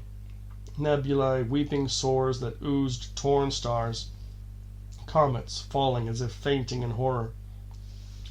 Only the slaughter song was unmoved, its cold light a hard jeweled pin stuck into the sky. There was commotion directly below the observation dome. Something was scrabbling angrily at the hatch in the floor. Lady Charybdis looked around the lavish decorations of the dome. She caught sight of a jeweled dagger, maybe a gift or a tribute, or something her armies had captured. There were untold thousands of such things all over the keep. She picked it up and drew its blade from the scabbard. It was sharp, at least. Lady Charybdis had been, at one point or another, almost every type of sensualist that a devotee of the pleasure god could name, including a warrior. She had fought in battles that had raged across the whole world and taken her place in the armies of chaos. But that had all been long ago. How much would she remember? Was her elegant, perfect body any use for fighting now? The noise was louder now. Something had got a purchase on the hatch and was trying to wrench it free. Lady Charybdia backed against the crystal wall of the dome, and for the first time in a very long time she felt fear. Her city was in ruins, her armies were reduced to tiny pockets of doomed resistance, and though she glanced in hope at the sky outside, there was no sign of Demetrius or his Thunderhawks. The floor collapsed, and something reached through the hole. Its stench came before it. Fire and blood, anger and revenge. A hand followed the reek, gray and gnarled with talons of brass. The misshapen, hulking thing that clambered up into the dome had once been a daemon of the blood god. But it was now something less. The machinery torn from its body had left hideous, puckered scars in its unnatural flesh, and its twisted limbs had been broken many times and not set. But it was healthier now than it had been, for it had been immersed in blood and had gorged itself. Its muscles bulged wetly, even as hot gore ran from the many scars reopened. Slits of red anger marked its eyes, and they were fixed on Lady Charybdia.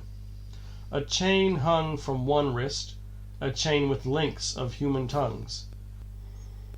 There was a recent, weeping spear wound in its side. "Youth," said Lady Charybdia. The beast did not answer. It took a step forward, the razor-sharp claws on its feet slicing through the cushioned floor of the dome. Lady Charybdia held the dagger out in front of her, gripped tight in her delicate, spider-like hand. It was faster than her. It was faster than anything mortal. She slashed at it as it charged and cut a deep slash in its chest, ducking its snapping jaws. But its hand clamped onto the back of her neck and picked her up, slamming her against the wall of the dome. Her sculptured skull cracked and hollow bones shattered. Lady Charybdia glanced crazily through a gauze of blood as the daemon lifted her again and hurled her against the far wall. The crystal cracked. So did her spine. She couldn't move. She couldn't breathe. Her body was a mass of pain, porcelain delicate bones reduced to sharp splinters. The dagger dropped from her broken fingers. The daemon reared up and punched a fistful of claws through her stomach, sending a hot tide of agony washing over her. She could hear the gunfire of the violators and the war cries of the enemy as they charged. She could hear the tide of blood washing against the foundations of the keep and the splintering of stone as another tower fell. In those last few moments, her heightened senses brought her the sound of a city dying, of a mighty temple falling, and the smells hit her too, the burning wreckage and the overwhelming stench of congealing blood. A hot wind of suffering blew over her, and she could see the pale light of death dawning over her city. It was the final sensation, the ultimate blessing promised by Slaanesh. Even in death, his followers were to worship him with the experience of their death. But this was no act of piety. This was pain, and sudden cold, and utter futility.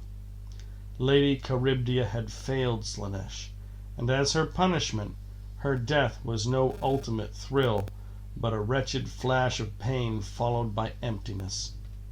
Lady Charybdia was still suffering the betrayal of her god when the daemon began to eat her. The death of Lady Charybdia, for those who were attuned to such things, was every bit as loud as the awakening of Sol-Shakar.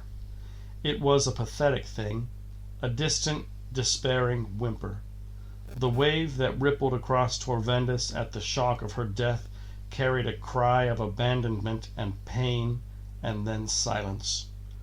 Kron heard it, far south in the depths of the jungle. He marked the passing of Lady Charybdia with some satisfaction that she did not have a heroic death. Then he ignored it for the time being, because he had matters of his own to worry about. The jungle was thick around him. Moving was like pushing through a solid wall, Every plant had spines, and every creature had a stinger.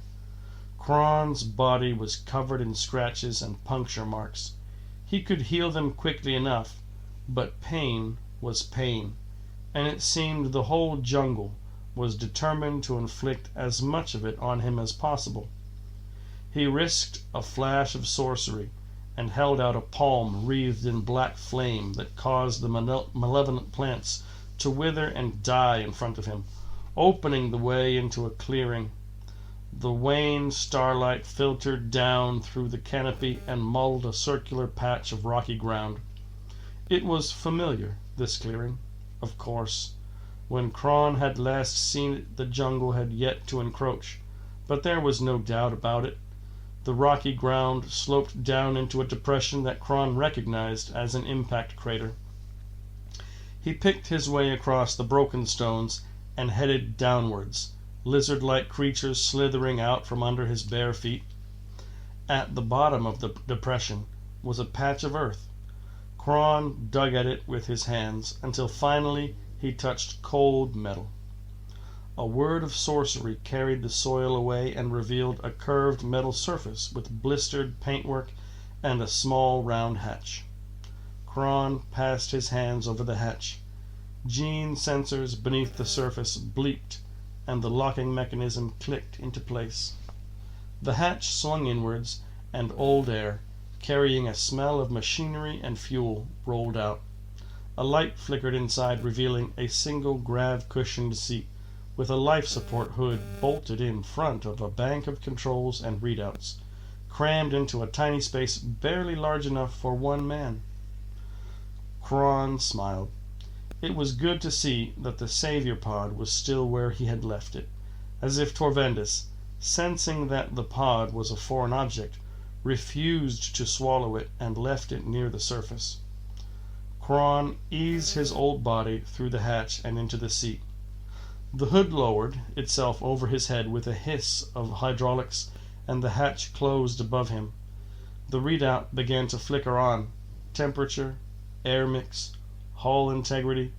A topographic map of the area appeared on one screen, and the view of the night sky straight up on another. Cron checked the fuel counter and saw there was still plenty. Back when this pod had been built, they made things to last. The pod was still spaceworthy, and while intended as a one-man lifeboat, it still had enough thrust to carry its small payload back into orbit. There wasn't enough to bring it back down, but Cron had already reached a point where he couldn't go back. The events he had kicked into motion were approaching their climax, and he couldn't have stopped them if he had wanted to. The control stick unfolded from the central console, and Cron grasped it, gunning the single large thrust engine and feeling the pod lurch up out of the earth. Another firing, and the pod was airborne, slashing up through the jungle carapace and hurtling up towards the night sky. Amakir watched the city aflame. It had been clear for some time that Lady Charybdia's forces were doomed. The surprise assault over the ocean of blood had cut the defending army into pieces, isolated and crushed by mobile barbarian forces that attacked from everywhere at once. The barbarian leaders were evidently rather more astute than Lady Charybdia had suspected. Even the violators had been overwhelmed. There were no better troops in the maelstrom, save of course the word-bearers, and it took a stroke of tactical brilliance to force them into fighting a losing battle. Sol Shikar had broken down what obstacles were beyond the barbarians, and the resistance in the city had been squeezed until the keep was in the invaders' hands. The last of the fighting might take weeks to conclude, but it was clear that, as night descended, the city of Slaanesh had fallen. From the ridge overlooking the north of the city, the word-bearers' coven had seen the battle unfold in all its beauty, but their immediate purpose was unfulfilled. There had been plenty of explosions of sorcery, but nothing that might lead the coven directly to Carnarvon. They weren't even sure he was in the city at all, and even if he was, it would be all but impossible to find him in such a place. Vrox, perched on an outcrop a short distance away, kept up a constant perimeter sweep with his many guns. Skarlan, Feorken, and Prakordian were in half-sleep, while Phaedos and Makelo took the watch. Amakir was sitting on the rock, watching the fires of the city when the communication came. The Vox was suddenly alive with noise, not voices, a horrible, guttural, bubbling sound like the death rattle of something huge. "Makelo?" voxed Amakir. "Captain, wake Prakordian." There was a pause as Makelo scrabbled down from his vantage point and shook Prakordian from half-sleep. When his acknowledgement rune flashed, Amakir played the sequence of noises back from his communicator. "It's the Multus," voxed Prakordian as the noise finished. The sorcerer was the only one of the coven who could translate the machine spirit's communications without using the ship's bridge controls. "It's seen something." Amakir had left instructions with the insane machine spirit of the Multus Sanguis to watch the skies, in case Carnarvon tried to leave Torvendis by spacecraft. It mildly surprised him that the ship had actually kept its watch and had the presence of tech mind to inform the coven. "Tell it to get us target details and a trajectory." Prakordian transmitted, not by Vox, but by linking his own mind with the festering psychic lump that was the Multus's spirit. "It's a spacecraft, probably a single-seater," voxed Prakordian after a few moments. "Unknown design. It took off a few minutes ago from the southern jungles." "Can the Multus track it?" "The craft isn't shielded. It can be followed." "Good. Tell the Multus to pick us up at this location and take us in pursuit. If it's Carnarvon, we can't afford to lose him." Amakir switched to the squad frequency. "Word bearers." 5 acknowledgement runes flickered. "Break half-sleep and get ready to move out. Carnarvon may have fled and we're following him into orbit." "Can we hide the Multus?" asked Feorken, "if we're not supposed to be here?" "Carnarvon probably knows we're here. Speed is more important than secrecy." Amakir knew the wily Feorken would rather keep a low profile than announce to everyone on Torvendis that the word-bearers were on the planet by launching the Multus again. But catching Carnarvon overrode all other priorities, and, in any case, with Lady Charybdia dead, there were few forces on the planet that would be able to do anything about the word-bearers if they wanted to. Amakir jogged down the ridge to where the other members of the coven were already checking their equipment, ready for pickup. Makelo was still keeping watch. Vrox had stomped down and, with Skarlan and Feorken, was beginning to double-check the landing zone. Prakordian sat cross-legged, eyes closed as he communicated psychically with the Multus Sanguis.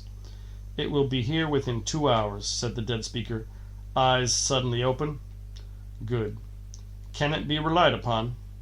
"The Multus is lucid when it wants to be," said Prakordian. "Once it's got something to hunt, it can be very cooperative." "Has it found the target's trajectory?" Prakordian smiled. "Oh, yes, Captain. He's heading for the slaughter song." Some were still fighting, but most had already begun to celebrate. Lady Charybdia's keep was a dull shell of the place it had been. The trapped spirits were gone, and the living stained-glass windows were shattered, so their writhing images could no longer hypnotize intruders. Some areas were still impossible to enter due to the soporific musks and hallucinogenic incense that hung in the air. But those would be ventilated soon enough, and there was plenty of space for the revelers. Golgoth had headed straight for the keep when he had learned it was taken, but it seemed Lady Charybdia had either fled or been killed and her body lost. Golgoth had longed to tear her apart with his bare hands, but at least he could console himself by tearing down her priceless tapestries and joining his brother warriors in celebrations. The sound of Roka's song echoed throughout the keep as Golgoth stumbled up a grand staircase, flagon of some captured wine still in his hand, a fog of drunkenness descending over him in the wake of the day's slaughter. The keep was huge, and there was plenty to explore and loot. Most of it had yet to be ransacked, and Golgoth still hoped to find Lady Charybdis cowering in some alcove, or at least her remains that he could nail to a pole and parade as his personal standard.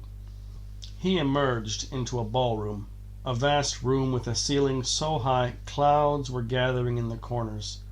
The floor was polished black hardwood, and the walls of plaster sculpted into sinuous, suggestive designs. Hundreds of clocks were set into the walls, each with a different set of numbers on the face, every one powered by the beating of a human heart built into the casing. Every one stopped. Golgoth wandered across the ballroom floor, down the steps into the orchestra pit, where strange instruments lay discarded, and into another room. This was a wine cellar, freezing cold, with barrels of liquid misery and distilled pain. He walked on through an art gallery whose pictures had turned black and dull with only the faint, wriggling traces of the living images they had displayed. Clouds of glowing insects, bound in magical cages, hanging from the ceiling, shone onto the pictures with a dim, pale light. There was a little menagerie with cages and enclosures no bigger than a man's fist, where tiny jeweled insects and perfectly miniaturized beasts were kept. Golgoth recognized a few diminutive versions of mountain predators, shrunk by magic until they were like toys displayed for children, too cowardly to seek out the real thing. Very few of the creatures were still alive. Golgoth ignored them and headed onward, aware that the singing of his drunken warriors was growing dim. The occasional report of a stolen bolt gun was distant. Golgoth had taken a bolt pistol himself, but he had discarded it soon after, when foul-smelling pus had begun to leak from the workings. Everything in the city seemed tainted. There was little question of his warriors taking over the place. It would be razed, and the mines beneath filled in. A corridor lined with statues that turned out to be petrified prisoners was next. How many of them had come from the mountain peoples, given as tribute by corrupted chieftains? They said there were dungeons beneath the upper floors where lowing beasts, once human, were imprisoned. How many good, strong men had met a worse end than death here, men who might have helped keep the emerald sword powerful and warlike. Something caught Golgoth's eye. It was a creature, a bird, flitting silently along the corridor towards him. Golgoth at first thought it had escaped from the menagerie, but it alighted on the shoulder of the nearest statue and tilted its head to one side, eyeing him quizzically.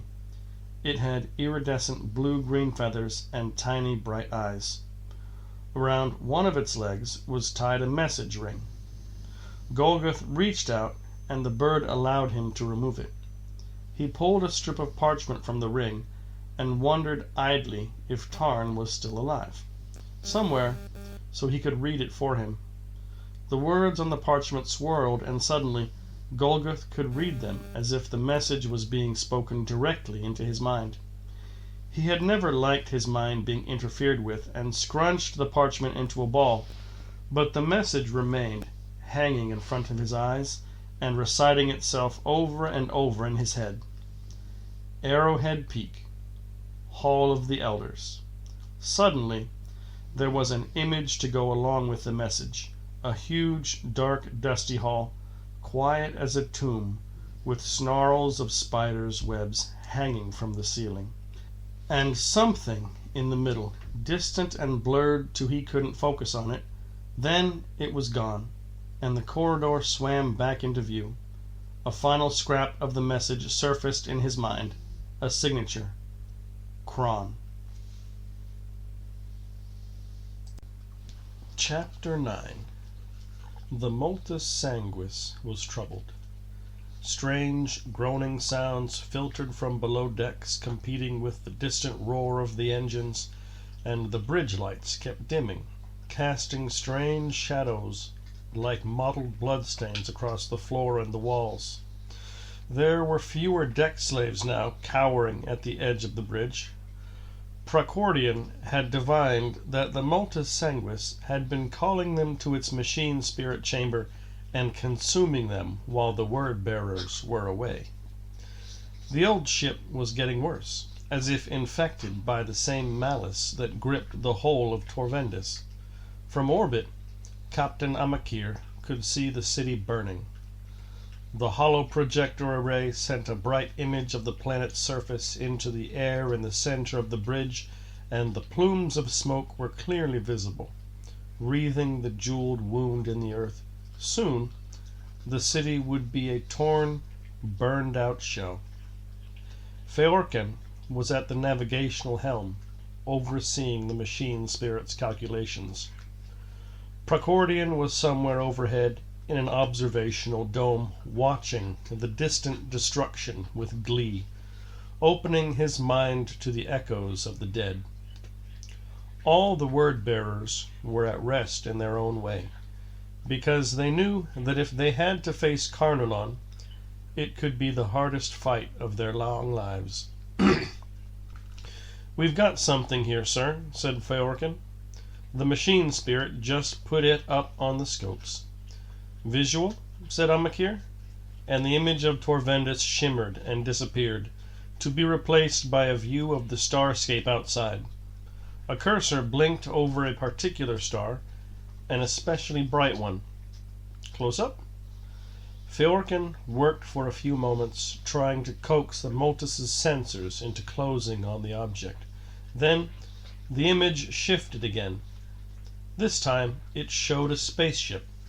It was wreathed in light reflected from Torvendis's many suns and moons. But it was definitely a ship. From the measurements streaming along the lower edge of the holographic image, Amakir could tell it was huge, bigger by far than the Multus. A massive, curved hull was underslung with powerful engines. Gaping particle scoops projected past the prow and led to flared engine exhausts. Clusters of sensor arrays stabbed forward. Sleek windows covered the segmented hull, covering the ship in pinpoints of light. "Is there a signal?" Feorken shook his head. "As far as the Multus can tell, the ship's dead." It had made no sense when Prakordian had said Carnulon was headed for the Slaughter Song. The star would have been far too distant for a one-man craft to reach. But this, of course, made perfect sense, for they had found Carnulon's destination, and it was not a star at all. Reflected in the light of Torvendis' suns, it had burned bright and cold in the sky. There was a name stenciled in enormous letters along the spaceship's hull. The name was Slaughter Song. Amakir strode over to the comms helm and switched on the ship's voxcaster system. His voice boomed throughout the Multus. "Word-bearers, prepare yourselves. We've found him. Make ready for boarding." Sol Shikar, if he had possessed a mind approximating that of a mortal, might have been sated. He might have had his fill of blood and killing.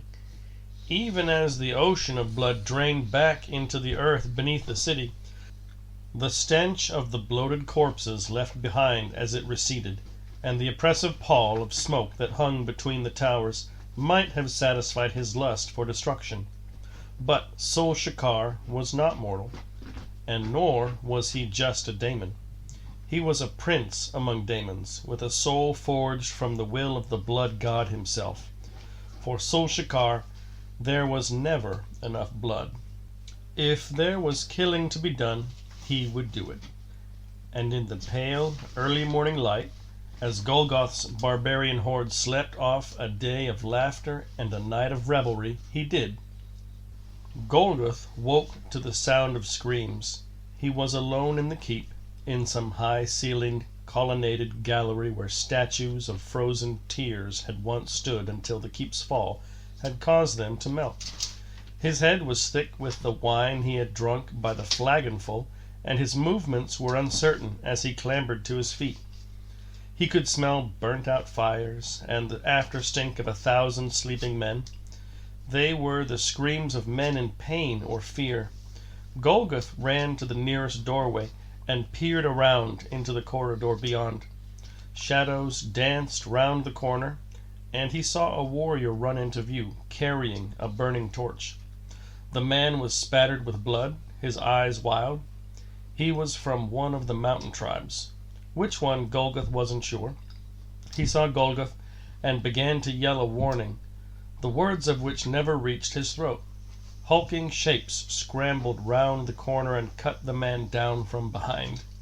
His midriff came apart in a welter of blood, his legs and lower half trampled beneath clawed feet. The rest of him flipped into the air by the fury of his attacker's charge. The torch fell to the ground and flickered, its dying flames reflected in glinting, asymmetrical eyes. Daemons. Golgoth reached behind his back, and a silent prayer was answered as he found his axe still strapped there. He had no shield. His head was too thick for sorcery. He fell back on the oldest of instincts, to fight, and to buy himself time to think only after the enemy was dead. The first Daemon charged into Golgoth and just missed as he dodged backwards into the gallery of tears. The marble doorway splintered as the Daemon impacted against it. Golgoth brought the axe down and cut a fearsome slice out of the creature's back, sending bolts of hot Daemon blood spattering across his skin. Golgoth ignored the scalding pain as the second Daemon clambered over its fellow to attack. Golgoth hacked wildly at the Daemon's flailing claws, hoping to defend himself by wrecking the Daemon's hands. But Golgoth knew enough to guess that it couldn't feel pain as mortals did, and even losing its limbs wouldn't be enough to break its spirit. The first Daemon was back on its feet, lopping twistedly with its spine shattered. It stepped behind Golgoth and slashed at him wildly. Golgoth ducked and heard a satisfying wet crunch as one Daemon caught the full force of the other's blow. Golgoth hacked at the first Daemon's leg, carving a meaty chunk out of its thigh, and ran. He couldn't fight creatures like these, not now. Not when there might be a dozen more at any moment. They had to be rogues, breaking away from Shakar's authority to feed on their own initiative. Even Shakar would recognize the sanctity of this victory, where man and Daemon had joined forces to exercise a rotten regime of debauchery. Golgoth was still telling himself this when he blundered out onto a balcony that projected from the side of the keep. Lush plants had once grown here, but were now withering and dead. Golgoth could see out into the city around the keep, and below him, the walls where so many men had died rushing the ranks of the violators. Daemons were feasting on piles of corpses. Men were corralled into frightened knots surrounded by Daemons, who took it in turns to dart in and carry them off to eat. Blood flowed like water along the battlements, licked from the stones by Daemons' tongues or drunk like wine where it pooled. The noise was terrible. The gibbering of the Daemons as they slacked their thirst, the screams of the dying men, and the defiant taunts of the warriors still on their feet. The same sounds were filtering up from the lower levels of the keep, and the same scenes were being replayed on the distant towers and walkways where victorious warriors had celebrated and slumbered. It was appalling. Golgoth could hear thousands of men dying at once. The immense shape of Sul Shakar clambered up onto the walls around the keep. His metallic skull was spattered with gore and chunks of flesh. The Daemons gathered around him, shrieking excitedly as he lifted a handful of bodies and crammed them into his mass of bronze mandibles. The magnitude of the betrayal threatened to overwhelm Golgoth. Shakar had used the warriors to win a victory over the hated Lady Charybdia, and then relegated them to the status of mere sustenance. The hate could destroy him if he let it take him over, as it had nearly done when he had learned of the Gric's betrayal. It was an awesome effort to force his anger down, but the logical part of his mind, which had barely been there at all before Kron's teachings, took control. There will be time for your hatred later, it said. For now, you must survive. Golgoth turned and ran again, the scrabblings of the pursuing Daemons insistent behind him. There must be a way out of the keep, through some waste chute or sewer, or even just through the main gates past Daemons too intent on feasting to notice him. The pits of the city were vast enough to hide in, and when he made it out of the city, he knew exactly where he would go. Arrowhead Peak, Hall of the Elders. A handful of days had passed since the Multus Sanguis had picked the word-bearers up from the surface of Torvendis. The old ship had made best speed out into orbit, but the Slaughter Song's exact position had been hard to pin down, and it was further out than the sensor readings had suggested. Strange interference made navigation all but impossible.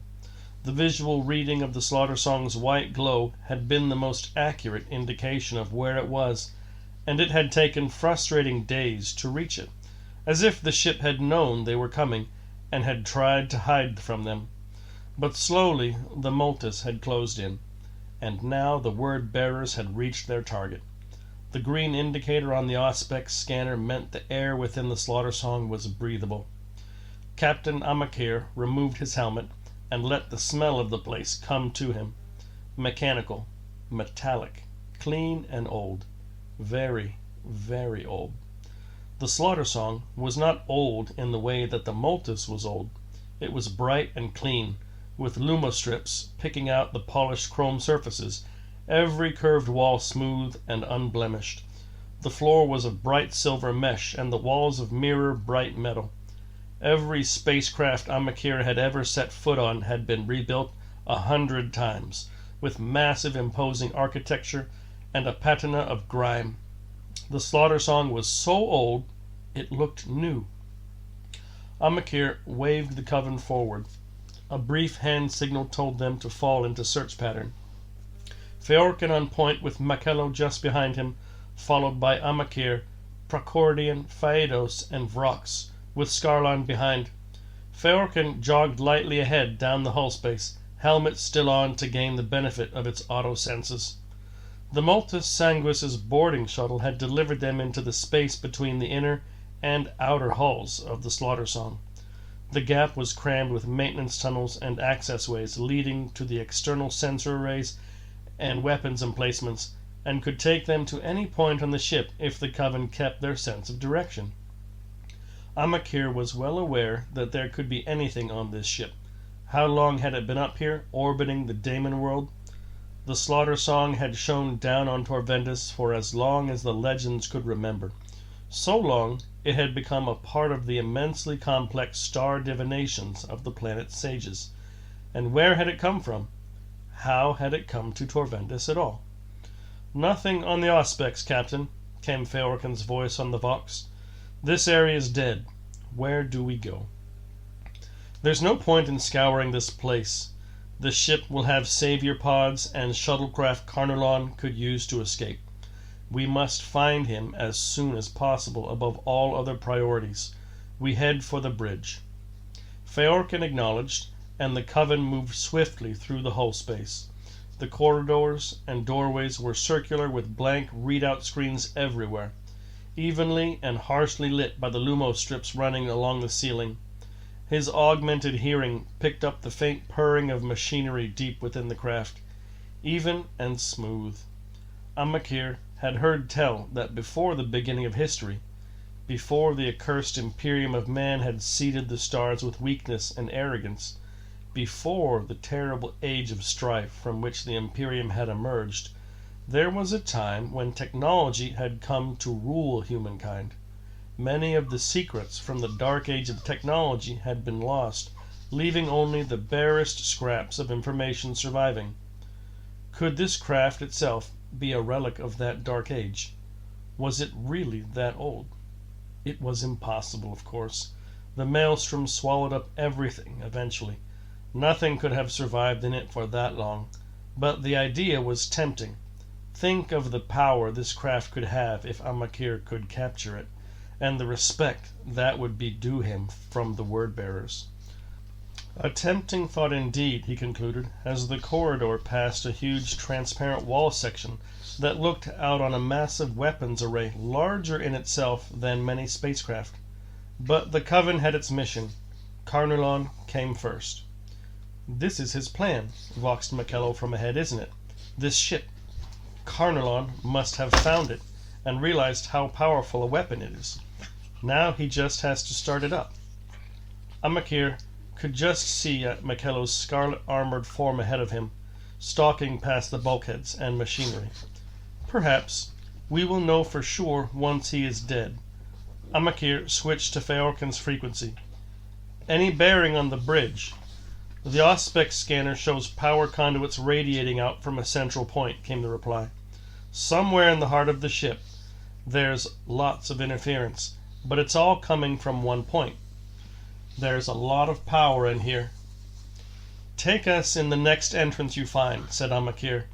The lights flickered slightly, and the purring of the ship's power source went up a notch. Faint vibrations shuddered through the floor. After untold years, the slaughter song was waking up.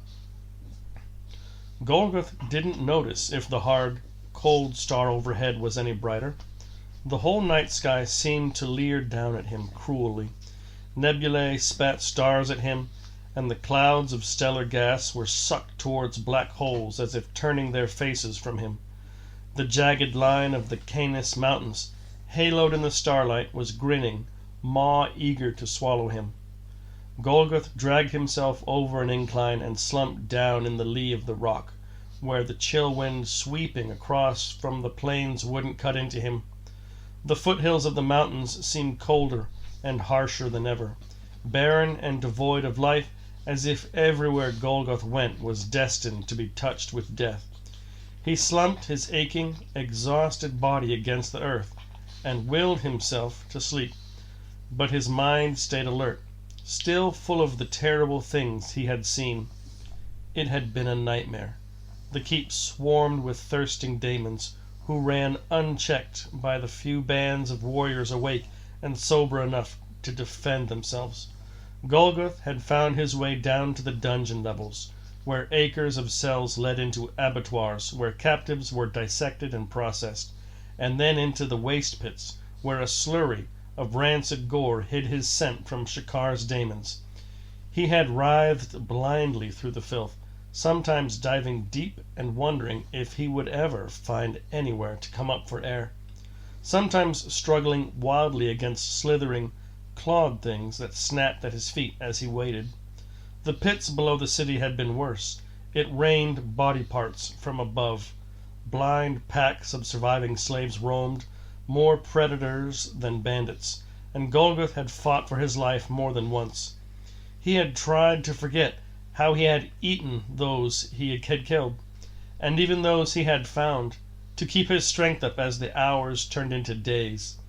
But he couldn't forget any of it. He had swum a river of blood. He had climbed a cliff of corpses. Carrion insects had laid eggs in his hands and feet and left them bleeding and raw where ravenous grubs had chewed their way out. His tears had been full of wriggling white worms, and things had squirmed under his fingernails. Some of them were still there. He barely remembered what he had done after clambering up the slope of bodies and out of the pits. He must have run most of the way, knowing only that he had to go east towards the mountains and Arrowhead Peak. Now he was within sight of the mountains. Golgoth realized he had no idea what he would do once he got there. Would Kron meet him there at the Hall of the Elders? Where even was the hall? Golgoth had never heard of it, though admittedly all anyone knew of Arrowhead Peak were scraps of legend from before its fall. But Kron's message was all Golgoth had to go on. It was all he had. His army was gone, his tribe butchered, his honor betrayed by a foe he couldn't face. Only exhaustion kept his anger from boiling up and taking control of him again. Why? Why couldn't the gods just look favorably on him once? Why was his every triumph followed by despair and treachery? Just when he thought he had achieved a great victory, his greatest ally slaughtered his men as they slept. Golgoth had never been driven this low, not even when he had found out of Grick's wanton abuse of the Emerald Sword, nor below the eastern walls as his attack broke on the impenetrable defenses. If Golgoth could take this whole world and crush it, he would. If it would only mean revenge. If he could face Shakar now, Broken and fatigued as he was, he would do it, if only to die in the name of vengeance. But he could do nothing. There was nothing left on Torvendis for him now. A shadow passed beneath the starlight. Someone was moving behind him, over the ridge. Golgoth turned, but too late. The figure was upon him, standing right behind him, silhouetted against the weeping sky. "Golgoth!" it said in a familiar, cold-blooded voice. "If any one of us could have survived, I knew it would be you." "Tarn," said Golgoth. "I had thought I was the only one." Tarn lopped over the ridge and settled down next to Golgoth. His thin killer's fingers were bloody and scabbed. There were bite marks in his palms. He must have fought his way out of the city with his bare hands. His face was pale and drawn, but his eyes, rimmed with sleepless red, were wide and alert. "Have some faith, Golgoth. It takes more than that to kill me." "Are there any others?" "Maybe. I didn't see them, if there are. They haven't come this way. You were the only one I could track eastwards, which leads me to wonder just why you are heading in this direction, when it would be the obvious route for Shikar to hunt down survivors." "Kron gave me a message. I think he will meet me in Arrowhead Peak, if I can reach it." "Although it is unwise to speak ill of my chieftain," said Tarn, "I will wager you need some rest before attempting the journey. I will find us food and water. You sleep." With that, Tarn disappeared into the darkness, and Golgoth, knowing that at least there was one man left who would kill for him, gradually fell asleep. On one screen, the suns were coming up over the Canis Mountains, framing the jagged peaks in a haze of gold, painting the valleys with a milky gray. On another, the oceans were still wrapped in darkness, starlight playing across the churning surface as sea monsters rose from the deeps to graze on the smaller creatures above. There were a dozen scenes being played out, picked up by the Slaughter Song's sensor arrays, and transmitted onto flat screens that hovered into the center of the bridge. Kron watched a new day dawn, and another one end. He watched the city glimpsing the daemons running wild through the corpse-choked streets. He saw straggling bands of refugees, civilians from the battle preyed on by escaped slaves, and vagrant warriors fleeing from Shikar's daemons. Torvendis itself seemed lazy and sated with blood. But the Daemon World would become thirsty enough soon. Kron knew. One battle was never enough. The bridge of the Slaughter Song was a shining armored sphere, several hundred meters across, in which hovered circular platforms lit brightly from within. Instrumentation appeared as ghostly lines of light in the air, traced out by hidden hollow projectors, and scanners fed through to broad flat screens that hung everywhere and followed at a command. The Slaughter Song seemed composed of silver and light. It was a world away from the ugliness of the maelstrom outside, where there was only madness and bloodshed. Kron stood on the central platform watching the Canis Mountains as two tiny figures trekked along the upper foothills and into the rugged valleys of the mountains themselves. Soon, he told himself, soon. There was a bleeping from one of the scanner screens.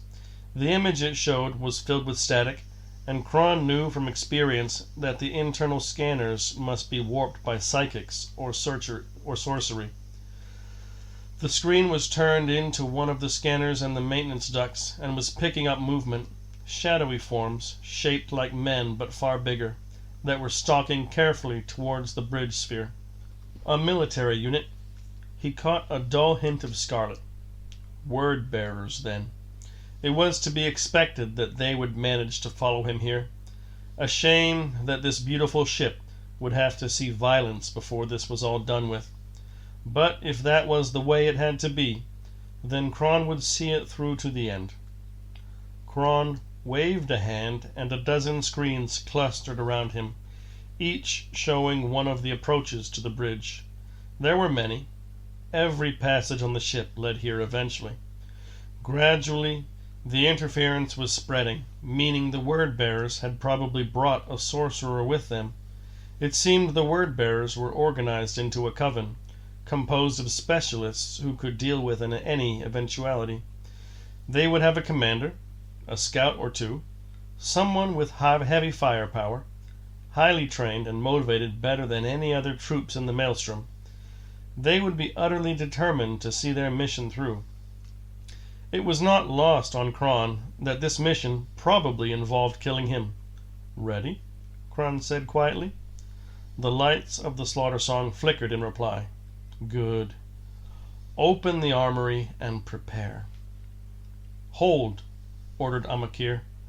"We'll go in guns first." Feorkin sent an acknowledgement over the Vox, and together with Michaelo and Feodos flanked the closed circular portal that lay ahead of them, waiting for the others. Amakir and Prakordian moved as silently as possible up behind him as Vrox lumbered into position. Massive bore guns extruded themselves from Vrox's forearms, mouth, and eyes, heavy chains of ammunition writhing beneath his skin like thick, dark veins. The Obliterator stood in front of the door into the bridge, armored legs planted wide for stability. Amakir gave a hand signal, and Michaelo and Feorkin took high-explosive crack grenades from the belts of their armor, planting the dull metal discs around the edge of the door. Feodos unhooked two bulky cylindrical melta-bombs and mag-clamped them to the door, where their ultra-high temperature detonations would cook off the crack grenades. Silently, Amakir counted down the seconds on his fingers. 3, 2, 1. The grenades went off in unison, blasting the door into a storm of metal shards. Instantly, Vrox opened up, every gun blazing massive caliber shells, red-hot casings fountaining, chains of gunfire ripped through the air, sending bright points of light streaming into the brightly lit, spherical room beyond, and the noise was truly terrible. Vrox took a step into the room, muscles straining between the plates of his armor as he forced himself forward against the recoil of his guns. Feodos ducked the streams of bullets and sidestepped into the room, chain blade held low, bolt pistol held out in front to shoot anything that still moved. Feorkin followed. Michaelo crouched in the doorway, scanning with his sniper-striped bolter. Then Amakir charged through. The room was flooded with light. It shone from the circular platforms that floated in the air like leaves on water, and seemed composed entirely of light that was reflected and re-reflected from the polished interior of the spherical room. Amakir's enhanced senses instantly picked out the one potential foe. High above, standing on the central platform, was a man.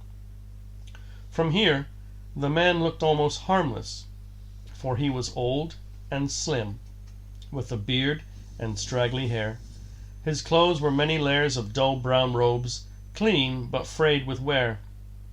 Yet his face had a look to it that Amakir was very familiar with, the look of a man who, like Amakir himself, had lived for so long and seen so much that he could hardly be called a man at all.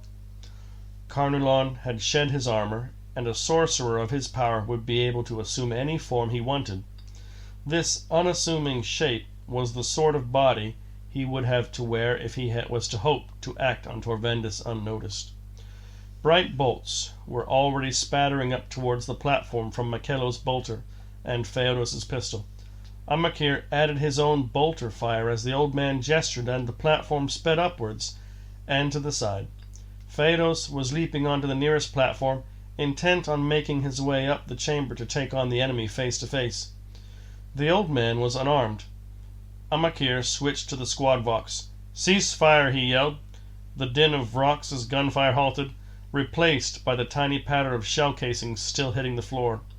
"I have a shot, Captain," voxed Michaelo quietly. "Hold your fire, word-bearer," ordered Amakir. Then, out loud, he called up to the distant figure. "A brother word-bearer deserves a proper execution," he shouted, "not this animal's death. We have come to kill you, Carnulon, but you will have some choice over how it happens." The old man held up a hand, and one of the lower platforms drifted down to Amakir's feet. Amakir stepped onto it and was carried slowly upward. Darkness began to overcome the light gradually. The silver walls were turning black, and Amakir realized they were projecting the image of the maelstrom around them onto the chamber's walls. It was as if the whole ship was turning translucent, or disappearing and leaving the occupants of the bridge suspended in space. "We know you abandoned your legion, Carnarvon," continued Amakir. "We know you took your ship and fled from the authority of Lorgar and the commanders of the Word-bearers. You ignored all the orders transmitted to you. You eluded our pursuit ships and forced us to follow you to Torvendis and confront you here. What we do not know is why. If you will tell us what business you had on Torvendis, it will not be painless, and it will not be quick, but it will end. But if you do not, we will be forced to extract what we can from your soul, and then hand what remains over to blessed Lorgar himself and the arch-sorcerers of the Legion." Amakir was level with the old man now. The man was clearly unarmed, and his posture seemed slightly stooped and weary. He knew he was defeated, and that his lifespan was measured now in seconds. It was a pathetic end for a space marine who had done the work of the Chaotic Pantheon for so long, but it was no more than he deserved for plotting against his legion. "I have been alive for 10,000 years," continued Amakir, determined to break Carnarvon before he killed him. "I have seen untold variations in the terrible things that can befall the unworthy, but even I am unable to comprehend the sheer torment they will keep you in. I have glimpsed the court of Lorgar, and heard the screams of those who have wronged him, but I cannot know what they suffer. But you will know, Carnarvon, if you force us to show you. I can take your head, and Pracordian will interrogate your soul, but the Legion will have its due. You can stop it if you wish. Tell us what you were planning against your Legion, and what force compelled you to deviate from the command of Lorgar, and we can end it here. You will suffer, but that suffering will end with your final death.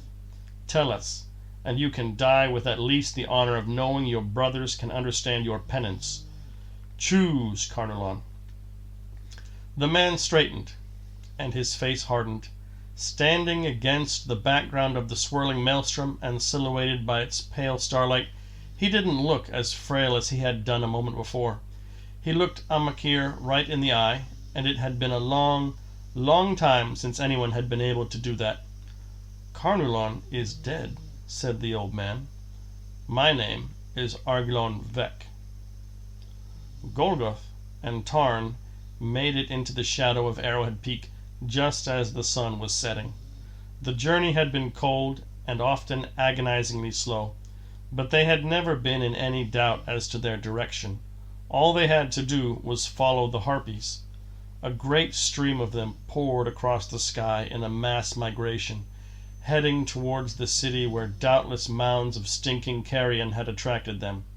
The thick, dark ribbon of flying bodies led Tarn and Golgoth through the dark valleys and frozen ridges to where the many mountains of Arrowhead Peak rose, the mountainsides riddled with gaping doors and abandoned hovel caves.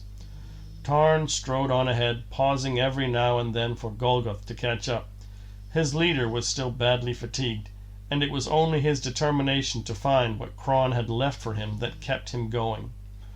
Tarn had stopped at the edge of the next ridge, beyond which was the rushing sound of a river. Golgoth clambered up to him and looked down. It was a river of blood, foaming pink where rocks broke the surface. It flowed down the valley from a jagged-mouthed cavern some way upstream, carrying with it wispy strands of flesh that clogged around the rocks. The stench of blood welled up from it, and had Golgoth not been immersed in that same smell for so long beforehand, he would have gagged at it.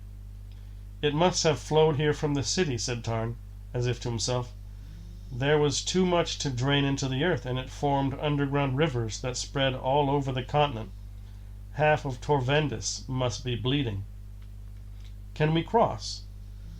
Tarn pointed downstream to where several large boulders had resisted the river's flow. "Probably. I know I can." Golgoth looked up at the pinnacles of Arrowhead Peak, where Cron might be waiting even now. To go around the river would add days. We'll cross. The two men picked their way along the bank towards the boulders, where the blood was forming fierce rapids. Tarn went first, hopping from rock to rock with agility, not dulled by his recent ordeal. Golgoth tried to follow, but he felt heavy and clumsy, for the exhaustion of the flight from the city had still not left him. It troubled him that Tarn, who had been subservient to him when the emerald sword had existed, was now leading him along like a parent might a child. Golgoth reached the far bank, but as he pulled himself over the last rock his grip slipped, and he rolled off into the vile liquid. His footing failed him on the river bed, and he fell face first into the gore, thick, freezing blood forcing its way into his mouth and nose. He pushed himself up to his knees and shook his head free, scooping blood from his eyes and hair. Tarn stood on the bank, looking down at him, and said nothing. Golgoth waded to the shore. As he clambered up the bank he saw that two whitish stones by his hand were not stones at all, but skulls. Had they been washed down here all the way from the city? It was possible. Maybe Torvendis had swallowed them and regurgitated them here. He picked one up. It was not human. The cranium was subtly tapered, as were the large eye sockets. The jaw was thin, with a slim point on to the chin, and the cheekbones stood out. It would have made for a delicate, graceful elven face, with large, searching eyes and a tiny, thin nose. Perhaps it was from one of the strange creatures that had languished in Lady Charybdia's dungeons. Golgoth cast the skull into the river and followed Tarn up the slope, forgetting the skull and trying to shake the congealing blood from his ears. The first scarps were appearing in the side of the valley, where bundles of rags still lay amid the filth of the harpies. Fragmented skeletons that had fallen from above during the battle for the peaks were lying in drifts. Crude stone steps were cut into the slope, leading to grander avenues on the towering mountains above. Soon they would pass under the arches that signified the jurisdiction of the various tribes, and the wayside shrines to tribal heroes from the days when the mountain peoples truly ruled their own harsh world. For the first time in a great many centuries, men of the tribe set foot in Arrowhead Peak. From deep within the ship, a bolt of silvery light shot from the armory doors straight into Vec's hand. The word-bearer in front of him had barely begun to raise his bolt gun, but already Vec's mind had snapped into the cold, heightened cast of battle. The man who had been called Cron by some, and Carnarvon by others, was now content to think of himself by his first and greatest name, Argulon Vec. The silver sword, sent by the slaughter song at Vec's unspoken order, was warm and buzzing in his fingers. It was as if the intervening millennia had never happened. Vec and the slaughter song, so attuned to one another that Vec had hardly to think before his commands were answered, had one more fight to win. The blade was heavy and familiar. With a flick of his wrist he cut the word-bearer's gun clean in two. He had seen the corrupted sparks of their souls as they had entered the bridge. He knew that this one was Amakir, the captain whose devotion to his legion had brought him all the way across the maelstrom on Vec's tail. The waking of Shakar had weakened him, but now, back on home ground, Argulon Vec felt as strong as ever. Amakir dodged backwards and let himself fall from the platform rather than face Vec's blade, honed from the heart of a star and white-hot to all but Vec himself. Gunfire erupted again below. Vec swatted away a score of bullets from the obliterator and caught 3 more with his free hand, throwing them back down to the floor of the bridge with a curse. The young one, the most dangerous, fired a well-aimed shot at his temple, but Vec flicked his head to the side, and the silenced bolt flittered past him. Vec took 2 steps and leapt, dropping through the lattice of bullet trails to land directly in front of the obliterator, whose every weapon was blazing at him from point-blank range. The star sword cut through the air as Vec met every bullet, sending a sparkling fan of deflected fire in every direction. The hulking obliterator reeled as several of its own bullets punched through its biomechanical body. The flesh of one arm became fluid, extruded, and solidified into a blade of bone with gnawing teeth at the cutting edge. Vec ducked the first blow, and parried the second, shearing the first blade in two as a barbed whip, tipped with a lamprey-like mouth, lashed from the obliterator's other arm. Vec grabbed the lash, wrapped it around his fist, and used it to swing the obliterator hard into the wall by the doorway. Armor split and cracked, corrupted blood spilled. Vec paused to dodge more bolter fire from the other word-bearers who were falling back through the doorway. The obliterator tried to rise to its feet, but Vec was faster by far. One swipe hacked its arm off. Another opened it up from throat to belly, spilling half machine guts onto the floor. Silvery, snaking entrails spattered across the swirling maelstrom, visible through the transparent floor. Vec knew better than to assume the obliterator would die. A bright line sparked in the air, and a twisted, half-machine head rolled onto the floor. One was dead, the slowest and stupidest. Now for the rest. Arrowhead Peak was chill and empty. Its interior had been carved out by generations of proud tribespeople, each tribe and clan and family striving to outdo one another with the imposing vastness of the architecture. Vaulted naves soared overhead, hand-hewn chasms joined amphitheaters with throne rooms, artificial harbors loomed on the shores of lakes gathered in the heart of the mountain. The harpies' filth ran down the walls and lay like a blanket beneath their roosts, but nothing could dull the cold grandeur of the place. Strength and honor were written into the architecture. This had been a proud place, and that pride had not died with the tribes who had built it. The stink of the harpies' foulness was like a hand in Golga's face, but he ignored it. The vast stone tunnel they had entered echoed to their footsteps, and the rock beneath their feet was worn smooth by generations of marching tribesmen that had lived there before the city's fall. The remnants of Lady Charybdia's attack still lay scattered here and there, arrow-stuck skeletons, discarded spears and shields, makeshift barricades that had been overrun and pulled apart. This time Golgoth was leading Tarn. Neither man had heard of the Hall of the Elders. They didn't know if it existed, let alone where it was. They had walked for an hour, deeper into the first mountain of Arrowhead Peak, their way lit by faint shafts of milky daylight that filtered in through channels cut for light and ventilation. The wind outside was the only sound, save their own footsteps. It seemed they were the only two things alive.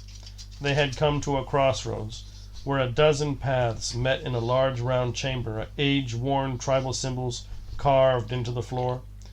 This had been a place of trade and parley once, and tarnished gold thrones stood in a circle in the center of the chamber, where tribal chiefs had once sat and glowered as they debated the business of Arrowhead Peak.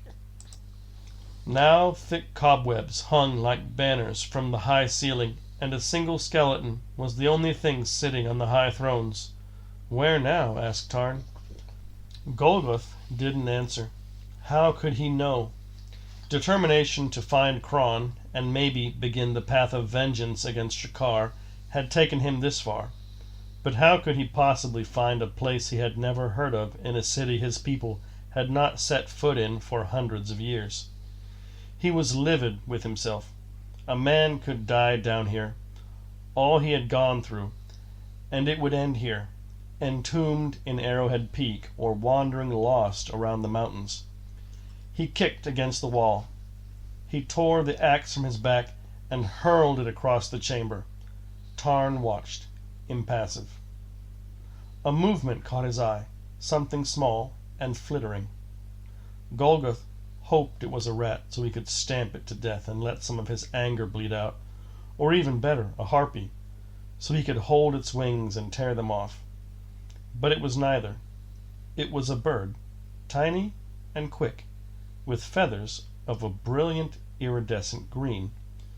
It was the same bird that Golgoth had seen in the keep, and that had delivered Cron's message. The bird shimmered across the chamber and into one of the side tunnels. Golgoth ran after it, and Tarn followed wordlessly, sprinting as Golgoth plunged into the darkness of the tunnel. It led downwards.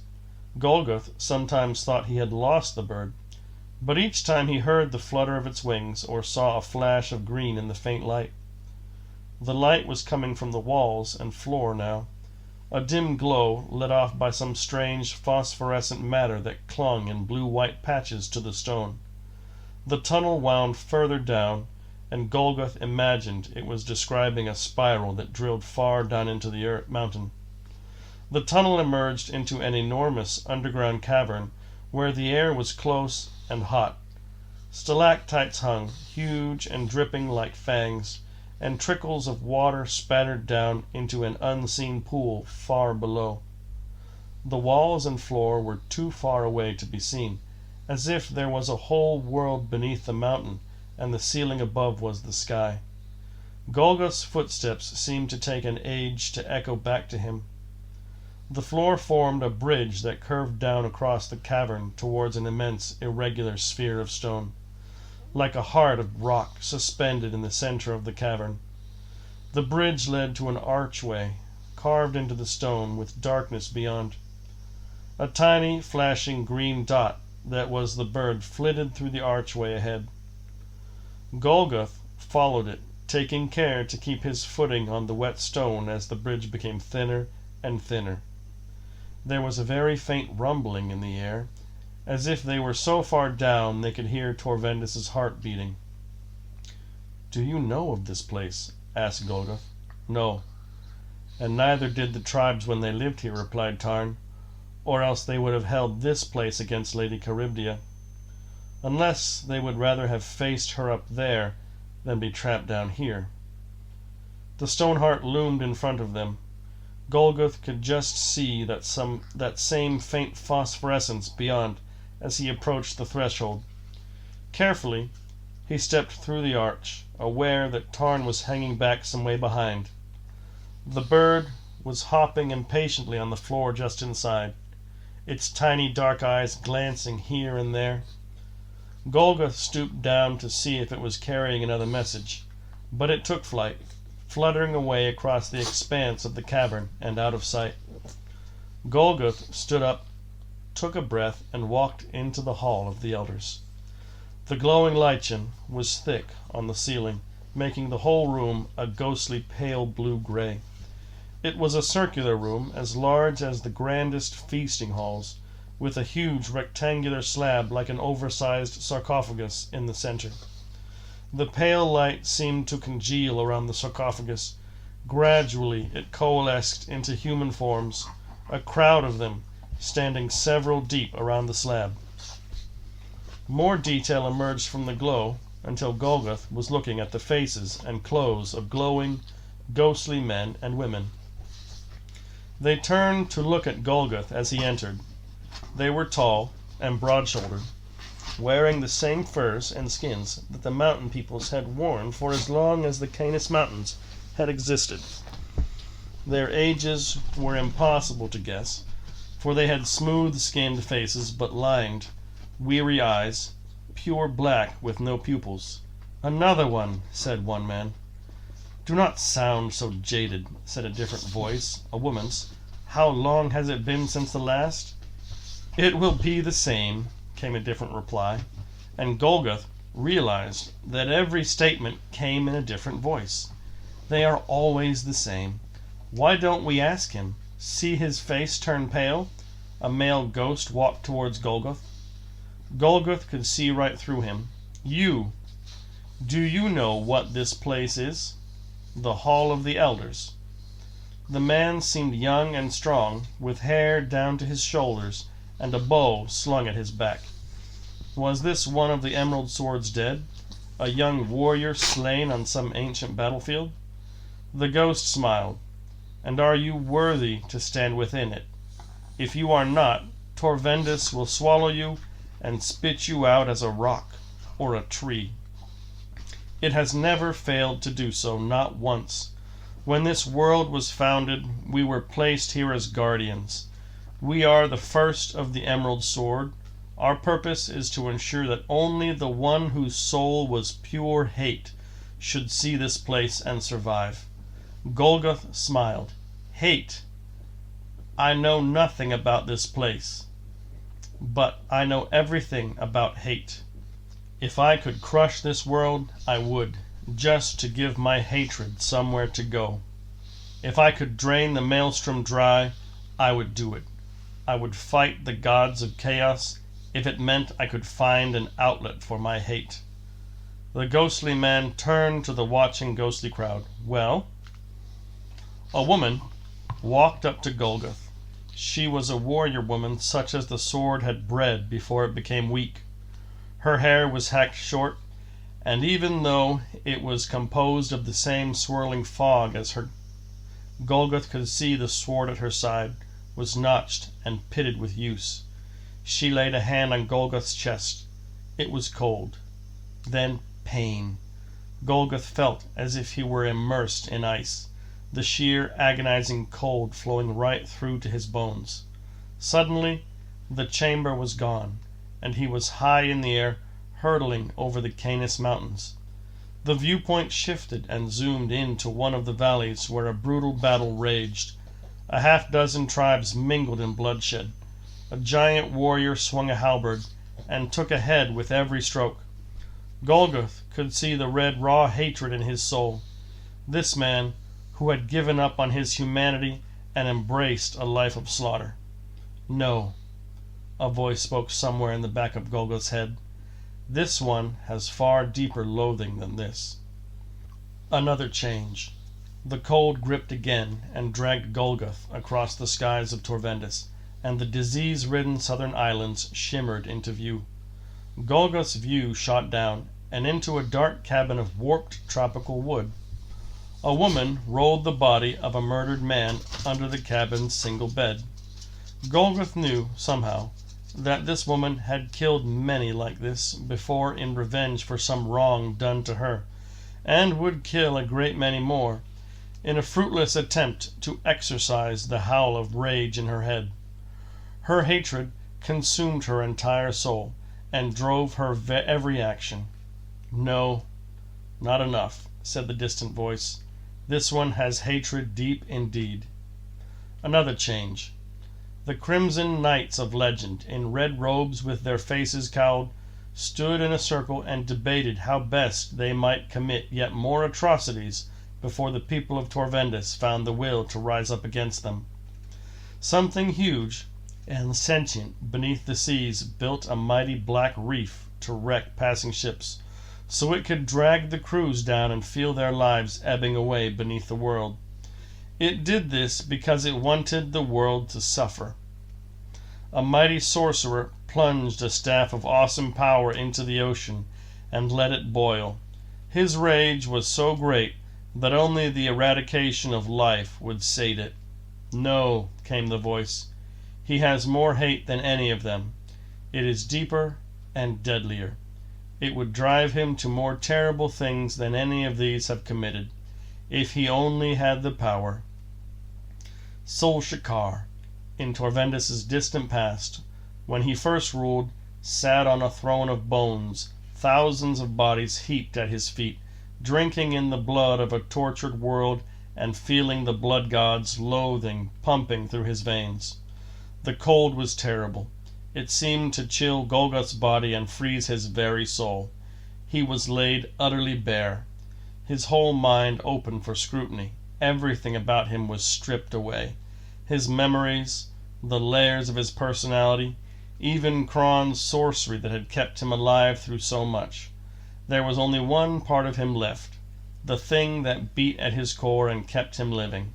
When everything around him told him he should die, his hate. The cold let him go. He was whole again, lying gasping on the surface of the chamber. The ghostly figures of the Emerald Sword standing around him.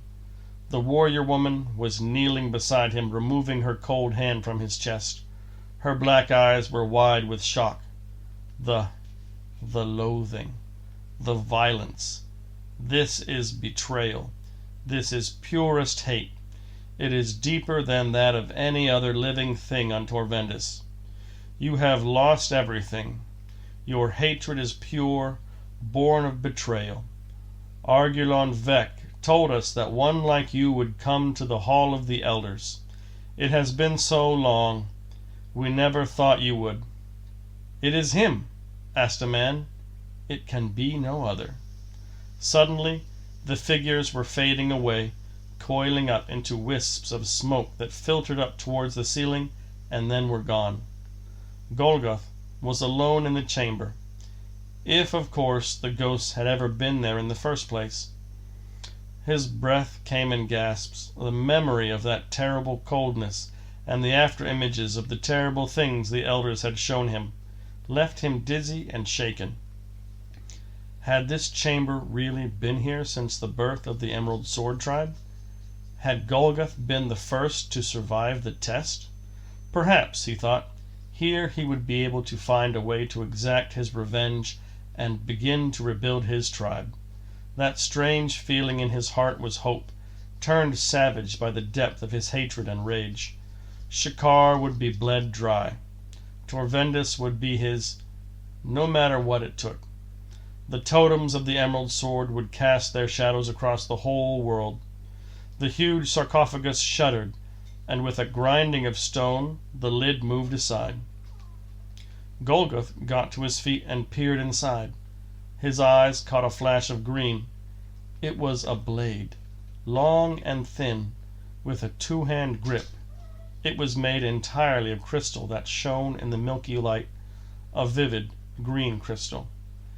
It was the same weapon that had once found a home in the hands of Argulon Vec. It had been the subject of legends that Golgoth had heard as a child, told around tribal campfires to remember the days of warlike glory past.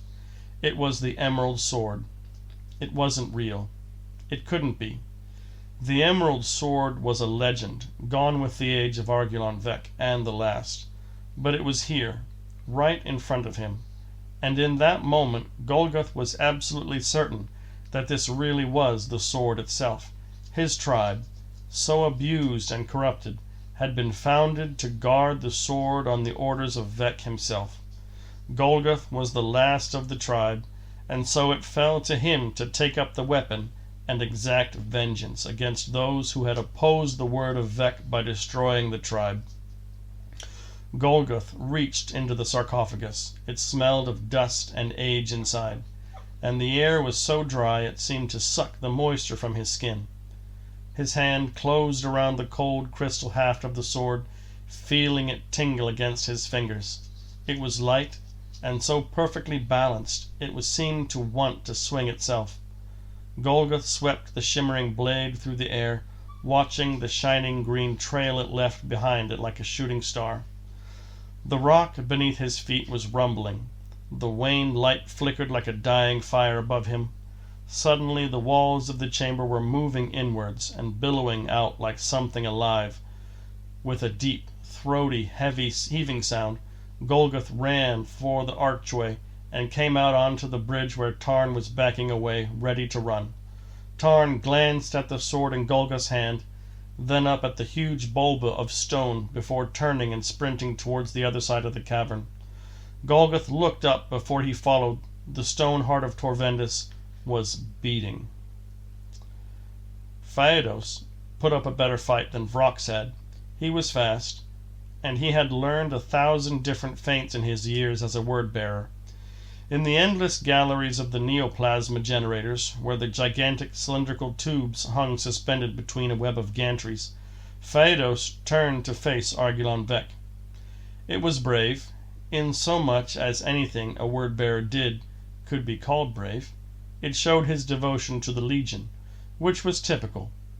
Argulon Vec had come to loathe those such as the word-bearers above all others, mindless preachers who covered up their self-serving conniving with the veneer of a debased religion.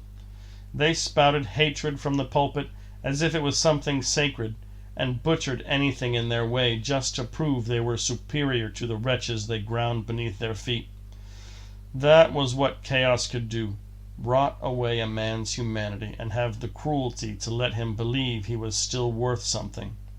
Phaedos, backed against the railing around a corner, jumped out as Vec approached in the hope of ambushing his foe. Vec caught Phaedos's chainsword on his own sword and locked the blade between the teeth of the chain blade. Twisting it out of Phaedos's grasp, Phaedos let go and rolled beneath Vec's guard, blasting a volley of bolt pistol shells up into Vec's body. Vec twisted and felt the air turn searing hot as the bolts shot past his torso, close enough to singe his robes. "Armor," said Vec.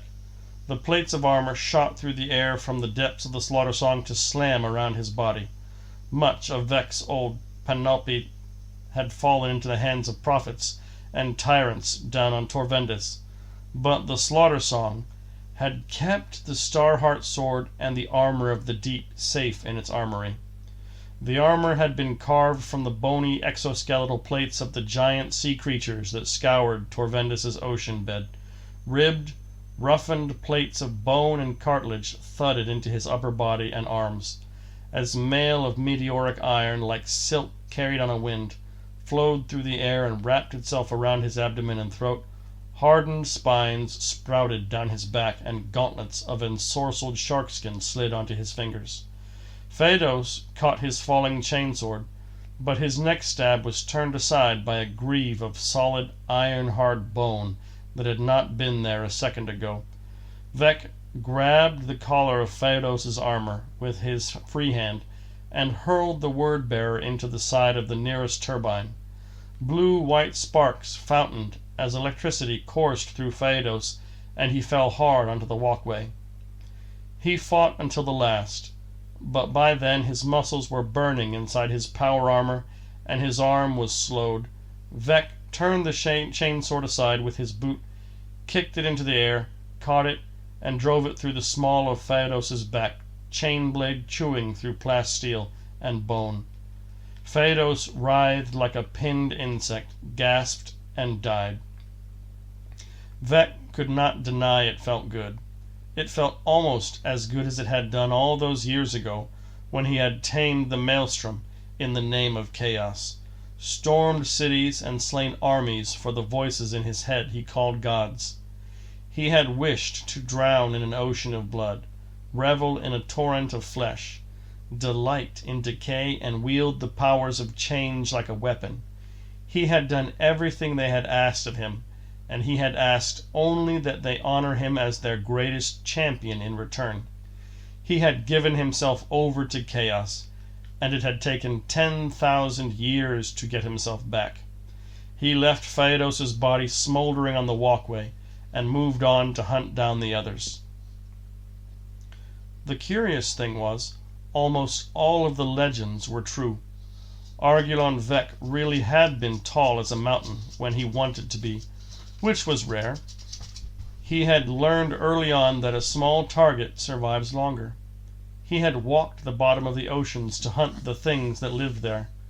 He had torn down the gates of the Obsidian City and broken the back of the overdaemon that ruled there. He had taken on an army of alien savages and killed them all with his bare hands. He had done all the things that the legends said he had done before he had come to Torvendis, and many of the things he had done afterwards. And above all, he had fought the last. Of course, no one on Torvendis actually knew what the last was. If any of them had guessed correctly, they had been drowned out by the other theories that survived. The ones that said the last was a huge and powerful daemon, or a god who fell foul of a conspiracy amongst the innumerable other deities of the warp, or some ancient and arcane war machine left behind by aliens. Vec would have found the lies they told amusing, had they not covered up a more terrible truth. The truth was that the maelstrom had not always occupied this tract of space. That the maelstrom was there at all was, in part, down to Vec, a fact for which he would never forgive himself. Soon, he told himself, soon the truth would be known, and he would have perhaps gained himself some measure of redemption. It would not be enough, not anything close to what he would have to do to atone for all the evil he had wrought. But even if it was just a gesture, it would be more than he had ever truly accomplished before. Argulon Vec had fought the overslayer of the green-skinned barbarians and burned the immortal library of the 97 sorcerers. He had waited at the courts of the gods when the Imperium of Man was still throwing off its birth call, and he had seen the universe with eyes so jaded by experience that he could look upon the warp itself and not go mad. But he realized now that he had never done anything of which he was proud. He had seen what chaos was, what it had done to him, and demanded in return. And now nothing he had done seemed to justify a fraction of esteem in which his memory was held. It was not that he was a good person at heart. Vec could find little place in his soul for those innumerable unfortunates who made up the armies he had slaughtered, and on Torvendis millions of men had died to satisfy the requirements of his plan. No, it was not goodness that gnawed in the pit of his tainted soul. It was anger. For once Golgoth was quicker than Tarn. He called on every thread of sorcery that Kron had left him, leaping down the slope with the legs of an antelope, the tireless energy of a sea kraken driving his limbs, a hawk's eyes looking for the quickest path away from Arrowhead Peak.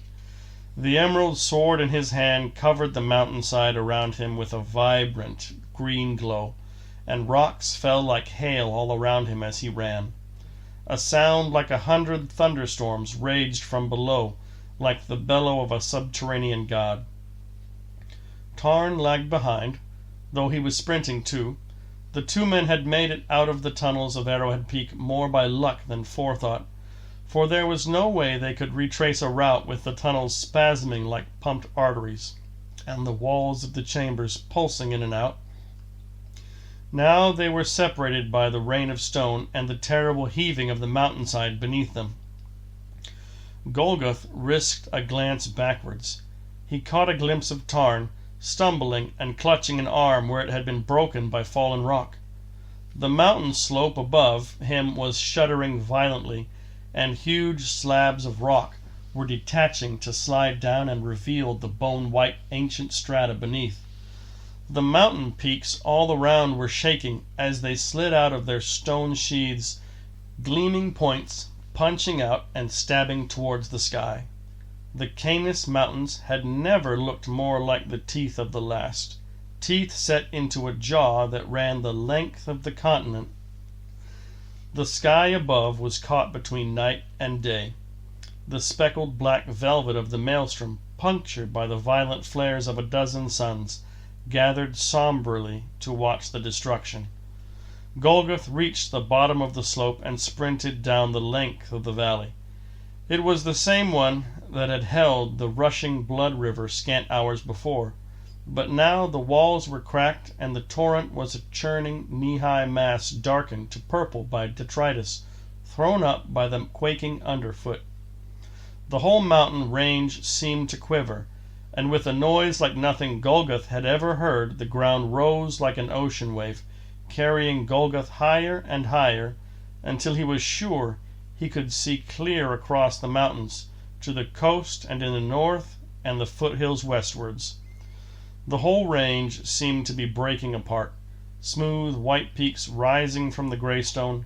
Here and there deep fissures had opened and plumes of magma spattered into the air. Avalanches swept down mountainsides, ice-filled valleys shattered like broken glass. Many-colored lightning lanced down from where violent air currents had been driven into massive black thunderheads. The swell died, and the ground plummeted again. Golgoth had no idea where Tarn was, or where he was. He felt the shifting land was taking him closer to the plains of the west, where he might be safer. But huge chunks of rock were collapsing into chasms, and boulders were tumbling down towards him all around. The Canis mountain range shattered down its spine, giving way to something far older and more terrible. Beneath the greatest peaks, the heart beat ever stronger as the last broke ground on Torvendis once again.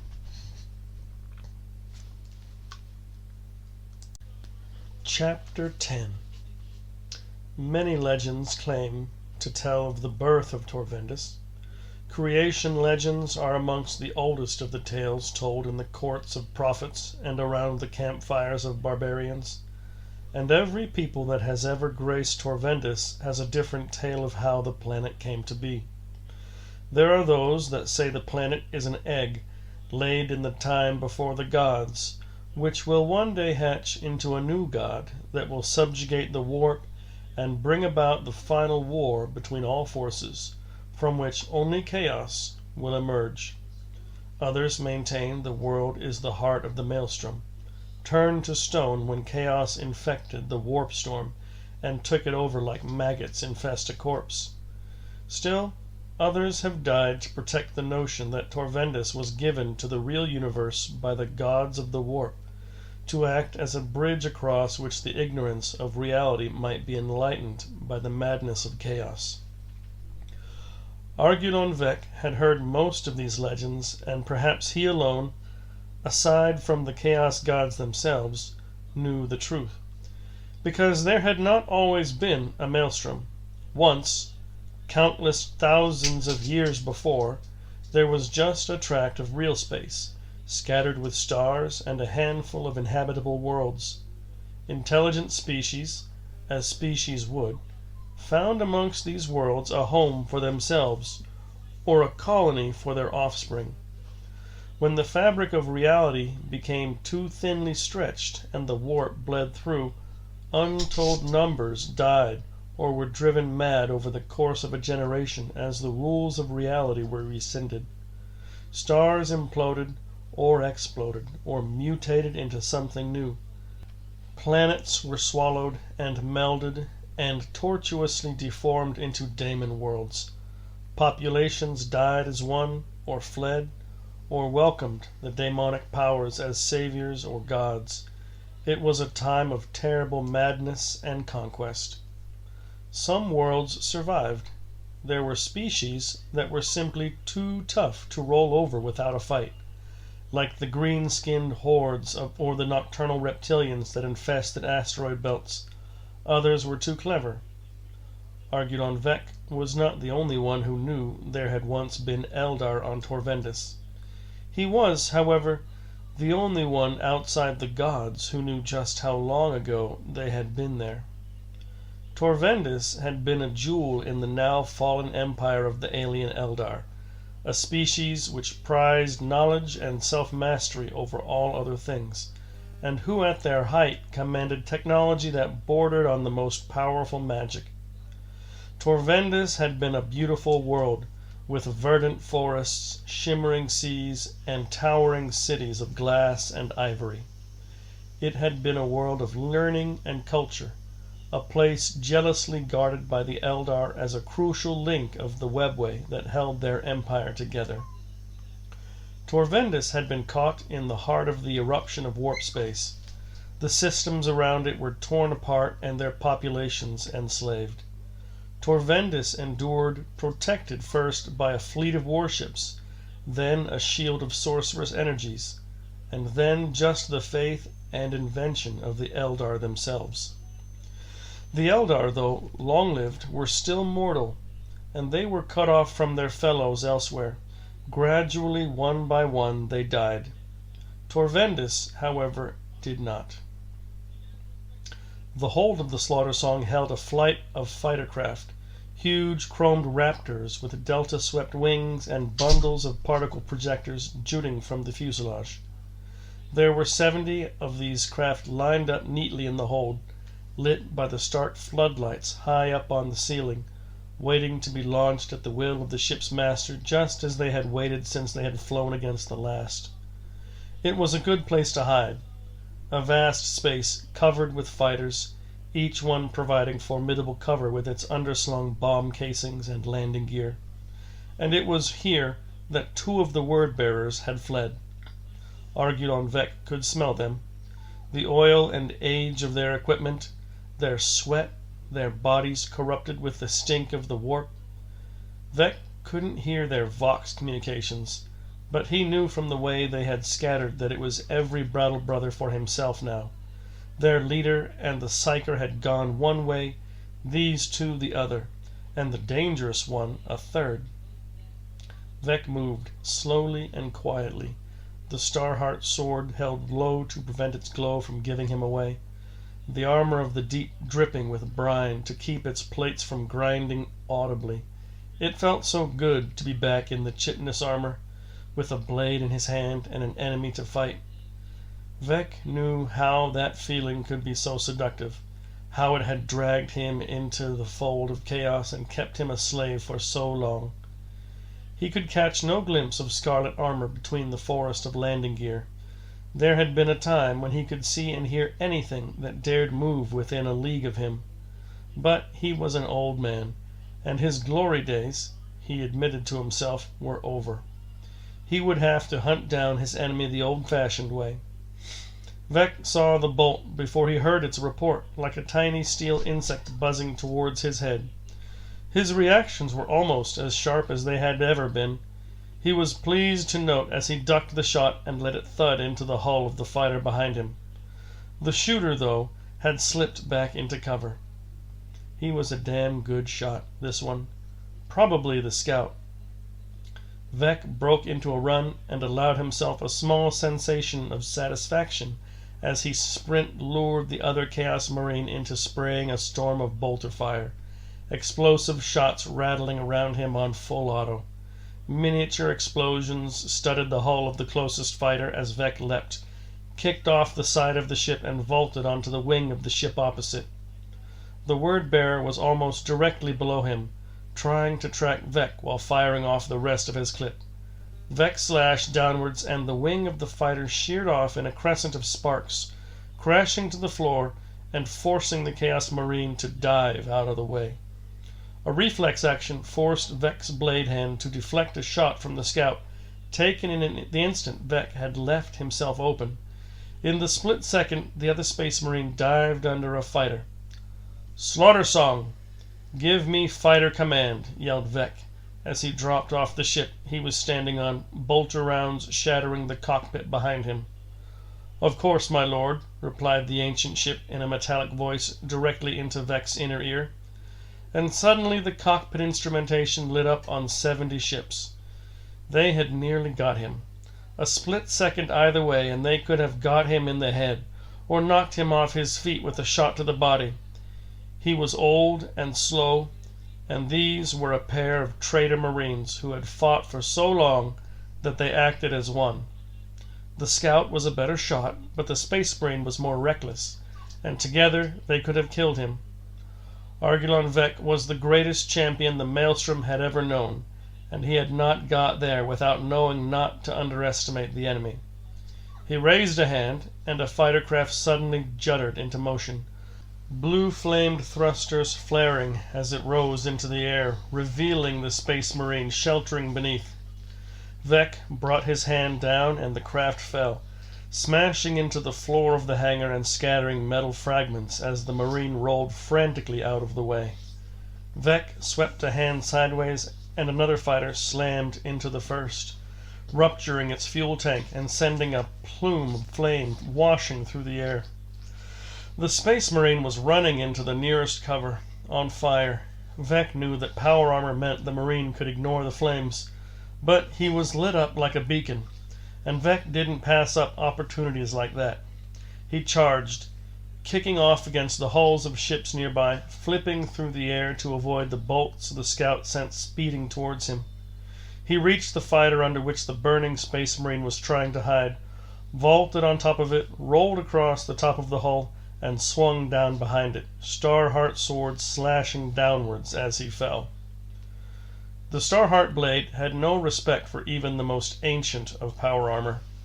The Space Marine never even had time to register Vec's presence before the sword had passed down the center of his helmet and through the armor's collar, splitting the chest plate and abdomen and carving through the groin.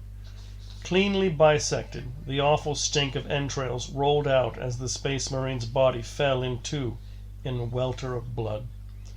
A flash of pain burst against Vec's free arm.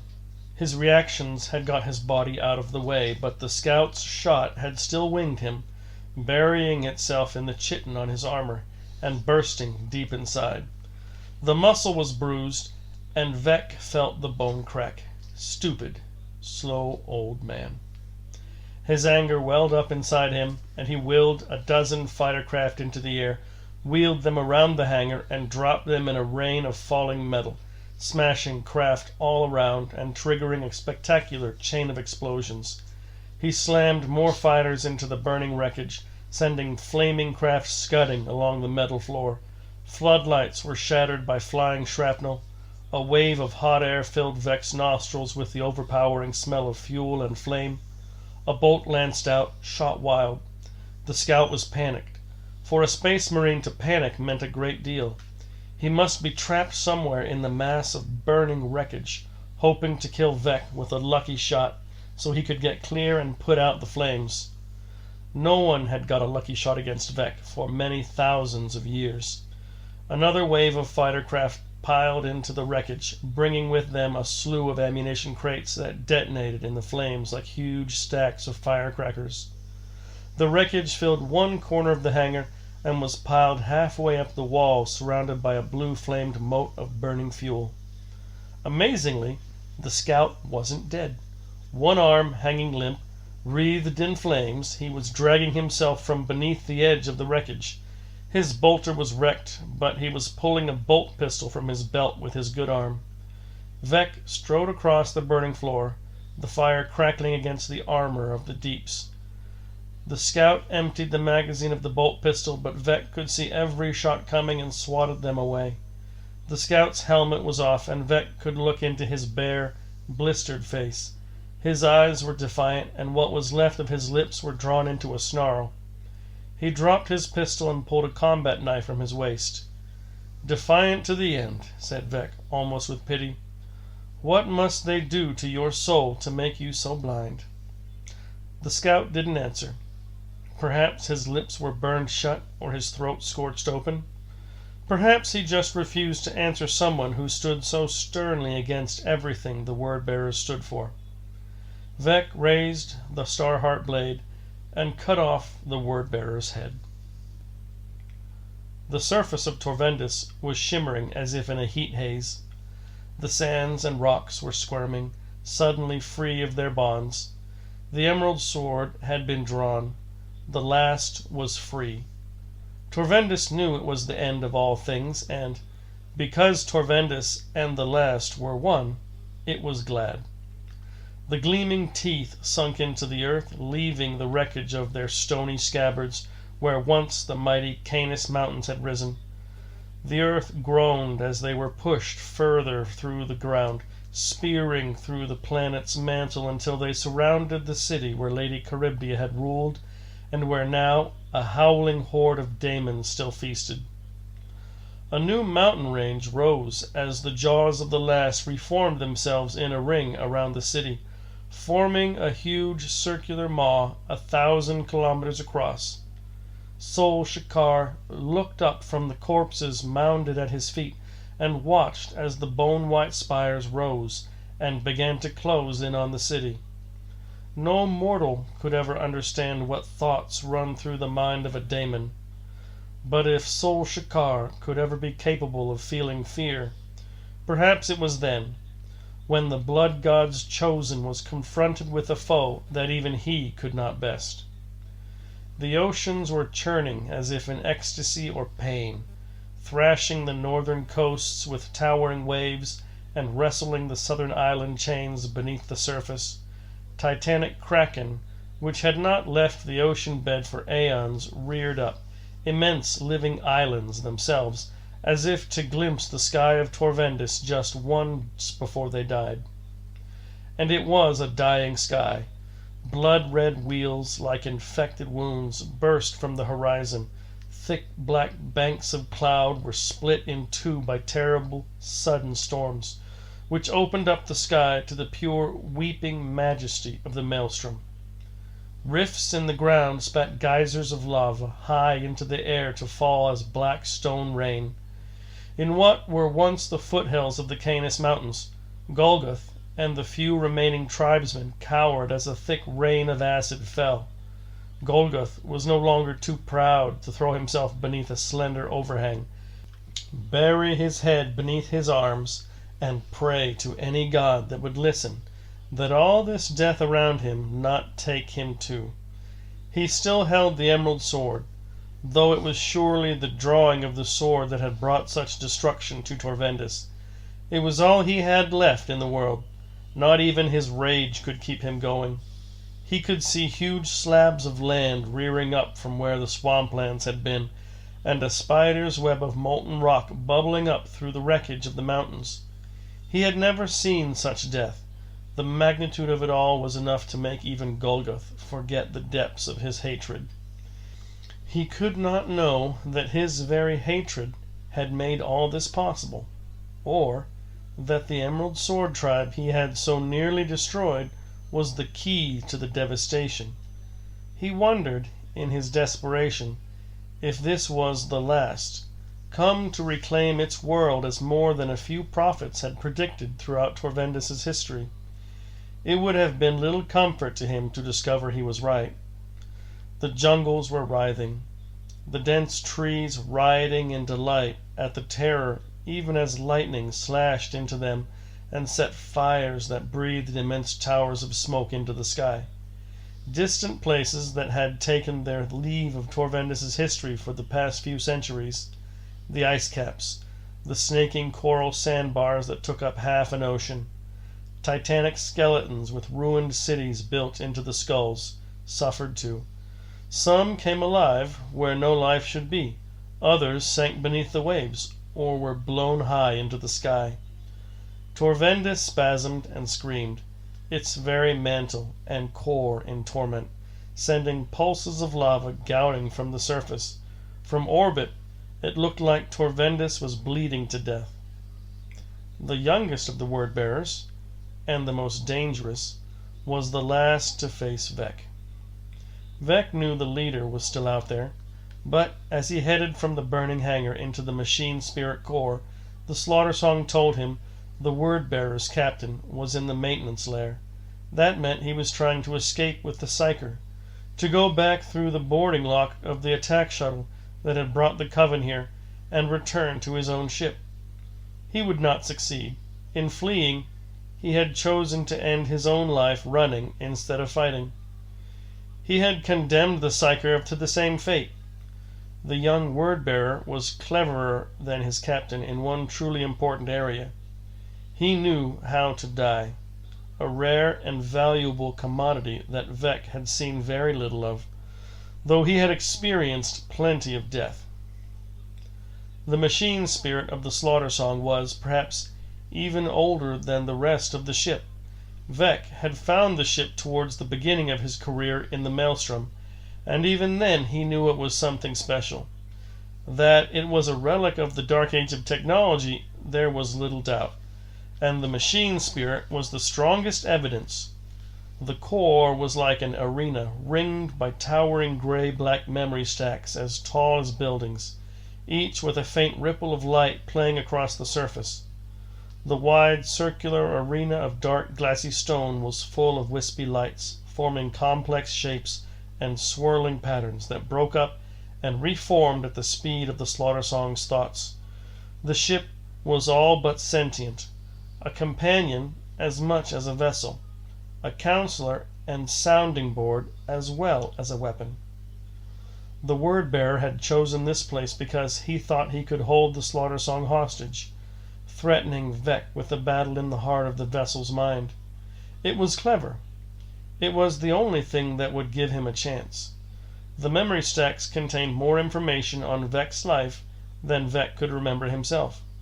There would be no pyrotechnics here. Vec stalked out into the arena, bathed in the light. There had been a time when he had held a gun that fired salvos of sentient flesh grubs which would seek out anything living, or release demonic riphounds that would hunt down the word-bearer by scent alone.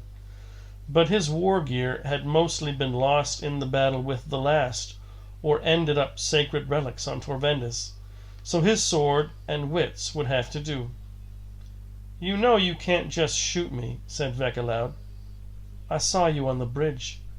You carry a stripped-down old-pattern bolt gun with silenced shells and an ocular scope. No auto-fire. Just one shot at a time. You are smart enough to know what little that will do to me. So what trick do you have?" There was no answer. But Vec could smell the word-bearer, the spices used in the armor rites and the chemicals of the backpack exhausts. He could feel the unwanted presence in the sanctum of the machine spirit. "I know what you have been through," said Vec, almost conversationally. "I was like you once. Exactly like you. I was born with a strong body and a stronger mind. I wanted to be somebody. But the universe is so vast, and there is always someone stronger." "Was it a stranger who told you there was something more? Some old book or a half-remembered rumor? Perhaps you sought it out yourself because you were convinced it had to be there." "The word-bearers found you willing, I would imagine. Maybe you found them. They told you about the power you could gain, and they showed you. And you believed them. You're stronger. You're braver. You can face anything. The gods just ask that you forget a few of the things you never believed in anyway. Chaos is an unlimited source of power that you can tap into, and they ask next to nothing." A suppressed shot coughed out from the shadows. Vec saw the rippling wake of the shell as it cut through the pattern of light and sidestepped it, letting it gouge an ugly scar into the floor. "Nervous, word-bearer? You can't listen any more, can you? Not now. There's someone who might actually know the truth about what you are becoming." Vec followed the path of the bolter shell, but the shadows swallowed what little movement he could see. The word-bearer was up on the power conduits that connected the memory stack towers, moving quickly and quietly, and would take a new position after every shot. It could go on until the Space Marine ran out of bolter shells, or decided to cash in his threat and shatter the Slaughter Song's soul with a frag grenade. Vec circled slowly. He had no gun, and the most truly powerful of his weapons were scattered and out of his reach. He would have to use the most powerful weapon he had, the truth. Machello eased into position behind the gray-black tower, his well-oiled armor making no sound. He glanced around the side of the tower and saw Argulon Vec scanning the chamber for him, sword held ready. Was it true? Had they been pursuing Vec the legend rather than Carnulon the word-bearer? It was insane. But then again, Machello had listened to many of the legends of Torvendis in the preparation and execution of the mission to the Daemon World, and never come across one telling of the death of Argulon Vec. A champion of chaos could live a life of unlimited years. Captain Amakir had fought in the heresy 10,000 years before. Maybe this really was Vec facing Machello in the Slaughter Song's spirit core. Half of Machello's mind went through this conundrum. The rest of it, however, concentrated on the task at hand. It didn't matter whether this was Vec or not. It was the enemy.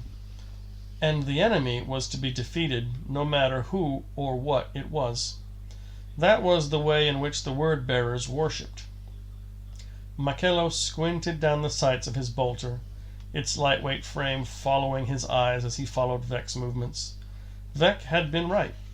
Machello couldn't take him with one shot as he would any other target.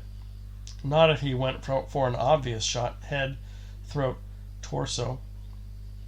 He could take him in the foot. The split second of pain and confusion would let Machello follow up with a more dangerous shot, perhaps to the artery in the wrist, or the kidneys, then another, and another, each one more damaging, until the cascade of shells ended in a fatal shot. If he thought about it like that, Machello had every advantage. Vec, he knew from the confused Vox traffic that marked the deaths of Phaedos, Scarlan, and Feorcan, was without peer up close, but he had no ranged weapon, and could not make use of destructive sorcery here when the masterpiece of the Slaughter Song was at risk. Michello could keep Vec at arm's length and rattle shots into him until he was dead. Michello knew he was good. He knew he was one of the best the chapter had. Pure, raw talent ready to be molded into a great leader of the future. This was not a conflict with a terrible and deadly foe. This was conundrum to be solved, and Michello knew the answer. Vec was trying to put him off with heretical preachings about chaos. It was desperation. Ever since he had first been found by the dark apostles of the Word-bearers and shown himself to be an avid student of the warp, Michello had examined the chaos within himself and never doubted it. Chaos was power, but it was an intelligent power, and did not give itself away lightly. It had to be studied, honored, and sometimes obeyed, in order to exploit it and become greater than you were. It was as simple as that. Michello lined up another shot, ankle, then knee, then shoulder, throat, head, and heart. Simple. If you were lucky, you would have died ignorant, never realizing you had been used from the first day you looked up at the sky. Vec's voice sounded subtly amused and scornful. It was bluster, thought Michello. The big talk of a man used to winning, who finds himself trapped. But maybe you would have survived. You won great victories and thought you had won them for yourself. But everything you do is at the whim of the gods, filtered down through your commanders and up through your soul. They know how you will react in every situation. Nothing you do is your own. Michello had never feared anyone, man, daemon, or god. A legend held no fear for him either. The silenced shell slid into the breach, and Michello let his finger squeeze down on the trigger. Argulon Vec stepped into the brightest part of the arena, lighting himself up in the Slaughter Song's thoughts, making him the most inviting of targets. Then, one day, he continued, you realize that you fight because you have to. You've done it your whole life. It's all you know how to enjoy. You decide it doesn't matter if chaos is just using you, as long as you can keep on killing and drinking that power. You can tell yourself you have everything you want. Vec felt the bullet before he saw or heard it, sensing the subtle shift atmosphere as the shot disturbed the ship's thoughts. He stabbed down with the tip of his sword and deflected the bolter shell before it thudded into his foot. An old trick amongst those who could pick any shot.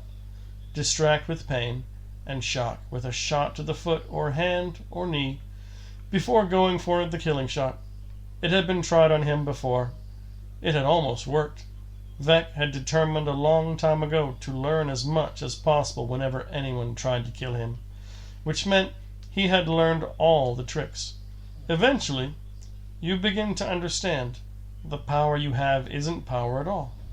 You could run 1,000,000 kilometers and the gods would still own you. You could fight until everything in the galaxy was dead, and they would still find a war to chew you up. Vec knew his voice sounded bitter. His bile rose every time he thought about it. Is that power? No. That is addiction. Power is something you can use to win your own victories, but nothing you have ever done is your own. It is too late. The gods are laughing at you. They own your body and your soul. And what can you do? You can never live a normal life. You are filled with hate. The galaxy is barred to you. You are just a shell of a creature that kills on command. I am the greatest champion of the Maelstrom, Word-bearer, and it took me thousands of years to break free. Even now, I am nothing, just a rogue, neither free nor enslaved. I am reduced to this, wanton slaughter in the name of revenge, because there is nothing else left. My life could have been worth something, but all I achieved was a lifetime of death. The victory I have ever won is to find out the truth. Think about it, word-bearer. What is chaos? Chaos is a lie. The shot was swatted away easily. Too easily. Vec ducked instinctively as the combat knife carved through the air above his head, and the dark scarlet form of the word-bearer leapt down from the towers. The Space Marine hit the floor heavily, rolling and firing at close range. Vec glanced at his attacker as he dived backwards from the suppressed blast. Younger than the rest, helmetless like the scout but with a youth's face, sharp-nosed and cold-eyed, his skin was intensely pale. The hair white blonde and cut short. A snarling daemon's head, the symbol of the word-bearer's legion, was tattooed on each temple. His eyes seemed older than the rest of his face, owing to the faint surgical scars that radiated out from them like an old man's crow's feet. The word-bearer dropped his bolter and drew 2 more knives from his belt. They were longer and heavier than the one he had thrown, brutal, heavy-bladed weapons designed to be used in pairs and hack through armor. The Space Marine slashed low, and Vec parried quick as lightning, sweeping his blade over the Space Marine's guard and slicing one of the exhaust vanes from his power armor's backpack. Vec thrust, but the Space Marine caught the blade between his knives, turning it aside and forcing Vec's guard open to drive a knee up into the side of Vec's abdomen. The armor of the deep took the blow, but that wasn't the point. The word-bearer was fighting with the strength of a fanatic. Vec had drawn him into close combat by denouncing the Space Marine's chaotic masters, but it had also given him something more than just survival to fight for. The word-bearers were insane in their devotion to the chaotic pantheon, and they would push back the boundaries of their bodies to avenge any heresy against the warp. Vec dropped low and swept out a leg, knocking one of the Space Marine's feet aside, swiveling and slashing upwards. The Starheart sword tore a white-hot gouge up the middle of the Space Marine's abdomen. The tip went deep enough to inflict an agonizing, fatal wound on a mortal man. The word-bearer, however, had the training of a Space Marine and the determination of a man fighting for everything he believed in. It would take more than that to bring him down. The word-bearer hacked again and punched a blade through Vec's shoulder guard, pain flaring alongside the angry bolter wound from the hanger. Vec ducked forward and charged a shoulder into the massive barrel-chested breastplate of the Space Marine. The word-bearer, still off balance, stumbled backwards a step, and Vec stabbed hard. The Starheart's sword sheared through the Space Marine's chest, through the internal breastplate of fused ribs, his lungs, and one of his 2 hearts, to tear out through the armor's backpack. Vec twisted the blade, felt it lock in the thick bone, and used it as a lever to drag the word-bearer towards him and headbutt him hard in the face. The word-bearer, nose burst in a bloody smear across his face, let his body slump and locked a leg around Vec's knee, trying to drop him on his back. Vec rolled with the motion, pulled the word-bearer beneath him, and fell on top of him as the Space Marine crashed onto the floor. Vec's weight drove the Starheart sword deeper, its broadening blade slicing further into his organs. The Space Marine was thrashing like a stuck animal, trying to throw Vec off the blade, but Vec held on grimly, face to face with his enemy. Vec felt the rib cage splintering and the organs torn apart. The word-bearer was dribbling blood. "I don't believe you," he gasped, spraying the red spittle. "I die not because you tell the truth, but because I will die fighting. Nothing I do will save me now. Chaos demands I fight." The Space Marine's limbs were still. The Starheart blade had passed through his spine. Vec stood up and slowly withdrew the sword, the blood crackling on its hot blade. "How do you know you would die?" asked Vec. "You might have escaped. You might have shattered the machine spirit and fled." The word-bearer at his feet smiled bitterly, blood running free from the corner of his mouth. "Nothing will survive," he said. "You're going to wake the last." Vec stabbed down again, puncturing the Space Marine's other heart. The word-bearer spasmed as the life flowed out of him along with the blood spurting across the floor. "Clever lad," said Vec, cleaning his blade. The shuttle was small and cramped, and it stank of slave sweat and age. It was crammed with too much equipment, as if a larger ship had been crushed. Black wrought iron clashed with stained chrome, flickering hollow readouts with clouded flat screens. The bridge was a wedge-shaped cavity towards the nose of the shuttle, with thick black tubing dangling from the ceiling and painful runes carved into the pitted floor. Captain Amakir stomped across the bridge, head bowed as the ceiling lowered towards the front of the bridge, where a slave was frantically working the complex navigation controls. He threw the slave aside and took the navigation helm himself.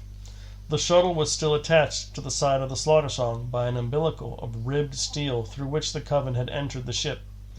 It would take barely a flicker from the Slaughter Song's weapons to turn Amakir, Pracordian, and the shuttle into an expanding ball of plasma. It was time to leave. "I can feel it," Pracordian was saying from the back of the bridge. "I can feel it waking up." Amakir glanced round from the navigation helm into which he was hammering the coordinates that would take them back to the Multus Sanguis. The Slaughter Song? The planet. Amakir rounded on the nearest slave, who was cowering in the corner of the shuttle's cramped bridge, trying to disappear. "Get the scope up! Now!"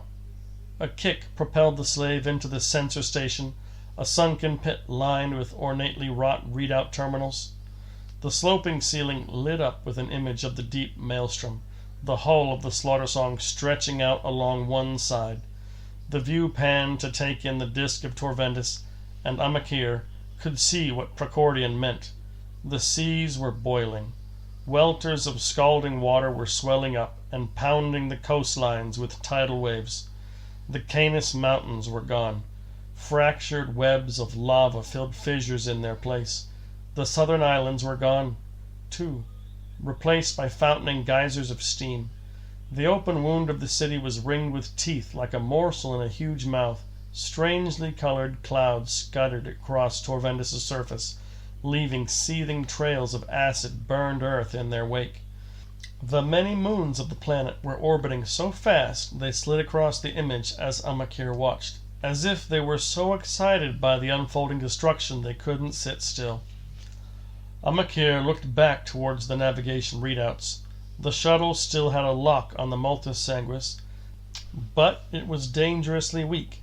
A tiny inset screen showed a composite image of the Multus, lit eerily from beneath by the light reflecting from Torvendis' suns.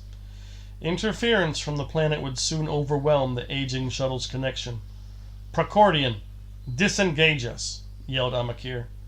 The sorcerer, eyes glazed and moving as if in a dream, pressed the square panel in the console beside him.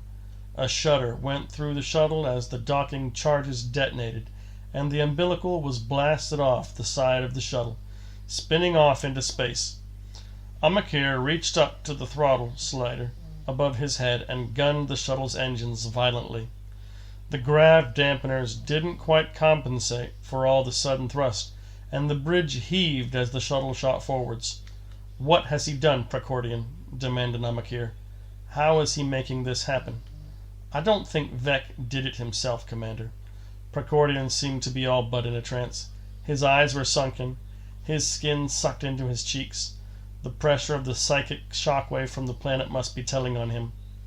"I think he's having it done for him. Someone on the surface is doing his will.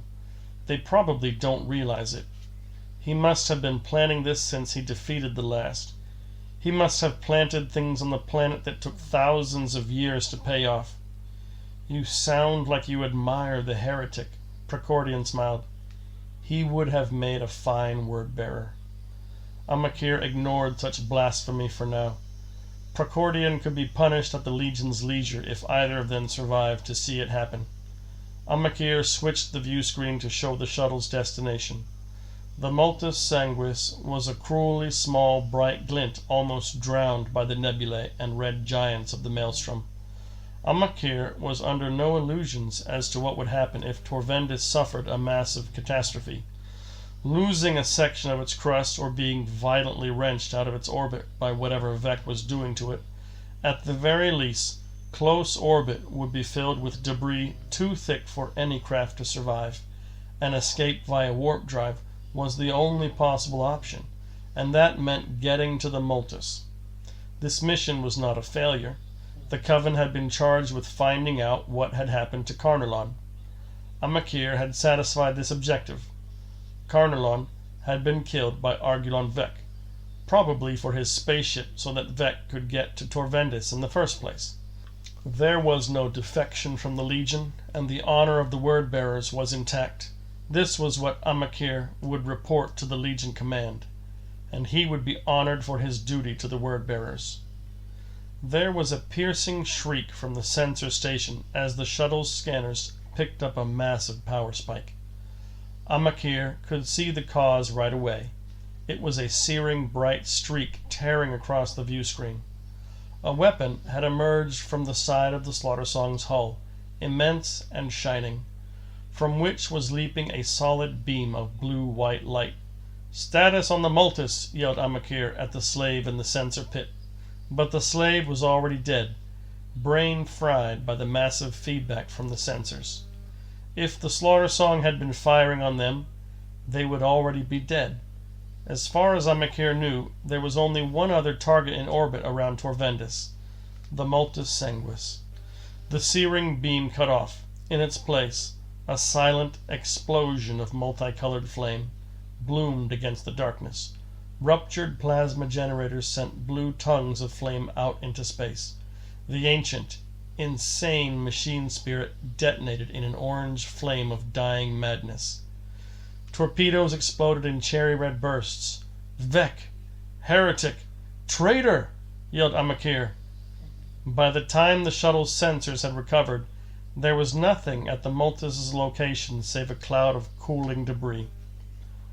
Amakir valued iron discipline above all things. This did not stop him from punching his fist through the navigation helm.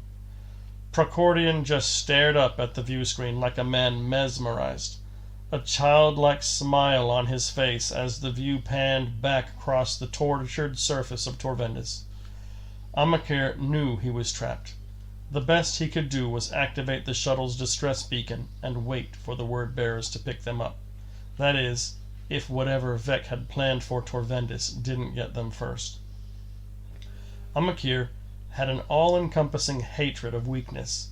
His own weakness was the worst.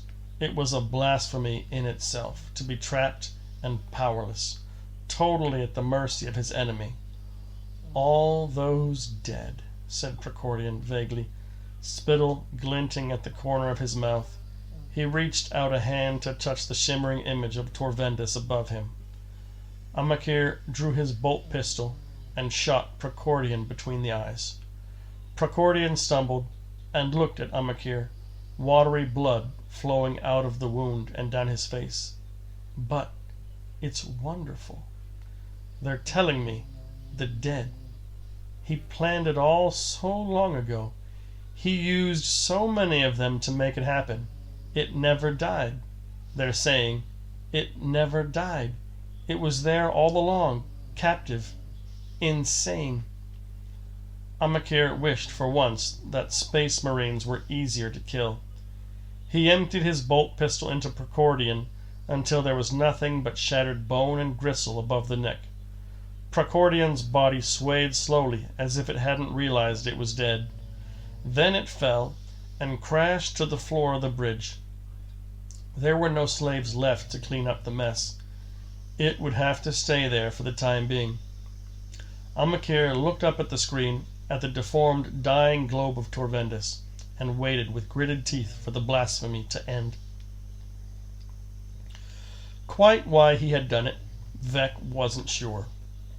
Not leaving the last alive. There was no choice in that. You couldn't kill something like the last. You couldn't kill a whole planet. Not if you wanted to offer it up as a prize to your masters.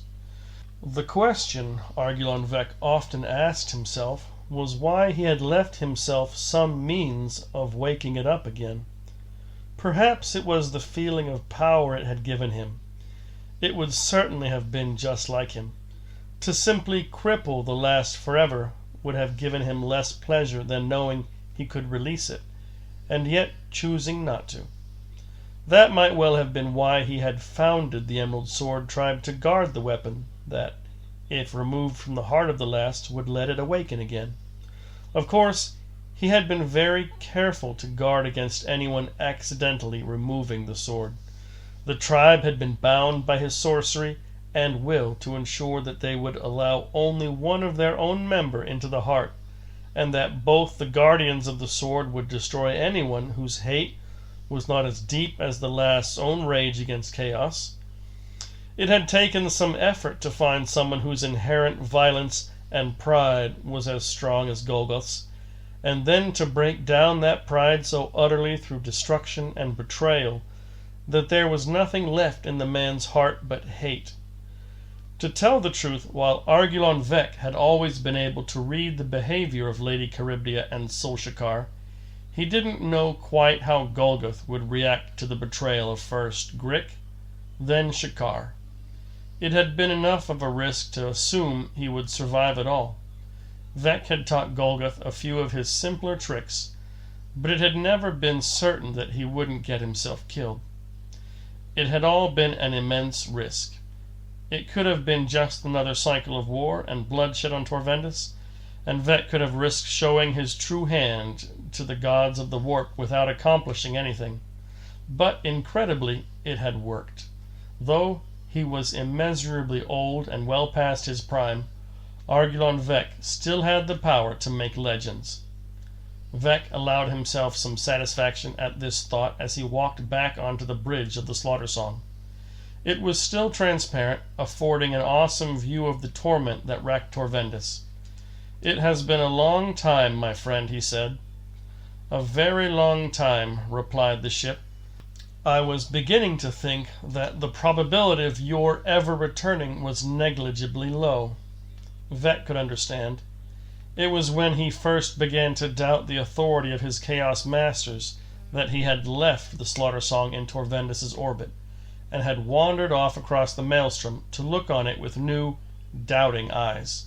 For years beyond number he had watched the carnage and torture and slavery, and had come to the conclusion that he wanted revenge against the powers that had made him a part of it.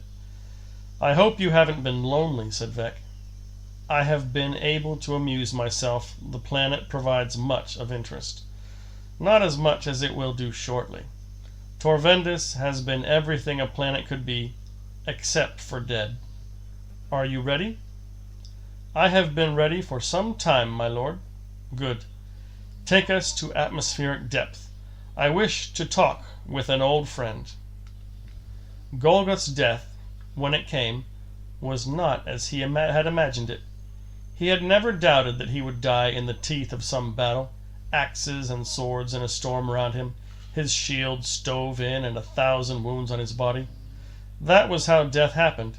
It was supposed to be the final step on the warrior's road. Instead, it was a pitiful fall into darkness. An earthquake ripped apart the ground beneath him, and a crevice opened up. Kron's sorcery had made him superhuman, but it couldn't beat gravity. The ground fell away in chunks beneath his hands, and his feet kicked out at nothing. He let go of the emerald sword, and it tumbled, glittering into the crevice, to land in the bubbling, glowing red lava pulsing below. Then there was nothing left to hold on to. Golgoth was falling, tumbling towards the terrible heat below. What if he had never left the Bladestone settlement? What if he had been content to fight and not to lead? He could have lived. He could have ended his days like a man, not like a pitiful wretch who had died after unwittingly destroying all that he had once dreamed of ruling. The searing heat enveloped him, chewing up through his legs and dissolving his bones. What if he had stopped at the foothills and been content to rebuild his tribe? What if he had headed back towards the mountains as soon as Shokar had appeared? Why had he wanted a part in such an insane alliance, man and Daemon, when only carnage could be the result? Golgoth died in the fires beneath Torvendis, never knowing why he had died, and never guessing that it was the same reason for which he had been born. Argulon Vec looked down on the city directly beneath him as the last maw closed. Towers splintered beneath the crushing teeth. Daemons died as the city fell down, a mighty roar rising up in a cloud of debris. Vec could see Shikar clinging to the top of Charybdia Keep, raging insanely and showering blood, lashing out with steel claws at the fangs that bore down on him. The whole city was gone now, crushed and hidden beneath a canopy of mountainous teeth, with only Shikar visible. His huge body was transfixed by a dozen points that sunk into his flesh and came out the other side, holding him fast. Still he bellowed, brass skull shaking with anger as the maw sunk into the ground. Shikar was still alive, if any daemon could be alive when the earth closed over him.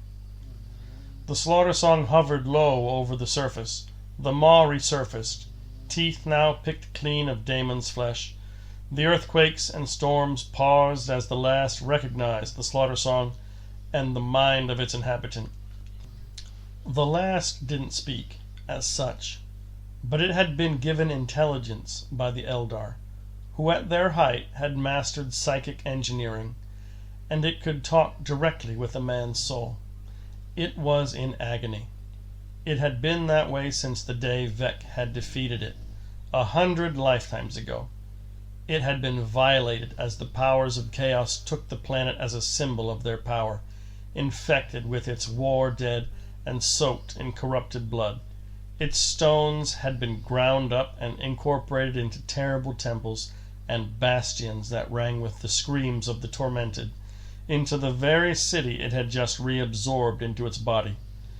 It had been suffering most terribly, and it had been driven insane. Torvendis, last of the Eldar maiden worlds, wanted revenge just as much as Argulon Vec. Revenge against chaos, which was such a vast and all-consuming power that only the grandest of gestures could hurt its gods. Only the loss of a symbol like Torvendis would be enough for them to notice. Vec and the last had fought the most terrible battle of the Maelstrom's long history, but now, when they had both had so much time to contemplate what had happened, they understood. The last did not hate Vec, though Vec had imprisoned it and introduced it to this torment. It hated chaos. Vec, for his part, knew the last was still a maiden world, imbued by the Eldar who had lived there with a consciousness of its own so it could be as beautiful and productive as possible. It still valued beauty and justice, and understood the value of sacrifice in the face of evil. It was mad, but those beliefs had not left it. The only way it could hurt chaos was to be destroyed. Argulon Vec, a different man from the one who had defeated it, had let it free to accomplish this. For this, at least, it found space in its rage to be grateful. It also understood that Argulon Vec did not expect, or particularly want, to survive. So it was with little ceremony that, with a final roar of rage from its very core, Torvendis tore itself apart. The view screen on the bridge of the shuttle blew out as the continents began to detach themselves. Amakir just had time to see the seas boiling into a cloud of superheated vapor, and the main continent tearing itself from the crust like a scab. He saw plumes of lava ejected into space. He saw ice caps flashing into white towers of steam. He saw impossibly bright slashes of red where the rock of the mantle, suddenly relieved of the pressure of the crust, liquefied and exploded outwards. The death of the last sent waves of unleashed anger lashing across the maelstrom. The shattering of Torvendis was perhaps the single greatest event the ancient warp storm had ever witnessed. the symbol of the power of chaos, the linchpin of power, erupting into a boiling sphere of nuclear fire that expanded as the planet's massive energies were all released at once. Long buried palaces were torn from the ground and hurled out into space. The evaporated oceans carried immense kraken and undersea kingdoms with them as they billowed across the vacuum. Sections of crust thousands of kilometers across and hundreds deep fragmented into seething clouds of superheated dust. The howl of the last rocked the very stars, screeching into every living mind in the maelstrom so man and daemon alike would know of its death. Even the gods, in those final few moments of destruction, turned to see their prize disappearing in a cloud of roiling flame. The shock waves slammed into the side of Amakir's shuttle, spinning it wildly and throwing Amakir against the walls and ceiling as the gravity systems cut out. He heard the scream of a dying world. Then the storm of shattered rock and unleashed power split the shuttle clean open, and he glimpsed the blinding light of the exploding planet before the massive wave of heat and rage vaporized him. Of all the legends of Torvendis, the one that is recounted most throughout the Maelstrom is the best one, the last one. It is the story of how a once beautiful Eldar maiden world was defeated by a champion of chaos, who then turned against the dark powers. It tells of how he woke the maiden world's spirit, now insane, and let it destroy itself so the Daemon World would be lost to chaos forever. As is inevitable, when tellers of tales gather and try to outdo each other, there are embellishments that go beyond what all the tales agree. Most notably, they question whether Argulon Vek, the great betrayer of the Maelstrom, is indeed dead. Perhaps, some say, the last let him live as a final act of vengeance against its imprisonment. Perhaps the gods kept him alive just to torment him with the memories of the atrocities he had committed in their name, as gods are wont to do. Or perhaps Argulon Vek was simply too powerful a warrior to die like that. And perhaps they are right. Argulon Vek could be wandering the Maelstrom, livid that he was robbed of his death, ever searching for new ways to hurt the pantheon of chaos, and ensure they would regret the day they had corrupted his soul, until it was no longer his. But that, of course, would be a different story altogether.